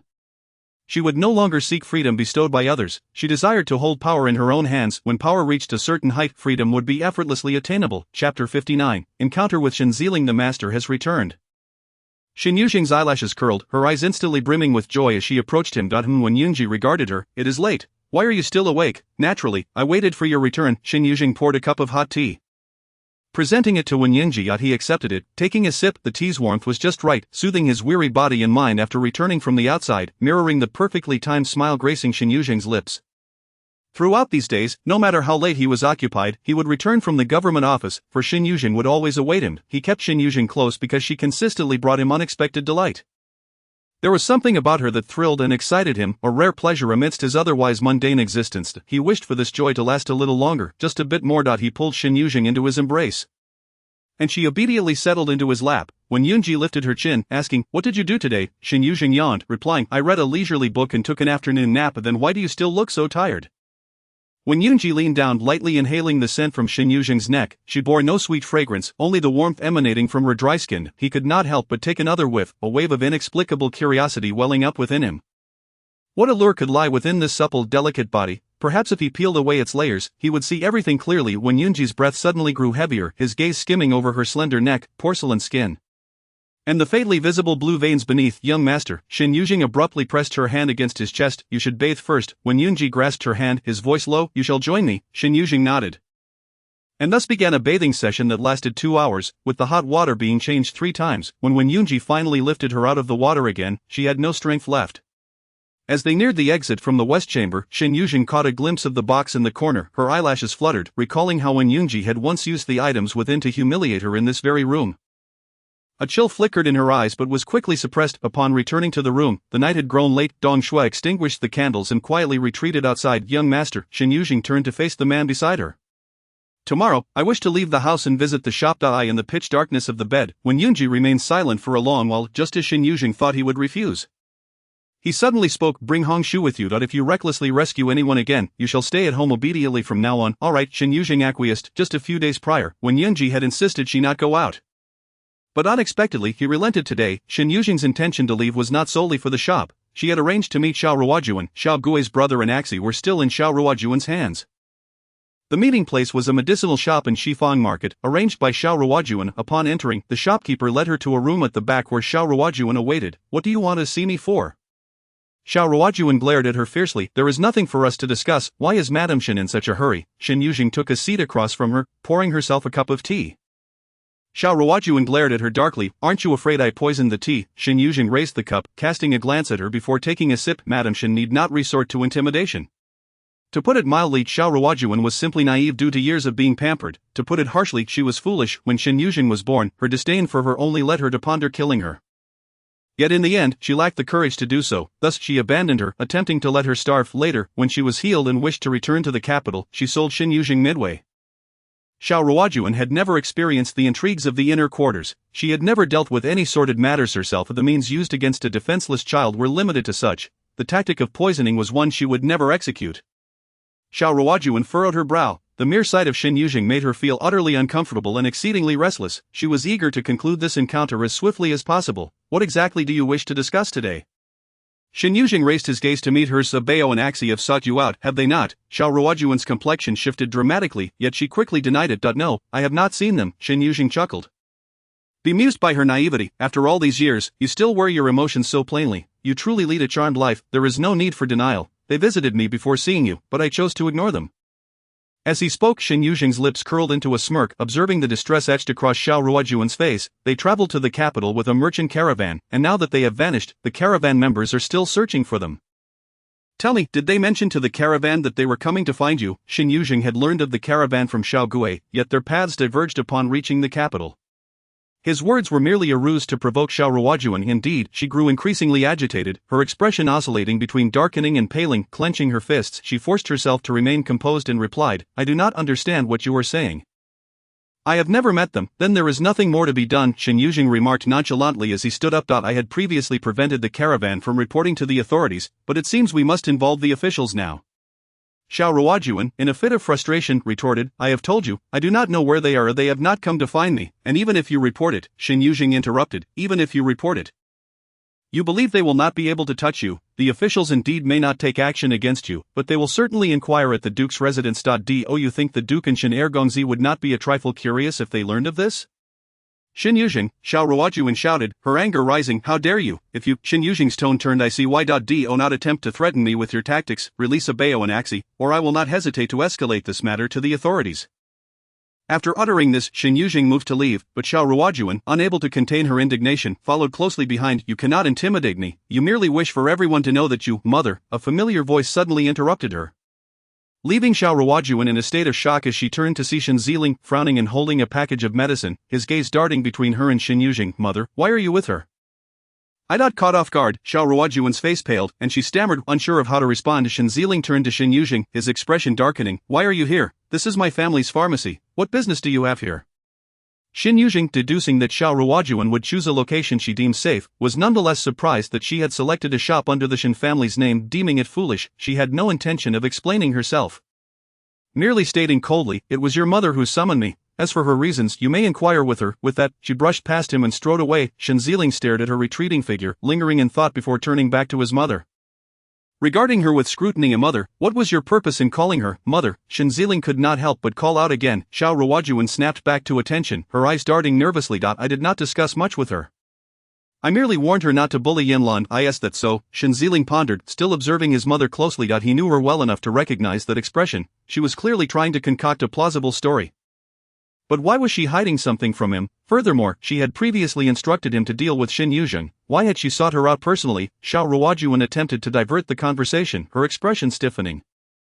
By the way, what brings you here? A soldier in the army was injured during training, so I came to fetch some medicine, Shen Yuzheng explained absently, but as he was about to ask, Mother, then you should return to the barracks.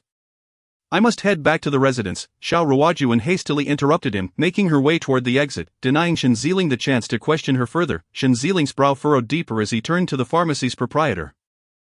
When did my mother arrive? The proprietor replied, she arrived 2 hours ago. And what about the other woman? She has only been here for the duration of a tea break. Shen Yuzheng's brow knitted into a frown. Realizing that his mother had been waiting for Shen Yuzheng for 2 hours. As he exited the shop, he continued to ponder this matter, recalling that his mother had suddenly confined 2 individuals at the estate. He turned to his attendant beside him. Go to the estate and bring those 2 individuals out, but be discreet. Do not alert my mother. As people, his mother had lived a life of tranquility, and he wished to shield her from worry, just as his father had done. However, should his mother encounter any trouble, he would not stand idly by. As Shen Yuzheng emerged from the pharmacy, she sought out the 2 ruffians at the Western Market. offering them 2 taels of silver to keep watch on the Duke's residence. Should Xiao Ruojuan show any signs of leaving, they were to immediately send word to Yuzheng Pavilion. Employing vagabonds who were accustomed to subsisting on meager means was ideal for such tasks. Today, having threatened Xiao Ruojuan, Shen Yuzheng knew her well enough to predict that she would be unable to remain still. Compared to involving the authorities, she would be far more concerned about her past being unearthed. Thus she would likely take matters into her own hands regarding Abayo and Axi. Shen Yuzheng intended to rescue them the moment Xiao Ruojuan made her move. Arriving at Yuzheng Pavilion, she found Su Xian waiting to accompany her. But Shen Yuzheng waved her off, stating she was merely there to observe. Shortly thereafter, she noticed Wang Zhuang entering. Shen Yuzheng greeted him with a smile. "What brings you here, Your Highness? I came specifically to find you." Upon entering, Wang Zhuang's expression was somber and his tone was far from amiable. "There are many seeking business with me, yet you are the first to come without any prior discussion, simply expecting my labor. Do you think I am in need of money, Your Highness?" "Certainly not." Shen Yuzheng raised her chin slightly, prompting Su Xian to immediately present a cup of tea. "If the prince had not barred me from going out, how could I trouble you?" Wang Zhuang took a couple of sips from the cup before placing it down with a cold snort. Although he had grievances, he was not there to settle scores with Shen Yuzheng today.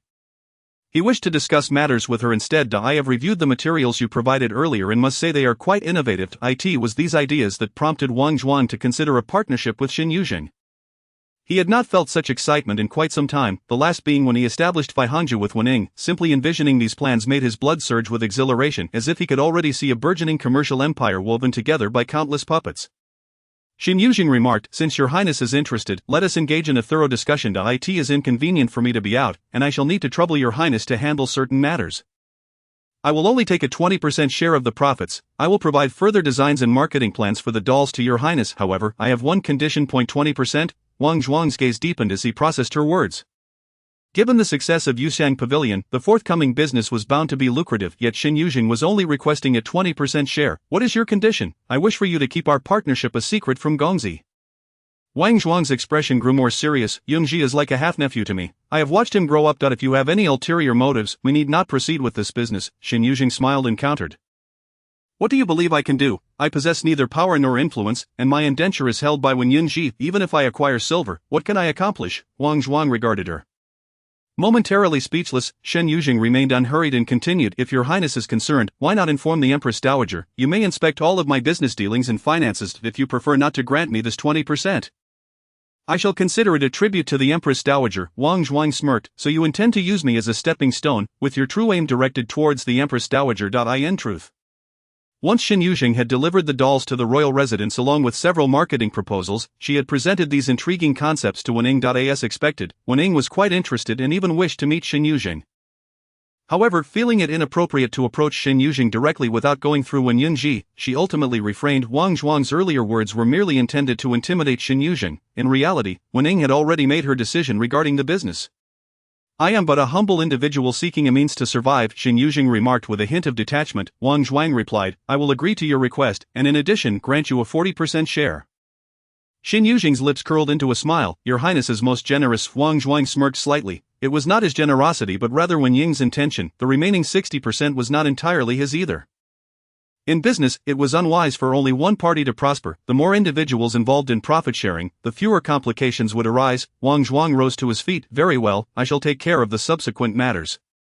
Should you require anything, send word to Faihangzhou. Do not burden the royal residence with trivialities." "I understand," Shen Yuzheng replied with a smile. "By the way, could Your Highness spare a few individuals for my use?"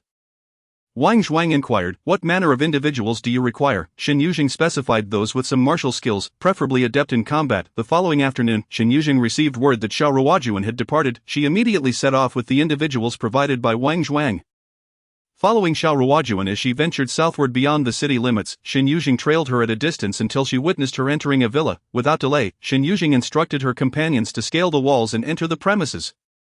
As all the guests had entered the villa, Shen Yuzheng turned to look at Hongshu and said, "You may inform the young master of today's events upon your return, but you must not impede my actions now."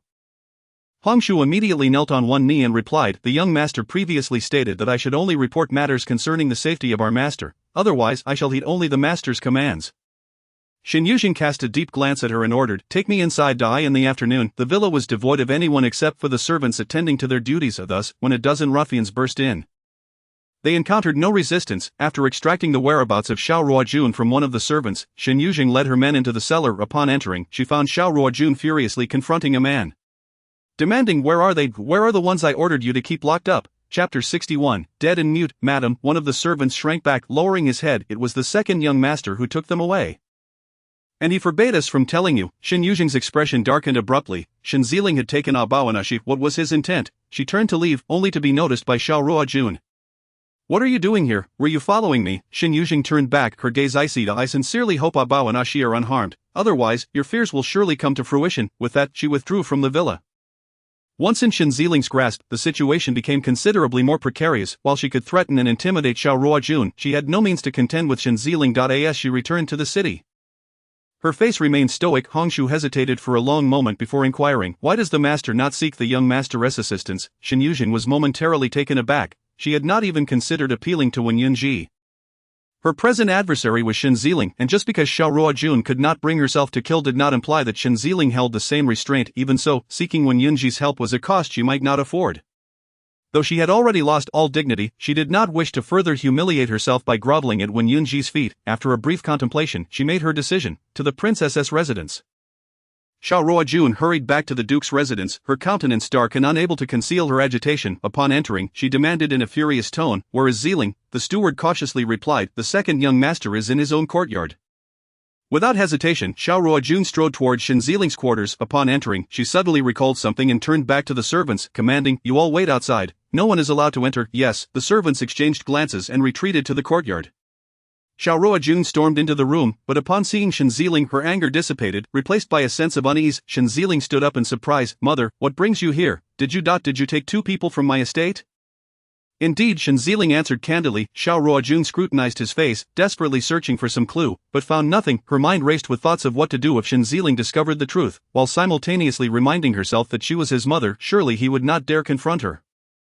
She had done nothing wrong, and even if she had, her son had no right to scold her. With newfound resolve she shouted, where have you taken them? Return them to me at once. Shen Yuzheng regarded her silently for a moment, causing Xiao Ruojun to feel a chill run down her spine. Finally, he stated, they are with my sister. What? Xiao Ruojun's heart raced, but she quickly pieced together the situation. His sister had seen the 2 individuals yesterday and, recognizing them as friends who had once cared for her, had invited a doctor to tend to their injuries. Shen Yuzheng furrowed his brow as he continued, Mother, if they were once your and my sister's benefactors, why did you have them locked up? Xiao Ruojun sighed in relief and concocted a convenient excuse. Those 2 dared to come and extort me. Should I have welcomed them with open arms?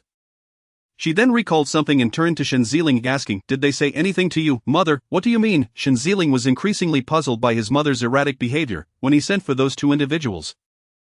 They had been so famished they could hardly speak. It was Yanlan's kindness that had led her to call a doctor and send food to them. Shen Yuzheng had been waiting for their condition to improve before questioning them further. But now his mother had arrived unannounced. Frustrated by her inability to extract any information, Xiao Ruojun pivoted towards the exit, intent on visiting Shen Yanlan. The 2 individuals could not be allowed to remain.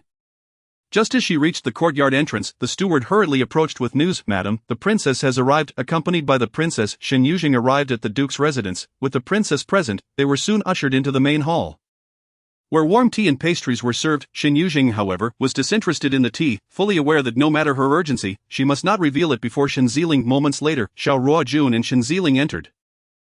Upon seeing Shen Yuzheng, Xiao Ruojun nearly lost her composure, quickly realizing the purpose of Shen Yuzheng's visit. Princess, both she and Shen Yuzheng bowed towards the princess. Shen Yuzheng cast a sidelong glance at Shen Yuzheng, knitting his brows in confusion over her presence at their residence. The princess waved her hand dismissively. Madam Shen, young master Shen, there is no need for formality. I have come today to assist someone. Yuzheng, she turned her gaze to Shen Yuzheng, who then addressed Shen Yuzheng. Second young master Shen has taken my 2 friends. I kindly request their safe return. When did I take? Shen Yuzheng halted, his expression faltering as his brow furrowed. You claim those 2 are your friends? What a blatant lie. Shen Yuzheng scoffed coldly, clearly unconvinced. Yanlan had just mentioned that those 2 were individuals who had previously sheltered her village and provided her with food.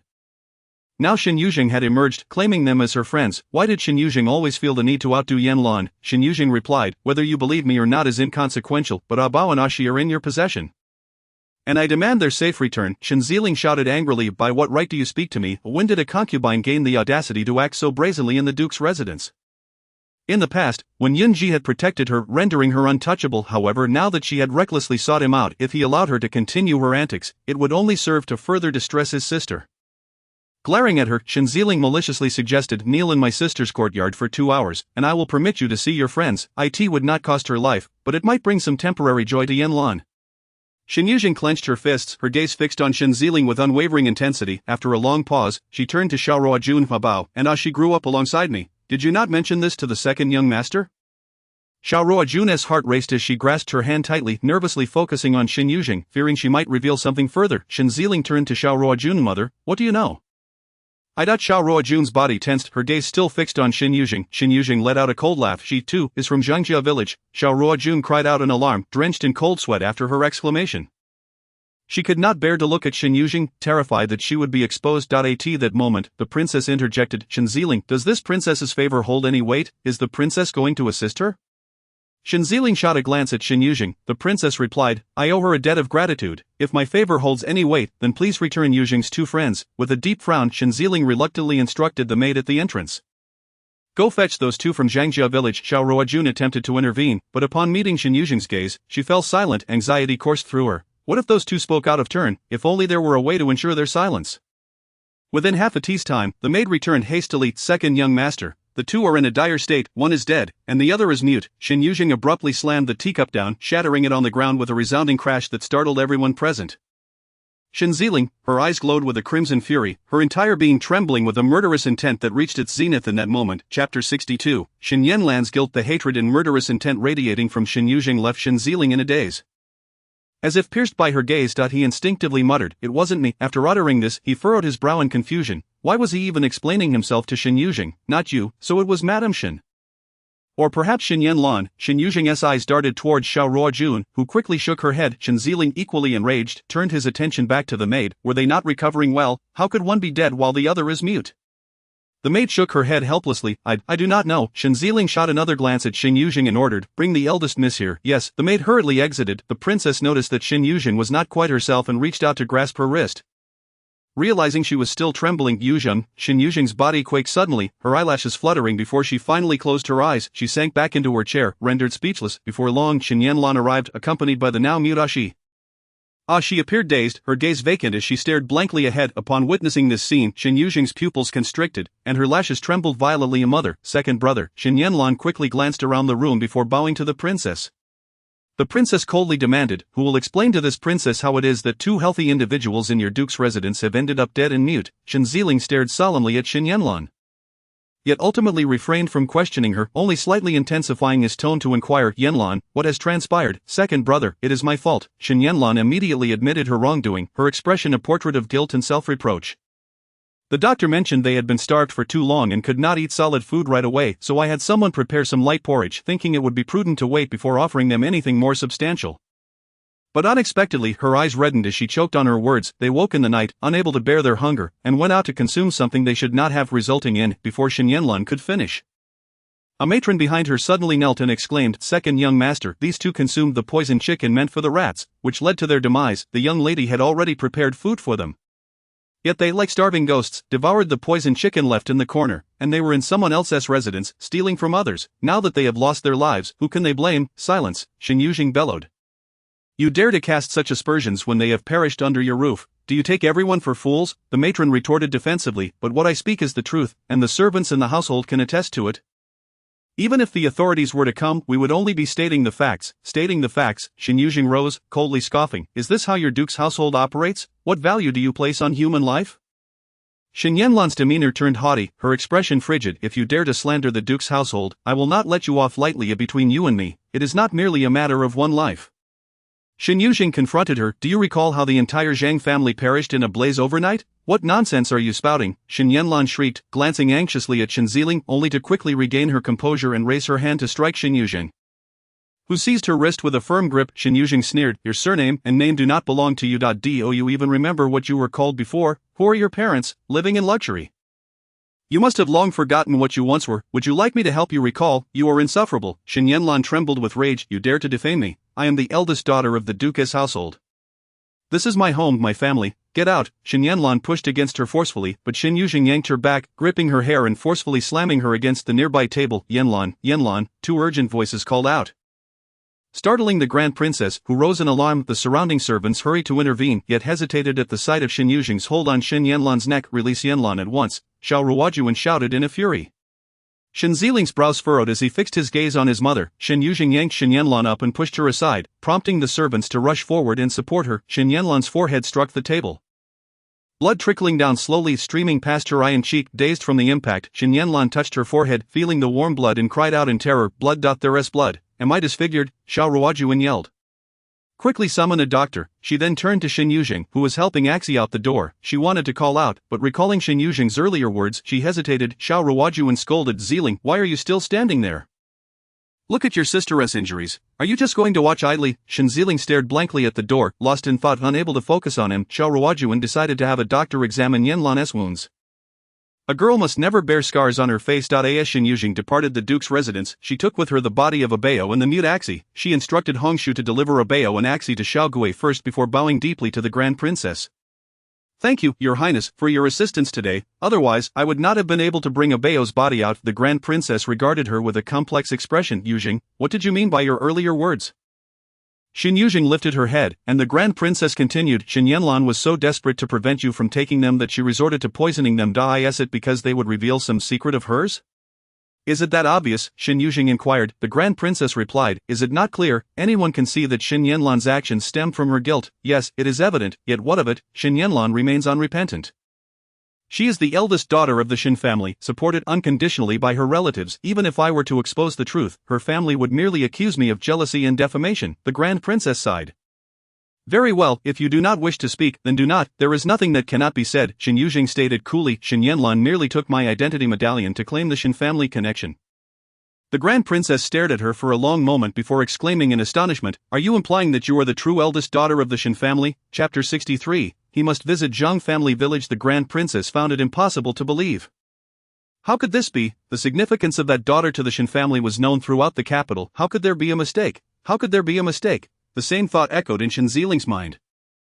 But it was quickly suppressed. He sat quietly in his room, watching the sunlight gradually fade through the window until darkness enveloped the space. The suppressed thought resurfaced repeatedly, only to be stifled again. It was an impossible notion. What was he even contemplating? Even if he had erred, could his mother be mistaken? When she returned, his sister was already 5 years old. She would not fail to recognize her own child. Moreover, Yanlan possessed the medallion of their sister, yet he also recalled how his mother had inadvertently called out Shen Yuzheng's name. The surname Shen. Why did she share the same surname? Second young master. His personal servant entered, reporting, "Matron Wang instructed that the eldest young lady ordered the poisoning of those two individuals. However, one of them survived, albeit rendered mute." Shen Ziling's gaze darkened. No matter what excuses he crafted for Yanlan, they could not conceal the fact that she had committed murder. What secrets did those two possess about Yanlan? Her urgency to act stemmed from the knowledge that their continued existence posed a threat to her. But initially those two had come seeking his mother. Shen Ziling abruptly rose and made his way to Xiao Ruojuan's courtyard. A matron blocked his path, smiling. "Second young master, the lady has been suffering from a headache all day and has retired." "I shall return tomorrow," Shen Ziling replied coldly. The matron chuckled awkwardly. When Shen Ziling returned the following day, she informed him, "The lady is still afflicted with a severe headache, and the doctor has advised her to rest and avoid drafts." "Is that so?" Shen Ziling's expression remained frigid as he cast a long glance at the closed door before turning away. He recalled the day his great-aunt had seen Shen Yuzheng and remarked that she resembled their great-grandmother. He immediately set off for the Xiao family. Both of his uncles held positions in the court, and it was Xiao Songchen who welcomed him. "Ziling, what brings you here?" Xiao Songchen greeted. "You're just in time. I recently brewed osmanthus wine. Come, let us share a drink today. I have urgent business," Shen Ziling replied, his countenance grave and tinged with urgency. "I wish to see my grandmother." Shen Ziling strode purposefully towards the back courtyard of the Xiao residence. He was well acquainted with the layout, having frequently brought Yanlan to play, concerned that the Xiao family might neglect her. Yet, like the Shen family, the Xiao family cherished their cousin Yanlan dearly. This day, his uncles and two cousins treated Yanlan as their own, often overlooking their own daughters in favor of her grandmother. Shen Ziling entered the courtyard of the old matriarch with swift strides. Upon seeing him, the matriarch's eyes lit up with a smile. "Ziling, you've come. Why are you alone? Where is Yanlan?" "I came alone," Shen Ziling replied as he seated himself beside the old matriarch. He had no interest in the tea poured by the maidservant. Instead, he directly posed his question. "Grandmother, do you know what our great-grandmother looked like?" The old matriarch hesitated. Shen Ziling recognized that his inquiry was abrupt, so he fabricated an excuse. "Didn't my great-aunt visit recently? She just had a granddaughter, who supposedly resembles our great-grandmother." "What did our great-grandmother truly look like?" The old matriarch, who held little regard for her sister-in-law, was indifferent to her family matters. Shen Ziling was confident she wouldn't catch on to his ruse. Why do you care about her family, grandmother? Please tell me, Shen Yuzheng implored. My great-aunt insists that her great-granddaughter is exceptionally beautiful, even more so than Yanlan. I cannot accept that, if anyone is the fairest. It must surely be my sister Yanlan. You, the old matriarch chuckled, well aware of his affection for his sister, and playfully tapped him. After a moment, she finally remarked, if that child truly resembles your great-grandmother, she would indeed be a beauty. The old matriarch reminisced about her late mother-in-law's youthful appearance. It is said that your great-grandmother was the most beautiful woman in the capital during her youth. It is a pity that none of your grandfather's siblings bore a resemblance to her. Only your mother's eyes bear a slight similarity, but in truth, they fall far short of your great-grandmother's beauty. Remained silent, while old Madame Xiao fell into deep contemplation, oblivious to the peculiar expression on his face. After a moment, Shen Yuzheng inquired, grandmother, do you possess a portrait of my great-grandmother? A portrait? Old Madame Xiao paused, as if recollecting something. Indeed, there is one. Your great-grandfather painted it years ago, and it is kept in the library of the residence. Shen Yuzheng could hardly contain himself. He hastily concocted an excuse and made his way to the Xiao family's library. Xiao Songchen trailed closely behind, struggling to keep pace with his hurried steps. Yuzheng, what is the matter with you today? You seem awfully rushed. If you wish to see a particular book, just let me know, and I shall assist you in locating it. Xiao Songchen chattered incessantly behind him, but Shen Yuzheng was too preoccupied to pay him any heed. He rummaged through the top floor of the library where the paintings were displayed, unfolding one after another in search, only to set them aside in disappointment. Xiao Songchen, tidying up after him, muttered, oh, by the way, I recently acquired quite a few rare curiosities from a merchant caravan that came from Shunan. You could help me deliver them to Yanlan. She has a fondness for such things. As Xiao Songchen spoke, he noticed Shen Yuzheng had fallen silent. He glanced over to find Shen Yuzheng fixated on a painting in his hands. What is it? Xiao Songchen approached, craning his neck to peer at the artwork. Who is this? She is remarkably beautiful. Is this a portrait of our great-grandmother? No, wait, I've seen this person somewhere before. The woman depicted in the painting appeared to be in the bloom of youth, her beauty unparalleled, yet neither Xiao Songchen nor the others had ever beheld their great-grandmother in her younger days. Nevertheless, he recalled where he had seen her, and it was not long ago. I remember now. She is the concubine of Wenyunji. Fearing Shen Yuzheng would not recall, he added, you know, the maid whom the top scholar was so eager to wed. Shen Yuzheng abruptly shut the painting, pressing his hands against the table. His gaze cast down, fixated on the surface. Identical. Could a person without blood ties resemble her so closely? Perhaps there has been some mistake. There are numerous descendants of my great-grandmother, and none bear her likeness. It is normal that my sister does not resemble her. Even if someone bears a striking resemblance, it does not imply a familial connection. Perhaps it is merely the legacy of some other blood relative of my great-grandmother. Not necessarily from the Shen family. How could they possibly mistake their cherished jewel, the sister he had doted on for so many years? How could she not be genuine? There must be a misunderstanding. There must be. He rose, rolling the painting back into its tube, when suddenly the resentful gaze of Shen Yuzheng flashed before him several times. He shuddered, causing the nearby tube to topple over. Hey, those are all treasured paintings collected by my father. Be careful. Just as Xiao Songchen finished speaking, he saw Shen Yuzheng striding purposefully towards the exit. Where are you going? Shen Yuzheng's expression was dark as ink. He intended to visit Zhengjia village, needing to prove that he was merely overthinking. Chapter 64. A chance encounter. A Bao's body was laid to rest on a hillside in the outskirts, and Xiao Gui fainted from grief, prompting Shen Yuzheng to instruct Hongshu to assist her back to the carriage. She stood quietly before the grave for an extended period, until dusk enveloped the surroundings in a somber gloom. My lady, Hongshu voiced her concern from behind, the night is growing late, should we not return? Shen Yuzheng turned and replied, let us go back. They escorted Xiao Gui home. While regarding Axi, Shen Yuzheng had already summoned a doctor for his treatment, though the results were less than satisfactory. By the time Shen Yuzheng returned to the Wen residence, the moon had risen, and lanterns illuminated the premises, casting a brightness akin to day, banishing all shadows. When Yunji had yet to return, he had been coming home late these days. Shen Yuzheng headed straight for the bath, allowing the warm water to envelop her, seemingly washing away all fatigue. Upon emerging from the cleansing room, Dong Shui inquired, my lady, would you like something to eat? No, thank you, she responded. Lacking an appetite, she seated herself beneath the lamp. Half closing her eyes, propping her forehead while stifling a yawn, Dong Shui cautiously suggested, my lady, would you like to rest for a bit? When the young master returns, I shall come to fetch you. Shen Yuzheng waved her hand. She was merely tired but could not find sleep, her mind alarmingly clear. She waited for over an hour before when Yunji finally returned. She stood, forcing a smile as she approached him. Young master, you seem increasingly busy these days. Is there much official business in the court? When Yunji regarded her and replied, not particularly. If it is not much, why return so late? With her back to the candlelight, she smiled gently, her bright eyes seemingly veiled by a haze. When Yunji was fond of her eyes, yet lately they often appeared clouded, which displeased him. He raised his hand to caress her brow, gradually increasing the pressure. Attempting to dispel the mist that hurts, the mist in her gaze thickened, prompting Shen Yuzheng to let out a soft cry. When Yunji paused momentarily, and Shen Yuzheng tilted her head, brushing her cheek against his palm. Her tone sweetly murmuring, "Young master, be gentler." When Yunji's gaze darkened, yet he did not retaliate, simply withdrawing his hand. "Tomorrow I shall have a day off. I previously promised to take you out for some leisure." Shen Yuzheng teased, "If you intend to bring your fiancée, then I shall not accompany you." When Yunji looked at her, "It will only be the two of us." Oh, Shen Yuzheng was somewhat perplexed.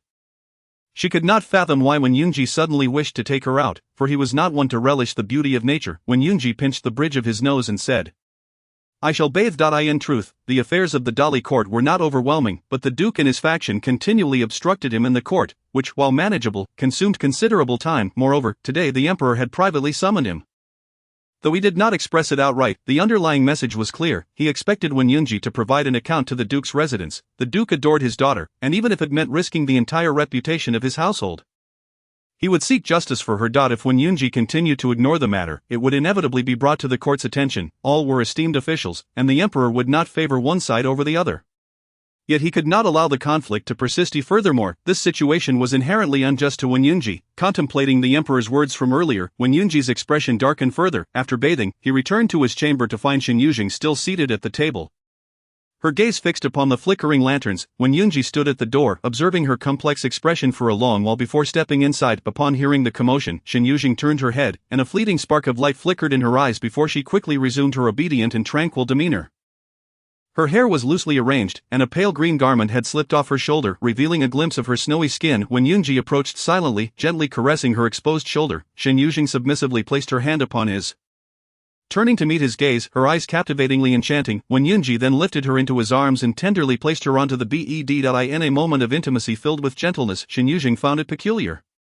In the past, when Yunji had always seemed intent on devouring her, today felt exceedingly unusual, yet her heavy eyelids could scarcely lift, leaving her devoid of energy to ponder why Wen Yunji was behaving in such a manner. Zhang." After a long while, Wen Yunji suddenly spoke, gazing down at her serene sleeping face, her long eyelashes resting upon her eyelids. In this ordinary moment, there was an indescribable tenderness. From today onward, you need not consume the contraceptive medicine. Zhang, grant me a daughter." Shen Yuzheng had already drifted into slumber, seemingly unaware of his words, when Yunji reached out to tuck the blanket around her shoulder before closing his eyes to sleep. After a while, Shen Yuzheng abruptly opened her eyes, her gaze fixed intently on Wen Yunji. Why had he suddenly brought up having children again? She could never allow a child to exist, she, who was already devoid of freedom, could not bear to have her child born into a cage. Unaware of what freedom even meant, the following day, after breakfast, when Yunji took her out, Shen Yuzheng did not inquire where they were headed, only to find the carriage stopping in front of a jewelry store. As when Yunji disembarked, he instructed, "Choose some jewelry that you like." Shen Yuzheng followed him inside, realizing that Wen Yunji's idea of taking her out was merely to buy her jewelry. Upon entering the shop, the proprietor immediately recognized Wen Yunji and greeted him with utmost respect and surprise. "Sir Wen, you have arrived." Wen Yunji replied coolly, "Bring out your finest jewelry." Of course, the proprietor glanced at Shen Yuzheng before leading them to a private room on the second floor. To their surprise, they encountered two familiar faces at the foot of the stairs. Upon seeing them, Zhao Liangsheng's expression shifted instantly. Liao Yuan cast a glance at Zhao Liangsheng, her brow furrowing. Shen Yuzheng let out an inward sigh. Feeling a surge of agitation, she was utterly repulsed by Wen Yunji's actions. Ever since she chose to follow him, she had tried her best to avoid Zhao Liangsheng. Only by keeping her distance could she ensure their peace. Yet, when Yunji had deliberately brought her before Zhao Liangsheng, what was he hoping to witness? Would they engage in an affair right before his eyes? Shen Yuzheng was seething with anger, yet she could only suppress it. She didn't even spare Zhao Liangsheng a glance and instead ascended the stairs first. When Yunji frowned, he had intended to bring Shen Yuzheng out to cheer her up, but upon encountering Zhao Liangsheng, he felt it was inappropriate to continue into the store. However, having already entered, it was unreasonable for him to yield to others. With a stoic expression, when Yunji ascended to the second floor, Zhao Liangsheng stood frozen at the stairway. While Liao Yuan coldly questioned, "Are you not leaving?" Zhao Liangsheng bit his lip tightly and suddenly turned to return to the second floor. Chapter 65. "I do not use the same things as others." Shen Yuzheng was the first to reach the second floor, and the attendant bowed to invite her into the private room. Shen Yuzheng hesitated, uncertain if she could maintain her composure amidst the pent-up fury she felt towards Wen Yunji. The attendant observed her expression and suggested, "There are also jewelry selections on the second floor. Why not take a look?" Shen Yuzheng nodded and made her way toward the hall on the second floor. She held no particular regard for jewelry, whether of fine quality or otherwise. It mattered little to her. The young attendant, however, was quite enthusiastic, eagerly presenting each piece to her, perhaps aware that she was accompanying the esteemed Minister of Justice, Lord Wen. He introduced her to the shop's priced possessions, each worth several hundred taels, if not 1,000. Reflecting on her past as a maid, when her monthly salary barely reached 2 taels, she found herself chuckling at the irony that, thanks to Wenyunji, she could now afford jewelry worth hundreds of taels. With this thought, she smirked at her own situation, allowing the simmering frustration within her to dissipate. Her gaze casually swept over the array of jewels. While the attendant continued to chatter in her ear, this headpiece features exquisite pearls imported from the southwest, crafted alongside coral. Before he could finish, a woman's voice interrupted. Shen Yuzheng looked up to see Shen Yanlan, accompanied by a stranger in a yellow garment, the latter being the one who had spoken. The attendant glanced between Shen Yuzheng and Shen Yanlan, uncertain. The yellow-clad woman exclaimed angrily, "How could you lack the foresight? My sister Shen intends to purchase this headpiece. You should wrap it up immediately." Having a shop in the capital, catering to noble women, the attendant was well acquainted with the various young ladies. He hesitated for only a moment before preparing to package the headpiece. He could not afford to offend the daughter of a duke, nor the future mistress of the Wen family. Shen Yuzheng's voice cut through the air coldly. "Wait," the yellow-clad woman scoffed, "do you truly intend to compete with my sister for this headpiece?" Shen Yuzheng replied, "There is a principle of first come first served. I saw it first. If Miss Shen desires it, she may join the line behind me." Shen Yanlan shot her a venomous glance. The injury on her forehead, inflicted by Shen Yuzheng, was still fresh. The doctor warned that she had narrowly escaped disfigurement. She had yet to settle scores with Shen Yuzheng, yet here was Shen Yuzheng brazenly attempting to usurp her possession. Shen Yanlan turned directly to the attendant, commanding, "Wrap it up and send it to the duke's residence." The attendant hastily placed the headpiece into a box and was about to leave when a fair hand pressed down upon it. "When did I ever say I would relinquish this jewelry?" Shen Yuzheng fixed her gaze upon the attendant. When she did not smile, an air of frost emanated from her striking features, rendering the attendant too intimidated to respond. The yellow-clad woman derisively remarked, "As a mere concubine, how could you possibly afford jewelry worth 1,000 taels? Do not pretend to be something you are not. Furthermore, such a vibrant piece of jewelry is unsuitable for someone of your status." The yellow-clad woman pointed to a nearby ornament. "This pink one would suit you much better. It would accentuate your attempts at allure." Her laughter rang out, joined by Shen Yanlan's mocking smile, both looking at Shen Yuzheng with eyes that seemed to wish to rend her to pieces. Shen Yuzheng turned to the yellow-clad woman. "What is your name?" The woman huffed, "I shall tell you. My father is an assistant minister of revenue, from the Li family, or assistant minister of revenue, Li family." Quite impressive. Shen Yuzheng suddenly glanced behind Shen Yanlan and the yellow-clad woman, causing them both to momentarily turn. Wenyunji spoke softly. "That depends on whom one is comparing to," Shen Yuzheng inquired. "And how do you measure up against you?" "Sir," Wenyunji cast a casual glance her way, and Shen Yuzheng seemed to grasp something, nodding slightly at the yellow-clad woman, feeling tense in the presence of Wenyunji, could not help but blush. "Lord Wen, what brings you here?" Shen Yanlan also looked at Wenyunji, a wave of joy surging within her upon seeing him after a long absence. "What a coincidence to see you, Lord Wen." Wenyunji regarded her with indifference. And just as Shen Yanlan was about to say something further, a loud slap echoed through the air. Li Huan screamed, covering her cheek, staring at Shen Yuzheng in disbelief. Shen Yanlan roared, "Shen Yuzheng, what are you doing? How dare you strike someone?" Shen Yuzheng flicked her wrist and laughed. "They say I am a lowly concubine. Is it not normal for me to act as such? She is not even a noble lady and yet dares to mock me." "You," Shen Yanlan was seething, suddenly recalling something. She looked to Wenyunji. Shen Yuzheng's audacious behavior could not go unanswered by him. "Lord Wen, after this slap, Miss Li will not let this go easily. Then let Li Sun come to the Wen residence to find me." Wen shall certainly apologize to him," Wenyunji replied, stepping closer to Shen Yuzheng. Shen Yanlan's eyes widened in shock, her face reddening with rage. Sister Shen, Li Huan, naturally afraid to confront Wenyunji, could not bear to let this slap go unavenged. She spoke plaintively. "Sister Shen is set to become the future mistress of the Wen family. Must she yield a headpiece to a mere concubine? If this were to spread, what would others say about Sister Shen?" Shen Yanlan's expression darkened further, her face twisting in a snarl of hatred. "I have my eye on this headpiece. This vibrant coral is for my dowry." Shen Yanlan glared fiercely at Wenyunji. Unable to suppress her anger and jealousy, she declared, "I must buy it today. No one shall take it from me. This is the dignity of the Duke's residence. Whoever dares to snatch it is declaring war on us." Shen Yuzheng shot a glance at Wenyunji, her grip on the coral headpiece box unwavering. Wenyunji frowned and turned to Shen Yuzheng. "Choose another." No, Shen Yuzheng refused. She had no intention of yielding. Not even to Wenyunji's request. Wenyunji regarded the trembling shopkeeper beside them. "Do you have another identical headpiece?" The shopkeeper replied, "Indeed, we have one just like it. Bring it forth." Wenyunji instructed. The shopkeeper quickly retrieved the matching coral headpiece. And indeed, it was identical. Shen Yanlan's face flushed with rage. "How can a mere concubine wear such a vibrant piece? Wenyunji, do you even regard me at all?" Wenyunji replied coldly, "You asked for an identical piece, and I have provided it. What more do you want?" Shen Yanlan struggled to contain her fury. How dare Shen Yuzheng share her good fortune? Shen Yuzheng was unworthy, and the thought disgusted her. Yet, upon meeting Wenyunji's icy In different gaze, she found herself at a loss for words. She understood that no matter what she said, Wen Yunji would ignore her. This identical headpiece was already a concession. Shen Yuzheng, now holding the coral headpiece, felt a wave of disinterest wash over her. She opened the box. The luxurious headpiece, worth 1,000 taels, sparkled with opulence, yet the thought of Shen Yanlan wearing the same piece turned her stomach. She removed the headpiece and let it slip from her fingers. Crash! The coral headpiece shattered upon hitting the floor, pearls and coral scattering everywhere. Li Huan jumped back in fright, staring at Shen Yuzheng in shock. "I will not wear the same thing as anyone else," she stated coldly, her gaze fixed on Wen Yunji. Chapter 66. The disgraced concubine. "You refuse to wear the same thing as me?" Shen Yanlan was infuriated. She had not even expressed disdain, yet Shen Yuzheng had the audacity to reject her. What was Shen Yuzheng, after all? Her face turned purple with rage, her entire body trembling. Wen Yunji cast a brief glance at the shards on the ground before raising his eyes to say, "Then select something else. It is merely a piece of jewelry." Shen Yuzheng nodded and casually pointed to another ornament. The attendant, too intimidated to breathe, swiftly wrapped it up. "Wen Yunji," Shen Yanlan shouted, her eyes blazing with icy fury. "Do you remember what you promised the Empress Dowager? Are you truly willing to break your word? Have you considered how you will explain this to her?" Wen Yunji's expression suddenly turned frosty.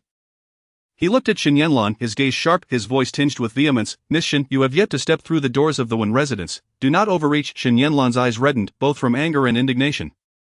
She was to be Wen Yunji's betrothed. Why was he treating her this way? "Are we done?" Wen Yunji turned to Shen Yuzheng, who nodded. The two made their way toward the exit, where they encountered Zhao Liangsheng and Liao Yuan at the staircase. Yuzheng. Zhao Liangsheng suddenly called out. Shen Yuzheng did not pause, but Wen Yunji stopped first, casting a calm glance at Zhao Liangsheng. Shen Yuzheng sighed internally. Coming to a halt, Zhao Liangsheng stared intently at her. His eyes dark and hollow, his demeanor weary and gaunt. "You used to." He struggled to articulate, closing his mouth again. In the past, Shen Yuzheng had always been gentle and kind in front of him. She would thoughtfully prepare knee pads for him, encouraging him with a smile when he presented her with flowers. He had never witnessed the bold, defiant Shen Yuzheng, nor had he seen her engage in conflict with others. He had always believed her to be a tender soul, yet now the Shen Yuzheng before him seemed a far cry from the person he once knew. Which version of Shen Yuzheng was the real one? Did she ever have feelings for him? But he could not voice the question. Shen Yuzheng gazed at him, silently waiting. After a long pause, Zhao Liangsheng finally said, "I am getting married." Shen Yuzheng nodded. "Congratulations." Zhao Liangsheng opened his mouth but found himself at a loss for words. Shen Yuzheng took a step forward, then turned back, as Zhao Liangsheng expected her to say something more. Instead, she merely looked at Wen Yunji. "Are you not coming?" Wen Yunji smiled faintly. "Let us go." Shen Yuzheng returned to the carriage. Lazily resting against the window, feeling disinclined to move, tired, Wen Yunji inquired, "Tonight, we shall not return to the residence. We will go out of the city to the villa for the night." Shen Yuzheng was indifferent and followed Wen Yunji to the villa. On the road, she stifled a yawn, weariness weighing heavily upon her. Finding it uncomfortable to lean against the carriage wall, she turned sideways and rested her head on Wen Yunji's lap. He lowered his gaze, his pitch-black eyes swirling with inscrutable shadows. Finally, he gently lifted the carriage curtain and called out, "Yensher, ensure the carriage moves steadily." As they approached the manor, Shen Yuzheng awoke. This path was not a main road, and the carriage jostled violently. She lifted the curtain and peered outside. In the distance, the mountains were lush and green, and the sky was a vivid blue. Nearby lay a courtyard surrounded by a pastoral landscape, and she even spotted a pond behind the yard. Her spirits lifted. She turned back and said, "Young master, let us have fish for dinner tonight." Wen Yunji nodded in agreement. Upon disembarking from the carriage, they were immediately greeted by attendants offering fresh fruits, pastries, and hot tea. Having slept well during the journey, Shen Yuzheng requested tools from the steward to catch fish in the pond behind the manor.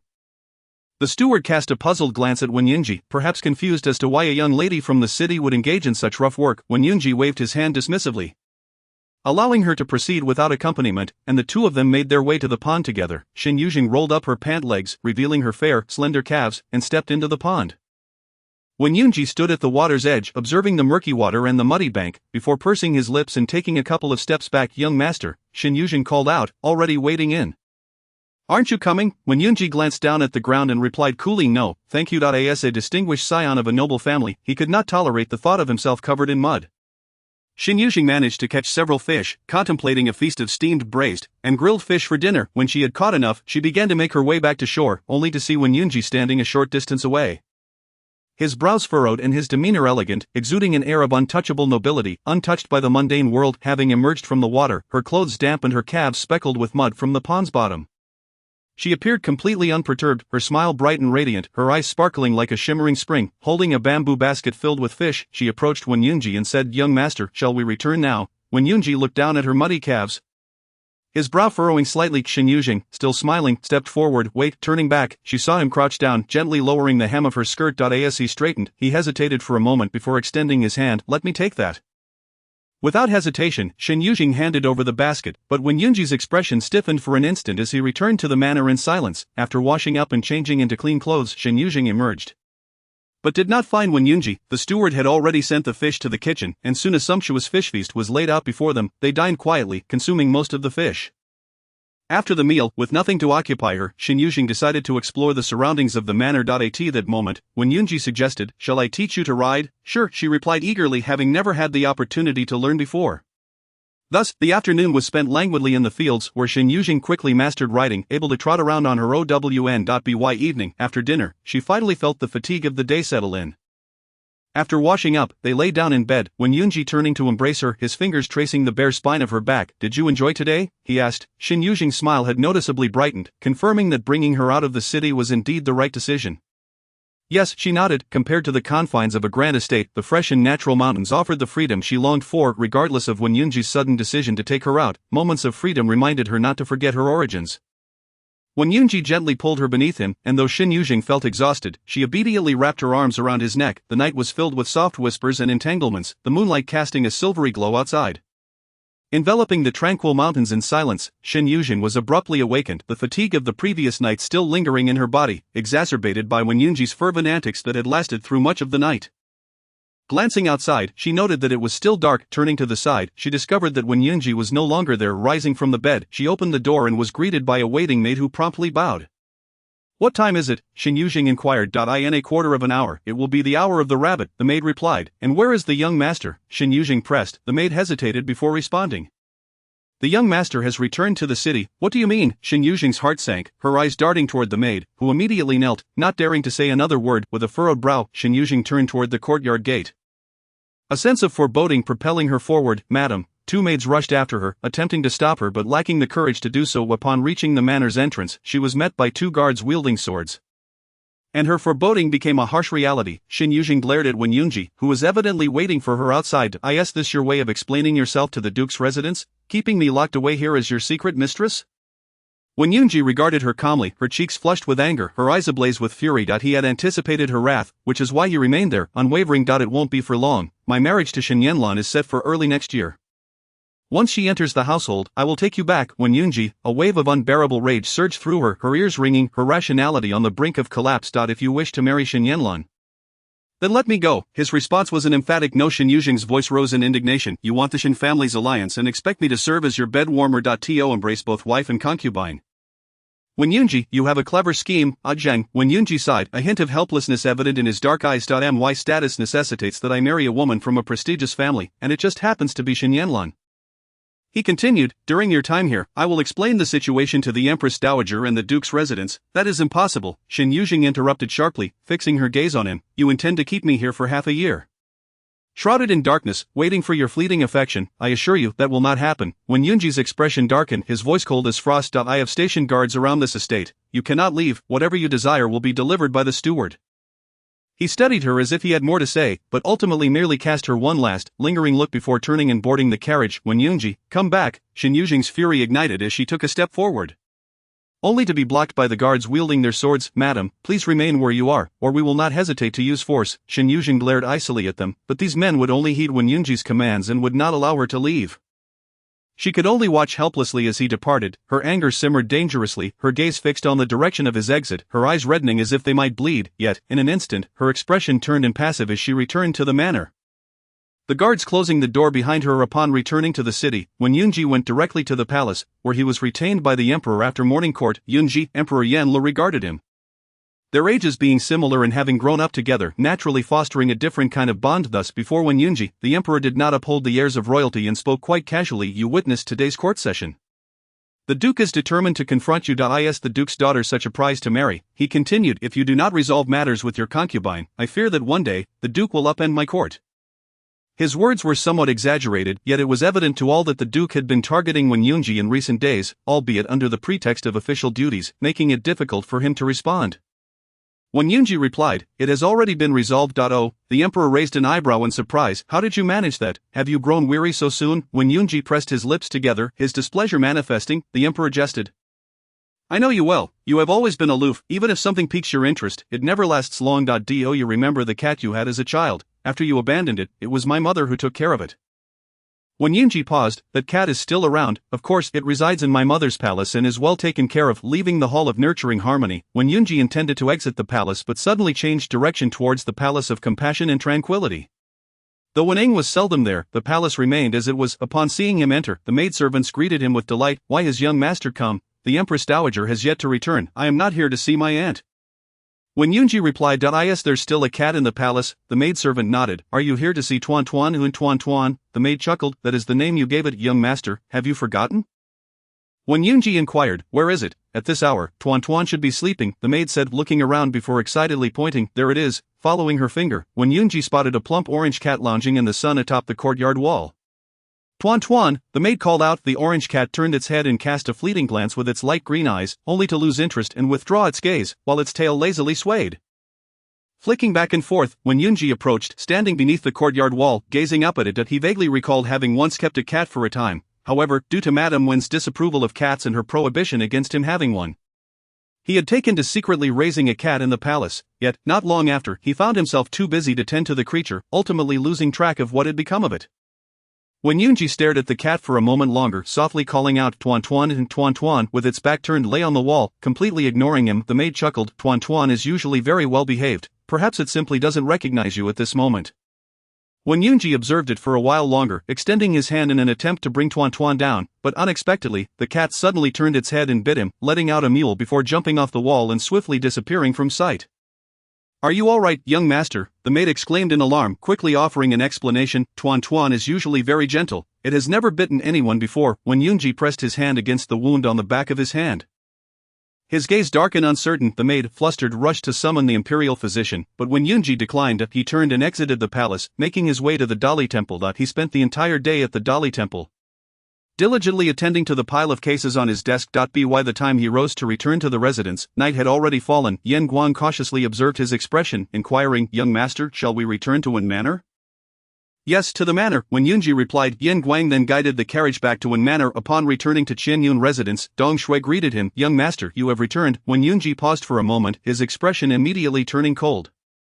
Dong Shui, frightened, fell silent but soon glanced behind him, unable to restrain her curiosity. "Young master, did the concubine not accompany you back?" "She will not return for the time being," when Yunji stated, stepping into the room. Although the lights were lit and everything appeared just as it had been when he left in the morning, he still felt an overwhelming sense of desolation. Perhaps it was the absence of someone waiting under the lamplight. Resting their forehead in their hands, yawning while awaiting his return, when Yunji pinched the bridge of his nose, contemplating that he would visit Shen Yuzheng in a couple of days when she had calmed down. She had quite the temper, and even if he went now, he would only be met with her cold words. At that moment, Dong Shui stood at the door, cautiously calling out, "Young master, what is it?" When Yunji replied, casting a frosty glance in her direction, Dong Shui whispered, "It is the second miss. She wishes to see Aunt Yuzheng." Chapter 68. "If you want me, come yourself." When Yunji's voice was frigid, "Let her in." Dong Shui hurried to summon Wen Yunro. As Wen Yunro entered, she immediately spotted Wen Yunji sitting by the table, his expression grim. Instinctively she halted in her tracks, feeling apprehensive. Wen Yunji furrowed his brow. "Are you here to find Yuzheng?" "Yes," Wen Yunro replied, glancing around but failing to spot Shen Yuzheng. "Where is Yuzheng?" Wen Yunji inquired coldly. "I have some questions I wish to ask her," Wen Yunro replied hesitantly, contemplating leaving upon realizing Shen Yuzheng's absence.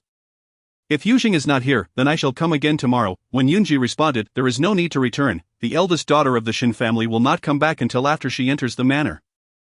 "Where has she gone?" Wen Yunru exclaimed, but upon seeing Wen Yunji's icy countenance, she dared not press further. Worry gripped her heart for Yuzheng. Surely her elder brother would not truly send Yuzheng away merely to marry the eldest daughter of the Shen family? Yet she understood that the duke's residence would never allow a concubine to overshadow Shen Yanlan. With a heavy heart, Wen Yunru retreated to her own courtyard, where Tsuyin hurriedly rushed in from outside. "Second miss, young Master Shen is not in the manor." "Not in the manor?" Wen Yunru asked. "Is he at the military camp?" "I do not know, but the servants of the duke's residence say that young Master Shen has pressing business and will not return for some time." Tsuyin informed her. Hearing this, Wen Yunru's spirits sank further, her brow creased with worry. With Yuzheng absent and Shen Ziling also away, she felt increasingly despondent. Recently, Elder One had been introducing her to suitors, yet none had proven suitable.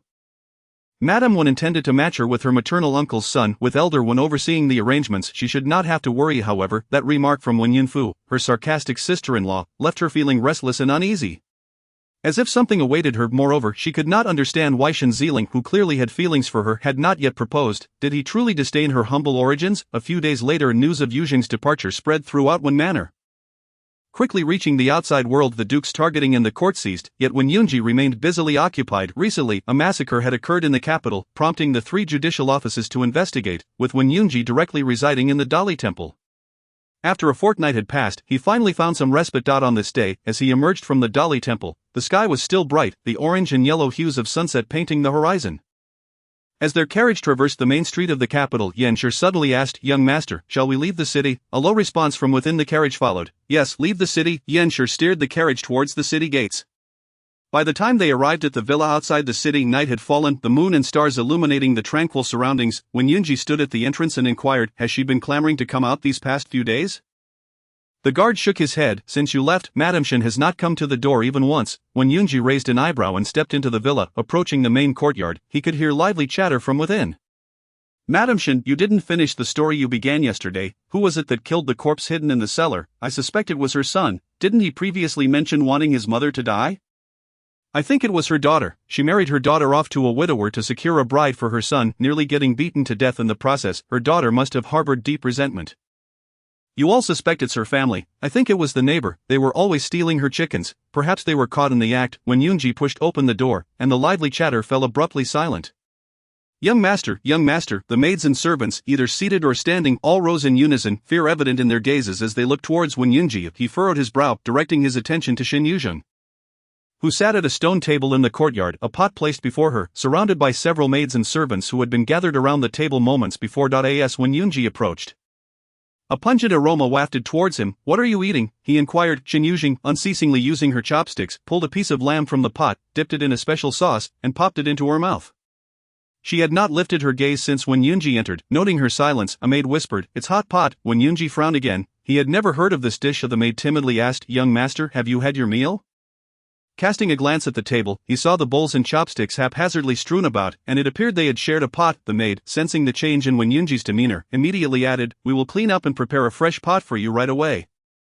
As the maids began to tidy up the table, Shen Yuzheng slammed her chopsticks down on the table, causing them to halt at once. "Are you trying to prevent anyone from eating? You can't just upend the table halfway through the meal." "You may not eat, but I still intend to." The maid who had spoken earlier looked at Shen Yuzheng and murmured, "But we have already eaten. How can we let the young master partake?"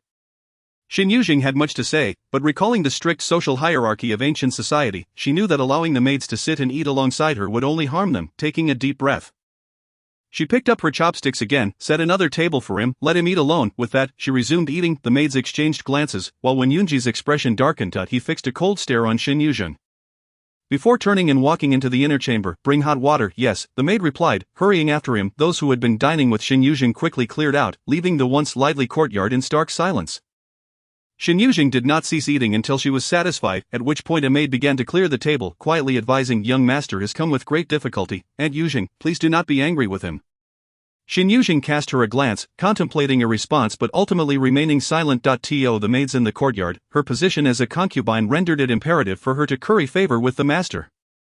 Otherwise, she risked being cast aside, never to have him visit again. Shen Yuzheng secretly wished that Wen Yunji would never come. If he had the power, he should keep her confined here. After bathing, as she entered the room, she found Wen Yunji leaning against the bedside, engrossed in a book he had previously borrowed from her for leisure. Shen Yuzheng sat before the bronze mirror, combing her long hair. However, when Yunji lifted his gaze, his dark eyes fixated on her back. Shen Yuzheng feigned ignorance, and after finishing her grooming, she approached the table and poured herself a cup of water. When Yunji set down the book, his voice low and firm, "Adhering, come here." Shen Yuzheng raised the teacup to her lips, leaning against the table with a relaxed demeanor, her gaze casually drifting towards Wen Yunji. Fresh from her bath, she wore only a plain white garment.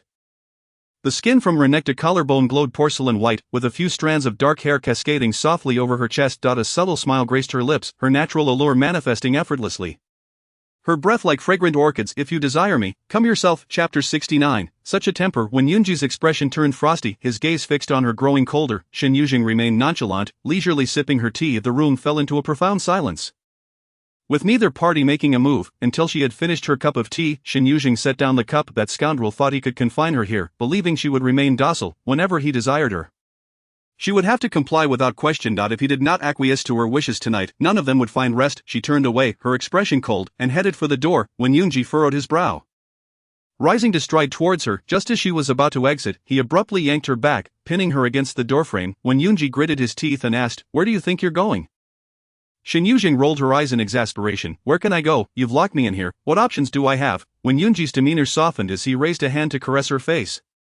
Unable to suppress a smile, with such a temper, "How did you ever manage to serve as a maid?" Shen Yuzheng's expression soured. "That depends on how one serves. Serving tea and water is not the same as serving in bed." When Yunji lifted her into his arms and carried her to the bed, where he began to untie the sash of her waist garment, Shen Yuzheng swiftly pressed his hand down. "There is something we must clarify beforehand." When Yunji raised his gaze, "Speak, did you bring any contraceptive medicine?" When Yunji's expression darkened, and Shen Yuzheng continued, "If you didn't bring any, have someone fetch it." When Yunji replied tersely, "I told you, you can have children." "I do not wish to have children." As soon as Shen Yuzheng uttered those words, when Yunji's face contorted in displeasure as he forcibly tore open her clothing, unable to break free, Shen Yuzheng resigned herself to his will.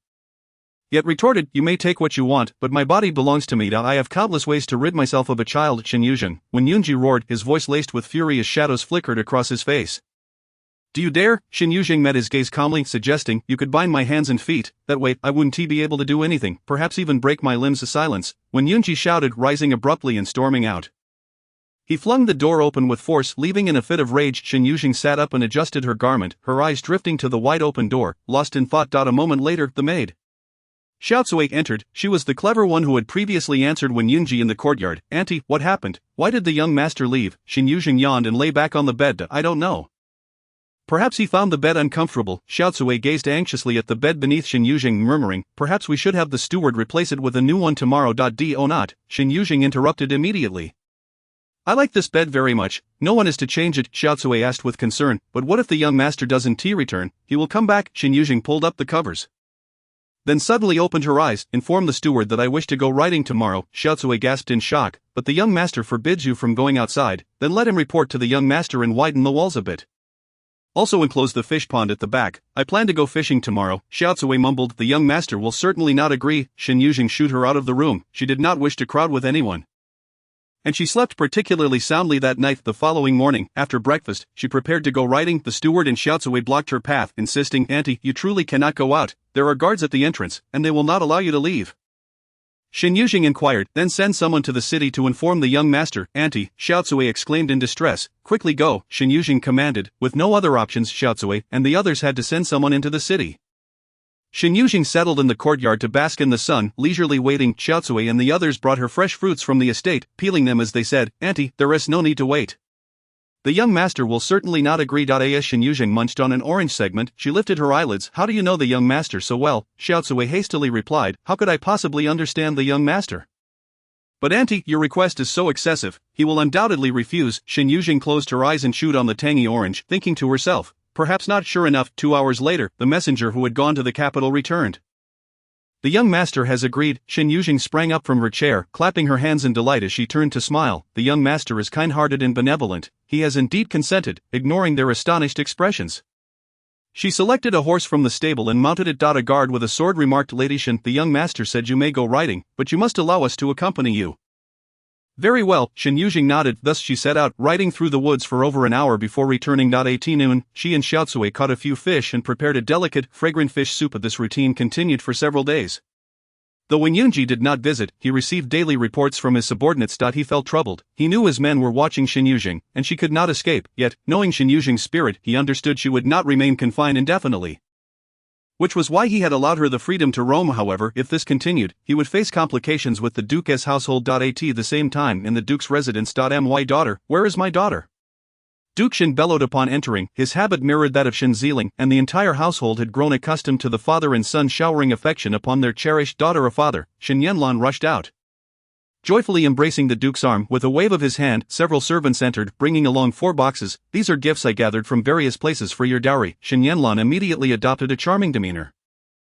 "Thank you, father. My daughter, of course, deserves a grand marriage. There isn't much time left until early next year. If you desire anything else, just tell your father. I will certainly procure it for you. A father is so good to me."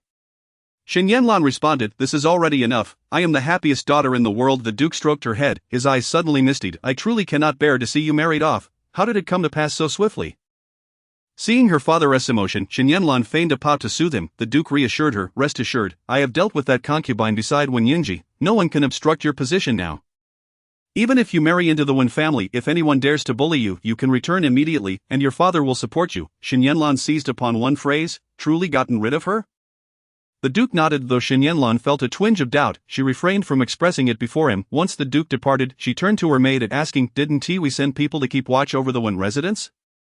Why hasn't anyone returned with a report, and where has Shen Yuzheng been sent? Has she truly been allowed to leave so easily?" Recalling Shen Yuzheng's identity, Shen Yuzheng grew increasingly uneasy. This troublemaker must be eliminated. Sooner or later, she would become a nuisance, since when Yunji no longer wanted her, Shen Yuzheng felt no qualms. Chapter 70. Seeking a legitimate identity even with guards trailing her daily, Shen Yuzheng's spirits remained unperturbed as she rode out for leisurely strolls. Over the past few days, her equestrian skills had significantly improved. With nothing pressing to occupy her, she and Xiaozui spent their days experimenting with various cuisines, from hot pot and barbecue to milk tea and double skim milk. The novel dishes captivated everyone at the estate, all eagerly anticipating what new culinary delights Shen Yuzheng might conjure next. One day, as Shen Yuzheng rode out with 2 armed guards following at a distance. They relaxed their vigilance, having sampled many of her creations. When she rode into the woods, they merely trailed behind. This area was familiar to Shen Yuzheng. She frequently visited, turning back whenever she grew weary. Their martial prowess was formidable, easily capable of capturing a defenseless woman. However, on this particular day, as they followed her, they suddenly realized Shen Yuzheng had vanished, just as they reacted and prepared to pursue her. Darkness enveloped them, and they lost consciousness. After they collapsed, Shen Yuzheng emerged from the thicket on her horse. At that moment, a shadow leaped down from the dense treetops above. Upon seeing him, Shen Yuzheng could not help but praise. "Your Highness, what remarkable skills!" Duanshao floated down effortlessly from nearly 5 meters high. Shen Yuzheng envied his agile grace and asked, "Your Highness, may I learn this skill?" Duanshao clapped his hands and approached Shen Yuzheng, saying with a hint of annoyance, "I have trained in martial arts since childhood to achieve this level. If you start now, perhaps in 20 years, you might reach my current prowess." Shen Yuzheng, undeterred by his words, thought even if she could not match Duanzhao's skills, learning some self-defense techniques would suffice. However, she did not pursue the topic further and instead dismounted, saying, "I have been waiting for your Highness for several days." Previously, she had borrowed men from Duanzhao to search for a bao and a shi, and later, once that matter was resolved, she requested 2 capable individuals to assist her. These 2 usually remained hidden, staying close to her. After being confined to the estate, she had only recently managed to contact them again. Shen Yuzheng did not ask them to rescue her. Instead, she wrote a letter for them to deliver to Duanzhao. As expected, Duanzhao had come. He glanced at the 2 unconscious guards on the ground before turning to Shen Yuzheng. "That Yunji is truly something, indulging in the secretive pleasures of the Golden House. But let me make it clear, if you wish for me to rescue you, I cannot agree. If I help you escape, Yunji will constantly trouble me. I will not trouble your Highness." Shen Yuzheng was self-aware. She did not hold enough value to warrant Duanzhao risking enmity with Wenyunji to save her. "Is your Highness interested in what I mentioned in my letter?" Duanzhao's expression turned serious. "How do you know the person behind the Dian Bank is me?" Shen Yuzheng penned an entire set of operational models and methodologies for the moneylender's business in her letter to him, accompanied by a series of solutions to corresponding issues. Many of these problems are precisely those currently confronting the Dian moneylender. This, too, is the reason Duanzhao has come to meet Shen Yuzheng today. Shen Yuzheng remarked, "I have inquired about the origins of the Dian moneylender. It was established in the capital roughly 18 years ago and has since expanded to encompass 5 or 6 provinces surrounding the city. Few possess such financial strength and means as they do. There are hardly any in the capital who can achieve this." Observing the actions of the Dian moneylender, she surmised that the person behind it was Duanzhao. Duanzhao gazed at her, his expression turning grave. The sensation of being seen through, of having his vulnerabilities exposed, was one he had only experienced previously with Weneng. He scrutinized the woman before him. Absent any preconceived notions, he could not possibly regard her as merely a maidservant, let alone as someone to be treated as a mere object of desire. She was far more astute than the average person, her mind brimming with countless unique and audacious ideas. The marketing strategy she had previously presented to him had yielded remarkable success during his trials. Now, she had provided solutions to the Dian moneylender's existing problems, compelling him to acknowledge Shen Yuzheng's capabilities and regard her from an equal perspective. Shen Yuzheng continued, "Your Highness need not fret. The reason I wrote to you was not to seek your assistance in my escape, but rather to exchange something with you." Duanzhao inquired, "What do you wish for?" Shen Yuzheng replied, "I seek your help in acquiring an identity, one that is honorable and beyond the reach of any interference." From her words, Duanshao discerned her ambition that he feigned a smile. Yunji has claimed to have sent you away, yet it appears he has merely confined you here. Can he truly prevent your release? If not, I shall report to the Empress Dowager and request her intervention to secure your freedom. Shen Yuzheng shook her head. No need, I merely wish to exchange for a clean identity with your highness. As for Wen Yunji, she will employ her own methods rather than negotiate with you. The price for such an exchange is beyond her means for now. Very well, I shall grant your request. Duanshao finally acquiesced, though he was left pondering his own thoughts. After leaving, he immediately turned towards the outskirts of the imperial estate. Upon entering the vicinity of the estate, approximately 3 kilometers in, he sensed that he was being watched. The observers were all covertly placed by Chen Zui around the estate. Once they confirmed his identity, their hidden gazes receded. Upon entering the estate, he was promptly reported to Wening. He settled in the main hall, sipping tea while waiting. This was not his first visit to the imperial estate, as Wening preferred not to reside in the palace upon her return to the capital, often choosing to stay here instead. He did not wait long before Wening emerged. Wening smiled. What brings you here so early? Has something occurred? Duanshao produced a letter from his bosom, which was immediately taken by a maidservant and presented to Wening. As she opened it, her eyes brightened with each line she read. Who devised such a multitude of ideas for you?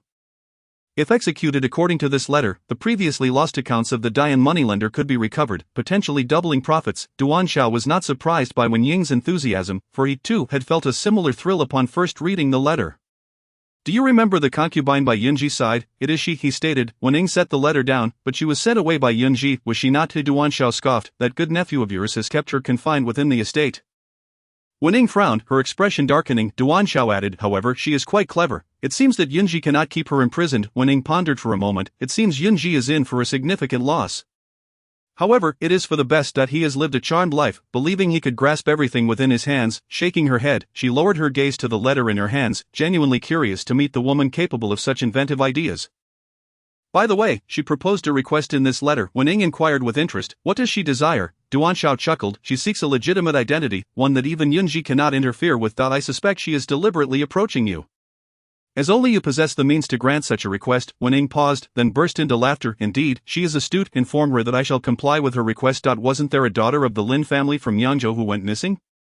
I shall conveniently send her to them. Duanshao was taken aback by her words. The Lin family of Yangzhou, they have long sought to align themselves with you. If you place her in their care, they will likely treat her as their own daughter. After all, it was the Empress Dowager's decree to acknowledge Shen Yuzheng as their daughter, effectively securing a powerful ally. Wen Ying lifted her teacup, taking a sip before stating, the Lin family is of respectable lineage and their offspring are quite accomplished. However, they lack a foundation in the capital, hence their desire to connect with me. Duanshao responded with a smile. The Lin family is poised for great success. Another prominent family will soon emerge in the capital. Chapter 71. I have no interest. Began. The two guards, initially confused, quickly became alarmed and scrambled to their feet. Madam Shen Shi, before they could finish, they were interrupted. Have you come looking for me? The guards, astonished, turned to see Shen Yuzheng standing before them, unharmed. One guard asked, where did Madam Shen go just now, and why did we suddenly faint? Shen Yuzheng mounted her horse, gripping the reins. I merely took a stroll in the woods. It is getting late, let us return. The guards exchanged glances, surveying their surroundings, yet found nothing amiss. From that day forward, they shadowed Shen Yuzheng closely, unwilling to leave her side. Days passed, and after lunch one day, Xiao Chui asked, Madam, would you like to take a nap? Shen Yuzheng shook her head. With the weather growing increasingly warm, she could easily sleep until evening. She instructed Xiao Chui to bring a chair beneath the tree in the courtyard, intending to rest for a moment. However, moments later, she abruptly sat up and inquired, has the young master not visited for several days? It has been 6 days. Xiao Chui finally seized the opportunity to respond. Ever since you upset the young master last time, he has not come. You really should not have angered him. What if he never returns? Indeed, it had been a considerable length of time. Shen Yuzheng nodded thoughtfully. Xiao Chui eagerly continued, shouldn't you prepare some soup or pastries to send to the young master?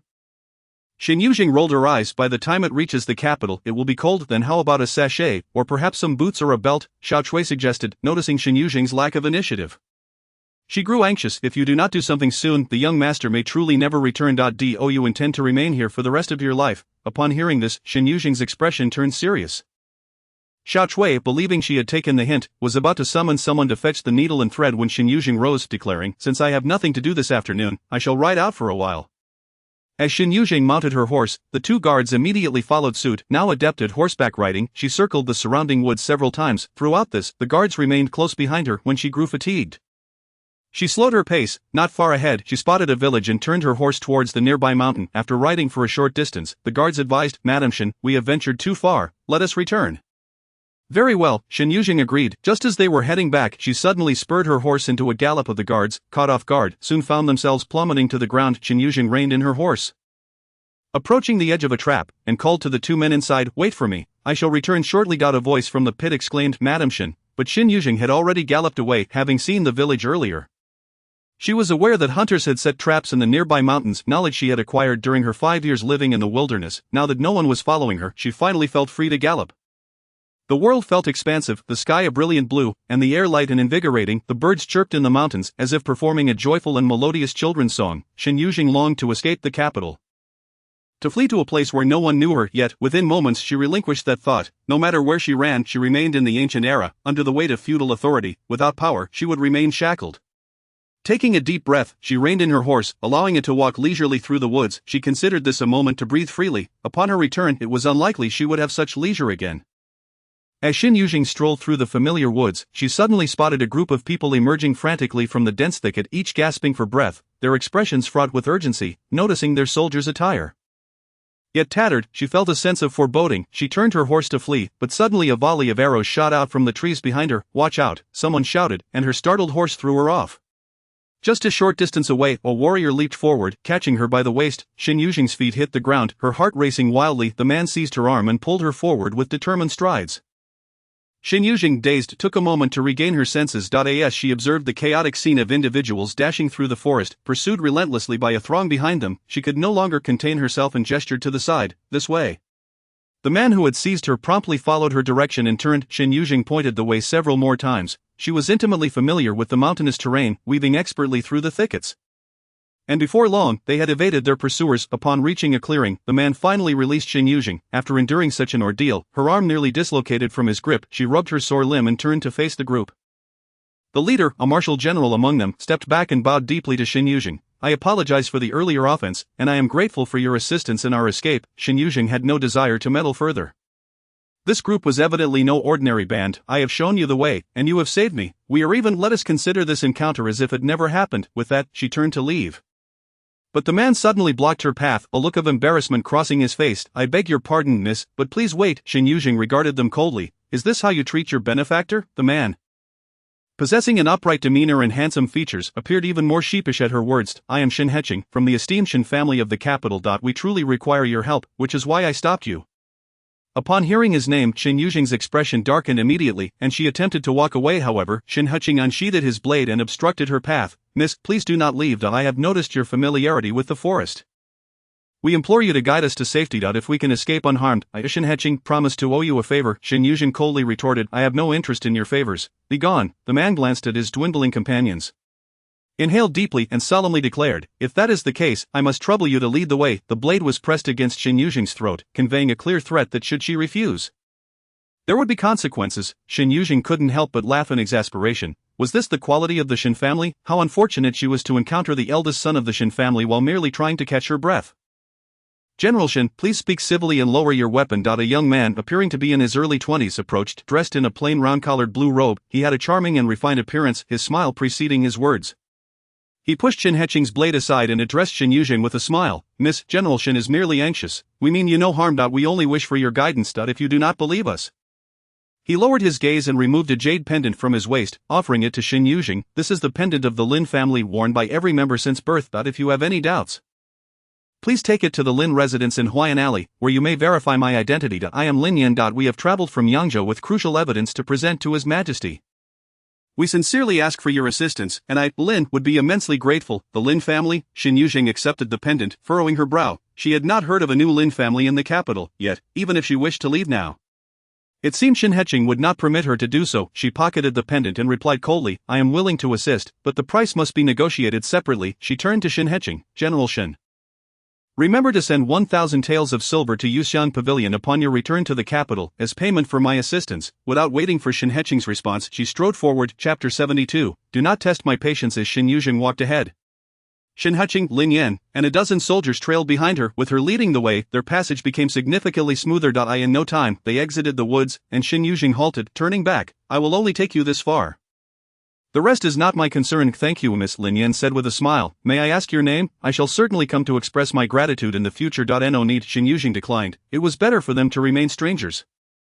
Shen Yuzheng stepped forward, sincere yet remorseful. I was rude earlier, and I apologized. I assure you, the 1,000 taels will be delivered. Shen Yuzheng did not even glance in his direction, leaving Shen Yuzheng feeling somewhat disheartened. He felt as though the woman before him harbored a distinct aversion toward him. Throughout their journey, she had only engaged in conversation with Lin Yan, ignoring everything he had said. Shen Yuzheng sighed, planning to offer a proper apology upon returning to the capital, but for now he needed to escort Lin Yan and the vital evidence to the palace. As Shen Yuzheng prepared to depart, Lin Yan inquired, Miss, will you be alright on your own? Should we send 2 men to escort you back? Thank you, but that won't be necessary. Shen Yuzheng nodded toward Lin Yan before re-entering the forest.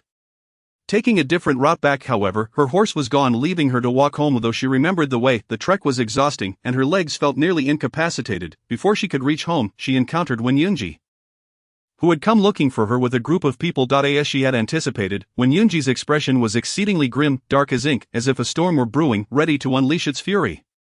He strode toward her and grasped her arm with such force that it nearly threatened to fracture. Before he could speak, Shen Yuzheng melted into his embrace. You have finally arrived. Had you delayed any longer, my legs would have given out. Her tone was soft, her words lingering, resembling a tender murmur. Shen Yuzheng. The 3 syllables seemed to be wrested from his throat, each imbued with a bloody ferocity, as if he wished to consume her whole. I also had a fall, Shen Yuzheng said, wrapping her arms around his neck, balancing on one foot while lifting the other. Feigning injury, the horse ran off, and I nearly couldn't return. Wenyunji shut his eyes momentarily before reopening them, revealing a crimson hue within. He forcefully released Shen Yuzheng's arm. Do not attempt to deceive me. Why did you leave? Shen Yuzheng was left with no choice but to balance on one foot, her injured right foot resting on the ground, calmly meeting Wenyunji's gaze. The more composed Shen Yuzheng appeared, the more incensed Wenyunji became, his dark eyes flashing with icy fury. Why did you leave? His voice trembled with barely concealed rage, a mixture of panic and frustration coursing through him as he reflected on the moment he received word, rushed to find her, only to discover the empty room. The thought that she could not be contained drove him to madness. He should never have allowed her to ride out. He should have restrained her. He should have locked her away, as she had suggested, breaking her limbs to prevent her escape. If she was unwilling to bear children, he would ensure she had no choice but to do so. Shen Yuzheng regarded him calmly, shifting her ankle, and spoke. Wenyunji, my foot hurts. The overwhelming darkness of his fury momentarily faltered as he slowly lowered his gaze, only to find a sizable pool of blood staining her right ankle. In that instant, all his wrath deflated, akin to a punctured balloon. He inhaled deeply, swallowing the metallic taste of blood rising in his throat. He bent down, scooping Shen Yuzheng into his arms, yet could not suppress his grim demeanor. Serves you right. Shen Yuzheng wisely kept silent as Wenyunji swiftly carried her back to the villa. The villa was eerily quiet, the servants hushed, their footsteps as light as falling leaves. Clearly, Wenyunji had unleashed his wrath here previously. With a stern countenance, Wenyunji placed her on the bed and commanded, fetch a doctor. Yan Guang hurriedly departed, soon returning with an elderly physician. Wenyunji's expression darkened further, his rage threatening to erupt. Where did you find this man? Yan Guang whispered, this location is quite distant from the capital, so I found an elderly physician nearby who specializes in treating injuries. Send him away. Wenyunji interjected, taking a deep breath, his voice frigid. Go to my aunt's royal estate and summon Aunt Yunran. Understood. Yan Guang promptly led the old physician away. Shen Yuzheng sat on the bed, her injured right foot suspended. She observed Wenyunji, suppressing his wrath, his expression grave, the anger bubbling beneath the surface, only to be hurriedly restrained again. She had anticipated this scenario when she deliberately dismissed the 2 guards and left alone. Perhaps she had merely wished to witness Wenyunji's reaction. As expected, he had grown furious, sending people to pursue her. But why did he restrain his anger? Was it due to her injury? Shen Yuzheng glanced down at the wound she had purposely inflicted, contemplating in silence. At that moment, Wenyunji approached, crouching down to elevate her injured right foot. With an impassive expression, he removed her shoe and sock, revealing a long gash on her ankle. His actions caused the previously halted blood to flow anew, warm against her skin. Wenyunji's face darkened further, the icy fury in his eyes momentarily flaring. Wordlessly, he treated her wound, applying a fine healing ointment and wrapping her ankle with a cotton cloth. Only then did he lift his gaze to meet Shen Yuzheng's. She hesitated before saying, thank you, young master. From tomorrow onward, you shall remain indoors, and you are forbidden to leave. Wenyunji declared coldly, unless you wish for me to truly break your limbs. It would be best for you to comply. Shen Yuzheng pressed her lips together, her expression frosty. How long does the young master believe he can keep me confined? Wenyunji lifted her chin, his voice menacing. Forever. I am confident that I can achieve this, so you would be wise not to test my patience. Shen Yuzheng could not help but laugh, her amusement growing louder until tears streamed down her cheeks. Wenyunji released her, frowning. What are you laughing at? Shen Yuzheng seized his collar, pulling him closer, locking her gaze with his. She smirked. You may break my limbs and confine me here indefinitely, but you cannot imprison my heart this time. I returned of my own accord, but will you be able to find me next time? She forcefully pushed Wenyunji away once again, reclining languidly onto the bed behind her.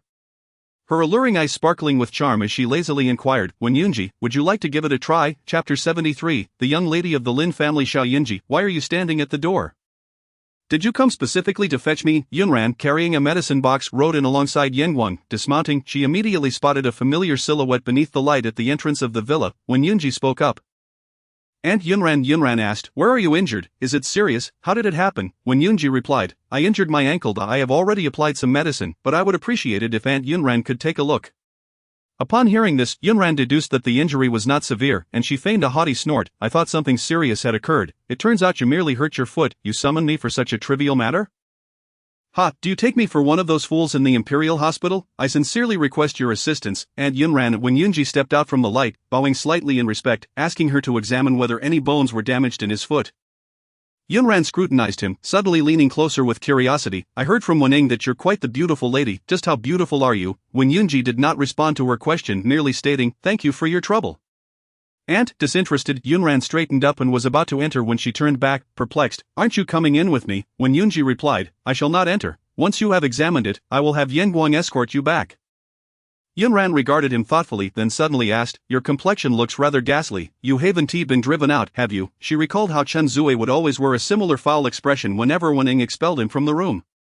Indeed, the moment she spoke, when Yunji's countenance grew even more unsightly, Yunran, excitedly clutching the medicine box, ventured inside. I am too curious. I must see what kind of beauty it is. When Yunji stood motionless at the entrance, his dark eyes heavily fixed upon the villa. He feared that if he entered now, he might truly lose control and break Shen Yuzheng's limbs, then equip her with the most severe instruments of torture from the Dali Temple.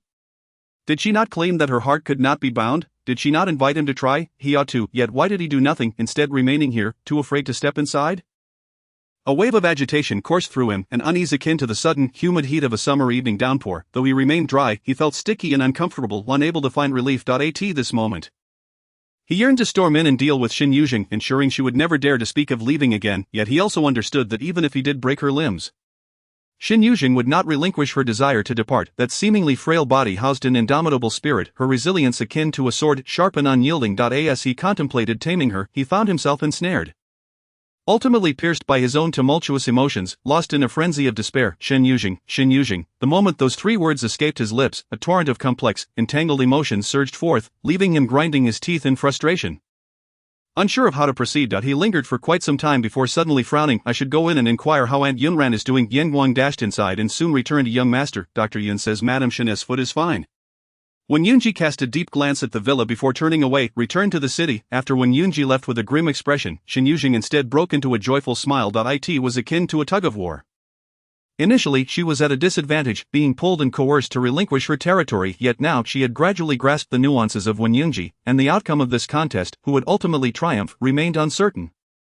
Shortly thereafter, the door swung open, and a woman carrying a medicine box entered. Instantly, Shen Yuzheng recalled Wen Yunji's prior words. This woman was someone close to the Empress Dowager. As she sat up, preparing to rise from the bed, she was halted by Yunran. With your foot injured, it's best not to move around too much. After speaking, Yunran scrutinized Shen Yuzheng from head to toe. Shen Yuzheng allowed her to inspect while instructing Xiaotsui to brew some tea.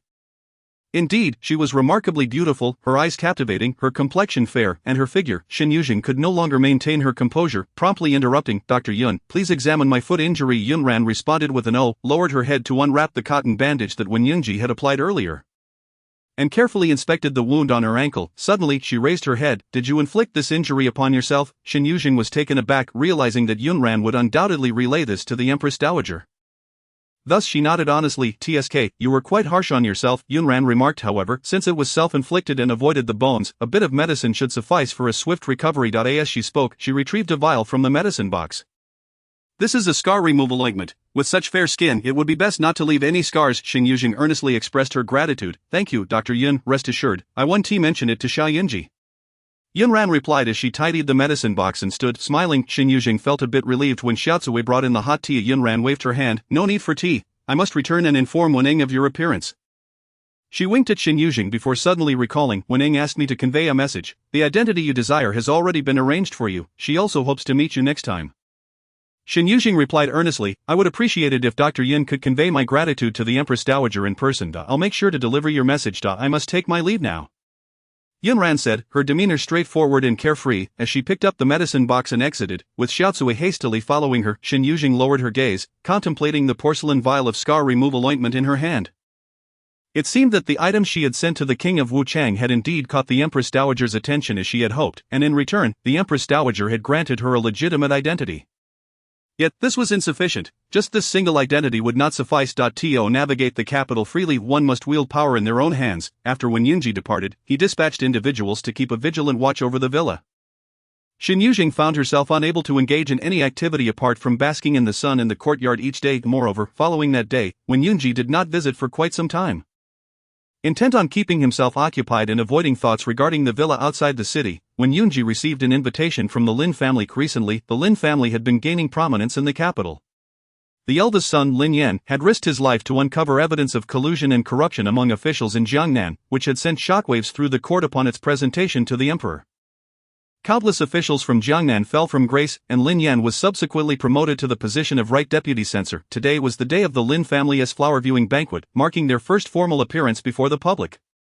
Originally a modest family from Yangzhou, the Lin family had acquired a residence in the capital due to the success of their offspring in government service. The previously neglected residence now buzzed with activity following Lin Yan's promotion, with invitations even reaching someone of Wen Yunji's standing, who frequently hovered near the emperor. Thus on this day, when Yunji attended the banquet at the Lin family, the festivities were even more lively than he had imagined. With all the prominent figures of the capital in attendance. At the men's table, Lin's patriarch, Lin Yan, and his two brothers were busy hosting, while at the women's table, Lin Yan's wife entertained guests. Wen Yunji also spotted Shen Yuzheng and Shen Yanlan. Though he did not see Shen Ziling, who was usually inseparable from Shen Yanlan, the Lin family had not anticipated Wen Yunji's presence. After inviting him to the main seat, they turned to attend to the other guests. Hardly had Wen Yunji settled when he overheard a discussion about the Lin family's eldest daughter. Lord Lin, has your lost daughter truly returned? Someone inquired. Lin Yan immediately replied with a smile, indeed, the heavens have favored us. My sister has finally returned. My mother has nearly cried her eyes out searching for her all these years, and now that she is back our family can finally reunite. But why is the eldest daughter not present today? My sister, along with my mother and grandmother, are still in Yangzhou. They will come to the capital after some time. Though she had only just returned, the Lin family was already drawing attention, and someone remarked, the eldest daughter hasn't been promised in marriage yet, has she? Lin Yan's expression darkened immediately. My sister has only just returned. We haven't had enough time to dote on her yet. The questioner appeared embarrassed, and someone quickly redirected the conversation. Chapter 74. The strange fire at Zhengjia village. Before long, Lin Yan approached Wen Yunji to offer a toast. Lord Wen. Wen Yunji raised his cup in acknowledgement. Congratulations, Lord Lin. You're too kind, Lord Wen. Lin Yan downed his drink in one gulp. He had not anticipated Wen Yunji's presence. The only son of the esteemed Wen Gulao, raised alongside the current emperor under the watchful eye of the Empress Dowager. He believed that Wen Yunji would not attend due to the disparity in their social standings. However, Lin Yan was genuinely pleased by Wen Yunji's presence, recognizing that it was not his own merit that brought Wen Yunji but rather the favor of the Empress Dowager and the emperor. Having fulfilled his hostly duties, Lin Yan did not press to engage further with Wen Yunji. Just then, Shen Yuzheng approached him. Lord Lin, General Shen. Lin Yan responded, immediately raising his cup in gratitude. I must thank General Shen for escorting me. Otherwise, I might have lost my head. He had escaped from Yangzhou with evidence in hand. Encountering Shen Yuzheng along the way, knowing the Shen family's loyalty to the emperor, he sought Shen Yuzheng's help. His trust was not misplaced, as Shen Yuzheng had risked his life to ensure Lin Yan's safe arrival in the capital. Shen Yuzheng humbly replied, Lord Lin is a person of destiny, even without my assistance. Others would have come to your aid. The two exchanged a glance, both aware of the underlying meaning behind the words. Consequently, Lin Yan was promoted to the position of right deputy minister of the censorate, while Shen Yuzheng, having achieved merit during this incident, who had initially only returned to the capital to report on his duties, was now retained in the capital and elevated to the role of commander of the Imperial Guard. It remains uncertain who aided whom in this matter. After finishing a cup of wine, Shen Yuzheng turned his gaze towards Wen Yunzi, furrowing his brow, although he was aware from a letter that his sister was betrothed to Wen Yunzi. He was oblivious to the hardship she had endured during this time. Wen Yunzi's audacity to take a concubine implied a disregard for his sister and their noble family, although Wen Yunzi had since dismissed his concubines. Shen Yuzheng could not shake the belief that Wen Yunzi was an unsuitable match. His character was cold and distant, showing no affection even towards his own parents. How could he possibly cherish a wife? He feared that his sister might suffer indignities if she married him, but fortunately he had also been transferred to the capital, and with him and his younger brother present, they would ensure she would not be wronged. Shen Yuzheng intended to find an opportunity to caution Wen Yunzi, but before the banquet concluded, Wen Yunzi vanished from sight. As the festivities came to an end, Shen Yanlan approached from the ladies' section. Stretching her neck to catch a glimpse of Shen Yuzheng from behind, Shen Yuzheng grasped her shoulder, straightening her posture. "What are you looking at? Everyone has left." "Oh," Shen Yuzheng replied, somewhat despondently. Earlier, she had heard someone mention that the eldest son of the Wen family had arrived. And she had secretly felt a thrill, hoping to exchange a few words with Wen Yunzi. Although they were engaged, they rarely had the opportunity to meet. Furthermore, Wen Yunzi was either at the palace or in the Dali temple, leaving them with no chance to see one another. Shen Yuzheng observed her and suddenly inquired, "Did you meet anyone at the banquet today?" Shen Yuzheng immediately grew displeased. "What people could I possibly know? Brother, you are well aware that these noble women do not hold me in high regard. I only wish for you to make some friends." Shen Yuzheng sighed. "Neither I nor second brother can always be by your side. There are occasions where you must rely on yourself." Unlike Shen Yuzheng, who indulged Shen Yuzheng without restraint, Shen Yuzheng often encouraged her to socialize and forge friendships. However, over the years Shen Yuzheng had yet to make a single friend. She resented her brother's persistent attempts to push her into the social sphere, believing that, as the daughter of a duke, she should not have to humble herself to befriend these women, even if they looked down upon her. So what? She had loving parents and brothers, and now she was even engaged to the eldest son of the Wen family, a match that those very women envied. She was superior to them in every way. Why should she lower herself to seek their companionship? Shen Yuzheng continued. "The eldest daughter of the Lin family, like you, was also brought back from outside. Once she arrives in the capital, perhaps you two could become friends.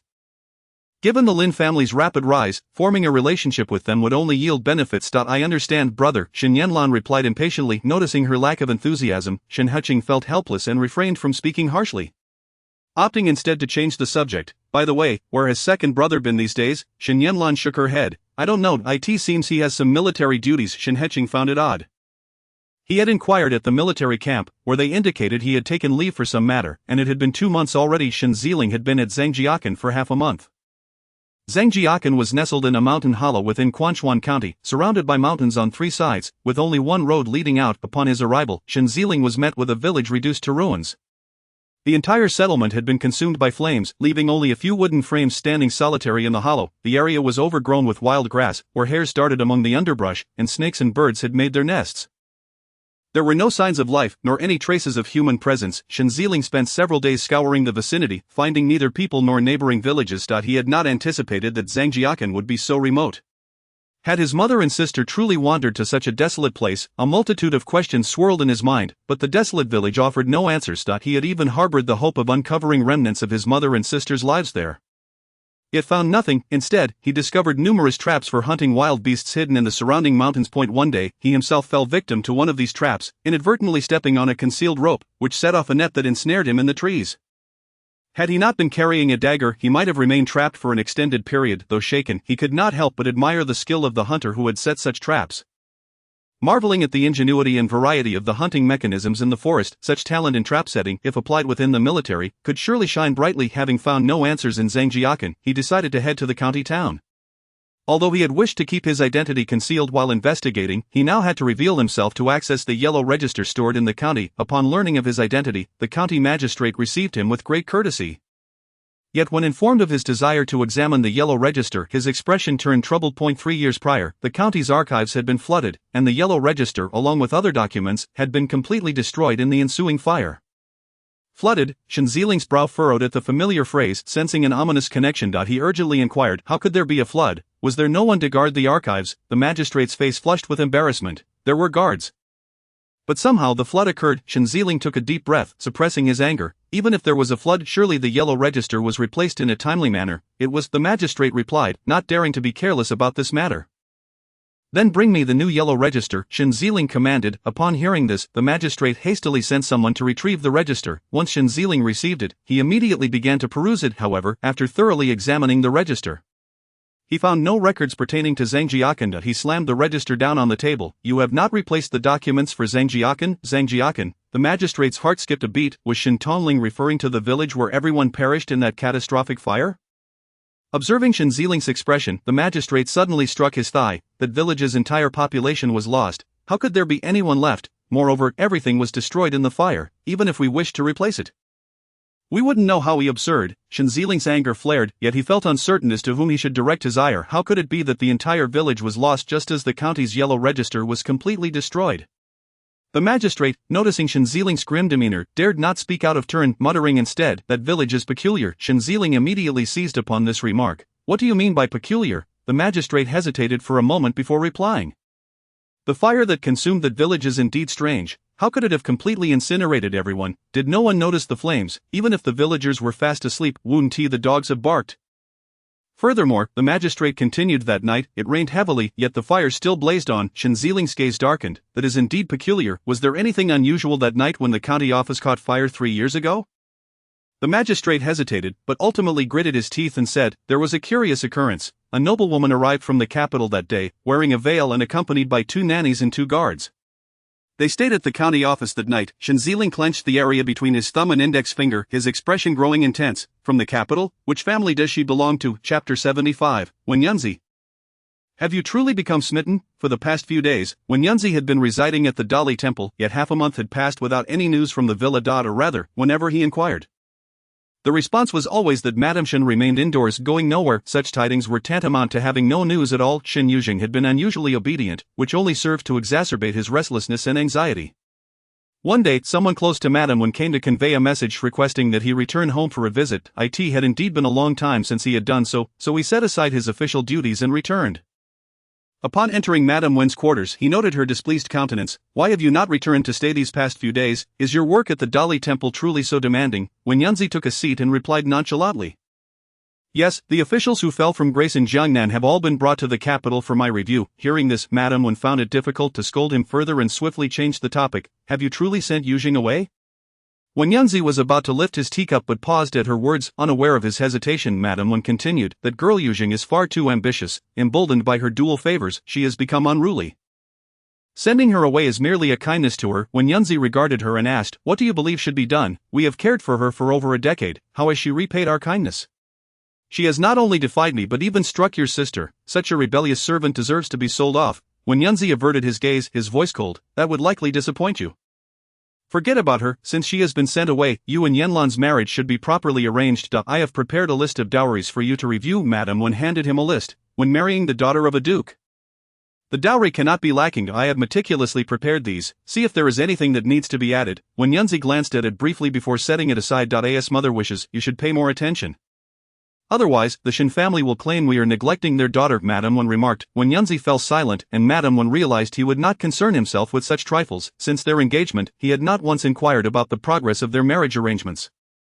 By the way, your cousin Yongting will be visiting in a couple of days. You should find some time to accompany him. When Yunzi frowned. What is he coming here for? I intend to introduce him to Yunru. Her marriage prospects have been unsatisfactory, and I cannot help but wonder if it is a matter of fate. Although Yongtang is a secondary son, he is nonetheless a man of exceptional talent and striking appearance. Perfectly complimenting Yunro. When Yunji's voice was tinged with coldness, has father agreed? Madame Wen chuckled. Your father suggested that Yunro take a look first. I have already spoken with her, and she is quite pleased. When Yunji rose to his feet, saying, do as you wish, but I may not have the time when the moment arrives. With that, he strode out, prompting Madame Wen's ire. Yunji? He is your cousin from the Li family, my nephew. You, however. When Yunji had already exited the room, descending the steps towards the courtyard, where he encountered a maid collecting the birdcage that had been hanging in the corridor. He halted abruptly. What happened to the bird inside? The maid replied, reporting to the eldest son, the bird had broken both its wings and a leg. After returning, it could not eat and soon perished. The lady originally suggested getting another one, but upon considering that birds raised in captivity seldom thrive, she ordered me to take the cage down. When Yunji furrowed his brow, seldom thrive? The maid continued, in my hometown, there are birds that die within days of being captured. My father mentioned that birds accustomed to flying outdoors cannot live long once confined, let alone be tamed.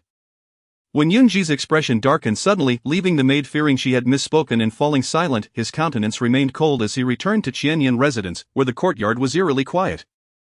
Both tranquil and desolate, his nerves thrummed with agitation and his heart felt unsettled, as if something were about to transpire. He entered the house and, scarcely waiting for half a tea's worth of time, he stepped outside and commanded to the villa. He arrived at the villa before sunset, finding everything seemingly unchanged since his departure. As he entered the courtyard, Xiao Chui rushed to greet him. Young master has returned.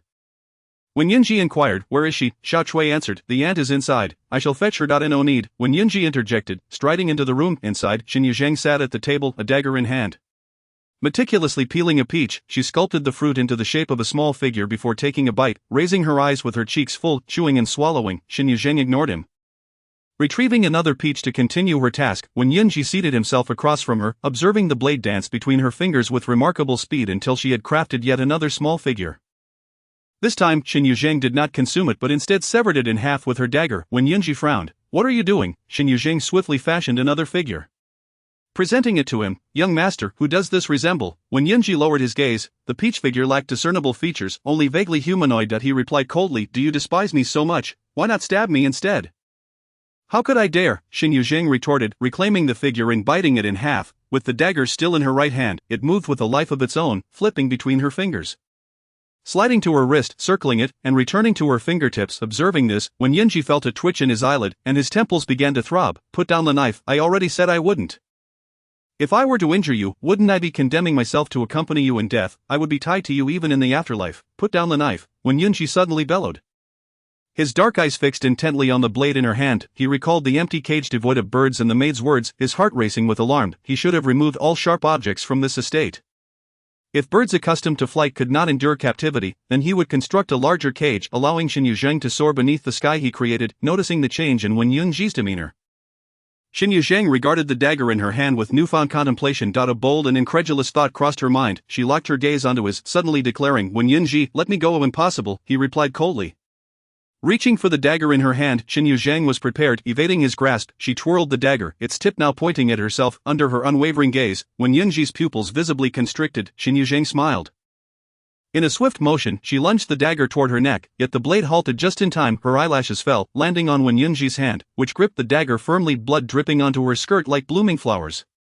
Meanwhile, fury ignited in Wen Yunji's dark eyes. "What are you doing, Shen Yuzheng?" She raised her gaze, smiling at him. "If you can prevent it this time, what about next time, Wen Yunji? You have feelings for me." Chapter 76. The initiative is in her hands, there will be no next time. Wen Yunji gritted through clenched teeth, his expression darkening as he gazed into the depths of Shen Yuzheng's eyes. Where a surging tide of darkness brewed, Shen Yuzheng found it amusing. So he too was capable of emotion. From her earlier experiments to her current certainty, she found it absurd. Did Wen Yunji truly understand how to love? His love was merely to confine her here, treating her like a pet. "Let go." Shen Yuzheng released her grip, as she had never intended to harm herself. When Yunji flung the dagger aside, revealing a bloody wound on his palm, Shen Yuzheng stood and walked to the door. "Yanguang, go call for a doctor." "No need." When Yunji refused, producing a medicine bottle from his pocket and coolly sprinkling the powder onto the wound, Shen Yuzheng returned and took the medicine bottle. "Let me do it." When Yunji looked up at her as she sat beside him, lowering her gaze to tenderly apply the hemostatic powder to his injury, she then tore a piece from her skirt to bandage the wound. "You should return to the city as soon as possible, consult a physician there, or seek out the royal court's doctor." "What if the injury is severe?" When Yunji interrupted, "Do you care?" Without raising her head, Shen Yuzheng replied, "I care, which is why you shouldn't allow yourself to be hurt." A wave of indescribable emotions surged within Wen Yunji. The gash in his palm felt as if ants were gnawing at it, both numb and itchy. This sensation was strange, causing a subtle tremor in his heart. He abruptly withdrew his hand, coldly stating, "After staying here for so long, I haven't learned much, but I've certainly picked up a knack for flowery words." Shen Yuzheng smiled and raised her eyes. "Does young master not believe me?" When Yunji pressed his lips together, his expression frosty, Shen Yuzheng said no more. She glanced at the bandaged wound and added, "Otherwise, we could invite Dr. Yun over. It seems somewhat serious." When Yunji still refused, "No need." If Aunt Yunran discovered how he had been injured, she would undoubtedly mock him, ultimately making it known to all. He understood well that the injury was not life-threatening. It merely appeared alarming. Neither spoke of the matter again. After their meal, Shen Yuzheng went to bathe. When she emerged, she found Wen Yunji seated at the edge of the bed. "Will young master be staying the night?" Wen Yunji's expression darkened, responding irritably, "Am I not allowed to stay?" Shen Yuzheng stood before the copper mirror, drying her hair. After watching her for a moment, Wen Yunji suddenly rose and approached her from behind. Shen Yuzheng raised an eyebrow as she caught his reflection in the mirror. She turned to face him, and he leaned in closer, her back pressing against the dressing table. She glanced down at his hand, feigning concern. "Young master, be careful with your hand." "It is nothing," Wen Yunji replied, his left hand encircling her waist, his dark eyes fixed upon her face, smoldering with intensity. Under such a gaze, Shen Yuzheng instinctively understood his intentions. Just as she was about to speak, Wen Yunji interjected, "I will have someone bring the contraceptive soup." Shen Yuzheng fell silent, and when Yunji kissed her, it had been long since he had touched the person before him. And now that he did, he felt an overwhelming surge of passion. Flames ignited within him, as if no amount of kissing could ever suffice. When Yunji instinctively intensified the kiss, urgent and fervent, the surrounding temperature rose, the intimate sounds amplifying in the air, from their noses to their ears to their minds. When Yunji's single hand grasped Shen Yuzheng's waist, lifting her onto the dressing table, he slightly distanced himself to gaze at her, their hearts racing in synchrony, hot breaths mingling, deep and desirous glances intertwining in the air. In an instant, they kissed once more, moving from the dressing table to the bedside. Then to the windowsill, their fervor unyielding throughout the night. Ultimately, when Yunji scooped Shen Yuzheng from the bath, he remained haunted by the residual tremors of their passionate evening, closing his eyes. He felt as though he were still submerged in that intoxicating embrace, desperately needing to hold her tightly to alleviate the agonizing pleasure of near extinction. He turned to kiss Shen Yuzheng's drowsy cheek. While the bandage on his right hand was already stained with blood, he carried her back to bed and rewrapped his wound. Once everything was settled, he lay down, turning to pull Shen Yuzheng into his embrace. Where the aftershocks returned, their skin brushing against each other, trembling slightly, he inhaled deeply, suppressing all thoughts, and finally succumbed to a deep slumber. This sleep was particularly profound, as if he were compensating for the sleepless nights of the preceding days. When Yunji opened his eyes, he was momentarily taken aback. Turning his head to see Shen Yuzheng already seated upright, in a muffled voice he inquired, "What time is it, Xiao Chui?" Shen Yuzheng rose and walked outside.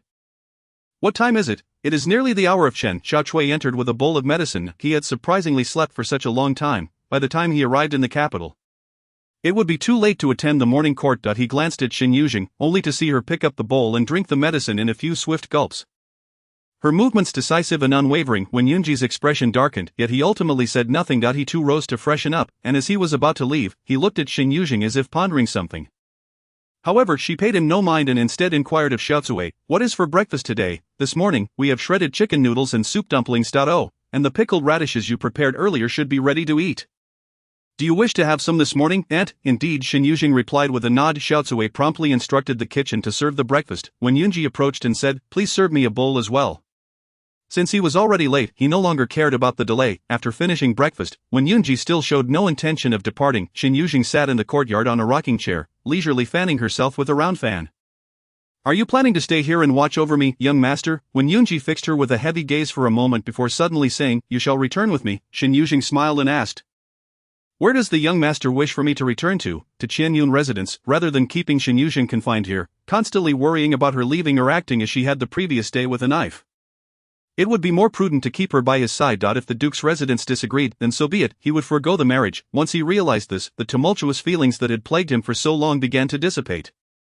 With the marriage off the table, whether or not he took a concubine was of no concern to anyone. Shen Yuzheng let out a laugh, suddenly sitting up, her demeanor turning cold. "It is too late. It is no longer within your power to dictate when I return." The initiative was no longer in his hands. The moment when Yunji became emotionally invested, he had lost. From that point forward, the power dynamics had shifted in her favor. Chapter 77, A reunion with the Lin family. When Yunji listened to her words, his expression impassive as he gazed at her, Shen Yuzheng mirrored his demeanor.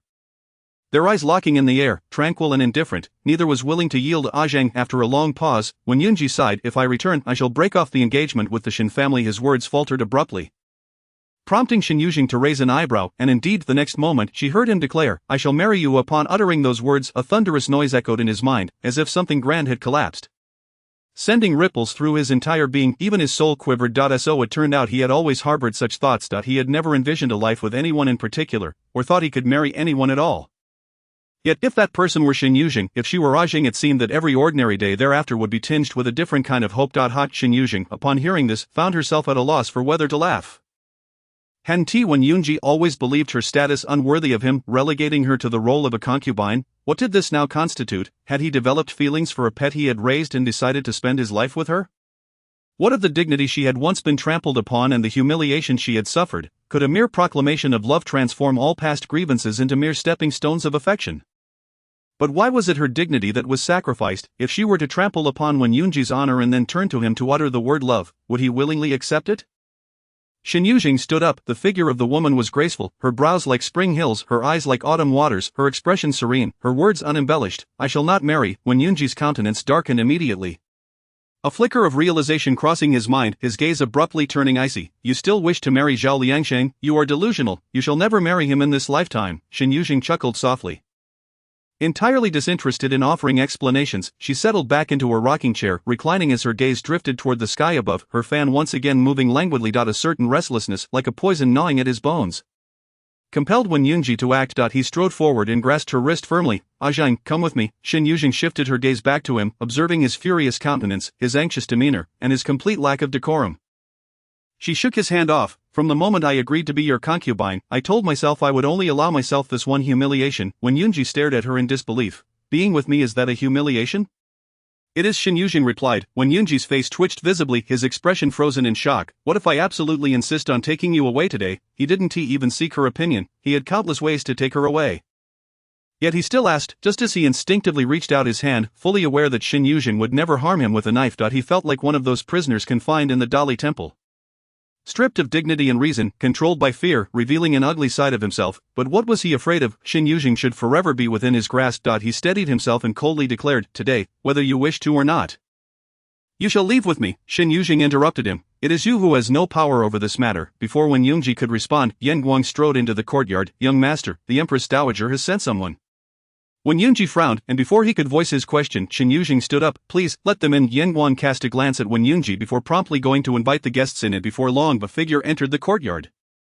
And upon seeing the newcomer, Wen Yunji raised an eyebrow in surprise. Lord Du Yuan was a female official of the Taixi Bureau, responsible not only for managing the inner court affairs but also for reviewing memorials alongside the Grand Minister of Rights. Thus, individuals from the previous court would respectfully address her as Lord. He then turned his gaze toward the familiar figure behind Du Yuan, Lin Yan from the Lin family. How could Lin Yan be here? Lord Wen. Du Yuan bowed to him and then straightened up, stating, I come on the Empress Dowager's orders to accompany the Lin family in retrieving their eldest daughter. How could the Lin family's eldest daughter be here? When Yunji's words trailed off as he abruptly turned to look at Shen Yuzheng. Impossible, how could Shen Yuzheng be a member of the Lin family? But the next moment, a noblewoman beside Lin Yan stepped forward, taking Shen Yuzheng's hand and gazing at her with tears in her eyes. You are Yuzheng. Shen Yuzheng nodded. Prior to this, she had received a letter from the king of Wuchang informing her that the Empress Dowager had arranged for her to assume the identity of someone from the Lin family. My daughter, a woman in her 40s, embraced her tightly, weeping uncontrollably. Mother has finally found you. Mother has searched for you so desperately. Shen Yuzheng's body stiffened. In a moment of confusion, she looked at Lin Yan. Wasn't he the identity the Empress Dowager had provided merely a facade? Yet why did this lady from the Lin family seem so sincere, as if she truly regarded her as her own daughter? Lin Yan had received the message from the king of Wuchang, stating he would come to bring his sister home. He had been anxious throughout the journey, for this sister had been placed by the Empress Dowager. While the Lin family would treat her well, she was still Wen Yunji's concubine. Before entering, he had envisioned numerous scenarios, but he had never anticipated that this sister would be someone he recognized. His expressions of astonishment and joy were utterly unmasked. Seeing Lin Yan equally exhilarated, Shen Yuzheng chose to remain silent. Perhaps the Lin family was staging this act for the Empress Dowager's benefit. After all, a female official from the Empress Dowager's side was still present. When Yunji's face darkened as he observed this reunion. Can someone explain to me how the person beside me has become the Lin family's long-lost daughter? Du Yuan replied, the Empress Dowager has requested that Lord Wen come to discuss this matter. When Yunji's expression grew even more somber, his brows knitting together, after a moment, Lin's lady released her embrace. But her hands remained tightly clasped around Shen Yuzheng's. Shen Yuzheng stole a glance at her hands but ultimately refrained from speaking. Lin's lady glared fiercely at Wen Yunji. This is my Lin family's daughter. Not yours. Shen Yuzheng inwardly marveled at how convincingly this Lin lady performed, embodying the joy and guilt of a mother who had finally found her long-lost daughter. Wen Yunji let out a cold laugh, regardless of who the Lin family's lost daughter is. It cannot possibly be Shen Yuzheng. When Yunji looked at Shen Yuzheng, his gaze profound. Come here. Lin's lady swiftly pulled Shen Yuzheng behind her, angrily stating, she cannot possibly go with you. Words that surged to Shen Yuzheng's throat were swallowed back down. Lin Yan also interjected, Lord Wen, now that we have found my sister, we cannot allow her to suffer any longer. Regardless of her previous ties to your family, she is now one of us. The Lin family. When Yunji's voice turned harsh. What if I refuse? Lin Yan inhaled deeply and stepped forward, positioning himself protectively in front of Lin's lady and Shen Yuzheng, silently meeting Wen Yunji's gaze. Chapter 78, Mother will prepare delicious food for you every day. As Shen Yuzheng was led out of the villa by Lin's lady, she felt somewhat dazed ever since the Lin family members had arrived. She had scarcely had the opportunity to speak. She had previously thought that even with the identity bestowed upon her by the Empress Dowager, persuading Wen Yunji to let her go would not be so simple. She had even prepared several alternative plans, but she never anticipated that the Lin family would simply take her away. Lin Yan turned to her and said, Sister, we are going home now. Shen Yuzheng was about to refuse.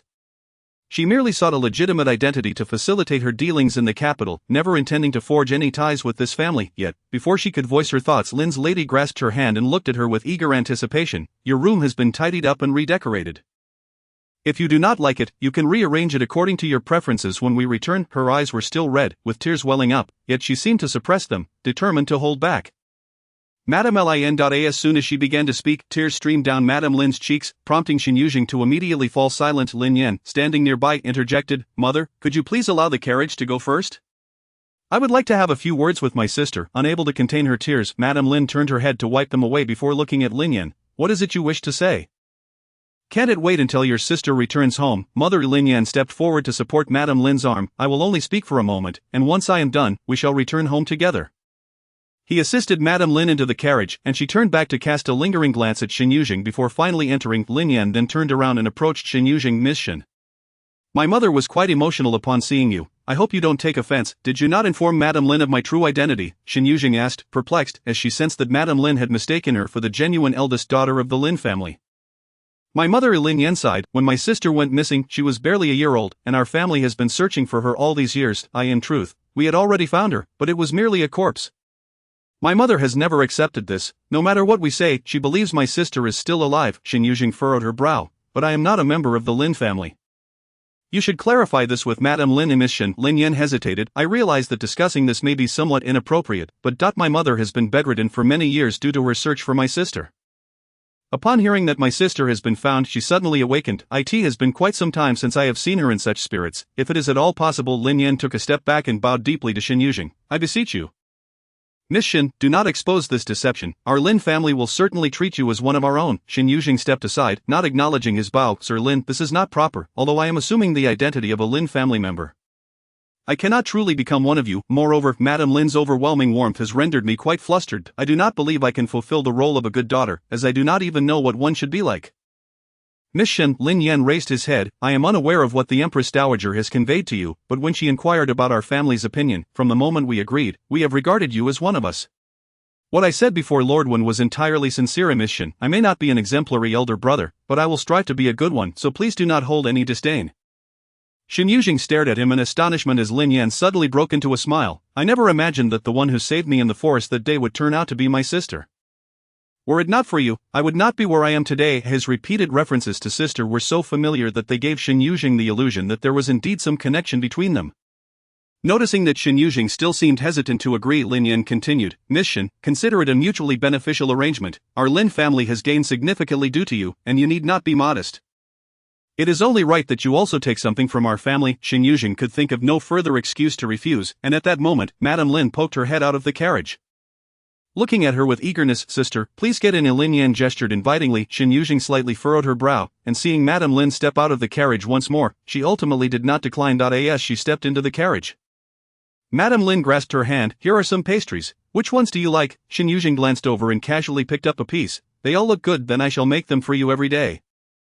Madame Lin exclaimed immediately. Shen Yuzheng paused, realizing that these pastries had been made by Madame Lin herself. Observing Shen Yuzheng's silence, Madame Lin smiled through her tears. If you do not like them, it is all right, I will learn to make others. After tasting a piece of pastry, Shen Yuzheng could discern no particular flavor. Feeling awkward, she nodded slightly. Madame Lin gazed at her, and the longer she looked, the more tears filled her eyes. My daughter must have suffered so much outside. She took Shen Yuzheng's hand, her scalding tears dripping onto Shen Yuzheng's skin. Why did I not find you sooner? If I had, you would not have had to endure so much hardship. Shen Yuzheng remained motionless, uncertain of how to respond. She glanced at Lin Yan, wishing to express that she could not truly play the role of someone else's daughter. Lin Yan gave her a reassuring look before addressing Madame Lin. Mother, is it not a joyful occasion that my sister has just returned? Why are you crying? Yes, indeed, it is a joyous occasion. Madame Lin quickly wiped her tears and continued to hold Shen Yuzheng's hand, not letting go until they arrived at the Lin residence. Wen Yun sat in silence with Du Yuan at the royal villa. After a report, he was invited inside. Upon seeing him enter, Wen Ying instructed someone to pour him a cup of hot tea. Wen Yun lifted the teacup and silently drank, remaining quiet for an extended period.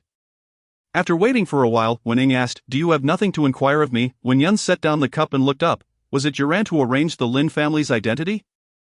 Wen Ying nodded. It was I who arranged it. In an instant, Wen Yun's grip on the teacup tightened. Wen Ying cast a glance at his hand before saying, I thought you would have come to find me sooner. Yet here I am waiting for you until now. Wen Yun gazed at her in silence, prompting Wen Ying to continue. Long before you locked her away at the villa, Shen Yuzheng had contacted me through Duan Xiao. She revealed her talents to me on several occasions, and the identity of the Lin family was the reward I provided her. Wen Ying sighed. You are usually so astute. Why have you not realized any of this? Do you believe that a person so close at hand could never escape your notice? Wen Yun's eyes fell slightly, his lips pressed into a straight line. Wen Ying sighed again. She knew he would comprehend this logic without her needing to explain. She stood and exited, leaving the space for when Yunzih. As she stepped out, she was suddenly embraced by Chen Zui, who pinned her against a pillar of the corridor. In a low voice, Chen Zui remarked, "You always praise this lad's intelligence. But I see him as utterly foolish. He cannot even grasp a woman's heart. It is no wonder he remains a lifelong solitary." Wen Ying slapped his arm. "Do not speak nonsense." Chen Zui raised an eyebrow and scoffed. "What have I said that is incorrect? He has trapped himself among those around him and allowed someone to escape with both heart and person. Is that not foolishness, brother?" Wen Ying frowned. Chen Zui pinched her waist and effortlessly lifted her. "Forget their trivial matters. How about you take care of your brother instead?" Chapter 79, Yuzheng, do you like it? Shen Yuzheng followed Madame Lin and Lin Yan to the Lin family residence. As she disembarked from the carriage, she was greeted by a throng of family members awaiting their arrival. Her steps instinctively hesitated to sister. A young man who resembled Lin Yan approached excitedly, looking at Shen Yuzheng. "I am Lin Yi, your second brother. I do not know you." A woman in yellow pushed the young man aside and stepped in front of Shen Yuzheng. "Step aside, sister. I am Lin Yan, your beloved younger sister." "Alright, everyone, Yuzheng has just returned. Please tone it down a bit." A cultured middle-aged man stepped forward, smiling at Shen Yuzheng. She pressed her lips tightly together. She felt she should not have come. Assuming her identity was false, she thought she would not need to interact much with the Lin family. However, with the Lin family being so warm and welcoming, she found herself at a loss. Madame Lin approached, linking her arm with Shen Yuzheng's. "Do not block the entrance. Let Yuzheng come inside. She must be famished after the journey. Quickly bring out the food." As Madame Lin spoke, the crowd dispersed, and she took the lead, guiding Shen Yuzheng inside. Later, Madame Lin introduced her to the elderly matriarch of the Lin family, who, due to her poor health, had fallen ill during the journey from Yangzhou. The matriarch held Shen Yuzheng's hand, tears streaming down her face as she choked out a few words before presenting Shen Yuzheng with a pristine jade bracelet. Stepping out of the room with the bracelet in hand, Shen Yuzheng felt increasingly uncomfortable. Madame Lin remarked, "Mother knew you were coming back and prepared a gift for your return. Had she not been ill, she would have come with me to greet you." Shen Yuzheng felt that both the jade bracelet and Madame Lin's words made her uneasy. When dinner time arrived, the dining table of the Lin family was lively. Devoid of the custom of silence during meals, Shen Yuzheng made an effort to remember everyone. The Lin family was straightforward. This branch of the Lin family in the capital consisted of Lin Yan, Lin Yi, and Lin Yanyan. Along with Shen Yuzheng, Lin father and mother had 4 children in total, with Lin Yan and Lin Yi as the elder brothers and Lin Yanyan and Shen Yuzheng as the younger sisters.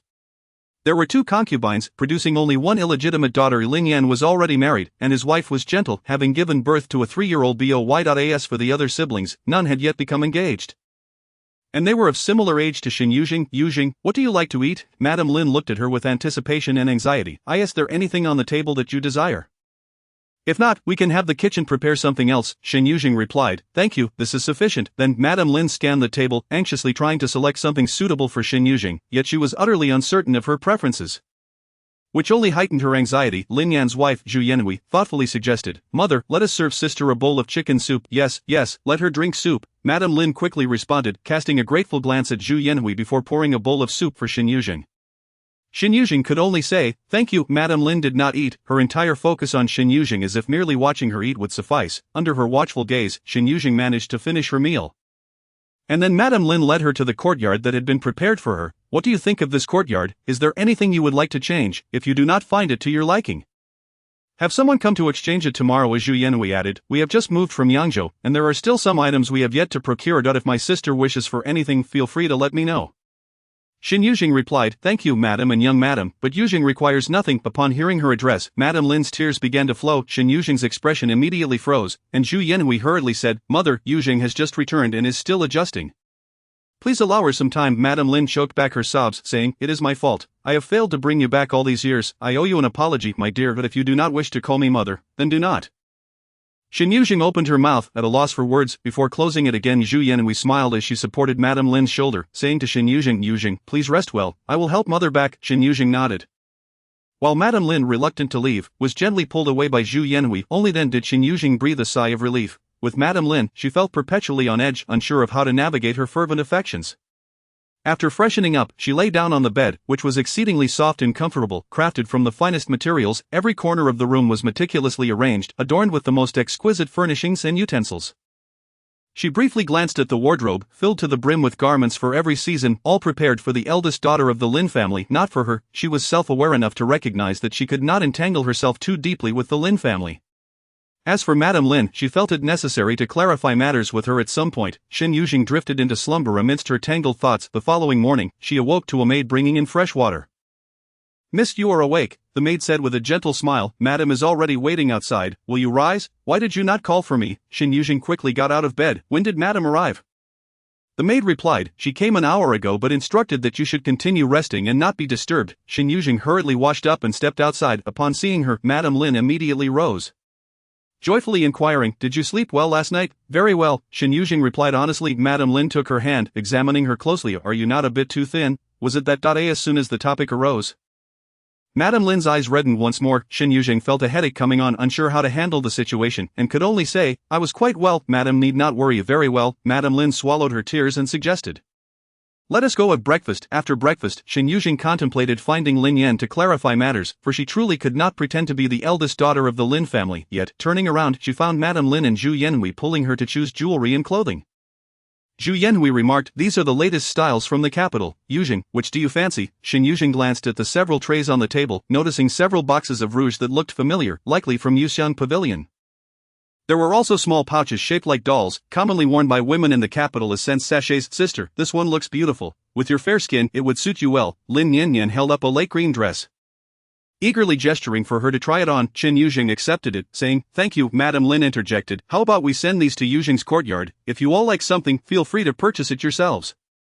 Lin Yanyan pouted, mother, ever since sister returned, it seems you only dote on her. Nonsense. Madam Lin shot her a glare, then turned to Yuzheng, her eyes glistening. Shen Yuzheng was taken aback. She had never realized how helpless she felt in the face of a weeping woman. Chapter 80, an unfavorable departure. After a while, Madam Lin wiped her tears and said, how many fine garments and exquisite items you wore as a child, yet your sister had none. I only wish to bestow upon you all the finest things in the world. Indeed, all for sister. Lin Yanyan chimed, leaning closer to Shen Yuzheng, her eyes gleaming with delight. Shen Yuzheng perceived no trace of discontent on Lin Yanyan's face, although they claimed she could choose, in the end. All the items were carried back to her courtyard by the maids. She sighed inwardly, realizing she needed to clarify matters with Lin Yan promptly. She was accustomed to a fair exchange. Whatever she received, she would give in return. However, faced with the concern and care of the entire Lin family, she found herself unable to reciprocate with equivalent value. What she could give back might one day require her to repay twofold or even threefold. Shen Yuzheng inquired where Lin Yan was and prepared to seek him out in the study. Zhu Yanhui followed closely behind, saying, I will accompany you. Shen Yuzheng nodded, and the two walked side by side. Along the way, Zhu Yanhui asked, Yuzheng, do you feel as though we regard you as the true eldest daughter of the Lin family? Shen Yuzheng halted, and Zhu Yanhui smiled at her. Everyone in the household, apart from grandmother and mother, is aware of your identity. Shen Yuzheng replied, since you all know, you must understand that this identity is merely a transaction between the Empress and myself. Rest assured, I will uphold the Lin family's reputation in my dealings outside. Zhu Yanhui suddenly stated, before your husband came to fetch you, I conducted an investigation into you. She winked at her, saying, after learning about you, I grew particularly fond of you. My husband feels the same, as does my father. Shen Yuzheng was perplexed by the source of this affection. We, the Lin family, chose you, and it is also because of you that we feel this way. Zhu Yanhui took her hand, and Shen Yuzheng noted that the Lin family members often held hands while conversing. You need not feel troubled or anxious about this. Even if you were to ask my husband, he would give you the same response. Shen Yuzheng was at a loss for words, and Zhu Yanhui continued, let us return and discuss the matter of publicly announcing your identity. Shen Yuzheng inquired, you wish to disclose it? Naturally, the eldest daughter of the Lin family has been found. It is only fitting that we announce it to the entire city. Once I have conferred with my mother and the others to select an appropriate date, we shall host a banquet to showcase what our eldest daughter looks like. Shen Yuzheng was pulled along as they discussed the Lin family's plans for the banquet, even debating what she should wear on that day. Madam Lin Yanyan and Zhu Yanhui deliberated for quite some time. Shen Yuzheng remained silent. She found herself unable to adapt to such enthusiasm but would not interrupt. The Lin family members were entirely different from those she had previously encountered. The children in the orphanage fought amongst themselves for survival. The villagers of Zhangjia village, though simple, were preoccupied with their own subsistence, and the Wen family, exalted and powerful, showed no concern for the servants below them. It was as if she found herself in another world, where every conversation revolved around her, yet she felt unable to integrate. However, when Madam Lin turned to her, red-eyed and seeking her opinion, she felt herself easily step into that role. During her 2 days at the Lin residence, she was either pulled by Madam Lin to select clothing and jewelry or guided by Zhu Yanhui on a tour of the Lin estate. Lin Yanyan even brought over a booklet, asking her to help select a husband. Shen Yuzheng rubbed her temples and replied, I am not familiar with any of these men. You might as well ask young madam. I merely want to take a look.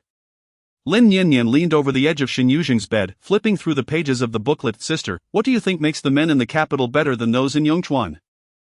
To me, they all look the same, one nose, two eyes. Shen Yuzheng had no answer. Lin Yanyan's inquiries seemed utterly pointless, yet Lin Yanyan was unfazed and continued to speak. Father and mother say that once elder brother is promoted, I will be able to choose a good marriage in the capital. I wonder which family they will choose for me. I must take a look in advance. After flipping through for a while, she suddenly sprang up. A sister, shall we go out shopping? Since I arrived in the capital, I have yet to explore. Shen Yuzheng nodded. Indeed, she should see the world outside. Wen Yun's had kept her confined to the villa for nearly 2 months. Whether it was Yuxiang Pavilion or the business in Duanzhao's hands, she had not inquired about anything. It was not out of concern, for with Duanzhao, the business would only flourish. However, she could not remain ignorant of everything. The identity of the Lin family merely restored her status, freeing her from the constraints of being a maid, where her life was held in the hands of others, yet, this was still far from what she desired. A respectable identity was nowhere near sufficient. Upon hearing that Shen Yuzheng intended to go out, Madame Lin immediately followed her to the door, her eyes glistening. Shen Yuzheng had grown accustomed to Madame Lin's propensity for tears. Yet the pitiful gaze that seemed on the verge of abandonment made it difficult for her to take a step away. Lin Yanyan stamped her foot in urgency, saying, Mother, we are merely going out for a stroll and will return shortly. Her mother had previously spent her days lying on the bed, crying every time Lin Yanyan visited. Now that her sister had returned, why was she still weeping? Madame Lin looked at Shen Yuzheng with red-rimmed eyes. Feeling aggrieved, may I not accompany you? Shen Yuzheng nearly agreed but was quickly deterred by Lin Yanyan's urgent refusal. Absolutely not. Madame Lin's tears, poised to fall, trembled in her eyes, prompting Shen Yuzheng to say, We will be back soon. After a brief outing, she added, I will bring back gifts for you, madam. Instantly, Madame Lin's expression brightened. Very well. Then I shall await your return at home. Shen Yuzheng's ascent into the carriage resembled a hasty escape. And only after the carriage had left the alleyway leading to the Lin residence did she finally exhale in relief. Lin Yanyan excitedly leaned against the window, her bright eyes eagerly scanning the surroundings. Sister, where are we going now? She asked, turning back. To Yuxiang Pavilion, Shen Yuzheng replied. Lin Yanyan immediately exclaimed, I know that shop. They sell the cutest rouge, don't they? Yes, Shen Yuzheng nodded. The term adorable aptly describes her. As the carriage arrived at Yuxiang Pavilion, Shen Yuzheng alighted first and, upon raising her gaze, immediately spotted Shen Yanlan's silhouette. Shen Yanlan noticed her too, and her expression shifted dramatically. Lin Yanyan followed her out of the carriage and, seeing her frozen in place, inquired his sister, What's wrong? Shen Yuzheng replied coldly, The outing has not been fortunate. I have encountered someone looking for trouble. No sooner had she spoken than Shen Yanlan approached her with a solemn expression.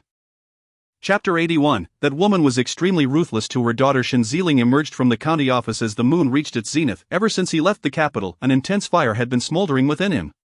As he arrived in Zhangjia village and reached the county office, this fire blazed even hotter, threatening to reduce his heart and lungs to ashes. He stood at the entrance of the county office, uncertain of his next move. The attendant asked, Second young master, where shall we go now? Shen Yuzheng rubbed his weary brow. He hadn't slept a full night since leaving the capital. Let us find an inn to rest for the night. Yet, in reality, he still did not sleep well that night. His dreams were filled with memories from 8 years prior, when Yanlan returned home. A 10-year-old Yanlan, clad in unrecognizable garments, small and frail, stood timidly at the gate of the duke's residence. Clutching a jade pendant, upon hearing the servantess' announcement, their mother rushed out, weeping, and enveloped Yanlan in her arms. The sound of joyous sobs filled the air, but the scene abruptly shifted to him kicking the woman before him away. What a worthless servant. Later, on the rooftop of the Buddhist temple at Baiyun Monastery, he drew his bow aiming at the fleeing woman. The dream ended abruptly, jolting him awake, drenched in sweat. He clenched his numb palms, the lingering fear rendering him momentarily dazed. The county magistrate's words echoed in his ears, as the maidservants and guards accompanying the noblewoman referred to her as Madame Xiao, the surname Xiao, coming from the capital. 3 years ago, it seemed every word was a revelation of her identity. He recalled that 3 years ago, their mother had visited the Xiao family ancestral home to pay respects to her great-grandmother. The Xiao family estate was not far from Wenzhou, and it was precisely because their mother and sister were trying to return to their maternal home that they had gotten lost. Shen Yuzheng sought to convince himself that it might not necessarily be his mother, it could be someone else, yet, his intuition insisted that the noblewoman residing in the county office that night was indeed his mother. A shadow of gloom settled over his heart, a blend of anxiety and panic enveloping him, as if he were trapped in a quagmire. There was no path forward or backward. Shen Yuzheng remained awake until dawn. And when he finally stepped outside, his head throbbed painfully. The attendant brought the horse, and as he mounted, he nearly toppled off. Zhangjia village was the only lead he had found in the Yellow Book. Zhangjia village was remote, nestled in a valley, rarely visited by outsiders. The only recently married woman he could trace was the village chief's sister. Their mother and sister had lived in the village for 5 years. It was likely that the chief's relatives would know the situation. By the time Shen Yuzheng reached Zhangjia village, evening was approaching. After inquiring around, he finally learned where Zhang Shimei resided, but upon arriving, The sight before him made him furrow his brow. Seeing this, the village chief hurriedly explained, Shursong's mother has lost her mind. She can no longer recognize anyone and often grabs the village's other children, mistaking them for her own. That's why she has been tied up like a pig. Shen Yuzheng had not anticipated that this sole lead would lead him to a lunatic. How could a decent person have become so deranged? This was a matter from many years ago. Just as the village chief was about to elaborate, Shen Yuzheng interjected, How long ago did this happen? The village chief pondered for a moment and replied, It should have been 8 years ago. Yes, 8 years ago, and it rained that night. Shen Yuzheng's pupils constricted suddenly. That night Shursong and his mother had somehow gone to Songshan. Heavy rain fell, and they slipped off a cliff. Shursong perished, while his mother became what she was now. Shen Yuzheng gazed at the disheveled woman, her face unrecognizable, unsure of how to inquire. She was clearly out of her mind, her feet shackled, huddled in a corner of the pig pen. Motionless, after a long while, he finally asked, And her husband? The village chief's expression turned awkward. Her husband has married another woman and no longer wants her. Shen Yuzheng's expression darkened. Take me to see him. The village chief led him to a house at the village's edge, which appeared wealthier than the others. The walls were made of bricks, and 2 stone lions flanked the entrance, quite rare in the village. The village chief stepped forward to explain their purpose, but the man inside was visibly displeased, about to voice his objections when his gaze caught sight of the dagger at Shen Yuzheng's waist. Causing him to fall silent, Shen Yuzheng gestured to the attendant, who stepped forward and tossed a pouch to the man. The man weighed it in his hands and immediately broke into a grin. That woman is a disaster. I married her to expand the Zhou family, but she bore me a son who was disabled, and to make matters worse, she brought her sister as children to live with us. Shen Yuzheng frowned. Her maternal family, isn't that the village chief's family in Zhangjia village? Indeed, it is, the man replied. I don't know which wild woman he had an affair with, but fearing his wife would find out, he sent the illegitimate daughter to my house to raise. The man was filled with resentment as he recounted this incident. That girl is full of malice. After we barely managed to raise 2 chickens, she stole them in the dead of night. Not only did she steal chickens, but she also took my money. The village chief chimed in. Every family in the village has been robbed by Huangya. She not only steals chickens but also eggs and clothes. Shen Yuzheng had not come to discuss these matters. He was eager to avoid wasting time. Have you heard of a woman who was sheltered by Zhangjia village? Who was pregnant at the time? The man pondered for a moment and nodded. There is such a matter. My wife mentioned it to me. Shen Yuzheng pressed urgently. What else did she mention? The man thought long and hard before suddenly his eyes lit up. Oh, there was something strange. My wife said that woman was extremely cruel to her daughter, never caring for her well-being. Shen Yuzheng's nerves jolted. What do you mean? The woman, after giving birth, didn't he even feed her daughter a drop of milk? She relied on the villagers to occasionally provide food. Later, even more appallingly, she wouldn't allow her daughter to enter the house and drove her into the mountains. Luckily, the girl was resilient. She survived in the mountains for 5 years, reportedly learning to hunt and sometimes trading her catches with the villagers. Shen Yuzheng suddenly recalled the traps he had seen in the mountains. Could it be that his sister had set them? But why would their mother do this? Over the years, their mother had shown no less affection for his sister than for them. Why had she been so ruthless to her in childhood? Shen Yuzheng's heart raced, yet more questions swirled in his mind, with the most crucial being, what was that girl's name? The name was not mentioned. Before Shen Yuzheng could feel disappointment, the man continued. The girl's name seemed to have the character U in it, supposedly because of a jade pendant. However, that pendant was ultimately given to my brother-in-law in exchange for 2 new outfits. A chill surged from his feet to the crown of his head, and Shen Yuzheng froze in place. Chapter 82. He aims to restore everything. When Shen Yuzheng left Zhangjia village, he took Zhang Shimei with him.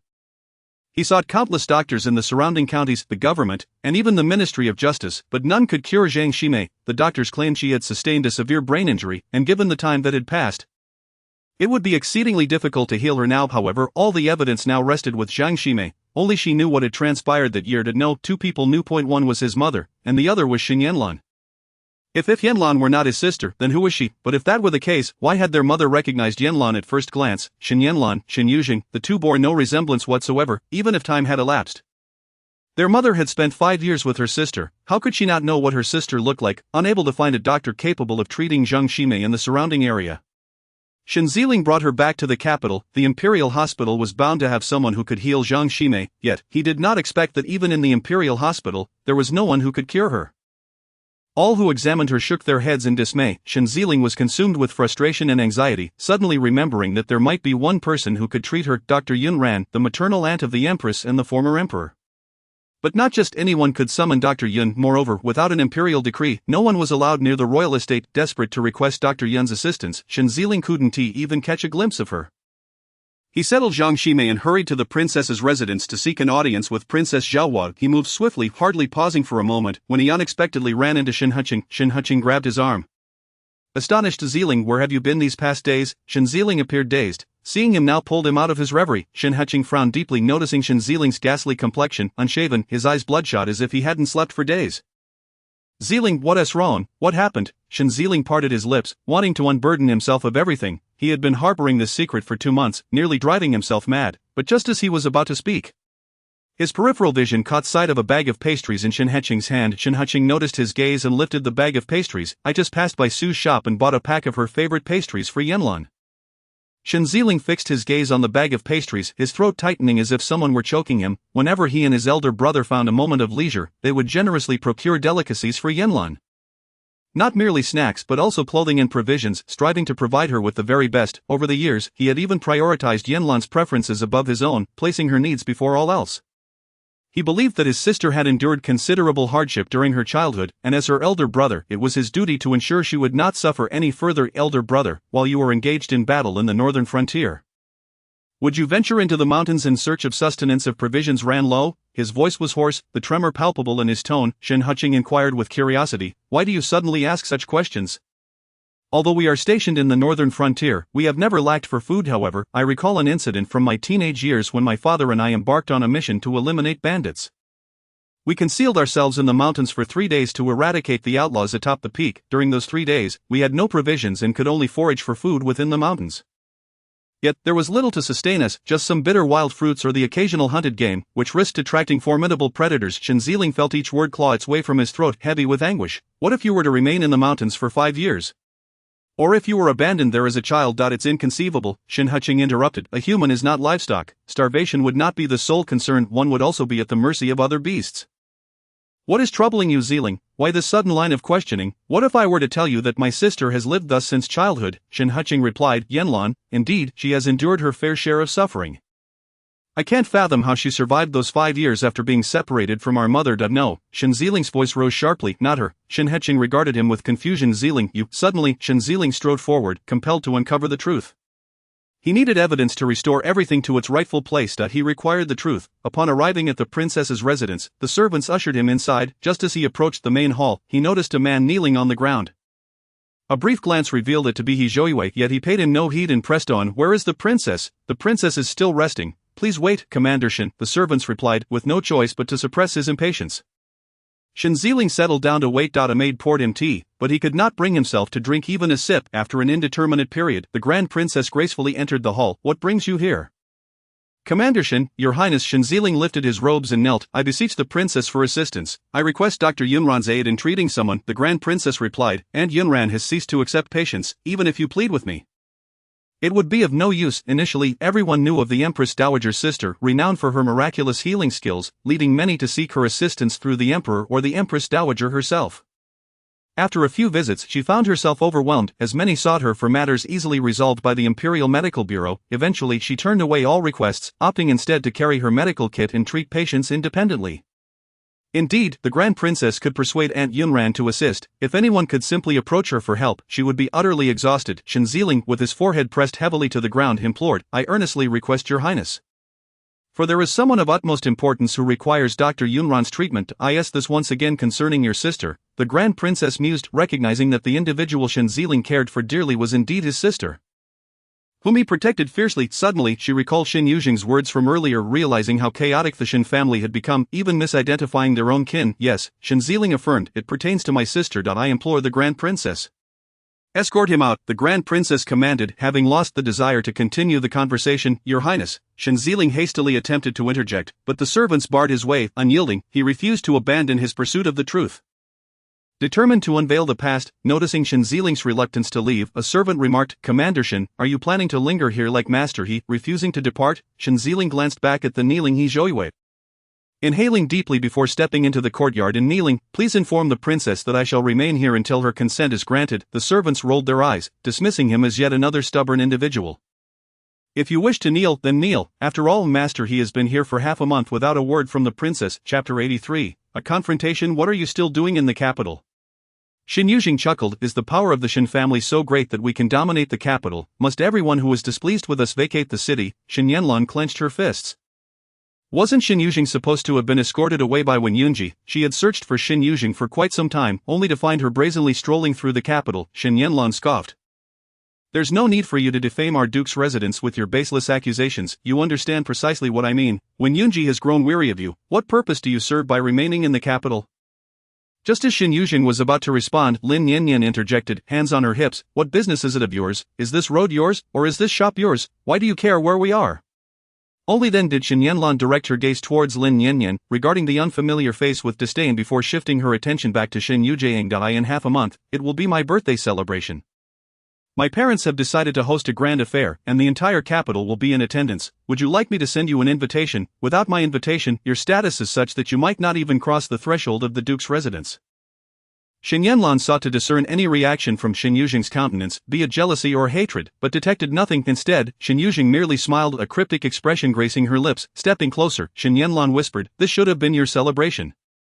However, my parents, along with my elder brother and second brother, will be celebrating me. Are you feeling quite pleased with yourself?" Shen Yuzheng asked blandly. "You possess nothing now. Your birthday, your status, even Wen Yunji, all belong to me." Shen Yanlan maliciously retorted, "If I were you, I would end my own life. After all, no one loves you. Living in this world is a pitiful existence. Then I must disappoint you." Shen Yuzheng replied with a faint smile.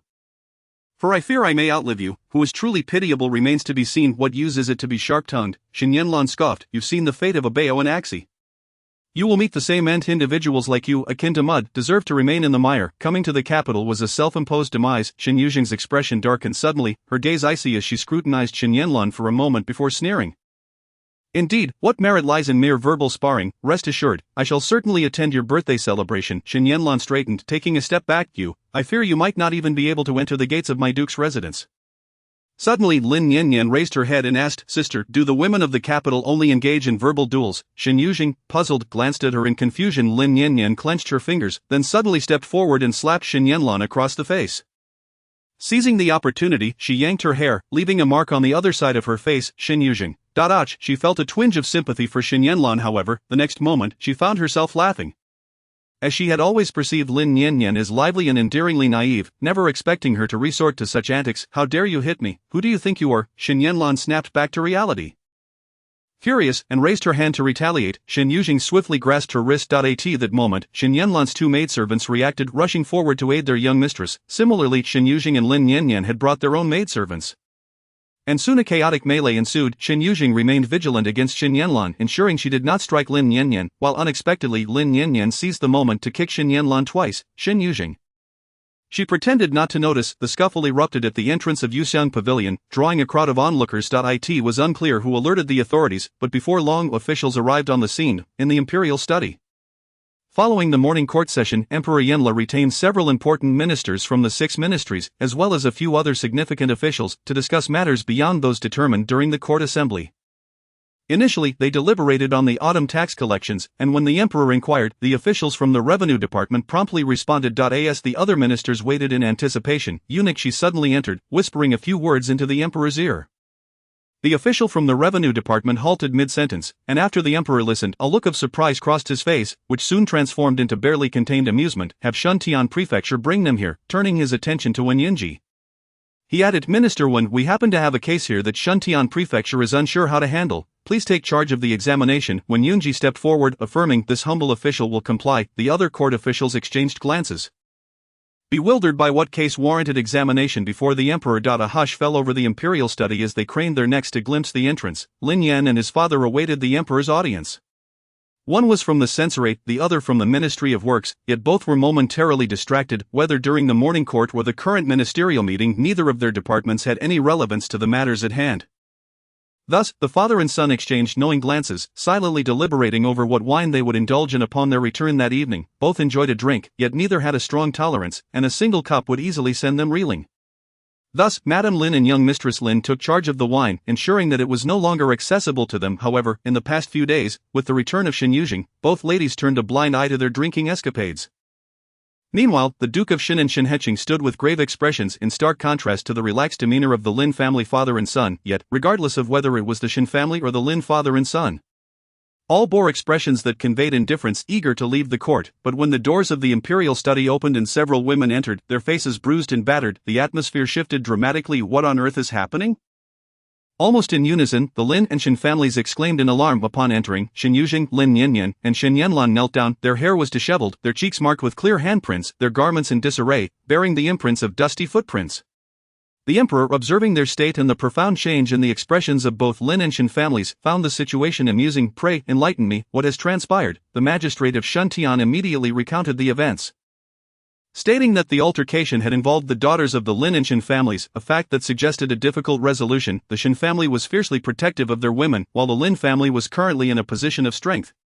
With the eldest son serving in the censorate was notorious for its sharp-tongued officials, and Lin Yan was among the most formidable. Should he mishandle this case, Inspector Lin could easily strip him of his position.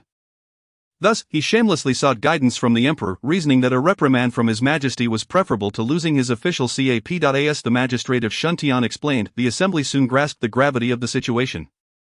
Falling into a silence of disbelief, the quarrel among the young ladies was unseemly and significantly undermined the dignity of the court. "Your Majesty, the Lin and Shen families have failed in their duty to properly educate their daughters, leading to this farce. If we do not impose strict penalties, shall we require Your Majesty's intervention every time a dispute arises among the womenfolk of noble families?" The Minister of Rights was the first to voice his opinion, prompting a furious rebuke from Duke Shen. "Silence, you old fool!" The minister scoffed internally, realizing that discourse with a brutish military man would yield little. He shifted his gaze toward the Lin family. "Do you disagree with the emperor's decree? His Majesty has personally requested Minister 1 to preside over this case, and yet, before the case has even been heard, you are already eager to assign blame to our families. Does the law of the great Yin heed your whims? Or does it heed the emperor's will?" Lin Yin interjected. "Not long ago, a concubine from Minister Bai's household brawled with the legitimate wife in the streets. How was that case resolved?" Suddenly, he dropped to his knees, passionately declaring, "Your Majesty, I wish to impeach Minister Bai for favoring his concubine over his lawful wife, disregarding ethics, and allowing his household's concubine to act with impunity." Startled, Minister Bai immediately knelt, tears streaming down his face as he pleaded, "Your Majesty, I am wronged." His foolish tongue had led him to offend the Lin family without cause. The emperor, feeling a headache coming on, waved his hand dismissively. "Enough of this commotion, Yunji, you shall oversee this case." With that, the emperor settled into a comfortable position, eager to witness the unfolding drama. The court had been in session for half the day, and his mind was cluttered with urgent memorials from across the realm. Now, he sought a diversion. When Yunji approached the group, his gaze cold. "Who struck the first blow?" It was she. Shen Yanlan began to speak, but Shen Yuzheng interrupted her. "Is it appropriate for Minister 1 to adjudicate this case?" When Yunji turned his attention to her, an unusual glint in his otherwise indifferent eyes, the emperor had long been aware of Shen Yuzheng's existence, but this was his first encounter with her. Upon hearing her words directed at Wen Yunji, he could not help but inquire, "What makes it inappropriate?" Shen Yuzheng replied, "Minister 1 is the fiancé of Miss Shen. This is common knowledge throughout the city. How can we ensure impartiality in this case if he presides over it?" It was the first time anyone suggested that Wen Yunji's judgment might be clouded by personal interest. Even if he were biased, it would likely benefit his beloved concubine. The emperor turned to Wen Yunji. "What is your opinion?" Wen Yunji lowered his eyelids, fixing his gaze upon Shen Yuzheng, a slight smirk playing at the corners of his mouth. "Do you believe I would show favoritism?" Shen Yuzheng's expression remained impassive. "Even if you do not, the appearance of bias cannot be overlooked. To avoid any suspicion, I implore Your Majesty to appoint another official to oversee this case." When Yunji's eyes lingered on her left cheek, where the handprint stood out against her fair skin, causing him to furrow his brow slightly, the emperor then declared, "Xing Zhao, you shall oversee this matter." Xing Zhao, the commander of the Imperial Guards, was an uncontroversial choice for the task. "Who struck first?" he inquired. It was she. Shen Yanlan pointed accusingly at Lin Yanyan. Her cheeks were swollen, and blood stained the corners of her mouth, indicating that she had suffered more than Shen Yuzheng or Lin Yanyan. Xing Zhao turned to Lin Yanyan, who bore a similar mark on her face, her large eyes filled with tears, which began to fall one by one. "I know she is the eldest daughter of the Duke's household. I should not have struck her even if she scolded or hit me. I should not have retaliated," Shen Yanlan, seething with anger, retorted. "When did I ever scold or strike you?" Lin Yanyan shrank back, sobbing, "Before coming to the capital. My father and elder brother warned me that the eldest daughter of the Duke's household is the one we must not offend. Our Lin family is of humble origins, and if we offend her, we will have no place in the capital." Shen Yuzheng's eyelids twitched as she glanced up, and indeed, both Duke Shen and Shen Hucheng wore grim expressions. Suddenly Lin Yanyan let out a loud wail. "Father, brother, I am so sorry. I should not have offended the eldest daughter of the Duke's household. If the Lin family suffers because of me, you must cast me aside even if it costs my life. I do not wish to bring harm upon you." Lin's father wiped his tears. "My dear daughter, how could I allow you to suffer? If the Duke's household seeks your life, I shall stand with you." Father, the father and daughter nearly collapsed into each other's arms, weeping openly. Shen Yuzheng struggled to maintain her composure. Shen Yuzheng stepped forward, kneeling. Your Majesty, our family has never abused our power. Today, my sister has been wronged. And we merely seek justice, the emperor replied. The matter has yet to be fully resolved. General Shen, do not be hasty. This was the distinction between military and civil officials. The emperor then turned to Lin's father. Enough of the tears. Xing Zhao, proceed with the inquiry. Lin's father wiped his eyes, exchanging a furtive glance with Lin Yanyan. The emperor noted this exchange, and his eyelids twitched. Lin Yanyan then spoke. Today, my sister and I went out shopping and encountered Miss Shen in front of the Rouge shop. She blocked our way, saying that my sister, being an orphan, should simply die. Was she not cursing my parents? My parents are perfectly well. How can Miss Shen claim they are deceased? Shen Yanlan immediately protested. When did I ever speak ill of your family? I was referring to Shen Yuzheng. What does that have to do with you? You were the one who approached and struck first. How could it not be related? My sister was just found, and we, the Lin family, cherish her dearly. Why should she be subjected to your curses? Shen Yanlan looked incredulous at Shen Yuzheng. You claim she is one of your own. Have you lost your mind? She is nothing more than a lowly servant. Slap. Lin Yanyan, consumed with rage, struck Shen Yanlan, her hands still trembling from the act. Her eyes blazed with fury. How dare you insult my sister? Everyone was taken aback, and Shen Yanlan could hardly believe that Lin Yanyan would dare to act out in front of the emperor. She clutched her face, glaring at Lin Yanyan. You wretched girl. She raised her hand, only to be seized by Shen Yuzheng. Lin Yanyan recoiled, clutching Shen Yuzheng's arm. Sister, she's going to hit me. Wait. Hold on. Both the Lin and Shen families attempted to intervene, but in the next moment, Shen Yuzheng retaliated with a resounding slap across Shen Yanlan's face. Xing Zhao commented, there is no need for further inquiry. This has merely repeated itself. Chapter 85. The Shen family harbors no innocence. Duke Shen's face turned an alarming shade of purple.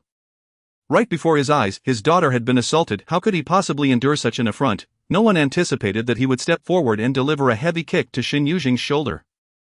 She collapsed to the ground, the left side of her body losing all sensation. His sister, Lin Yanyan, cried out in alarm. Duke Shen prepared to kick Lin Yanyan next, but Shen Yuzheng instinctively pulled Lin Yanyan aside, causing the blow to land squarely on her waist. Had it connected, it could have left her permanently disabled. Lin's father and Lin Yan's eyes widened with fury, but they were too far away to intervene in time. At that moment, when Yunji moved in close, delivering a sharp blow to Duke Shen's side, causing him to stagger back, supported by Shen Yuzheng, Lin Yanyan clung to Shen Yuzheng, weeping uncontrollably. The Duke is trying to kill us. Your Majesty, please save us. Lin's father and Lin Yan rushed forward, positioning themselves protectively in front of Shen Yuzheng and Lin Yanyan, glaring at Duke Shen. You wield such authority, Duke. Do you intend to commit murder before the emperor? Duke Shen blared at Shen Yuzheng and Lin Yanyan. Whoever harms my daughter shall face my wrath. Lin's father rolled up his sleeves. Is your daughter so precious that others' daughters are worthless? Shen Guoliang, let me tell you, if anything happens to my daughter, I will fight you to the death. Duke Shen snorted coldly, his gaze shifting to Wen Yunji, a flash of murderous intent crossing his eyes. When Yunji turned and instructed, fetch the imperial physician. Yanlo Emperor straightened his posture, unable to continue watching the performance. The petty squabbles among young ladies could escalate into a serious matter if the court officials were to engage in conflict. Shen Yuzheng was assisted to her feet, her complexion as pale as death, her forehead drenched in cold sweat. She raised her eyes, casting a frigid, piercing glance at Duke Shen. Duke Shen did not spare her a glance. To him, she was an inconsequential figure, and even if he were to kick her to death here today, it would merely serve as revenge for his daughter. Shen Yuzheng took a deep breath, her mouth and throat seemingly filled with the metallic taste of blood. Soon, the physician arrived, and fortunately, it was only a fracture in her left shoulder that required a period of rest for proper healing. Upon hearing this, Lin's father erupted in fury. Shen Guoliang, you old scoundrel, how could you lay hands on such a young girl? Duke Shen retorted angrily, if you had properly raised your daughter, it would not have fallen to me to discipline her. You call that discipline? Your daughter curses others at will. This is the method of upbringing in the Shen family. And your son, always kneeling at the princess's residence, hoping to win her favor, did you teach him that? Duke Shen's face flushed with rage, yet he found himself at a loss for words. The Duke's mansion certainly wields great power. Today, Lin has witnessed it firsthand. Lin Yan, with a stern expression, clasped his fists towards Duke Shen and Shen Yuzheng, stating, from this day forth, my colleagues in the censorate will learn from Duke Shen. Yanlo Emperor felt a headache coming on. He should not have allowed the Shuntian prefecture to bring people in for a mere performance. He reprimanded both families sternly, administering 50 strokes each before sending them away. As Shen Yuzheng emerged from the side hall, she saw Duke Shen, Shen Yanlan, and Shen Yuzheng standing together. Duke Shen looked at Shen Yanlan with concern. Does your face still hurt? Father brought back medicine from the physician. It will not leave any scars of father. It still hurts, Shen Yanlan replied, her voice filled with grievance. Duke Shen's eyes reddened. Father did not protect you well. I am sorry. Shen Yuzheng glanced at them before shifting her gaze away, as Lin Yanyan clung to her arm. Sister, let us go home. She paused, then nodded. All right, we shall return. Home. The last word was particularly soft. At that moment, the Shen family also noticed them, and their expressions darkened. Shen Yuzheng maintained a neutral expression, but as she took a few steps, she was halted by Shen Yuzheng. Lin Nian grew wary. "What do you want?" Shen Yuzheng's gaze was fixed solely on Shen Yuzheng, his surprise upon seeing her transformed into fury in an instant. He never anticipated that the breathtaking woman who had saved her in the woods would now be competing with his sister for a man. And worse yet, bullying his sister. "The 1,000 taels I promised you have already been delivered to Yuxiang Pavilion. Our debts of gratitude are settled. Should you dare to harm my sister again, I will not show you mercy." "I have never had any dealings with the Shen family," Shen Yuzheng replied, recalling the wound on her shoulder, and coldly laughed. "No, there are still many grievances to settle between us, Shen Yanlan, Shen Ziling, and now another Duke Shen. Very well, when I seek my revenge, I shall not spare the innocent. There are no innocents in the Shen family." Shen Yuzheng cast him a frigid glance, bypassing him as she continued forward. Shen Yuzheng furrowed his brow. Feeling discomfort in his heart. As Shen Yuzheng and the Lin family exited the palace, they listened to Lin Yan and Lin Nian vociferously berate the Shen family. One moment they spoke of impeaching them, and the next they planned to find an opportunity to ensnare them. Shen Yuzheng quietly followed, her heart unusually tranquil. It had been a long time since she felt such peace, as if free from the burdens of life's struggles and the oppression of power. No longer fearing humiliation, Shen Yuzheng halted and turned to Lin Yan, who wore a face of guilt. "I am sorry. As your brother, I am powerless to make Duke Shen apologize or to seek vengeance. But rest assured, I will keep a close watch on him. Should he make even the slightest misstep, I will ensure you reclaim your honor." A warm current seemed to flow through her heart. Today's events had inadvertently implicated the Lin family, yet they had stood by her side throughout. Each time she saw Shen Yanlan protected by the Shen family, she felt no sadness, for she was unfamiliar with the sensation of being shielded and indifferent to whether anyone protected her. In her previous life, she had been accustomed to living and studying alone. In this life, she had learned to swallow her bitterness and resentment in silence. However, the appearance of the Lin family made her realize that being protected was indeed a wonderful thing. Lin Yan continued, "By the way, you must apply medicine to the injuries on your faces when we return. I need to fetch some superior ointment from the physician." The eldest daughter of the Shen family was far too ruthless. Brother Lin Nian winked at him. "The slap marks on my sister and me were self-inflicted. With the authorities already involved, they could not possibly return unscathed while Shen Yanlan's face was so severely swollen. Thus, amid the chaos, they had given themselves a slap. Lin's father and Lin Yan stared at the two in astonishment before bursting into laughter. "Truly a daughter of the Lin family. It is only fitting that we do not suffer losses when we are out in the world." Lin Nian proudly clung to Shen Yuzheng's arm. Shen Yuzheng gazed at her and smiled, her brows and eyes radiant, with a gentle warmth shimmering in her depths. It was yet another side of her that Wen Yunji had never seen before, still captivating him, making him uncontrollably desire to see the same smile reflected back at him. But he softly called out, "Adhering." Shen Yuzheng turned her head, and her smile abruptly cooled. Chapter 86. "I want you and Shen Yanlan to break off the engagement." Wen Yunji approached slowly, and with each of his steps, Shen Yuzheng's expression grew increasingly frigid. Lord Wen, Lin Yan, having previously interacted with Wen Yunji, stepped forward to stand between Shen Yuzheng and him. "There's something you wish to discuss." Lord Wen, Wen Yunji halted his steps. "I am looking for Adhering. That may not be appropriate. After all, Lord Wen is to be wed next year. My sister has yet to be married. Do you not care for your reputation?" "Lord Wen, my sister still needs hers." Wen Yunji gazed past him at Shen Yuzheng, a faint smile gracing his lips. "Lord Lin seems very concerned for his sister. However, I wonder if your sister has mentioned to you that she and I share a fleeting bond?" Shameless, Lin Yan silently cursed. He wished to say more, but Shen Yuzheng called out from behind. Brother Lin Yan paused, thinking he had misheard. Shen Yuzheng stepped forward. "Brother, allow me to speak with Lord Wen for a moment." Lin Yan nodded, contemplating. "We will wait for you in the carriage." Once the Lin family departed, only Shen Yuzheng and Wen Yunji remained at the palace gates. Since their last parting, some time had passed without seeing one another. Wen Yunji gazed intently at her. "I will fetch Aunt Yunran to examine the injury on your shoulder." Shen Yuzheng replied, "There is no need, the physician has already attended to it." Wen Yunji took a step closer, his entire presence almost enveloping her. Shen Yuzheng remained still, her expression neutral. "Do you wish to sever ties with me?" Wen Yunji gently caressed her cheek, his tone icy. "Can we truly part ways?" Shen Yuzheng stated. "With time, we shall naturally distance ourselves." When Yunji abruptly tilted her chin upward, lowering his head, his gaze deep and profound. "Yuzheng, you cannot escape this. You and I are destined to be intertwined across lifetimes." It felt as though something had sprouted within her heart, taking root during the days when Yunji was absent from her life, now blossoming into a resplendent, bountiful fruit. The fruit was both sweet and sour, delightful yet bitter, bearing a name known to all. When Yunji's features softened with emotion, unable to resist leaning down to plant a kiss on Shen Yuzheng's lips. He tasted the flavor of love. Shen Yuzheng maintained her impassive demeanor, causing Wen Yunji to pause, peering into her eyes. He furrowed his brow slightly, disliking her indifferent expression. He grasped the back of her neck, pulling her into his embrace. And when he noticed her hairpin had come undone, he chuckled softly. Does it hurt? He asked gently. Yes, Shen Yuzheng replied with a smile. My shoulder hurts, and my face also aches. Will you help me retaliate? Very well. Wen Yunji could not help but tighten his grip around her waist, his voice low and restrained. I will help you, Shen Yuzheng interrupted. What price do you require from me, my lord? The familiar scent enveloped them. And as he held her close, Wen Yunji's voice grew huskier. Come back with me tonight. All right. Shen Yuzheng smiled knowingly, undeterred. Indeed, every kindness from Wen Yunji came with a price that he had previously indulged her in dealing with Shen Yanlan because he wished for her to remain by his side. Now, he was willing to assist her in seeking revenge, provided she returned with him and willingly shed her garments. It was a clear transaction. To Wen Yunji, it may have seemed an equitable exchange. But to Shen Yuzheng, she felt she no longer needed to engage in such transactions. My lord, Shen Yuzheng lifted her uninjured right hand, draping it around Wen Yunji's neck, her entire being softly melting against him. She lifted her chin and asked, Do you still mean it when you said you would marry me? Upon mentioning this matter, Wen Yunji immediately recalled the day at the villa when Shen Yuzheng coldly declared her refusal to marry. His expression darkened and his voice grew grave. Did you not say you were unwilling to marry? Shen Yuzheng replied softly. Times change. I was once of lowly status. Even if I married you, it would be an improper union. But now, as the eldest daughter of the Lin family, I come from a respectable lineage. If I were to marry you, it would be a match of equals. So, does this mean you are willing? Shen Yuzheng pushed Wen Yunji away, and he made no effort to stop her, merely gazing directly into her eyes. My lord, do not forget that you are still bound by a marriage contract.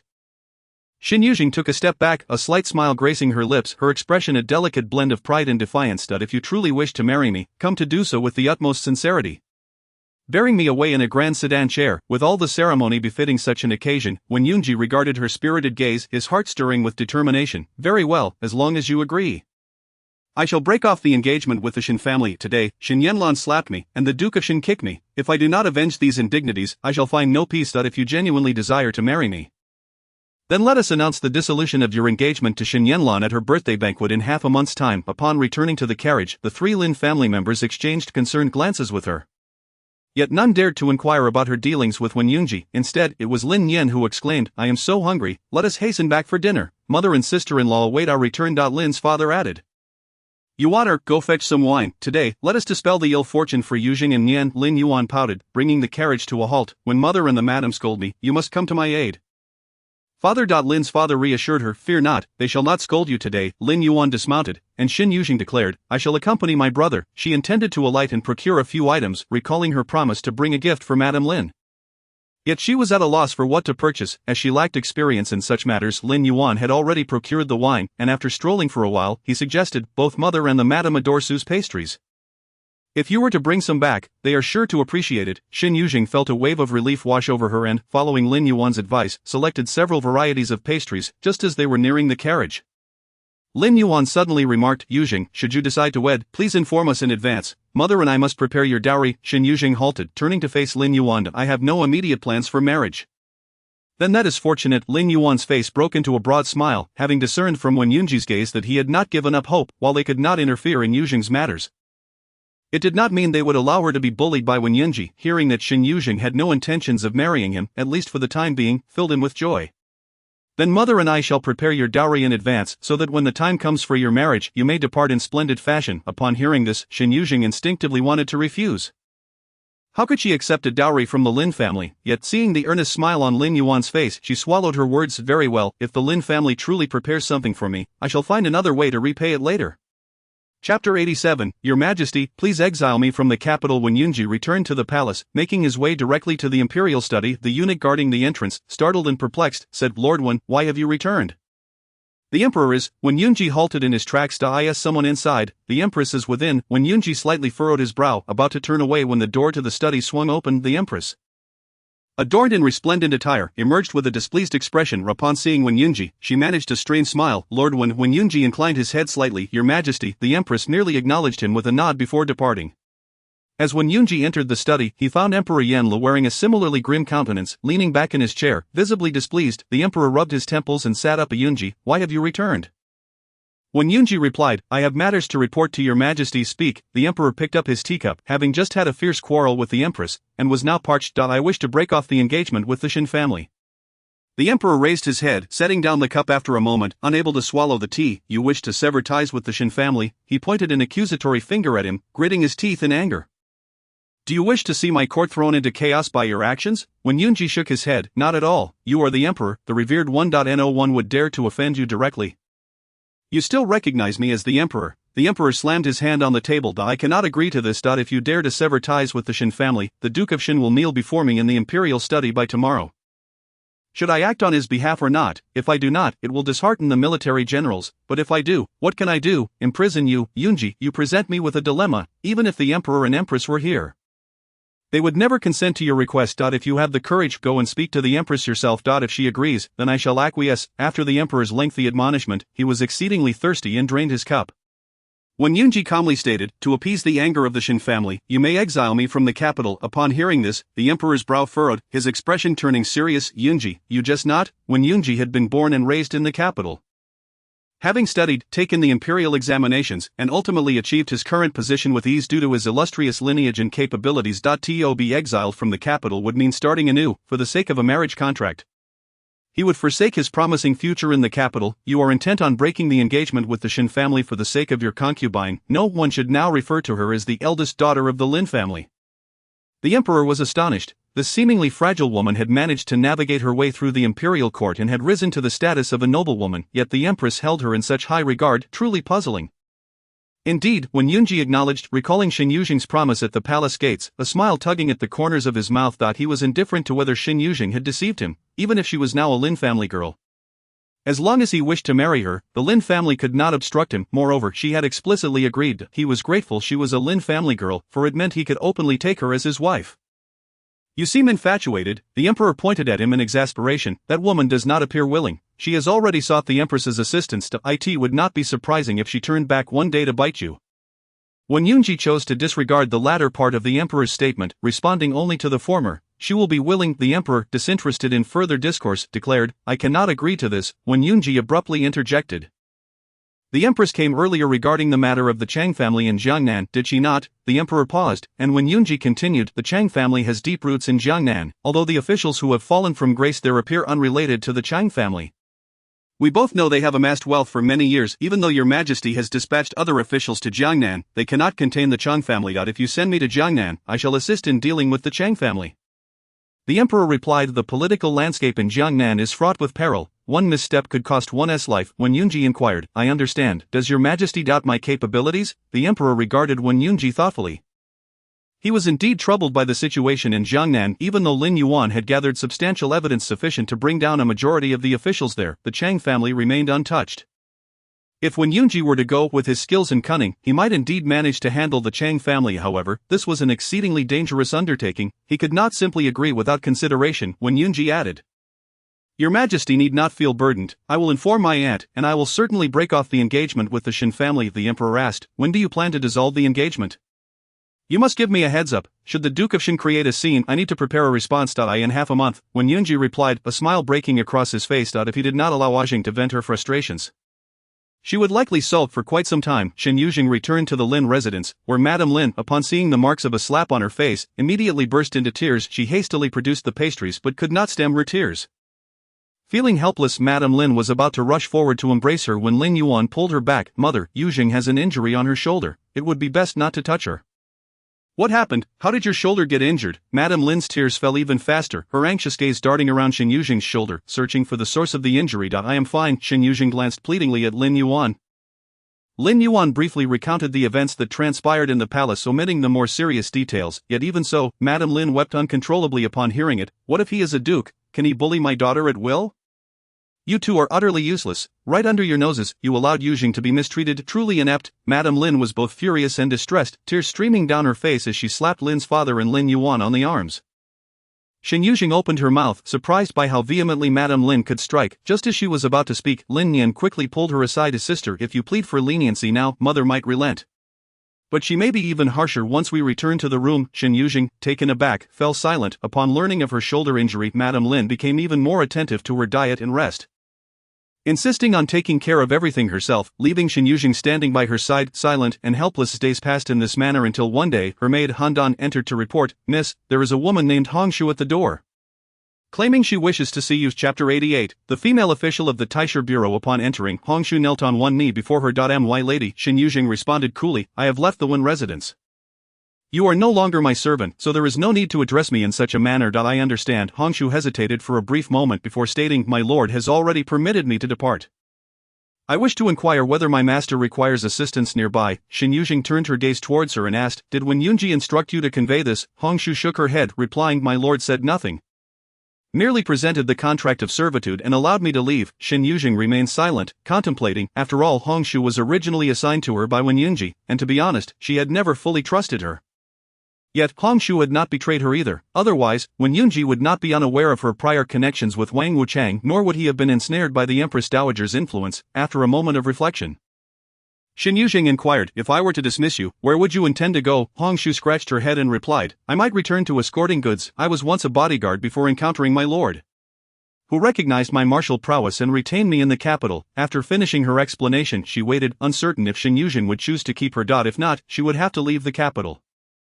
You may stay, Shen Yuzheng declared. Indeed, she required assistance, and Hongshu's martial skills, coupled with her diligent work ethic and reticence, made her an invaluable asset. Shen Yuzheng had to admit that Wenyunji had chosen well for her. Due to her shoulder injury, Shen Yuzheng intended to venture out, but this time, Madame Lin was adamantly opposed. If Shen Yuzheng uttered another word, Madame Lin would likely dissolve into tears. Shen Yuzheng often wondered if Madame Lin's eyes concealed a faucet. A simple twist could unleash a cascade of tears, while another turn would cause them to retract. Yet, whenever Madame Lin cried, Shen Yuzheng found herself powerless. Nevertheless, she had to go out, for she had an appointment with Wang Wuchang. She sought out Lin Yanyan, who then contacted Zhu Yanhui. Ultimately, the three of them decided that Zhu Yanhui would escort Madame Lin out of the city to offer incense. Claiming it was to pray for Shen Yuzheng's well-being, Madame Lin immediately acquiesced. Once Madame Lin had departed, Shen Yuzheng seized her opportunity to leave the residence. She made her way to Feihong Pavilion, where Wang Wuchang was already awaiting her in a private room. Wang Wuchang asked, how should I address you now, Miss Shen or Miss Lin? Just call me Yuzheng, Shen Yuzheng replied as she took a seat. The Lin family had inquired about her preference, but she had no intention of changing her surname. Her name had followed her from the modern world, serving as a reminder of her origins.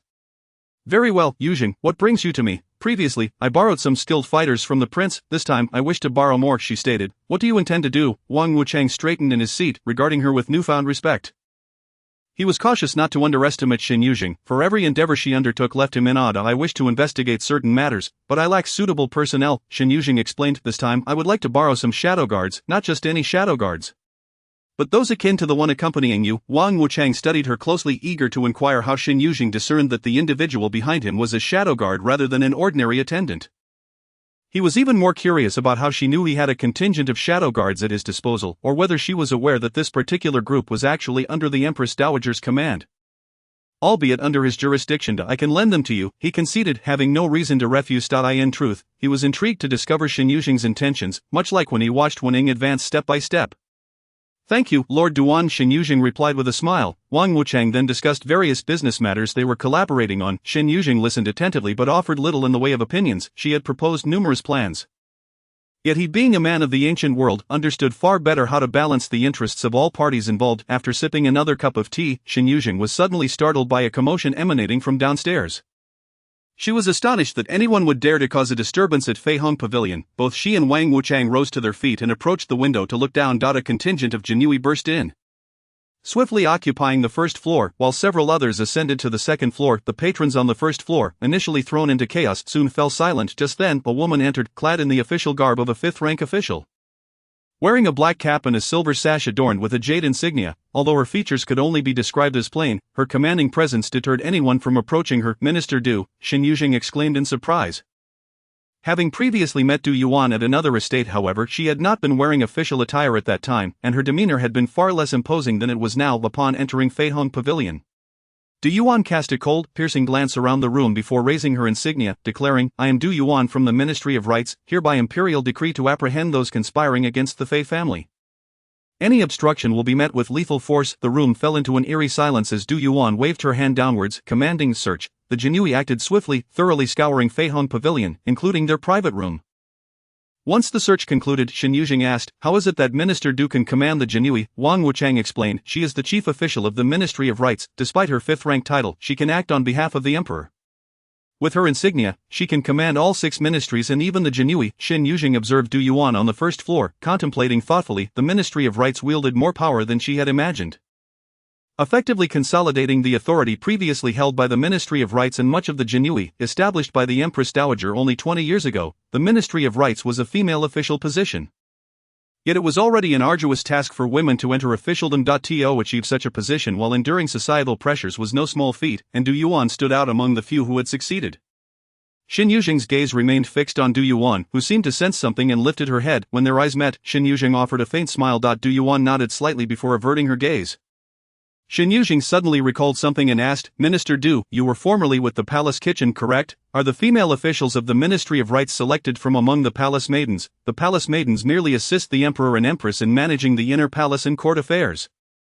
Which is entirely different from the Ministry of Rites, Wang Wuchang affirmed. Not entirely though. Although the major academies in the capital are reluctant to admit female students, the family academies are often willing to educate girls. As long as they possess talent, the Ministry of Rites welcomes all. However, he continued, while this is the case in theory, the reality is different. Du Yuan has had to sever ties with her family to attain this position. In the eyes of society, women who remain unmarried are often viewed as deviant, and no matter how high their official rank, they are still looked down upon. Meanwhile, daughters from noble families are cultivated from a young age. Closely tied to family interests, no one would abandon their family to pursue a solitary official title. The Ministry of Rites has endured thus far solely because of the Empress Dowager's unwavering support. Though Du Yuan appears dignified, countless individuals are eager to see her fall from grace and be relegated to obscurity. Even if Wang Wuchang remains silent, Shen Yuzheng understands the immense pressure Du Yuan faces. Women in official positions encroach upon the opportunities and benefits of men, inevitably inciting resentment. Ultimately, this world operates on the principles of profit. Those in power are able to reap greater rewards. I find this also compelling. She mused. Chapter 89. Who is my true sister? Shen Yuzheng's request to borrow personnel from Wang Wuchang stemmed from her desire to investigate matters concerning Zhengjia village. As she was unable to leave the capital, she had to rely on others to assist her. In terms of whom to entrust with this task, Wang Wuchang was her only option, though he appeared carefree and indulgent on the surface. He was secretly propping up a significant enterprise for the Empress Dowager, a feat unattainable without considerable skill. Furthermore, Wang Wuchang's stance often mirrored that of the Empress Dowager. By harnessing Wang Wuchang's influence, she was, in essence, drawing upon the Empress Dowager's power. Shen Yuzheng intended to visit Yuxiang Pavilion after leaving Feihong Pavilion, otherwise her next outing would require considerable effort. However, before she could board her carriage, she unexpectedly encountered Shen Yuzheng at the entrance of Feihong Pavilion. Shen Yuzheng frowned and, without a word, made to enter her carriage, wishing to avoid him entirely. Upon seeing her, Shen Yuzheng, already in a daze, froze in place, rendered motionless. The coachman hired by the Lin family recognized Shen Yuzheng and, seeing him blocking the way, turned to Shen Yuzheng, stating, Miss, the second young master Shen is obstructing the path. Shen Yuzheng let out a cold laugh and lifted the carriage curtain, asking, What do you want? Shen Yuzheng stared at her blankly, his expression mirroring that of an ancestor in a portrait. She bore an uncanny resemblance to his great-grandmother, leading him to suspect that she might indeed be his biological sister. With this thought, he felt as though he had plunged into an icy abyss, his limbs swiftly enveloped in a chill that rendered him immobile. Along with the cold came an unbearable pain. His sister should have been showered with love and riches, living a life of ease and safety, yet here she was serving as a maid in another household for over a decade, while he indulged Yen Lan. He felt a pang of sympathy for her, lamenting the weariness of her knees from kneeling before the emperor. Yet Shen Yuzheng was made to kneel before him. She had once knelt before him, and the first time he met her, he had kicked her. How could he have been so heartless? How could he have done such a thing? Had he not sworn never to allow his sister to endure even the slightest suffering?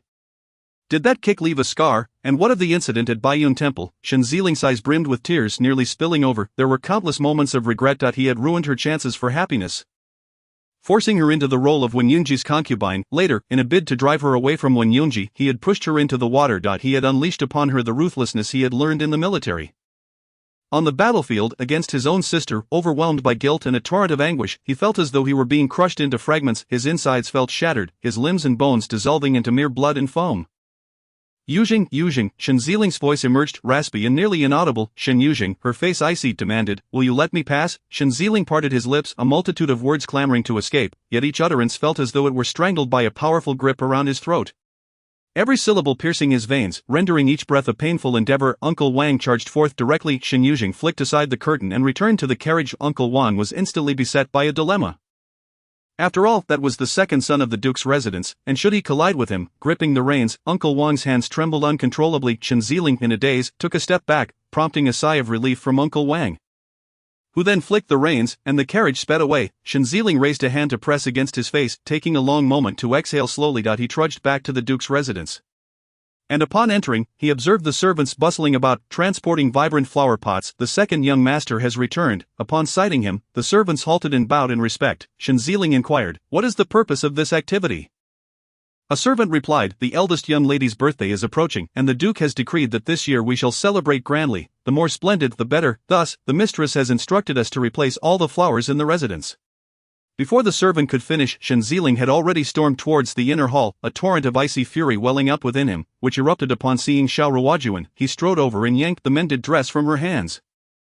"Ah!" Xiao Ruojuan cried out in pain as the needle pricked her skin. "Madam!" The maidservants rushed forward, filled with concern. "What is the second young master doing? The madam has injured her hand." Shen Yuzheng cast a glance at the exquisite silk dress. Embroidered by the finest artisans in the capital, taking 2 full months to complete, such a dress was something Shen Yanlan could have an abundance of. She could wear a different ensemble every day without exhausting her collection. In a sudden motion, he tore the dress apart, causing Xiao Ruojuan's expression to darken. "What are you doing? This is your sister's favorite dress." Shen Yuzheng bellowed, "Everyone, get out, all of you, leave." The maidservants were struck with terror by the ferocity on his face. Even Xiao Ruojuan was momentarily taken aback. Shen Yuzheng shouted once more, "Get out." Only then did the maidservants hurriedly exit, shutting the door behind them. Shen Yuzheng fixed his gaze on Xiao Ruojuan, a countenance that was neither laughter nor tears. "Mother, tell me, who is truly my sister?" Xiao Ruojuan's face paled. "What nonsense are you spouting? Your sister is none other than Yanlan." "Mother, do you still wish to deceive me?" Shen Yuzheng interjected suddenly, tears flooding his eyes.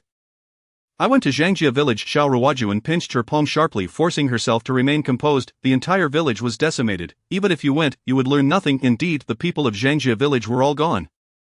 Leaving no one to speak of the past, Shen Yuzheng stared at her intently. "How do you know that everyone from Zhangjia village is dead?" Xiao Ruojuan faltered, realizing she had misspoken. "You only stayed in Zhangjia village for 5 years. When you left, the villagers were thriving. It was only in the 5th year after your departure that the fire occurred." "Mother, tell me, how do you know that the entire village perished?" Shen Yuzheng could no longer muster a smile. His face drenched in tears. "Tell me, why does Shen Yuzheng share the same surname? Why does she resemble our great-grandmother so closely? Why did you try to take away Abeo and Ashin last time? Why did Yanlan seek to eliminate them both?" Shen Yuzheng struggled to breathe, even though he had not gleaned the entire truth from Zhang Shimei, yet just these revelations were enough to make him realize that some irreversible events had transpired. "Mother," Shen Yuzheng suddenly knelt on the ground, utterly heartbroken. "Tell me, why has this all happened? Do you not care for your daughter? How can you allow her to suffer so much, and deceive me? Do you know what I have done? I almost caused her death." Chapter 90. "Yanlan is your true sister." Xiao Ruojuan abruptly rose, her complexion ashen, trembling all over. "What on earth are you rambling about? Yanlan is your true sister. How can you not recognize your own sister? Indeed, how could I fail to recognize my own flesh and blood? Before she was born, I dreamed of buying her countless delicacies. I even carved an entire room of wooden toys for her. After my sister went missing, I spent countless sleepless nights." Shen Yuzheng hunched his back, his gaze vacant as it fixated on a corner of the floor. "I feared someone would bully her, that she would lack food and clothing. And I even feared she might come to despise me. Therefore, when Yanlan returned, I did everything in my power to treat her well. I wanted her to be the happiest sister in the world. Yet, I could not recognize her." "Mother, tell me, why could I not recognize her? And why could you not recognize her either?" Shen Yuzheng lifted his head, his eyes brimming with sorrow and rage, a tempest of hatred swirling within. Xiao Ruojuan took a step back, collapsing into a chair. "Yuzheng, you mustn't speak such nonsense. How could you suspect Yanlan? She is your sister. If she knew you doubted her, how deeply would that wound her? Mother, do you still wish to deceive me?" Shen Yuzheng gazed at her, tears mingling with laughter. "I am not deceiving you." Xiao Ruojuan shook her head, unable to meet his gaze, raising her voice to insist. "I am not deceiving you. I am your mother. How could I deceive you? You must not listen to others' slander. Shen Yuzheng merely shares the same surname by chance. She is envious of your sister's riches and glory, which is why she deliberately maligns her. You do not protect your sister, yet you listen to that wretched woman, harming your sister." Shen Yuzheng seized a nearby chair and smashed it down onto the table beside Xiao Ruojuan. The resounding crash reverberated through the room, splintering the chair and shattering all the teacups on the table. Xiao Ruojuan, frightened, covered her head and slid to the floor. Shen Yuzheng propped himself up with his arms and staggered toward Xiao Ruojuan. Alarmed and terrified, she gasped to Yuzheng, "What are you doing? I am your mother." "You mustn't." Shen Yuzheng crouched before her, grasping her shoulders. "I only seek one answer. Please tell me, will you?" His eyes were bloodshot and glistening with tears. And despite his efforts to soften his voice, it still trembled with emotion. "Your son kneels before you. Reveal the truth to me." I demanded truth. Xiao Ruojuan was genuinely frightened. She had never seen Shen Yuzheng in such a state. Nor had anyone ever raised their voice against her. Her parents, husband, and even her 2 sons had always treated her with utmost tenderness. Shen Yuzheng's demeanor instilled fear within her, the truth threatening to escape her throat in a surge of terror. At that moment, the door was kicked open, the Duke stormed in, his face a mask of fury. Upon witnessing the scene, his expression turned to one of outrage. "Wretched child, what are you doing?" He advanced, kicking Shen Yuzheng aside before supporting Xiao Ruojuan. "Madam, are you all right? What has this wretched child done?" "My husband." Xiao Ruojuan threw herself into the Duke's embrace, weeping profusely, nearly succumbing to Shen Yuzheng's pressure to divulge everything. The consequences of such revelations were beyond her imagination. The Duke patiently comforted Xiao Ruojuan as Shen Yuzheng approached Shen Yuzheng. "Yuzheng, what is the matter? How could you lay hands on your mother?" Shen Yuzheng rose from the ground, his gaze still fixed on Xiao Ruojuan, stubbornly demanding, "Mother, please tell me." Hearing his voice, Xiao Ruojuan trembled uncontrollably. The Duke shielded her behind him, glaring furiously. "How could I have given birth to such a wretched child? Your mother endured so much suffering to bring you into this world, and this is how you repay her." Shen Yuzheng stood unmoving, his eyes seemingly devoid of moisture. "I only wish to ask my mother one thing." Shen Yuzheng interjected, "What is so important that you cannot inquire properly, resorting to violence and destruction? What if you harm your mother?" "I too wish to ask properly, but she refuses to tell me." Shen Yuzheng, a mix of tears and laughter, implored, "Brother, you must help me ask her. Inquire about who our true sister is." Shen Yuzheng furrowed his brow. "What sort of question is that? What does it have to do with yearned?" Shen Yuzheng wept. "I uncovered that after our mother bore my sister in Zhangjia village, she abandoned her, and the one in the residence now is not of the Shen bloodline at all." Shen Yuzheng was taken aback. "How could this be possible? Father, you too must ask mother, the one we have cherished for so many years. Who is she? From whence does she come? Why does she occupy my sister's place? Why has she repeatedly sought to eliminate my sister?" Shen Yuzheng, taken aback by his words, was rendered speechless. He struggled to comprehend how one could question the identity of a family member, someone so close, so deeply woven into the fabric of their lives. The Duke scolded, "I see you have become increasingly reckless. First, you were entangled with the Grand Princess, and now the entire capital is abuzz with rumors of your being her consort. Now, you dare to cast suspicion upon your mother and sister? Why not claim that I am not your true father?" "Father," Shen Yuzheng pleaded, "had I not discovered some evidence, I would never have doubted my sister's identity." "I did not wish to doubt, but each incident has been telling me something is amiss." Shen Yuzheng recounted each piece of evidence he had uncovered, and though merely verbalizing it brought him immense agony, he could not fathom how Shen Yuzheng had endured within the turmoil. Shen Yuzheng, after hearing him, appeared deeply affected. Standing in stunned silence, Shen Yuzheng knelt upright, placing his hands on the ground, his forehead pressing heavily against it. "I implore you, mother, grant me the truth, and let Yuzheng know the truth as well." Even without seeing Shen Yuzheng, Xiao Ruojuan trembled violently. She had envisioned countless scenarios where her husband and son would discover her secrets, yet none evoked the same dread as the reality unfolding before her. She buried her head, unwilling to listen or look. "It appears you have been blinded by ignorance, even to the point of not recognizing your own sister," the Duke of Shen said, stepping forward to kick him on the shoulder. "How can you call yourself a brother? Should I hear you speak ill of yearned again, you shall be banished from the Duke's residence." Shen Yuzheng stood there, expressionless. "Father, I merely seek the truth." "Very well, I shall reveal the truth to you," the Duke of Shen replied. 8 years ago, yearned came to me bearing a jade pendant. Did you think I did not harbor doubts about her? Just like you, yearned bears a birthmark on her lower back identical to the one your mother has. Perhaps you suspect it was artificially drawn. I assure you, I had the palace maids verify it. The birthmark is genuine." The Duke of Shen took a deep breath. "All of this was concealed from your mother and your sister. Now tell me, is yearned truly your sister?" Shen Yuzheng froze in place, his eyes wide. What could this mean? Was yearned indeed his sister? And who then was Shen Yuzheng? Chapter 91. The princess bestows a great gift. Shen Yuzheng had been punished with 30 strokes of the cane and confined to the ancestral hall.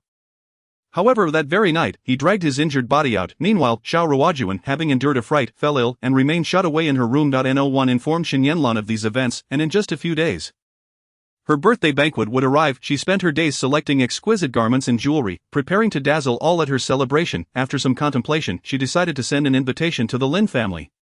Specifically wishing to invite Shen Yuzheng, she wanted Shen Yuzheng to witness the life she led, to see her celebrated on what was meant to be Shen Yuzheng's own birthday feast. The mere thought of Shen Yuzheng hiding amidst the crowd, weeping in silence, filled her with an exhilarating joy. On the other hand, after escaping the ancestral hall, Shen Yuzheng made his way directly to the Wen residence. He had to seek out Wen Yunji.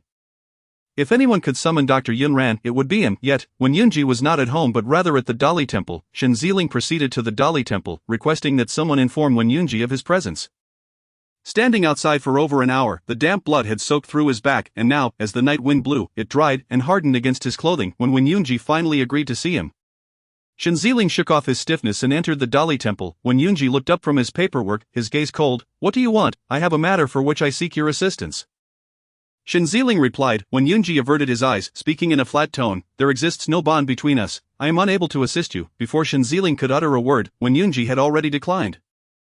This concerns Yuzheng, Shen Yuzheng pressed. When Yunji's expression darkened as he set down his documents, fixing his gaze on Shen Yuzheng. Shen Yuzheng, do not harm her. I will not, Shen Yuzheng promised, suppressing the pain rising within him. I swear on my life that I shall not hurt her again, never. When Yunji frowned at him, what do you require my help with? I wish for you to request Dr. Yunran to treat someone. Only when she awakens can I discern whether Yuzheng is truly my sister, Shen Yuzheng explained. When Yunji's pupils contracted sharply, his voice turning harsh. What do you mean by that? Once she is healed, all shall be revealed, Shen Yuzheng replied with a bitter smile. Then you will understand. When Yunji regarded him intently before finally nodding, I will assist you, but I demand to know everything, Shen Yuzheng acquiesced. One more thing, did you possess Yuzheng's contract of sale? When Yunji confirmed, I did, Shen Yuzheng inquired. Would you check if the name of the person who sold Yuzheng was Cui Mei? Shen Yuzheng spent several days recovering at the Lin residence. Attended to for every meal each day, she was accompanied either by Lin Yanyan or Zhu Yanhui, with Madame Lin always present. One day Zhu Yanhui invited her to the main hall, mentioning that a shipment of exquisite silk had arrived from the southern region of Shu, urging her to select 2 pieces. When Shen Yuzheng arrived, she found Lin Yanyan and Lin Suiyan embroiled in an argument. Lin Suiyan, being a daughter of the Lin family, had never been treated poorly, as Madame Lin ensured equal distribution of resources. This time, they were quarreling over a piece of shimmering brocade. Lin Suiyan, her face flushed, exclaimed, I chose this first, why must you steal it from me? Lin Yan shot back defiantly, how dare you, you come in and pick the best, I was merely being polite before. But now I want that shimmering brocade too. Shen Yuzheng entered, prompting Madame Lin to immediately pull her to her side. Which color do you prefer, Yuzheng? Shen Yuzheng replied, I already have plenty in my wardrobe. Who could ever have too many clothes? If you truly have too many, then you should change outfits daily. How about this green one, and this blue one? Shen Yuzheng nodded in agreement with Madame Lin's suggestions. Observing Lin Yanyan and Lin Suiyan still bickering, it seemed that conflict was inevitable. Even for a fine piece of fabric, they would fight tooth and nail for it. It reminded her of her time in the orphanage, where she had witnessed such scenes numerous times. Seeing it unfold in the Lin family was merely a mild surprise. Neither Madame Lin nor Zhu Yanhui intervened in the dispute, and ultimately, it was Lin Suiyan who had chosen first, who emerged victorious. Though Lin Yanyan was displeased, she feigned generosity. Take it if you must. When I leave tomorrow, I shall buy another piece for my sister. I already have one, so I have no need for yours, Lin Suiyan retorted, clutching the shimmering brocade and approaching Shen Yuzheng. Sister, I have secured the finest piece of fabric for you. Lin Yanyan rolled her eyes. I intended to give it to sister as well. You merely beat me to it. Shen Yuzheng was taken aback. They had quarreled for so long only to compete over a gift for her. A complex mix of emotions swelled within her, sour and bittersweet. Utterly perplexing. After accepting the shimmering brocade, Lin Yanyan and Lin Suiyan resumed their selections. However, neither had a gentle temperament, and it was not long before they were at each other's throats again. Shen Yuzheng sat nearby, feeling the atmosphere grow lively and bustling. That evening, Shen Yuzheng received an invitation from the princess, inviting her to Feihong Pavilion for a drink the following day. On the morrow, she eagerly accepted the invitation. Arriving early at the private room, she did not wait long before the princess arrived. Your Highness, Shen Yuzheng greeted, rising to pay her respects. The princess seated herself across from her. Gesturing for Shen Yuzheng to join her, Shen Yuzheng took her seat without hesitation, curiosity piquing her interest about why the princess had invited her. After all, she had already repaid her life-saving grace, and their statuses were worlds apart. The princess had no reason to meet with her privately. I have heard all about your affairs from my mother, the princess said, resting her chin on her hand, a smile gracing her lips. I never imagined you could impress my mother so much. You are quite remarkable. You flatter me, Your Highness. I merely possess a few trivial skills. It is only by the grace of Her Majesty that I have been afforded a chance at life. Shen Yuzheng replied humbly. The princess scrutinized her for a moment before stating, your current achievements are the fruits of your own labor. After taking a sip from her teacup, the princess leisurely continued, I am here today to present you with a gift. Shen Yuzheng looked on in surprise. Why people have discovered someone in Wenzhou whom you may know, the princess revealed, winking. This person claims to have once been the village head of Zhengjia village. Shen Yuzheng was momentarily stunned, and after a pause, she rose to bow deeply to the princess. Thank you, Your Highness, for this splendid gift. Yuzheng is eternally grateful. Chapter 92. All are unforgivable. On the day of the eldest daughter of the Shen family's birthday banquet, nearly everyone in the capital was in attendance. This was not only to honor the Shen family but also to show respect for the Wen family. The grand wedding between the Wen and Shen families was set for early next year. A union between two of the capital's most prominent families, affecting far more than just a single household. For Shen Yanlan, this day was paramount. Once she passed this final birthday, she would soon be wed. Thus before dawn, she rose to prepare herself, determined to present herself in all her splendor and leave a lasting impression on all present. Before the guests arrived, the Duke of Shen and Xiao Ruojuan came to visit her. Upon seeing her dressed so resplendently, the Duke's eyes grew misty with emotion. My daughter has truly grown up. No matter how old she became, she would forever remain her father's little treasure. Shen Yanlan playfully clung to the Duke's arm, which only deepened his sense of pride, prompting him to discreetly wipe away a tear. The thought of marrying off his daughter next year made his eyes even redder. As they exited the courtyard, Shen Yuzheng approached to father. Mother, Zhiling has not been in the ancestral hall these past few days. Should we send someone to look for him? The Duke of Shen darkened his expression. There is no need to concern ourselves with him. If he cannot even attend his sister's birthday banquet, he need not return ever again. Shen Yuzheng opened his mouth to retort, but the Duke, with a flourish of his sleeve, strode off to greet the guests. Xiao Ruojuan lingered a moment longer to inspect the banquet's arrangements, ensuring everything was in order. However, her heart remained restless. Ever since Shen Yuzheng had confronted her, she had been engulfed in a state of anxiety and fear. This morning, upon rising, the panic swelled to a peak, her heart racing as if something dreadful was about to transpire. Suddenly, a crash echoed through the air. Xiao Ruojuan jumped, and Lin Mama immediately scolded the maid who had shattered the vase. On this momentous day, amidst the clumsiness, one must be wary. Should the guests arrive and any blunders occur, heed my warning. Lady, you shall surely face dire consequences. The young maid trembled in fear, and soon after she was replaced. Xiao Ruojuan clutched her handkerchief, her complexion as pale as a ghost. Just then, Shen Yuzheng strode in from outside, and upon seeing his expression, Xiao Ruojuan felt a surge of trepidation. Yuzheng, where have you been? Shen Yuzheng's eyes were darkened with shadows, his gaze fixed on her, unwavering. The intensity of his stare only exacerbated Xiao Ruojuan's anxiety. Yuzheng, quickly change into another outfit. The banquet is about to commence. You cancel the banquet. Shen Yuzheng interjected, his voice hoarse, as if gravel had scraped against stone. It is nearly time, and guests are on their way. How can we cancel? Xiao Ruojuan replied awkwardly. Moreover, your sister. Shen Yuzheng abruptly interrupted. Today was meant to be a celebration for my dear sister. Not that impostor. Xiao Ruojuan's countenance shifted dramatically, her voice trembling with choked sobs. What nonsense are you spouting? Was it not clarified before that Yanlan is indeed your sister? Why do you still harbor doubts? Shen Yuzheng's gaze was devoid of emotion, as though he had become numb. I have obtained proof. Xiao Ruojuan's body shuddered, nearly collapsing to the ground. Shen Yuzheng, his voice laced with bitterness, lamented, Mother, your cruelty knows no bounds. Yuzheng is your flesh and blood. You invited her here to witness her parents and brothers celebrate the birthday of someone who has usurped her identity. No, that cannot be. Xiao Ruojuan trembled violently, tears of fear streaming down her face. Cancel the birthday feast? Absolutely not. Xiao Ruojuan cried out. If it is cancelled, your sister. Shen Yuzheng shouted in fury. She is not my sister. If we cancel, what will become of Yanlan's dignity? How will others in the capital regard her? Xiao Ruojuan grasped Shen Yuzheng's arm, weeping. You have indulged Yanlan for so long. Do you not feel any affection for her? Shen Yuzheng was torn between sorrow and rage. It is precisely because of that affection that I am giving you both a final chance.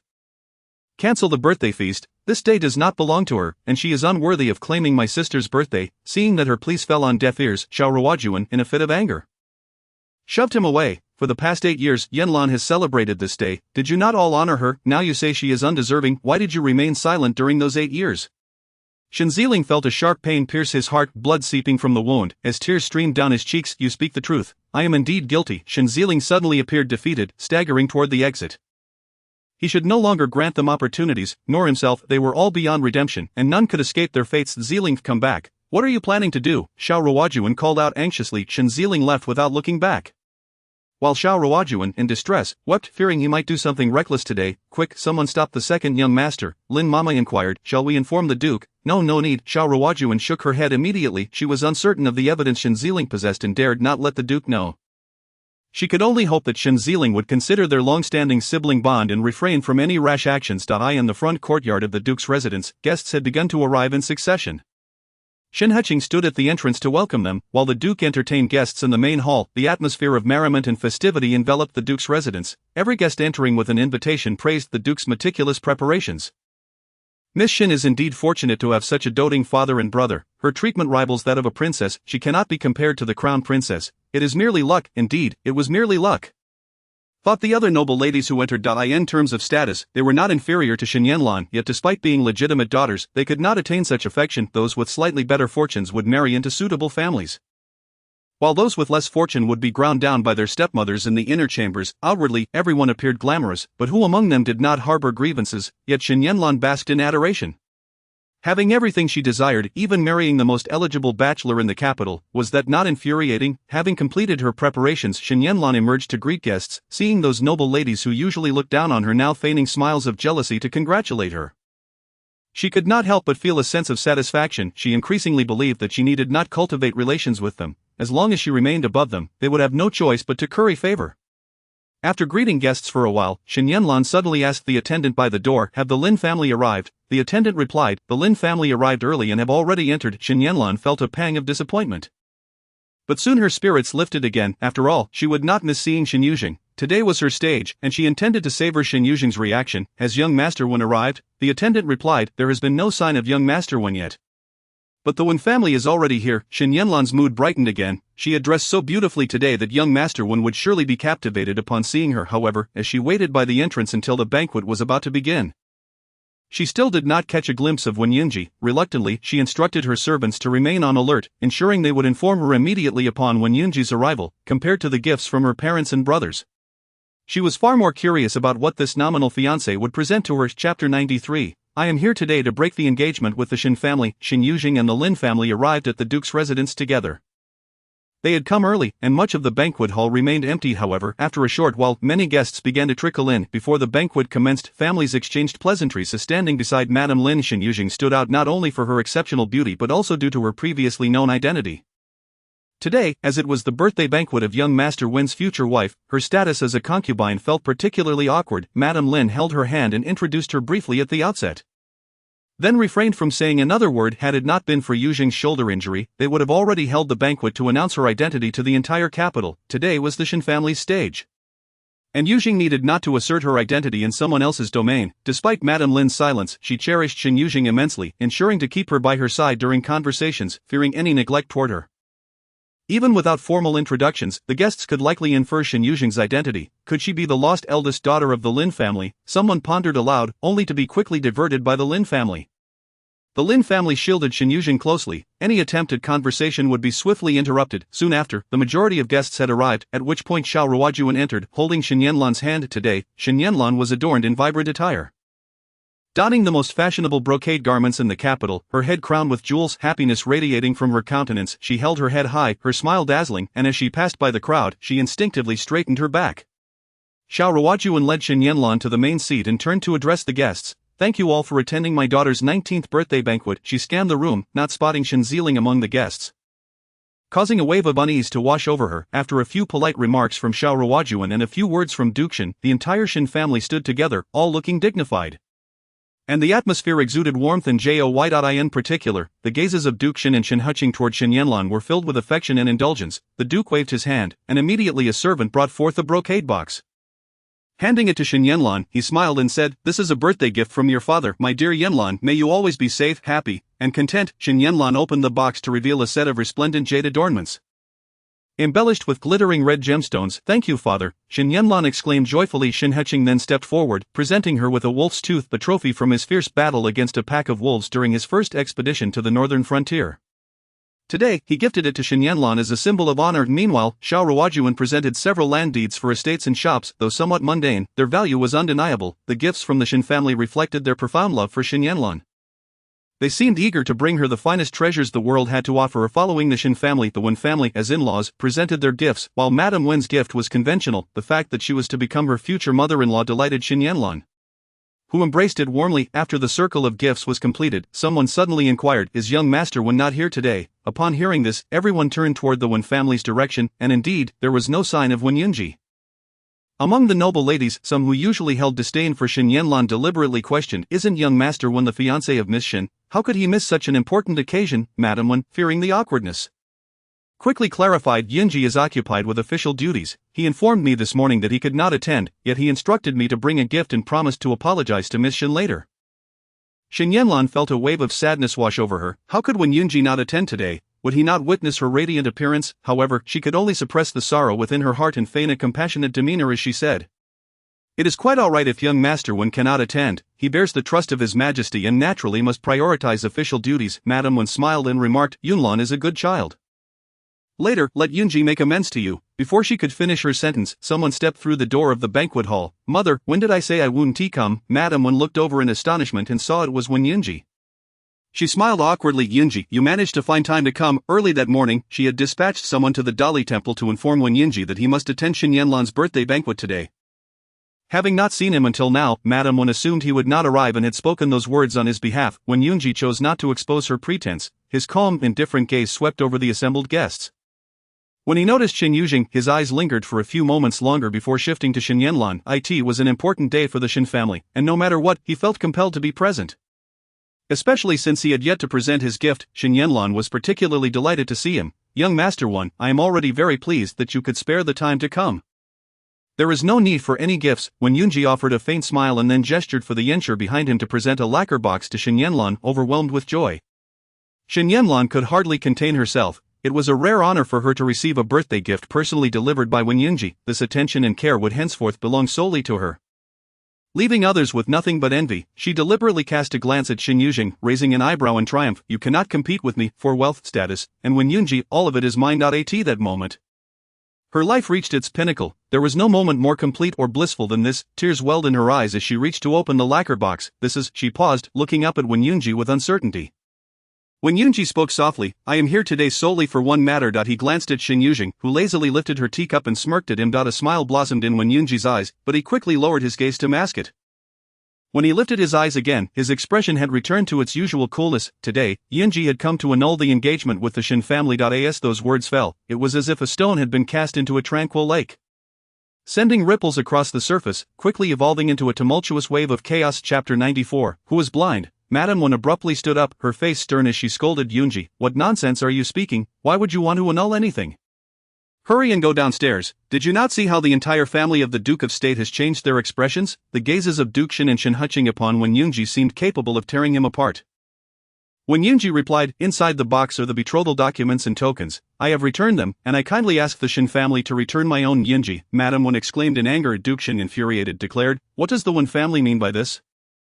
You choose to annul the engagement on my daughter's birthday. Are you deliberately seeking to humiliate our Shen family? Madame Wen hurriedly explained. Yunji has lost his senses. What he says does not count. I have firmly decided to annul the engagement. When Yunji interrupted Madame Wen, his gaze directed toward the Shen family, his expression calm and indifferent, as if discussing matters that did not concern him. Previously, during the Wen family's flower banquet, why did Miss Shen appear disheveled beside me? I believe Miss Shen is most aware of this. After all, I was merely drugged. I am quite certain I did not touch Miss Shen. The question is, does Miss Shen herself know? Shen Yanlan's face turned ashen, and the peculiar gazes from those around her seemed to engulf her. How could Wenyunji humiliate her so, even if she had acted intentionally that day? It had simultaneously tarnished her own reputation. Now, Wenyunji seemed utterly unconcerned with her dignity, deliberately exposing her in front of everyone, leaving them to think she was shamelessly enticing him. Shen Yanlan began. Flustered and at a loss, tears streaming down her face, I am not, you cannot slander me so. Xiao Ruojuan embraced Shen Yanlan, heartbroken and in tears. The Wen family is being excessively domineering. They are trampling on the dignity of our Duke of State's household, shamelessly humiliating us. My Yanlan possesses both beauty and virtue, deserving of any man in the world. Duke Shen's face was ominous, veins bulging on his forehead as he strode down from his seat, fists clenched. Madame Wen hurried forward. Your Grace, let us speak civilly. There must be some misunderstanding in this matter. Yunji is not such a reckless person. As she spoke, Madame Wen shot a glance at Wenyunji, urging him to retract his previous statement and apologize to Duke Shen. However, Wenyunji remained motionless. He had anticipated this outcome ever since Shen Yuzheng had insisted he annul the engagement today. Was this not precisely what Shen Yuzheng wished to see? He glanced again at Shen Yuzheng, but she was not looking at him. Instead, she had lowered her head to accept a snack from Lady Lin. Turning to converse with the two young ladies from the Lin family. A fleeting moment of disappointment crossed his eyes, his lips pressing into a tight line. Duke Shen growled, what is there to discuss? I will not let anyone who dares to humiliate my daughter go unpunished. Yunji, what are you doing? What about your status? What about your upbringing? Madame Wen, furious, turned to scold him, quickly apologized to his grace. Before Wenyunji could utter a word, Duke Shen's fist came crashing toward him. Wenyunji took the blow squarely, blood flooding his mouth. Wiping the blood from the corner of his lips, he raised his head. I kindly ask His Grace to return the tokens of my Wen family. Duke Shen seethed. No, this engagement must be annulled. However, if my Shen family is to annul our engagement with your Wen family, it is because Yanlan no longer desires you. Wenyunji curled his lips into a nonchalant smile. Duke Shen's anger flared once more, and he delivered another punch to Wenyunji's face. Madame Wen, both angry and pained, grasped Wenyunji's arm and struck him twice. What madness has overtaken you? His Grace might truly kill you. Wenyunji coughed as blood surged up his throat. He chuckled softly. Had he not taken those 2 punches, it would have been difficult to explain to his aunt and the emperor. Madame Wen gazed at him, utterly disappointed. You have truly gone mad, today. Wen Yunji had not only disregarded the Shen family's dignity but had also trampled upon the reputation of the Wen family. His actions, tearing apart their facade, would surely invite scorn from outsiders toward the Wen family. Shen Yuzheng clenched her hands tightly, her cheeks flushed with resentment and hatred, her expression contorted. Wen Yunji, is your intention to annul our engagement for that wretched Shen Yuzheng?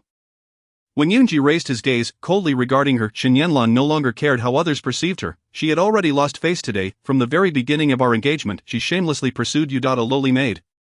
Relying solely on a modicum of beauty, can she truly make the foremost young master of the capital lose his senses? Shen Yuzheng venomously glared at Shen Yuzheng. With your charms, your body must surely be sullied beyond redemption.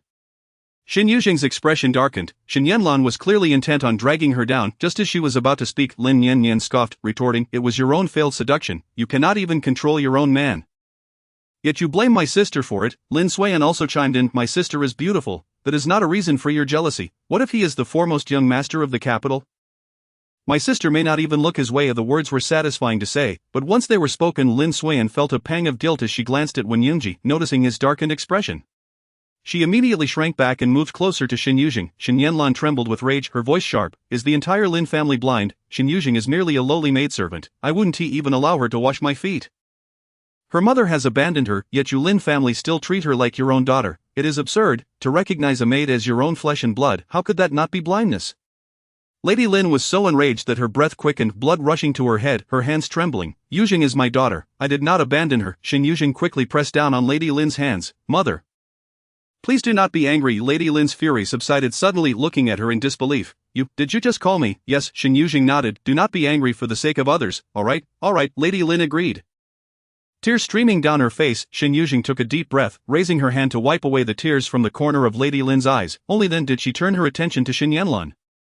Her expression icy. If anyone were blind, it would be the Shen family, who mistook an impostor for their own daughter and pampered her for 7 or 8 years. That is not mere blindness, but perhaps a complete lack of vision. Do not spout nonsense, Xiao Ruojuan scolded. Do you think your words can tarnish Yanlan's reputation? Yanlan is my daughter, and your jealousy is futile. A jealousy? Shen Yuzheng coldly laughed.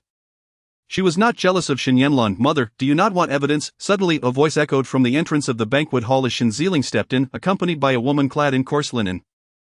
He fixed his gaze on Xiao Ruojuan and Shen Yanlan, his eyes filled with hatred, loathing, and boundless sorrow. "I bring you evidence." Chapter 95. How could there be such a mother? Zheling. As Xiao Ruojuan beheld the expression on Shen Ziling's face, her anxiety deepened, though she did not recognize the woman beside Shen Ziling. Shen Yanlan recognized her at once. The moment she recognized him, her eyes widened in shock, her eyelids seemingly glued shut, rendering her utterly motionless, as if her entire body had succumbed to a chilling freeze. A sound of fear escaped her throat, a rasping whisper of terror. Shen Ziling closed his bloodshot eyes only to reopen them moments later.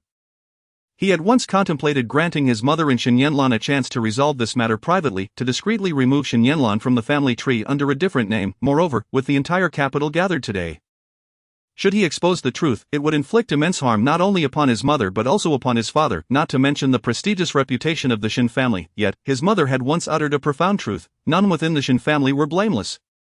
If he solely prioritized the family's reputation, could he truly turn a blind eye to the suffering endured by Yu Zhang? By concealing the truth now, he would only allow those who perpetrated evil to continue exacerbating Yu Zhang's torment. If they lacked the courage to confront their misdeeds, how could they ever hope for redemption? "Yanlan, you must recognize this person, do you not?" Shen Ziling gazed at Shen Yanlan, his heart heavy with pain and resentment. Taking a step back, Shen Yanlan shook her head in terror. "I do not know her. I do not know her." "Huangya, I have finally found you," Zheng Shimei exclaimed, witnessing Shen Yanlan's seething hatred. "Now that you have ascended to the status of a wealthy young lady, you no longer acknowledge your aunt. It was I who raised you since childhood." Shen Yanlan collapsed onto the ground, her eyes filled with dread, as if she were confronted by a monstrous beast. "Huang girl, did you think I was dead?" Zheng Shimei, witnessing Shen Yanlan's visceral loathing, continued. "You pushed me and Song off a cliff, intending to kill us both. Song is dead, but I am still alive. I live to avenge him. You ungrateful wretch, I cared for you with all my heart, yet you sought to end the lives of my son and me." Her voice trembled with sorrow and boundless hatred.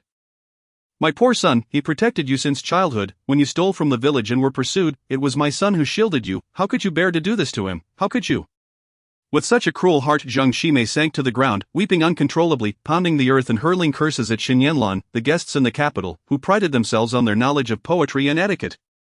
had never witnessed such a shameless harpy, caught between astonishment and the staggering revelations embedded in her words. Shen Yuzheng stepped forward, glancing at Zhang Shizhu before turning to Shen Yuzheng. Who is this person? Second brother, with reddened eyes, Shen Yuzheng replied, did you not hear her? She is dead. No, Yanlan is not her true name. Her real name is Huangya, father, eldest brother. We have misidentified her, this woman before us. Shen Yuzheng pointed at Shen Yanlan. Tears brimming with pain and hatred, this impostor has taken my sister's place, shamelessly enjoying everything that rightfully belongs to her. I am not. Shen Yanlan wept, her face a mask of despair as she implored Shen Yuzheng. Shen Yuzheng's heart ached even more. The revelations from Zhang Shimei had shattered him. Huangya, Shen Yanlan covered her ears, sobbing vehemently, that is not my name. I am Shen Yanlan, a name bestowed upon me by my father. Shen Yuzheng barked, before the age of 10, you were known solely by the name Huangya. Your father was the village chief of Zhangjia village, and this woman is your biological aunt. You were raised in her household because your mother was merely your father's concubine. When the village chief could no longer care for you, he sent you to your aunt's home. After your father's wife passed away when you were 5, he retrieved you. No, Shen Yanlan shook her head frantically, grasping the sleeve of Duke Shen nearby. Father, please believe me, I truly am your daughter. You have seen the jade pendant. It is a treasure you sought before I was born, which you promised to give me for my safety. Does it not bear a blooming orchid? Speak to me, father. Duke Shen stared fixedly at Xiao Ruojuan, immobile. Xiao Ruojuan averted her gaze, lowering her head in tears. Shen Yanlan turned to Shen Yuzheng, eldest brother, you have seen the pendant. It is not a fake. Yanlan has not deceived you. Shen Yuzheng's expression was complex as he parted his lips, at a loss for words. If this woman before him was not his sister, then where was his true sister? Was his sister still suffering somewhere? Zhang Shimei interjected, you wretched girl, you have always been a thief. That pendant belonged to a noblewoman from the capital, who pawned it to your father for a few new garments. How did you come to possess it? You must have stolen it. Shen Yanlan screamed hoarsely, I did not steal it. The jade pendant has been with me since childhood. Years ago, our family was beset by bandits in Wenzhou, and mother and my sister were separated from us. When mother returned, my sister did not. We all believed she was lost, and no one dared to inquire of mother for fear of causing her sorrow. Shen Yuzheng looked at Xiao Ruojuan, his eyes brimming with unshed tears. Compared to his loathing for Huangya, the pain and hatred he felt towards Xiao Ruojuan multiplied exponentially later when Huangya appeared. Mother was overjoyed. At that moment, we all believed our family had finally been reunited. We never doubted that Huangya was not our true sister. How could a mother fail to recognize her own daughter? How could a mother pawn her daughter's jade pendant for the sake of a couple of new garments? How could a mother abandon her child after birth, casting her into the wilderness to fend for herself? How could a mother sell her own daughter into servitude for a few coins to travel to the capital? Mother, tell me, why does such a heartless and cold-blooded mother exist in this world? Is she not your flesh and blood? She shares the same blood as us. Why do you not cherish her nor love her, yet insist on recognizing this impostor as your own daughter, declaring she is our true sister? My sister has never known a day of happiness, nor received a moment of love. Everything that rightfully belongs to her has been appropriated by this fraud. Mother, these words echoed in Shen Yuzheng's mind, repeated countless times, each iteration cutting him deeply, leaving him in agony. I in front of my sister in us, you must clarify why this is so. Chapter 96, my true sister is actually indeed why when Shen Yuzheng was born into this world, she too wished to ask why. In her previous life, she was an orphan, abandoned by her parents at the gates of an orphanage, never given the chance to pose the question in this life. She had parents, yet they too did not cherish her. Over time, Shen Yuzheng ceased to ask. It seemed the answer was of little importance. However, for the Shen family, this answer held immense significance, yet Xiao Ruojuan avoided their gazes. Lowering her head and weeping, Shen Yuzheng staggered back, each of Shen Yuzheng's inquiries striking heavy blows to his heart, each question too painful to delve into. The hidden truths and realities within made him tremble merely at the sound of them. What kind of life had his true sister endured? Was all of this due to their mother? But why? Duke Shen seemed to age decades in an instant, his entire demeanor deflated even without a word from Xiao Ruojuan. After decades of companionship, he understood her nature all too well. She was evading, she was frightened, she could not even bear to look at them. It turned out Shen Yuzheng's words were indeed true. Suddenly Duke Shen recalled something, his voice trembling as he asked, your sister. Your biological sister is here. The crowd snapped back to reality from their shock. Shen Yuzheng had indicated that the true eldest daughter of the Shen family was present. The guests began to scan the room, their eyes darting to the maidservants present. Among them were the Shen family's own maidservants and those brought by other families. A few maidservants wore expressions of hope, wondering if the true eldest daughter of the Shen family was among them. Shen Yuzheng, his voice tinged with urgency, faltered. Yuzheng, who is it? As the eyes of the gathered guests brimmed with curiosity and expectation.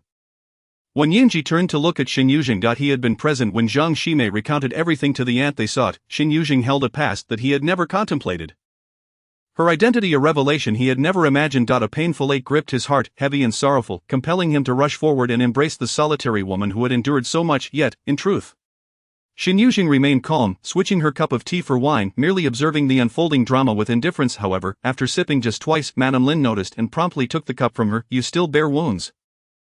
It would be best to refrain from drinking, Madame Lin gently advised. Shen Yuzheng obediently nodded. All right, I shall not touch wine again. Not at that moment, Shen Yuzheng cast a glance her way. It was the first time since his arrival that he had looked at Shen Yuzheng. Previously he had not dared to meet her gaze, and even now he still hesitated, yet he longed to restore everything to its rightful place. My true sister, the real eldest daughter of the Shen family is Shen Yuzheng. Tears streamed down his face as he beheld the tranquility and indifference in Shen Yuzheng's eyes. Would she even care for the truth he revealed? Was it too late? Shen Yuzheng's face turned ashen, his entire being teetering on the brink of collapse as he suddenly clutched his chest, the sudden suffocation causing him to double over in pain. Zhealing, is what you said true? Both Duke Shen and Shen Yuzheng simultaneously voiced their doubts. Not out of disbelief, but rather from an inability to accept the reality. Duke Shen suddenly leaned against the table, gripping it tightly to avoid collapsing. Shen Yuzheng nodded affirmatively. Indeed, it is true. 14 years ago, my mother took Yuzheng away from Zhangjia village, and en route back to the capital, she sold Yuzheng to old Madame Wen for a mere handful of silver. The contract bore my mother's name from Zhangjia village, and the handwriting matched her own. Duke Shen's hand slipped, and his body lurched downward. Had it not been for the timely support of a servant, he would have fallen heavily to the ground. Clutching the servant's arm, he began to tremble violently, his hands clenching tightly as he stiffly turned his head to glance at Shen Yuzheng. Suddenly, a memory struck him. Just days prior in the imperial study, in a fit of rage to defend Yanlan, he had delivered a harsh kick to Shen Yuzheng's shoulder. He remembered the physician's words, the bone is fractured. He had indulged an individual of dubious origins while turning his back on his own flesh and blood.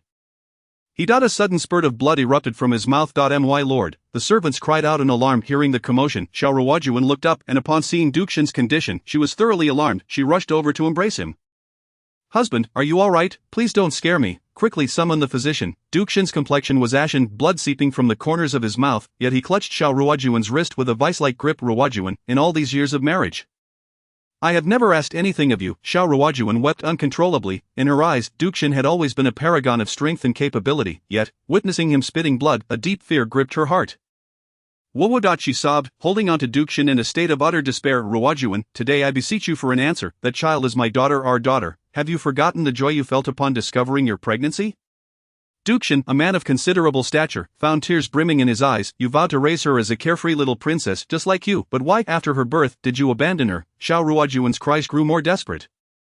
Under normal circumstances, Duke Shen would never have pressed her so, but today his gaze bore into her, demanding an explanation. Ruojuan, tell me why. Xiao Ruojuan clung tightly to Duke Shen, weeping. You were all gone, leaving me all alone. That place was so remote and dilapidated, and the villagers were unreasonable. I had no food, no clothes. I couldn't provide for her. Shen Yuzheng clenched his fists tightly, having heard the answer he had long sought. Yet it was utterly absurd. All the hardships he had imagined culminated in such a simple reason. His mother had abandoned his sister for such an inconsequential matter. Duke Shen's chest heaved violently, his face turning a shade of iron gray. Then why, when you returned to the capital, did you sell her? I had no money, she cried. I couldn't even afford meals or lodging. How could I return to find you? Though she spoke through tears, the tone of entitlement in her voice pierced Duke Shen's heart. His words caught in his throat, he was left speechless, and once more blood spilled forth. Xiao Ruojuan had always been coddled, shielded from any worry or hardship by both the Xiao and Shen families. Even during the births of their two sons, she had endured no suffering, surrounded by loved ones. Yet, when their most anticipated daughter was born, neither of them was present. They had assumed that with a mother's protection she would be safe, but Xiao Ruojuan had no inkling of what it meant to be a mother. They had raised her in such a manner, yet the price paid was their little daughter. It is my fault, my fault. Duke Shen pounded his chest in anguish, his eyes bloodshot. Why does heaven not punish me? Why must it punish? Duke Shen's gaze bore down upon Shen Yuzheng. Yet before he could utter a word, Madame Lin abruptly obstructed his view, glaring at him in anger. Your Shen family's issues with your daughter are your own, but do not involve mine. Our Yuzheng has no connection to you. Initially intrigued by the unfolding drama, Madame Lin's ire flared when she perceived her daughter being implicated. Grabbing Shen Yuzheng's hand, she strode toward the exit. The rest of the Lin family hurried to follow, while Shen Yuzheng stepped forward to pursue, only to suddenly halt in his tracks. He had neither the standing nor the right. However, Shen Yuzheng rushed after them, blocking the Lin family and Shen Yuzheng outside the banquet hall. Yuzheng, do not leave yet. Lin Yan and Lin Yi stepped forward, immediately positioning themselves before Madame Lin and Shen Yuzheng. What does Duke Shen intend? Your family has yet to resolve your own issues. Should you not return to address them? I wish to speak with Yuzheng. Shen Yuzheng's mind was still in a whirl, but he understood he could not let Shen Yuzheng leave like this. Your family's matters have nothing to do with my sister, Lin Yan retorted coldly. If Duke Shen continues to obstruct us, do not blame me for being ungracious. Lin Yan, a civil official, rolled up his sleeves before a military general. And Lin Yi followed suit. Shen Yuzheng was in a state of frantic urgency. You heard what was said. Yuzheng's true identity is actually that of our Shen family. What do you mean? Your Shen family? Yuzheng is clearly my daughter. Mine. Madame Lin's fury reached its zenith as she shoved Lin Yan and Lin Yi aside and positioned herself in front of Shen Yuzheng. Shen Yuzheng hurried forward. Fearing for Madame Lin's safety, Shen Yuzheng finally saw Shen Yuzheng, exclaiming, Yuzheng, we truly knew not of your mother's actions. Had we known, we would never have allowed you to suffer alone. He faltered, unable to complete his sentence. Prompting Shen Yuzheng to smile wryly, I thought Duke Shen would say, please forgive us. Shen Yuzheng had indeed been thinking along those lines but dared not voice it. Shen Yuzheng scoffed, Duke Shen might as well return and inquire of your mother. Why did she, along with Shen Yanlan and oh yes, Shen Yuzheng repeatedly seek my life? What was the reason? As Shen Yuzheng's face paled, she continued, or perhaps you should ask the Duchess. She has warned me time and again not to reveal my identity, lest I face dire consequences. What was the reason? She claimed it was for the sake of funds that she sold me, yet upon returning to the Shen family with wealth, why did she not redeem me? Duke Shen, you spend time obstructing me. Perhaps you should instead return and properly question your mother. Shen Yuzheng's expression wavered. He had not anticipated that his mother and younger brother had committed such acts. They had only managed to ask a few questions earlier, but upon reflection many of his mother's answers were indeed nonsensical. Yuzheng, I know that no matter what I say now, you will not forgive us. But the Lin family shares no blood ties with you. Who says there are none? Madame Lin grasped Shen Yuzheng's hand, trembling with rage. Your Shen family lost their daughter. That is your affair. How dare you seize my daughter? Shen Yuzheng quickly pressed her hand down, soothingly saying, Mother, regardless of what they say, I have no ties to the Shen family. Madame Lin wiped her tears, insisting, let us return home. She grasped Shen Yuzheng's hand tightly, leading her away, gradually distancing themselves from the scene. As Lin Yi brushed past Shen Yuzheng, he intentionally bumped into him, causing Shen Yuzheng to stumble and fall. Lin Yi exclaimed in surprise, do not attempt to play the victim. You, a military general, are not so fragile. Shen Yuzheng silently rose from the ground, his expression dark as he said, if your Lin family dares to bully her. We care for our own. How could we bully her? Do you think everyone is like your Shen family, secretly plotting against others? Lin Yi shot him a disdainful glance before hastening to catch up with his mother and brother. Shen Yuzheng stood frozen, unable to move for a long while, before he shakily returned to the main hall. The guests were departing one by one, their conversations filled with excitement. Even without eavesdropping, Shen Yuzheng knew the subject of their chatter. Yet, he lacked the strength to intervene. It felt as though all his vigor had been siphoned away. Shen Yuzheng's eyes lit up upon seeing him, but as he noticed the emptiness behind him, the light in his gaze quickly dimmed. The servants carried Duke Shen to a side hall, and the physician soon arrived, with Xiao Ruojuan following, weeping. The once lively and joyous banquet hall had become desolate and chaotic. Bereft of life, Shen Yanlan stood in her place, staring vacantly, motionless. She could not comprehend how events had devolved to this point. Today was meant to be her birthday celebration, her moment in the spotlight. Yet now she found herself a mere laughingstock, a fool. It felt as though someone had stripped her of her garments and even her very soul, leaving her exposed before all. Shen Yuzheng looked at Shen Yanlan with disdain in his eyes. Lock her in the woodshed. From now on no one is to let her out without my command. Hearing Shen Yuzheng's orders, Shen Yanlan jolted back to reality. Elder brother, you cannot treat me this way. You have always been the one who cared for me the most. I am afraid of the dark. Shen Yuzheng glared at her fiercely. Do not call me elder brother. There is no blood relation between us. Shen Yanlan turned to Shen Yuzheng, who wore a solemn expression as he inquired, have you ever harmed Yuzheng? Shen Yanlan, seemingly unable to bear the weight of his gaze, took a step back. The two individuals who had once cherished her the most now regarded her with the eyes of adversaries, a reality she could not accept. Eldest brother, second brother, please do not look at me like that, I implore you, Shen Yanlan cried out, only to suddenly burst into laughter. We share no blood ties, yet have we truly harbored no feelings over these past 8 years? It is I who have spent day after day by your sides. I have been the one to accompany our parents, fulfilling my filial duties. Will you dismiss everything I have done merely because of a lack of blood relation? Were your affections for me all a facade? It is not a facade, yet precisely because it is genuine, we all bear some blame. Shen Yuzheng lamented, while we indulged you. Yuzheng was suffering, the thought of it. What does her suffering have to do with me? Shen Yanlan interrupted. I am not responsible for her plight. You cannot lay the blame at my feet. It was mother who rejected her, who despised her. If she is so despised, why can't I be your sister instead? Is blood relation truly of such paramount importance? Have you not endured unhappiness over these years? Shen Yuzheng and Shen Yuzheng fell silent, and Shen Yanlan, observing their stillness, erupted into laughter once more. If anyone is to blame, it is you, second brother. Was it I who instructed you to kill Shen Yuzheng at Baiyun Temple? You acted on your own accord.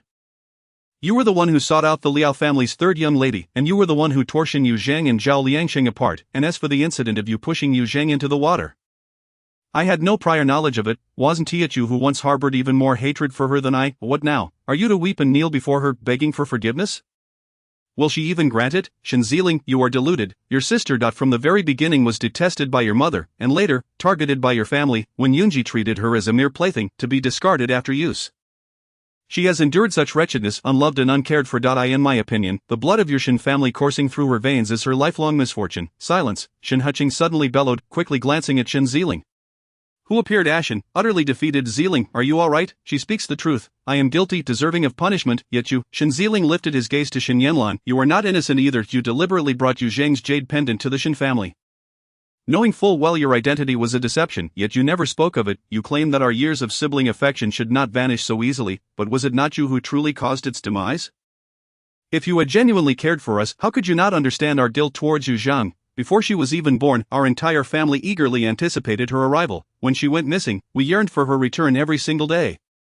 You are fully aware of this, yet you chose to exploit my guilt, inciting me to confront Yu Zhang. If I am to descend into the depths of hell, you should accompany me. Shen Yanlan was struck by Shen Yuzheng's words, shaking her head frantically. It has nothing to do with me. It is not my fault. Take her away, Shen Yuzheng commanded with a furrowed brow. Shen Yanlan was escorted away, her curses still audible from a distance. Concerned, Shen Yuzheng turned to Shen Yuzheng, who suddenly crumpled, his knees hitting the ground with a thud. Yuzheng, Shen Yuzheng rushed to support him, only to find Shen Yuzheng like their father, spitting blood. Shen Yuzheng looked up, tears streaming down his face. Eldest brother, I have committed countless wrongs without realizing it. I nearly caused our sister's demise. Will she ever forgive me? Shen Yuzheng found himself at a loss for words of comfort, for he too understood Shen Yuzheng's current sentiments towards them. Eldest brother, what should I do? Teach me, guide me, tell me how to make amends. Shen Yuzheng was led out of the Shen residence by Lady Lin, who was still fuming, intent on taking Shen Yuzheng far from the Shen family. Just as they were about to board the carriage, Shen Yuzheng halted, grasping Lady Lin's hand. Madam, I cannot return to the manor just yet. Lady Lin's expression shifted from anger to grievance. Why have you stopped calling me mother? Shen Yuzheng paused, and under the watchful eyes of Lady Lin and the rest of the Lin family, she softly uttered, mother. The single word dispelled all of Lady Lin's earlier frustrations. Observing Lady Lin's elation, Shen Yuzheng felt no reluctance in addressing her. Mother, I have matters to attend to and cannot return just yet. Lady Lin insisted, you cannot go alone. Let your eldest and second brothers accompany you. Shen Yuzheng shook her head. I have Hongshu with me. I will return swiftly once I am done. The reluctant Lady Lin acquiesced, leaving a carriage from the Lin family behind. Shen Yuzheng instructed Hongshu to drive them towards Fei Hongju. Is the person sent by the Grand Princess nearing the capital? She inquired during their journey. Hongshu nodded. They should arrive within the next couple of days, Shen Yuzheng commanded. Once they reach the capital, arrange a place for him to stay and let someone take him out for a stroll. He is rather reticent, but I believe seeing his daughter no longer in the guise of the Shen family's eldest daughter will spur him to speak. The Grand Princess had bestowed upon her such a significant gift, and she intended to utilize it wisely. Did Shen Yanlan think this was the end of everything? There was far worse awaiting her. Shen Yuzheng suddenly remarked, are we being followed? Indeed. Hongshu glanced back while driving. It appears to be the young master's carriage, Shen Yuzheng replied. Pay it no mind. Proceed directly to Fei Hongju. Upon reaching Fei Hongju, Shen Yuzheng ascended to the second floor and entered a private room. Soon someone brought her tea, but she requested it be replaced with wine. She needed to confirm something with Wang Wuchang, hence her wait here. Earlier at the banquet, Lady Lin had obstructed her from drinking. Now she could indulge in a couple of cups, yet, fearing the scent of alcohol might be detected by Lady Lin upon her return, she sipped only one cup before sighing and setting it down. She rose and approached the window, gazing down at the street below when a knock echoed at the door. Shen Yuzheng turned, leaning against the window, her gaze playfully fixed on the door. Hongshu opened it, and when Yunji stepped inside, Adhering, when Yunji's penetrating gaze bore into her, his voice tinged with a husky timbre, Shen Yuzheng smiled. Come here. Chapter 99. He truly enjoys witnessing the proud fall from grace. When Yunji stood by the door, his dark eyes intently fixed on her. In the next moment, he strode towards Shen Yuzheng with urgency, his gaze deepening. He halted before her, staring intently. Shen Yuzheng smirked, wrapping her arms around Wen Yunji's neck. He swiftly grasped her waist, leaning in closer. I have called off the engagement with the Shen family, he declared. Yes, I saw it today, Shen Yuzheng replied, nodding with a smile. Planting a kiss on the corner of Wen Yunji's lips, the expression on Shen Yanlan's face had been utterly delightful, a sight made possible by the young master. Wen Yunji's eyes darkened as he pulled her closer, attempting to kiss her, but Shen Yuzheng turned her head away. Taking a deep breath, he grasped her chin, turning her face back to his Adhering. This level of affection is insufficient, he insinuated as he caressed Shen Yuzheng's lower back. Shen Yuzheng inquired, do you wish to stay here? Return home with me. Wen Yunji murmured, that is not an option. I promised mother I would return shortly, Shen Yuzheng replied with a laugh. Wen Yunji tightened his grip around her waist, and Shen Yuzheng frowned slightly. I still bear an injury on my shoulder, you must be cautious. Wen Yunji released his hold, encircling her waist loosely. He inhaled deeply. If you wish to disregard the Shen family's affairs, I will ensure they can never disturb you again, and if you desire to reclaim your identity, I can assist you in regaining everything you wish. The chill in Wen Yunji's gaze was palpable. How could the matriarch of the Shen family be so heartless, neglecting Yuzheng since her birth? How had such a small infant survived and grown? She had entered the Wen residence at the age of 5, how had he failed to notice her all this time? Had he recognized her sooner, could he have protected her and ensured her safety? For all those years she had been under his very nose, yet he had never truly seen her. A deep ache pierced Wen Yunji's heart, akin to a hidden thorn that throbbed with every thought of what he had missed. Tormenting him and serving as a constant reminder, he gazed at her, his profound gaze tinged with a hint of frenzied affection. Adhering, whatever you desire, I shall make it happen. As long as Yuzheng spoke, he could procure even the moon from the heavens if she wished for it. Is that so? Shen Yuzheng smiled, her eyes shimmering with an elusive light, rendering her intentions unclear. Wen Yunji was overly confident. How could he be so certain that he could provide for her every want? What if she desired his very life? Would he still offer it? She favored taking things into her own hands over receiving gifts from others. Wen Yunji watched her with an enchanted gaze, murmuring, Adhering, let us marry. I have called off the engagement. I wish to marry you purely and simply. Shen Yuzheng remained silent, and upon observing her lack of response, Wen Yunji's voice grew strained. You promised me that once I severed ties with the Shen family, you would marry me. Adhering, speak. Shen Yuzheng's silence filled him with anxiety. He desperately sought an answer. Shen Yuzheng stifled a yawn and remarked, very well, but my mother wishes to keep me for another 2 years. It is uncertain whether I shall be married off so swiftly. There is no rush. Wen Yunji sighed in relief, embracing her as he said, we can become engaged first, and I still need to make a trip to Jiangnan. Once I have settled matters there, I shall return to wed you. Shen Yuzheng inquired, to Jiangnan? What business do you have there? Wen Yunji's eyes darkened, and his tone grew somber. You seem quite agitated at the mere mention of Jiangnan. Is there someone of significance there for you? Shen Yuzheng's expression cooled, irritated by Wen Yunji's recurring obsession with this issue. The Shen family owes you a debt, while the Lin family protects you. Do you believe that you can still manipulate me as before? I have no qualms about severing ties completely. Wen Yunji, care to test that? Wen Yunji's countenance soured, his lips pressed tightly together, his body stiffening. He remained silent, while Shen Yuzheng continued to gaze at him coldly.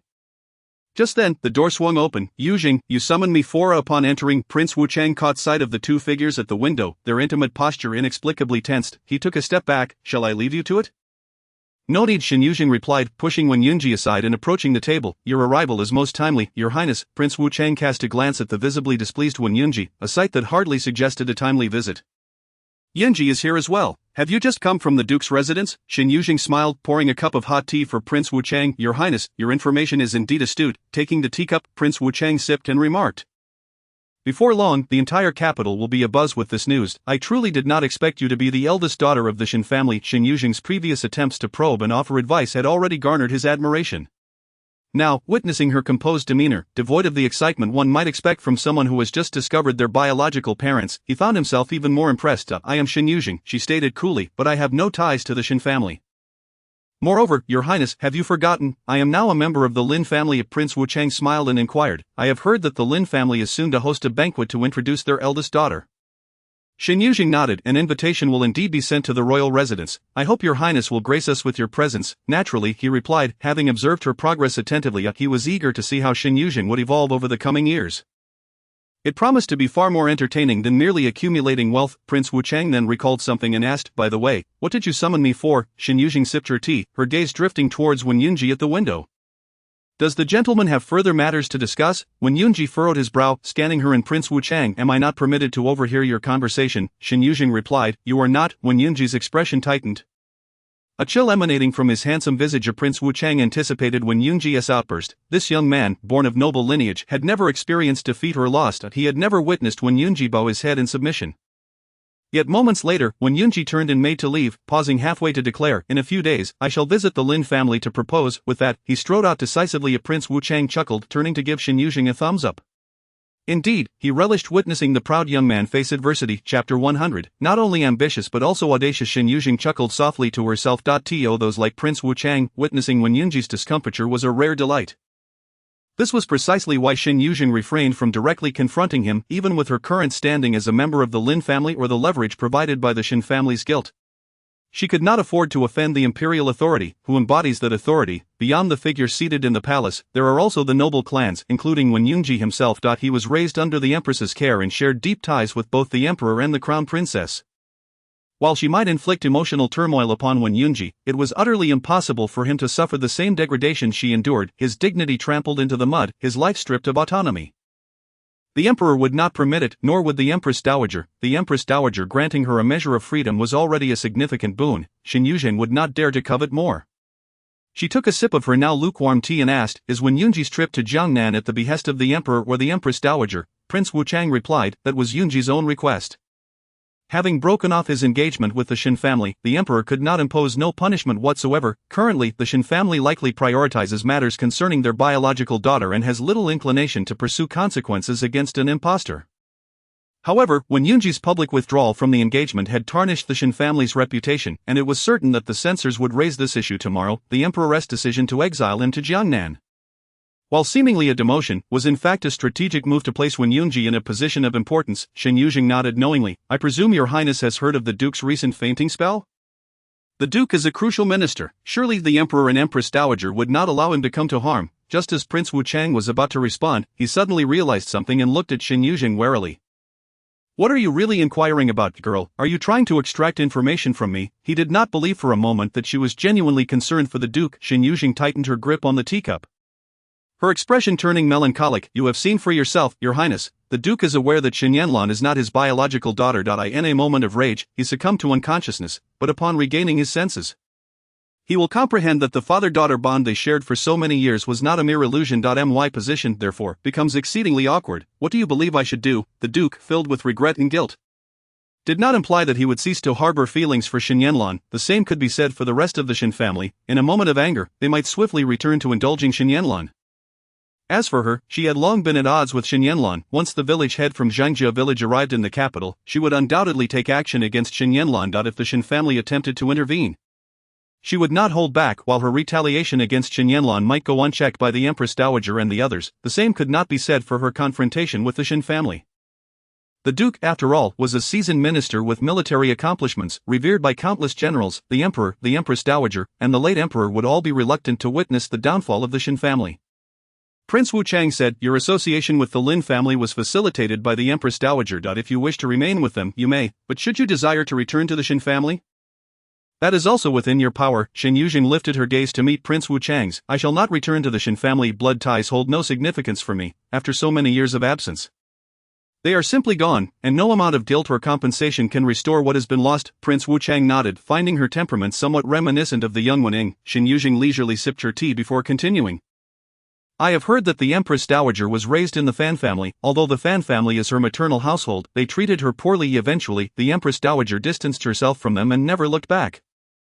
I assume there are no members of the Fan family left in the capital now." Prince Wuchang chuckled. "After all that, have you circled back to the Fan family just to juxtapose them with the Shen family?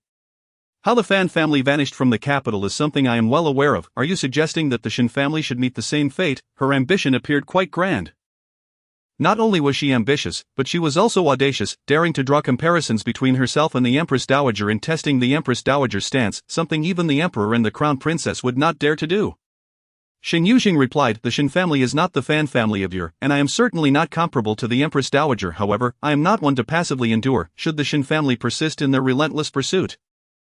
I cannot guarantee what drastic measures I might resort to, potentially jeopardizing the trust the Empress Dowager has placed in me." Prince Wuchang cautioned, "Do not inquire about this matter with me. The Shen family is entangled in court affairs. Should the stability of the court falter, both the Empress Dowager and the Emperor will take action." Shen Yuzheng lowered her gaze, fixated on the clear tea within her cup. After a prolonged silence, she nodded. "I understand. Since court matters are beyond her reach, she must insert herself into the fray. Ultimately, her lack of power was the crux of the issue." Shen Yuzheng then playfully asked, "Your Highness, do you think that if I were to send an invitation to Lord Du, he would come?" Prince Wuchang teased, "Lord Du never attends any banquets. If you can manage to invite him, that would indeed be an impressive feat." "Thank you, Your Highness." Shen Yuzheng smiled, pouring another cup of tea for him. However, Prince Wuchang hesitated to drink, feeling as though he had fallen into some trap from the moment he was drawn to Shen Yuzheng, to their partnership in business, and now serving as a conduit between her and the Empress Dowager. He found himself reduced to a mere information source. Fielding her inquiries, Shen Yuzheng placed a cup of hot tea before Prince Wu Chang and cheerfully remarked, "The princess consort visited Yuxiang Pavilion a few days ago and selected quite a few items.